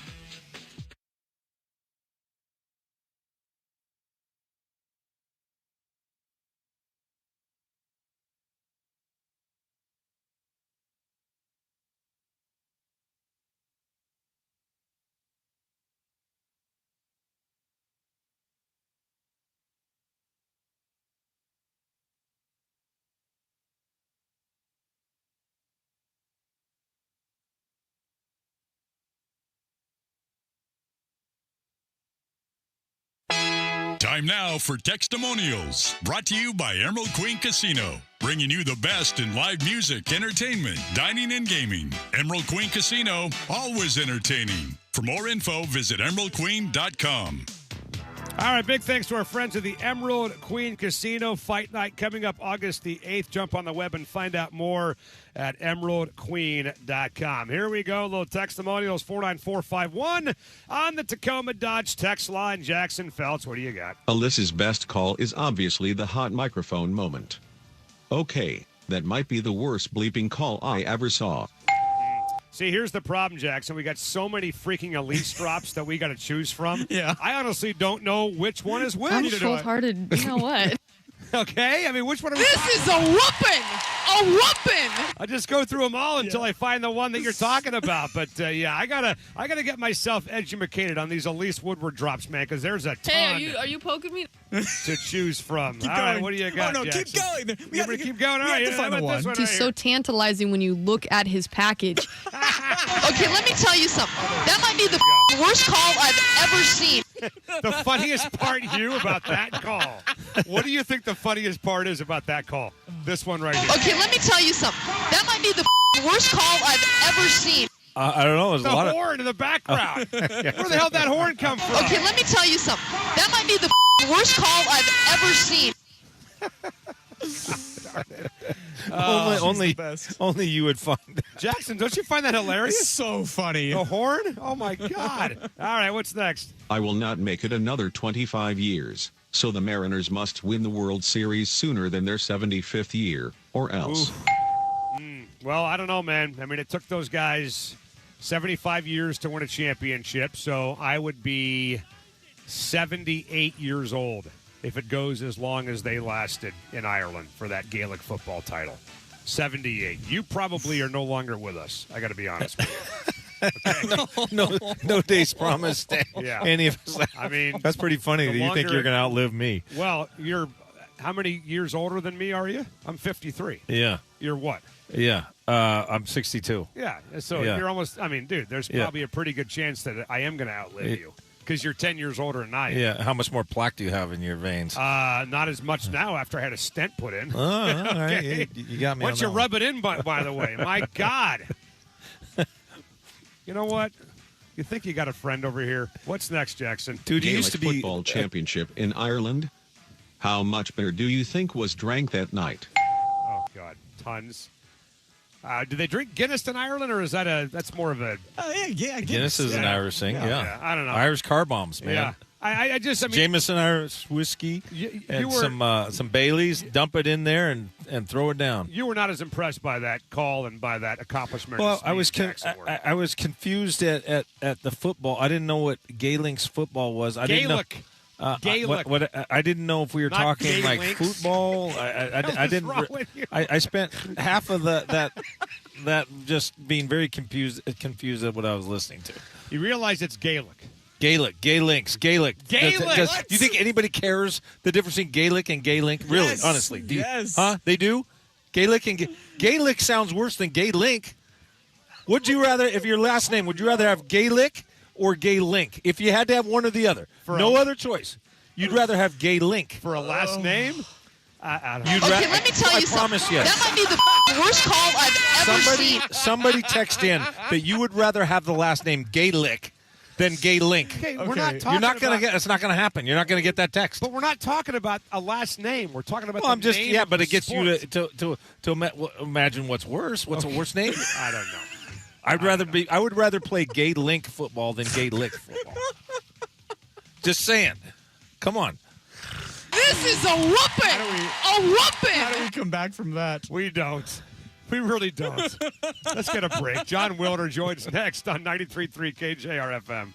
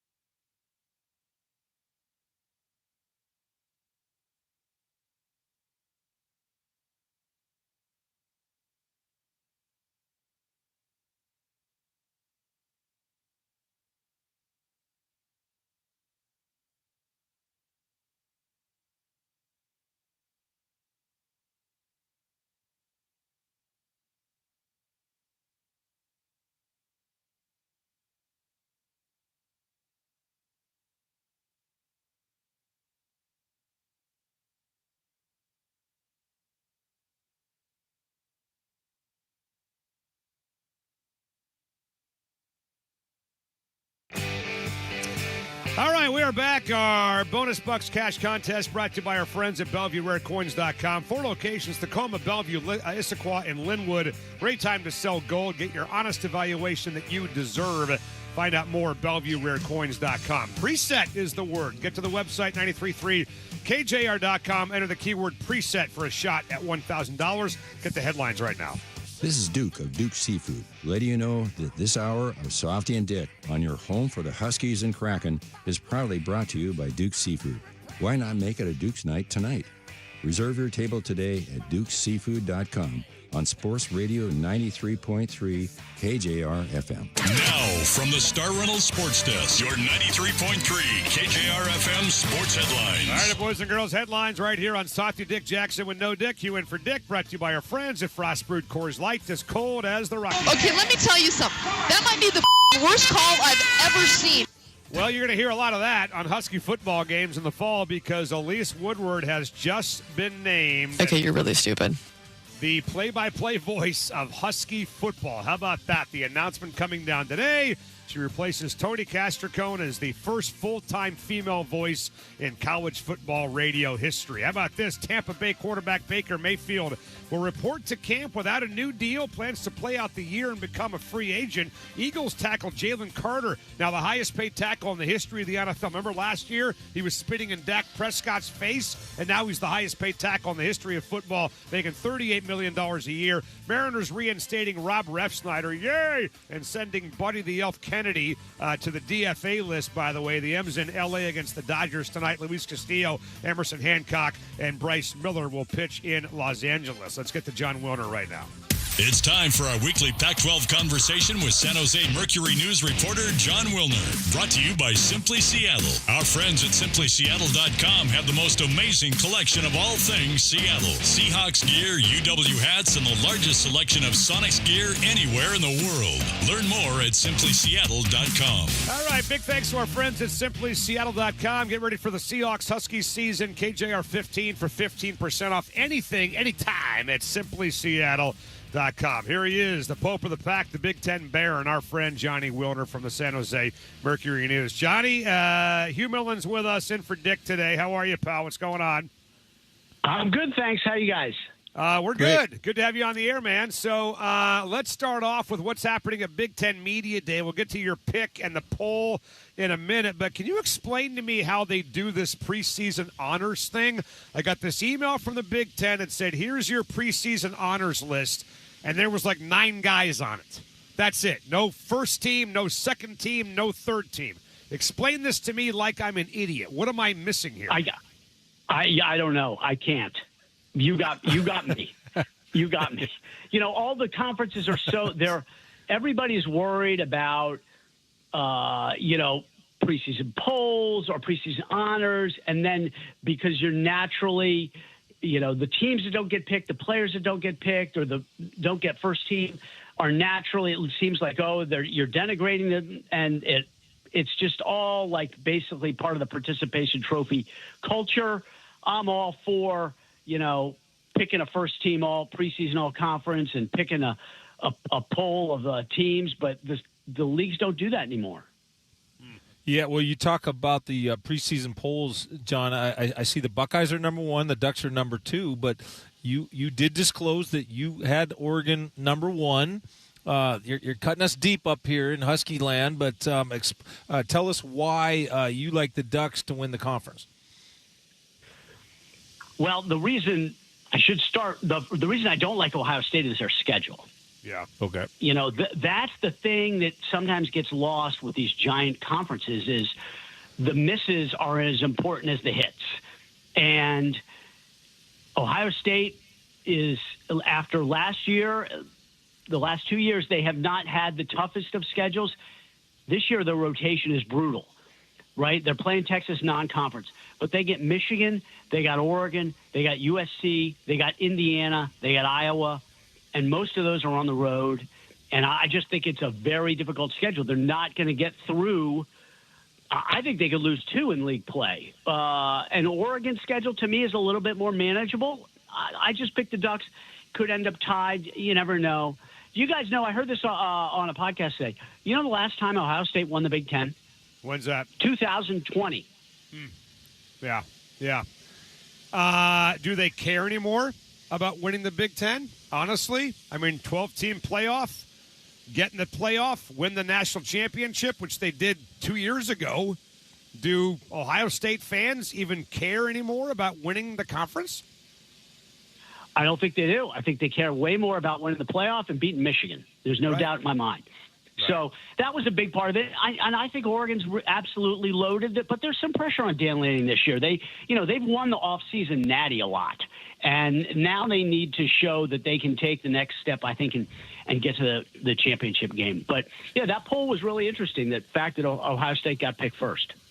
Well, Nick Saban made some news by, kind of talking about, hey, despite the fact that the Big Ten has won 3 state national championships, that he's still back in the SEC saying, hey, we're a deeper conference. What was your reaction to Saban's comments about that? He knows who's signing his paycheck, right? I mean, he gets paid by ESPN. The SEC and ESPN are partners, and I would fully expect him to lean in the SEC's favor on any of these. The thing that I find about that Saban has said that to me is most interesting is he thinks the Power 4 conferences should only play Power 4 opponents. No more group of 6 schools, no more FCS schools. He thinks it should be, and that would be a very NFL-like approach to scheduling, where teams would have to be okay, losing 4 teams that usually lose 2 or 3 would be losing 4 or 5 games. I don't know if that would go over very well, but I find that very interesting from Saban, more so than a lot of his just support for the SEC. Well, John Wilner's with us, courtesy of Simply Seattle. And, John, today was about patch wars in college football. I don't know if you noticed this, guys, or not, but Ohio State announced earlier this morning that they have a new partnership with J.P. Morgan Chase that includes patches of the Chase logo, right, on all of the 36 Buckeye sports teams' uniforms for $17 million a year. That's going to the athletic department. And then later on today, Notre Dame came out and said, you know what, we're doing a deal with SoFi for $18 to $20 million per year. So Washington, for example, does not have anything done. Nothing is imminent. They're working on something, but this, I assume, is going to be par for the course that every major program in college football and basketball and baseball and soccer will eventually have a corporate patch on their uniform, right? Yeah, we're for sure going to that. Now, but the market has been set. The top of the market's been set, right? Ohio State, Notre Dame, I'd say the 2 most valuable football brands in the country. I can't imagine, even a Texas, Georgia, Alabama, Michigan, I can't imagine they will get more, certainly more than Ohio State and Notre Dame. Maybe a little less. It also helps you figure out where Washington maybe should be, and Oregon if they decide to go that route. So it's real interesting. And then at the other end, you got the Big 12, which a few weeks ago announced a jersey patch deal with Monster Energy Drink for $20 million for the whole conference. So basically, $1.25 million per team in the Big 10 and the Big 12, and there's a lot of folks in that conference that are kind of scratching their heads. John Wilner with us, and John, as you're talking, I just learned about this, and it almost kind of, the college football has made me sick a number of times. I just got sick all over again. Why? I just swallowed my vomit. I just remember, guys, when reading years ago, are you ready for the Tostitos Fiesta Bowl? Are you ready for the FedEx Orange Bowl? I go, no, I'm not ready. That's absurd. Nobody's going to do that. And, of course, they did it. All the iconic bowl names, and then the stadium rights. And now you're talking about patches. And there's going to be one patch, and then somebody's going to put the second patch on the sleeve. Right. And pretty soon we're going to look like a stock car. Yeah. Maybe on helmets, too. You never know. I want to say, where does it end, John? You don't know where the hell it ends, but it just seems like I don't know. This whole iconoclastic, money grab, it's really shocking and just distressing, I guess. I don't know. What's your reaction to all that? It just give in, like, hey, it's 2026, get over it, bite the bullet, that's the way it is. But I don't know. It seems like nothing's sacred anymore. they got to pay the players, Hugh. Pay the players. That's what this is all about. And they're going to end up having to probably pay them more because that, the roster cap's going to increase. And so when you got to pay the workforce 40, 50 million a year, you got to find money somewhere. And that's a lot of what's driving this. Well, John, they changed the bowl game titles before they were paying the players. Right. They changed the stadiums before they were playing the players. I think it has to do with, yes, I think there's some of that, and I think it's an easy scapegoat for administrators to point at the players and blame the players. They were doing this long before they were paying the players. To me, John, it's like, why do giraffes get the choicest leaves? Because they can. And they're going to put patches on because they want to get the money because they can. I think that fits an explanation as much as anything, even though they'll try and blame it on the players. Well, sure, but it's just one cost after another. Previously, it was because coaching salaries were skyrocketing, or everybody had to upgrade their stadiums or build new locker rooms. It's always something that is requiring the schools to seek new revenue, and this wave, so to speak, is the player payments. But yeah, it's always something in college sports, no doubt. Well, I would just wonder, this is not going to stop until there's a collective agreement between players and universities, right? And I saw this story that came out today or yesterday, John, about Stanford, that they've got some players that have formed a campus chapter of the College Football Players Association, making them the first team to partner with them, which aims to unionize college athletics. Is this maybe the first step in actually getting a collective bargaining agreement one day between players and universities? We've seen similar things that haven't quite materialized with Dartmouth basketball and, Northwestern football about, 8-10 years ago now. We're along, this is a marathon, and the Stanford chapter is, first mile, second mile. There's a lot of issues, right, including the fact that, state employees can't unionize in a lot of places. They're going to have to change the National Labor Relations Act in order to have comprehensive collective bargaining. And eventually, I think what will happen is the players will probably bargain with their conferences. That's probably the most likely outcome. But this is just a small step along the way. And they're not even applying for membership. This is just, they've just kind of announced we're partnering at this point. Right, no doubt. Well, John, I tell you what, man, maybe by this time next week we'll have a patch on my face, and I'll make some extra bucks doing that. That's coming, all right? Nothing is sacred. I think it'll help. Nothing is off limits, John. Great stuff. As long as it's not on the other side. Yeah, exactly, right? Yeah, on my ass. John, you're the best. We'll talk in a week, man. See ya. Thanks, John. Thanks, Okay. Right, John Wilner with us. We're going to break more with Hugh Millen for Dick. Sam Darnold. If you missed it, you'll hear it again coming up in the 6 p.m. hour right here on 93.3 KJR FM.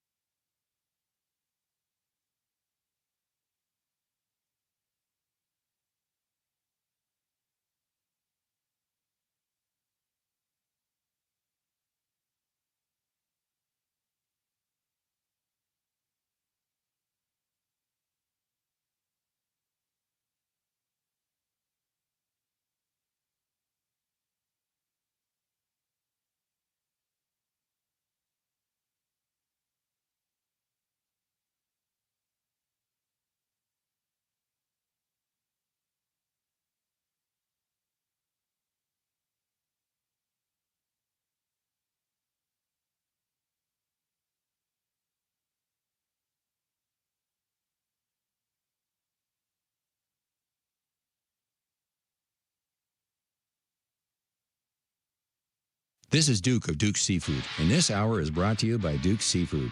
Why don't you make it a Duke's night tonight? Reserve your table today at dukeseafood.com. Now, back to Softy and Dick on Sports Radio 93.3 KJR FM. All right, Duke, thank you very much. If you're looking for a great wedding venue, party venue, reunion, corporate event, whatever, dockside@dukes.com. I want you to check that out. I know a lot of people out there looking for wedding venues freaking out. They panic, and the wives, the brides panic and whatever. You've been there before. Dockside@dukes.com. It's the lower floor of the Dukes on Lake Union right over here. And great spot, 2,200 square foot veranda. Check it out, dockside@dukes.com, right there on the south end of Lake Union. All right, well, we'll get to some reaction to John Wilner's conversation, Hugh, we had in a minute. Sam Darnold, going to get to him coming up in the 6 p.m. hour, but we were talking on the air, off the air about how he started to perform in the third quarter, right, of that second game, the Thursday night game against the Rams. The first game, he throws 4 interceptions. Second game, they're down 16 points. He's not playing good. The defense is getting shoved around. And then, bang! It's just totally flipped because of what Sam Darnold did. Yeah, well, it was early in the fourth quarter. He throws the second interception. So at that juncture, let's say the before and the after. So, Right. and I'm not going back to the Viking playoff game against the Rams. This is just as a Seahawk. So you had the 4 interception game down in Inglewood. Right? Right. And then you had 3 quarters of the game in Seattle on Thursday night up to the point where he throws the interception. And at that juncture, Sam Darnold was 43 of 66, 448 yards, no touchdowns, and 6 interceptions on the season for a passer rating of 46.8. Wow. At that point, you're saying this guy can't he can't play against the Rams. Like we can't have the Seahawks maybe if the Seahawks quarterback can't play against the Titans, but he can't be in the NFC West and he can't play against the Rams, right? So when we talk about the dig deep from that point on, the fourth quarter, the rest of the fourth quarter, the overtime, and all of the NFC Championship game. Okay.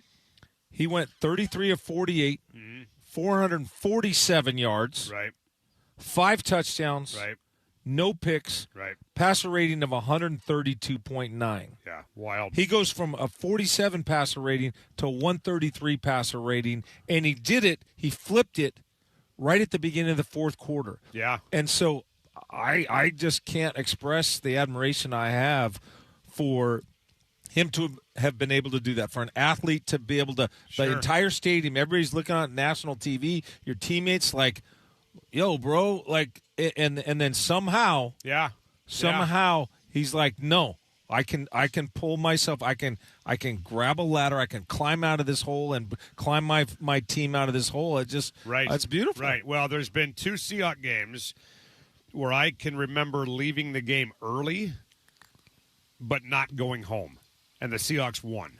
One of them was the 2014 NFC Championship against Green Bay. Yeah. And the other one was that Thursday night game where they're down 16 points. And he throws that second pick that you talked about. Yeah. And I said, the hell with us, we're out of here.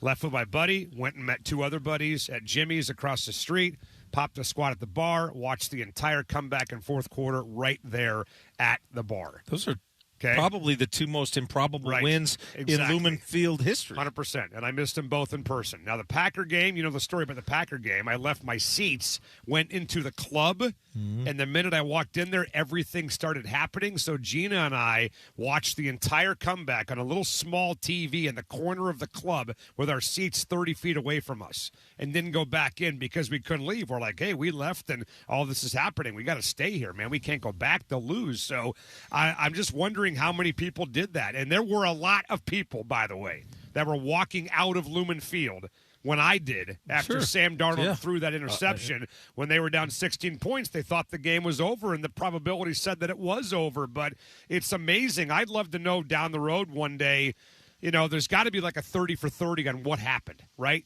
Did something happen on the sideline? Was there a conversation? Did he look in the mirror? Did he go take a whiz and see himself looking back at him and said, "You're not going down this way"? Whatever, man. So it's just unreal. And they don't win the title. They don't make the Super Bowl without those performances. So that's why when Dick and I get into these conversations about, hey, would you trade 4 first-rounders for Sam? I'm like, are you nuts?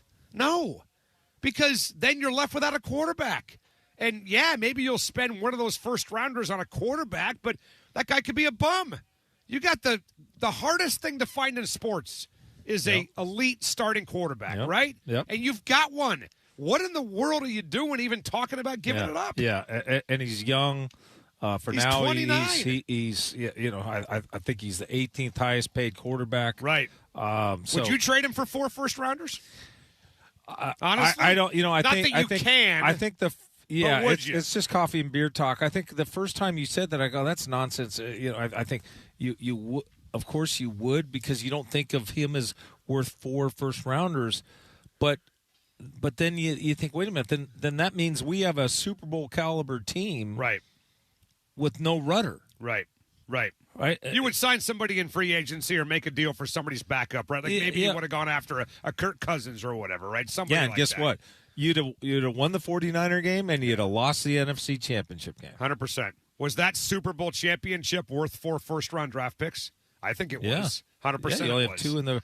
Absolutely, it was. Right. 100%. 100%. Yeah. So, look, I love the guy. I'm just really curious to see, Hugh, what happens this year with him. Like, is he going to take a step back in some areas?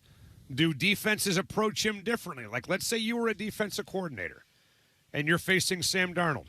You know his game, you know his strengths, you know his weaknesses, right?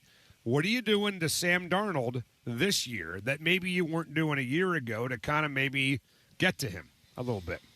What does he have to prepare for? I would try and take away the big play. Yeah. I think that he's been able to get the ball down the field, and so I'd play coverages and try and make him, kind of matriculate rather the ball down the field. That'd be the first thing. Right. That's an old term, but no, that's I know a Hank that. Stram It's a Hank Stram term. That's why I'm saying you could just say push the ball down the field. Well, by push the the ball down the field. Like we're going to matriculate. Yeah. I don't want to say dink and dunk, but make him have longer drives. Right. Try and take away the big play. Well, do you think this offense is – it's hard to imagine this offense being better. Where'd they finish? 3rd in points scored last year. Is that right? Top 5, whatever it was in the NFL. Do you think they'll be better because they got Shaheed now for a full offseason? They got the offensive line bringing all 5 starters back from last year. They do lose Kenny Walker. They replace him with Jadarian Price. Maybe the depth at running back. Oh, you know what we haven't talked about yet today? Kenny McIntosh got let go. Yeah. Does that signal to you – that maybe Charbonnet is closer? Does it signal to you that they like Velus Jones maybe more than they did Kenny McIntosh? What does that mean? Well, I think for me, I think a couple of guys. I don't think it's Emmanuel Wilson. I looked at enough tape. I'm not a believer there. I think Jacardia Wright and Velus Jones. Right. I think they are the young guys that might get your attention. And it also signifies to me that McIntosh's surgery didn't go as well as he wanted. Right. I'm concerned about the running back position. I'm concerned about Jadarian Price's durability at his frame. Right. You just kind of look at his legs, and they look more like wide receiver legs than running back legs to me. Right. So there's a concern there. I'm concerned about a number 2 receiver. Right. I really like the tight ends, so I don't have a concern there. Okay. My concern about Anthony Bradford has diminished. Wow, look at you. Hey, listen. Hey. New evidence. I didn't say. I kind of feel like we need breaking news here, Jackson. No. Hugh Millen's concern has diminished. Yeah, let's let the edit. Hugh, go ahead. Diminished. It could mean infinitesimally. Oh, here we go. Okay. There we go. But the guy got you know what? You just can't do it. You can't do it, can you? You follow where the evidence leads. They went from a state of catastrophe, a 5-alarm fire, right? A state of crisis at the right guard position, and he improved, and they were able to win a Super Bowl. So new information has always got to be, Right. Take precedent over your prior stance or your ego or whatever. And 100%. so 100%. new information has come on. So my concern about right guard has diminished. Okay, but here's the thing. There's got to be a worst of the five, right? Every offensive line He's still the worst of the is five. going to have the worst. Absolutely. So he's the worst of the five. But he's better. How bad is he, though, compared to other starting right guards in the NFL? That's the question. No, and can they still improve that? They got the kid from Iowa, I'll by die the on way. a beach and say he's still in the bottom half of the league. Have you seen the kid from Iowa yet? And Yeah. it's hard to judge offensive linemen until we see him play Yeah. in September. Yeah. What do you make of Bo Stevens so far? Don't. I haven't formed an opinion. He's running with the threes. Okay. They're not playing. They're not in pads.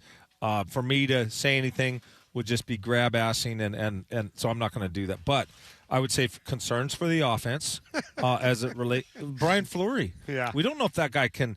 If he can how he game plans. We don't know how he sets up plays. He's never called plays in the NFL. He's never been a full-time offensive coordinator. We have no idea. Right. And so I think anybody who can tell you that Brian Fleury is going to be a good offensive coordinator. My favorite thing about Brian Fleury is that Mike McDonald hired him. Right. And so if he passed Mike McDonald's test, then that's the best thing. But I think it would be just wishful thinking to say, "Oh, I feel great about Brian Fleury." He's a never timer. Right. He's never done it. Right. How are you optimistic? Yeah. Look, you can be cautiously optimistic, but how can you not be in a, hey, I need to see this? Yeah, I think there's a lot of those we'll wait and sees on this football team. Jadarian Price is one of them. Fleury is another. The Kosla family, when they take over, the ownership obviously is another. There's no question number two about receiver. that. Number two receiver. Can A.J. Barner continue that ascent? What about the secondary now with the pieces they're missing Corners from last year? All that. On the defense, on a very deep defense. Look, this is a very good deep football team. So I don't want to, anything that I say in my analysis to overturn that fact. This is a really good team. Right. But the reason you gave, and they're really well coached, for why maybe we should be optimistic potentially about Fleury is because of exactly the point you just made, that McDonald hired him. This was not like the Ryan Grubb situation when it was late in the game and John Schneider went out and just found McDonald, an offensive coordinator, handed him Ryan Grubb. Right? Mike McDonald, the more you learn about him, this guy, I call him Mozart because Mozart is, supposedly the all-time child prodigy. This 36-year-old that like everything he touches, his vision of not only defensive football. He had a game where Seattle won the game. The Seahawks offense played great. Everybody's feeling good. And Mike McDonald went into Clint Kubiak's offense, just read him the freaking riot act. Gave him like 19 things that said, this is wrong, this is wrong, this is wrong, this is not sharp enough. There's no padding here. This is not going to be good enough. Like, he has a vision of how NFL football is supposed to be, right. and he implements it on defense, and he demands it on offense. So, look at Baker and Dotson, right? The linebackers his first year, like 6 months, 6 games into it, he's like, this isn't working. No, boom, but he knew exactly how to fix the hole. Like, right. You think he identified Ernest Jones for John Schneider? Yeah. Go get that guy. Yes. That's the guy I want. The guy in Tennessee. Yes. Okay. I do think that. Yes. Yeah. I think that he just, the defensive ends, these older defensive ends, Kyle Van Noy, Jadeveon Clown, doesn't matter. They're over 30. Doesn't matter. They've been on 6 teams. Right. That's why when I see Dante Fowler, if he was on another team or on another coach, I would just kind of go, well, he's long in the tooth, and why'd they give up on him and all that? And I look at Dante Fowler out here, I go, I don't know what Mike McDonald sees in him, but it's Mike freaking McDonald. Right. So I'm a believer. Right. I think Fowler is going to have, I don't want to say a Pro Bowl season, but I think he's going to have a significant impact on this team because Mike McDonald brought him in. Yeah. Well, again, but that's where the benefit of the doubt comes into play. He's earned that. right? And so he's earned the right to almost have you think that Brian Fleury is going to work out. He's earned the right to make you think that Price at running back is going to work out. He's earned the right to think that all the guys they got rid of in the secondary and the new players they brought in are going to work out. I mean, he's the head coach. He's not just the defensive coordinator. He's the head coach. You just talked about how he read Kubiak, the Riot Act, and got involved in the offense and said, this is what I want. Yeah. He's not sitting back letting the offense go their own way. He's involved in everything. So he's earned that benefit until he hasn't. And, I mean, look, it's been unbelievably, wildly successful so far. Let's do this. We're going to break. We're going to give you some time to go lather up before the Sam Darnold conversation. We'll talk some soccer. I know your favorite sport besides Gaelic football. Brian Schmetzer. Sounders have lost 5 in a row. What the hell's going on over there? We'll talk with him next. And then Sam Darnold coming up in the 6 p.m. hour on 93.3 KJR FM.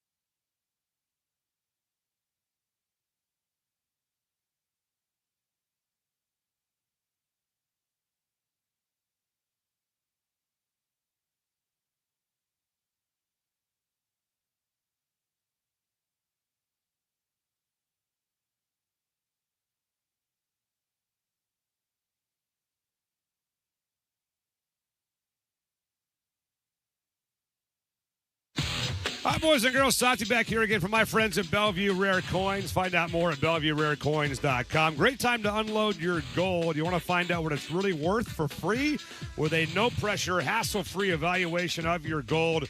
Jump on the web and find a Bellevue Rare Coins near you. They got 4 stores, Bellevue, Tacoma, Issaquah, Linwood, and they're famous for their high payouts. So before you give your gold away or donate it, man, jump online, find a BRC near you, and find out what your stuff is worth for free. Find out more at BellevueRareCoins.com.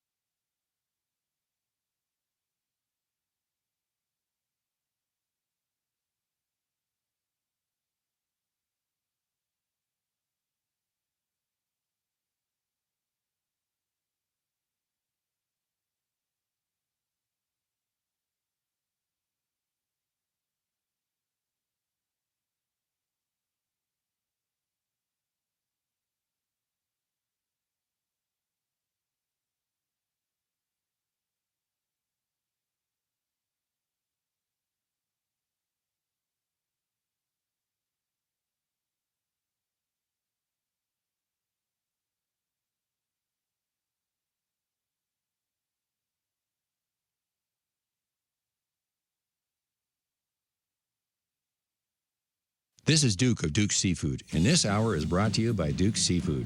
Why don't you make it a Duke's night tonight? Reserve your table today at dukeseafood.com.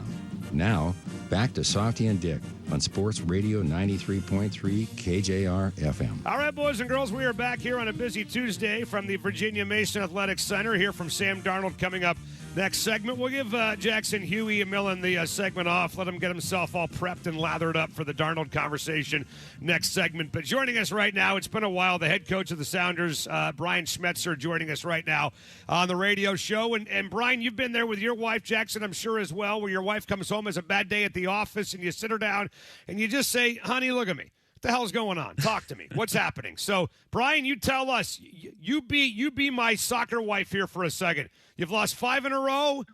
What's going on, man? Tell us. What the hell's going on? Well, first of all, I'm surprised you're even talking to me after losing 5 in a row. But thanks. You're my best buddy. Now I'm going to change gears and become your soccer wife and tell you, honey, it's okay. Take a deep breath. I'm sure you'll figure it out. Right. Well, okay, so how do you figure it out? Talk about that, because if you're saying that to Christine when she has a bad day, you should be saying that to yourself. How do you figure this out? What's going on behind the scenes that needs to be corrected ASAP? Well, behind the scenes, Softy, look, I'm not going to pull any punches. Nobody's happy about the way the results have gone, starting with that, humiliation against Portland the other day. But here's how we're doing it. So try to go over all of the little details that made us a successful, at the break, 7-3-3, had some pretty good games, good performances in the first half of the year. We haven't changed that much. We're going to talk a little bit just about some good news on the injury front, but certainly having 5 starters, that have missed considerable amounts of time hasn't been easy. So maybe we've underestimated the depth of the squad a little bit. So we're trying to come up with new ways to, simplify things for the players. Okay, when the ball gets here, these are your 3 options that we want you guys to think about. And then hold players accountable, because it's not just the guy on the ball that's making the wrong choice or bad decision, Softy. The guys in front of them have to actually help their teammates. So we're working with the guys off the ball to make sure we have enough options to solve our number one problem, which is scoring goals. Brian Jackson here. You just said good news on the injury front. That is the next obvious question is, what is that good news on the injury front? Well, Alex Roldan was in full training today. Yaimar was in full training today. Kim Ki-hee was in full training today. And Pedro de la Vega was in his first unrestricted full training session. And I'll give you all that information, Jackson. But look, I'm going to caveat here. They got to make it clean through this week. No little aches and pains or, something before I really make a final decision to get them rostered for Portland.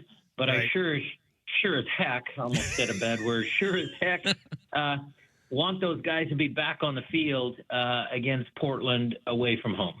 Yeah, and we'll talk, Brian, about Portland in a minute because they look a lot different, right, than the team that you saw just a couple weeks ago. But that's great news on the injury front, number one, Brian. But then just going back to the 5-game losing streak, I mean, look, you've lost 5 in a row. There's nothing good about it. But this might make you stronger in the end, and it might give you a chance to get some young guys in there that otherwise would not have played. I mean, maybe I'm just being way too, silver lining-ish here, I guess. But do you see any positives, any silver linings at all that could make this team stronger after this 5-game losing streak? Well, not many, Softy, and thanks for that question because I'll certainly look for a few more silver linings. What you said there about the young players, I think that is important because you got young Snyder Brunell, you got Peter Kingston, you got Stuart Hawkins. I mean, for them to go through some adversity earlier in their careers is not a bad thing because how you deal with adversity certainly is the difference between success and just being mediocre. So when we pull ourselves out of this rut, I think, a couple of those guys might have picked up a few things to help the squad get out of this slump. Brian, you mentioned Pedro de la Vega. It's great to hear he's back in full. Obviously, Jordan Morris still injured. We know what the production's been at the forward spot for you guys this year. I'm wondering if you feel like right now with the transfer window open, if you feel like Craig Weibel, your GM, needs to go make a move to add to that offense. Well, it's a great direct question. I'm not going to shy away from it. Look, we've been having conversations with Craig, who I really like. I think he does a good job. And Adrian, who's my boss for a long time. And I'm not going to try and sound like the ultimate company guy, but I do believe this. The conversations that we're having right now are obviously trying to address the goal scoring situation, because that again is our Achilles heel. When Yaimar's back and Alex is back, and I think we're going to get the defending correct, but getting another attacker or an attack-minded player, because of the uncertainties of Pedro coming back from some extensive injuries, the three-headed monster we got up front with not one of those three guys really making that position their own. I mean, yeah, all those conversations are taking place. But what I would tell you, Jackson, is the club needs to make sure that the decision they make now is based on, surely the data and everything, not as much on the emotion of fans or coaches, because I'm pretty down in the dumps. But we got to make sure that those moves are good long-term moves for the club. Right. Well, you just mentioned it, Brian, that you're bummed out. I mean, thank God you're bummed out, right? I mean, if you weren't bummed out, there'd be something wrong with you. I always say as a fan that I want the players and coaches to be as pissed off as me, if not more pissed off than me, when the team is not playing well. So I can hear it in your voice how bummed out you are. But it's not just you, right? It's players. It's, probably your bosses, your superiors, the fans. How do you deal with that when everybody around you is starting to get a little depressed and maybe starting to panic a little bit, man? Well, that just to do the opposite. You don't want to panic. You want to just redouble your efforts again to get all the details right. Look, I'm not a terrible coach just 4 weeks ago. The players aren't terrible from 4 weeks ago. We've run into a slump, and what I'm trying to do is remind them about what made them good. What I'm trying to do is hold them accountable for some of the decisions they make. And I'm also holding myself, most importantly, myself and the coaching staff accountable for the way we run our training session. And look, again, Softy, we've done a pretty good job of it so far this year. But obviously right now, we got to tweak some things to make sure the players feel that confidence from us so they can play confident on the field. Brian, one more from me. Portland at Providence Park down there in that terrible, terrible city this Saturday night. We're going to have the game right here at 7:30. It's funny. Over the last few years, it feels, or last kind of decade, it feels like Portland has used these rivalry games as a way to springboard their season where maybe they're not playing well, and then they beat Seattle, and suddenly they're off to the races. Can you guys take the energy that Portland usually has in these games and springboard you guys back to a good run of form with a win? Remember when I said the other day when we were talking about, coming out of the World Cup break, the grass is beautiful, we're playing against our rivals and we don't have to motivate the guys too much. Yeah. Well, that's not happening now. I'm pulling out all the stops. I'm going to try and get those guys fired up in the right way so they don't do anything stupid. Right. But you look at young Stuart Hawkins putting that crushing header tackle on the guy against Philly. Sullivan. Well, I put that up in the morning meeting this morning and said, you know what, Stewie, great job. I need more of that against Portland. So we're gonna treat this as a true rivalry game. And I'm going to try and get him up as fired up as Softy gets sometimes when he talks about his Husky football and his Husky fandom. That's the level I'm going to go to with the squad on Saturday. All right, man. Go get him against Portland. Get that win, and we'll talk in a week, all right? Thanks, Coach. All right, thanks. Take care, guys. All right, Brian Schmetzer with us. What do you say we got a break? Back at the Virginia Mason Athletics Center, Hugh Millen rejoins. We're going to sit down with Sam Darnold. With time, coming up next on 93.3 KJR FM.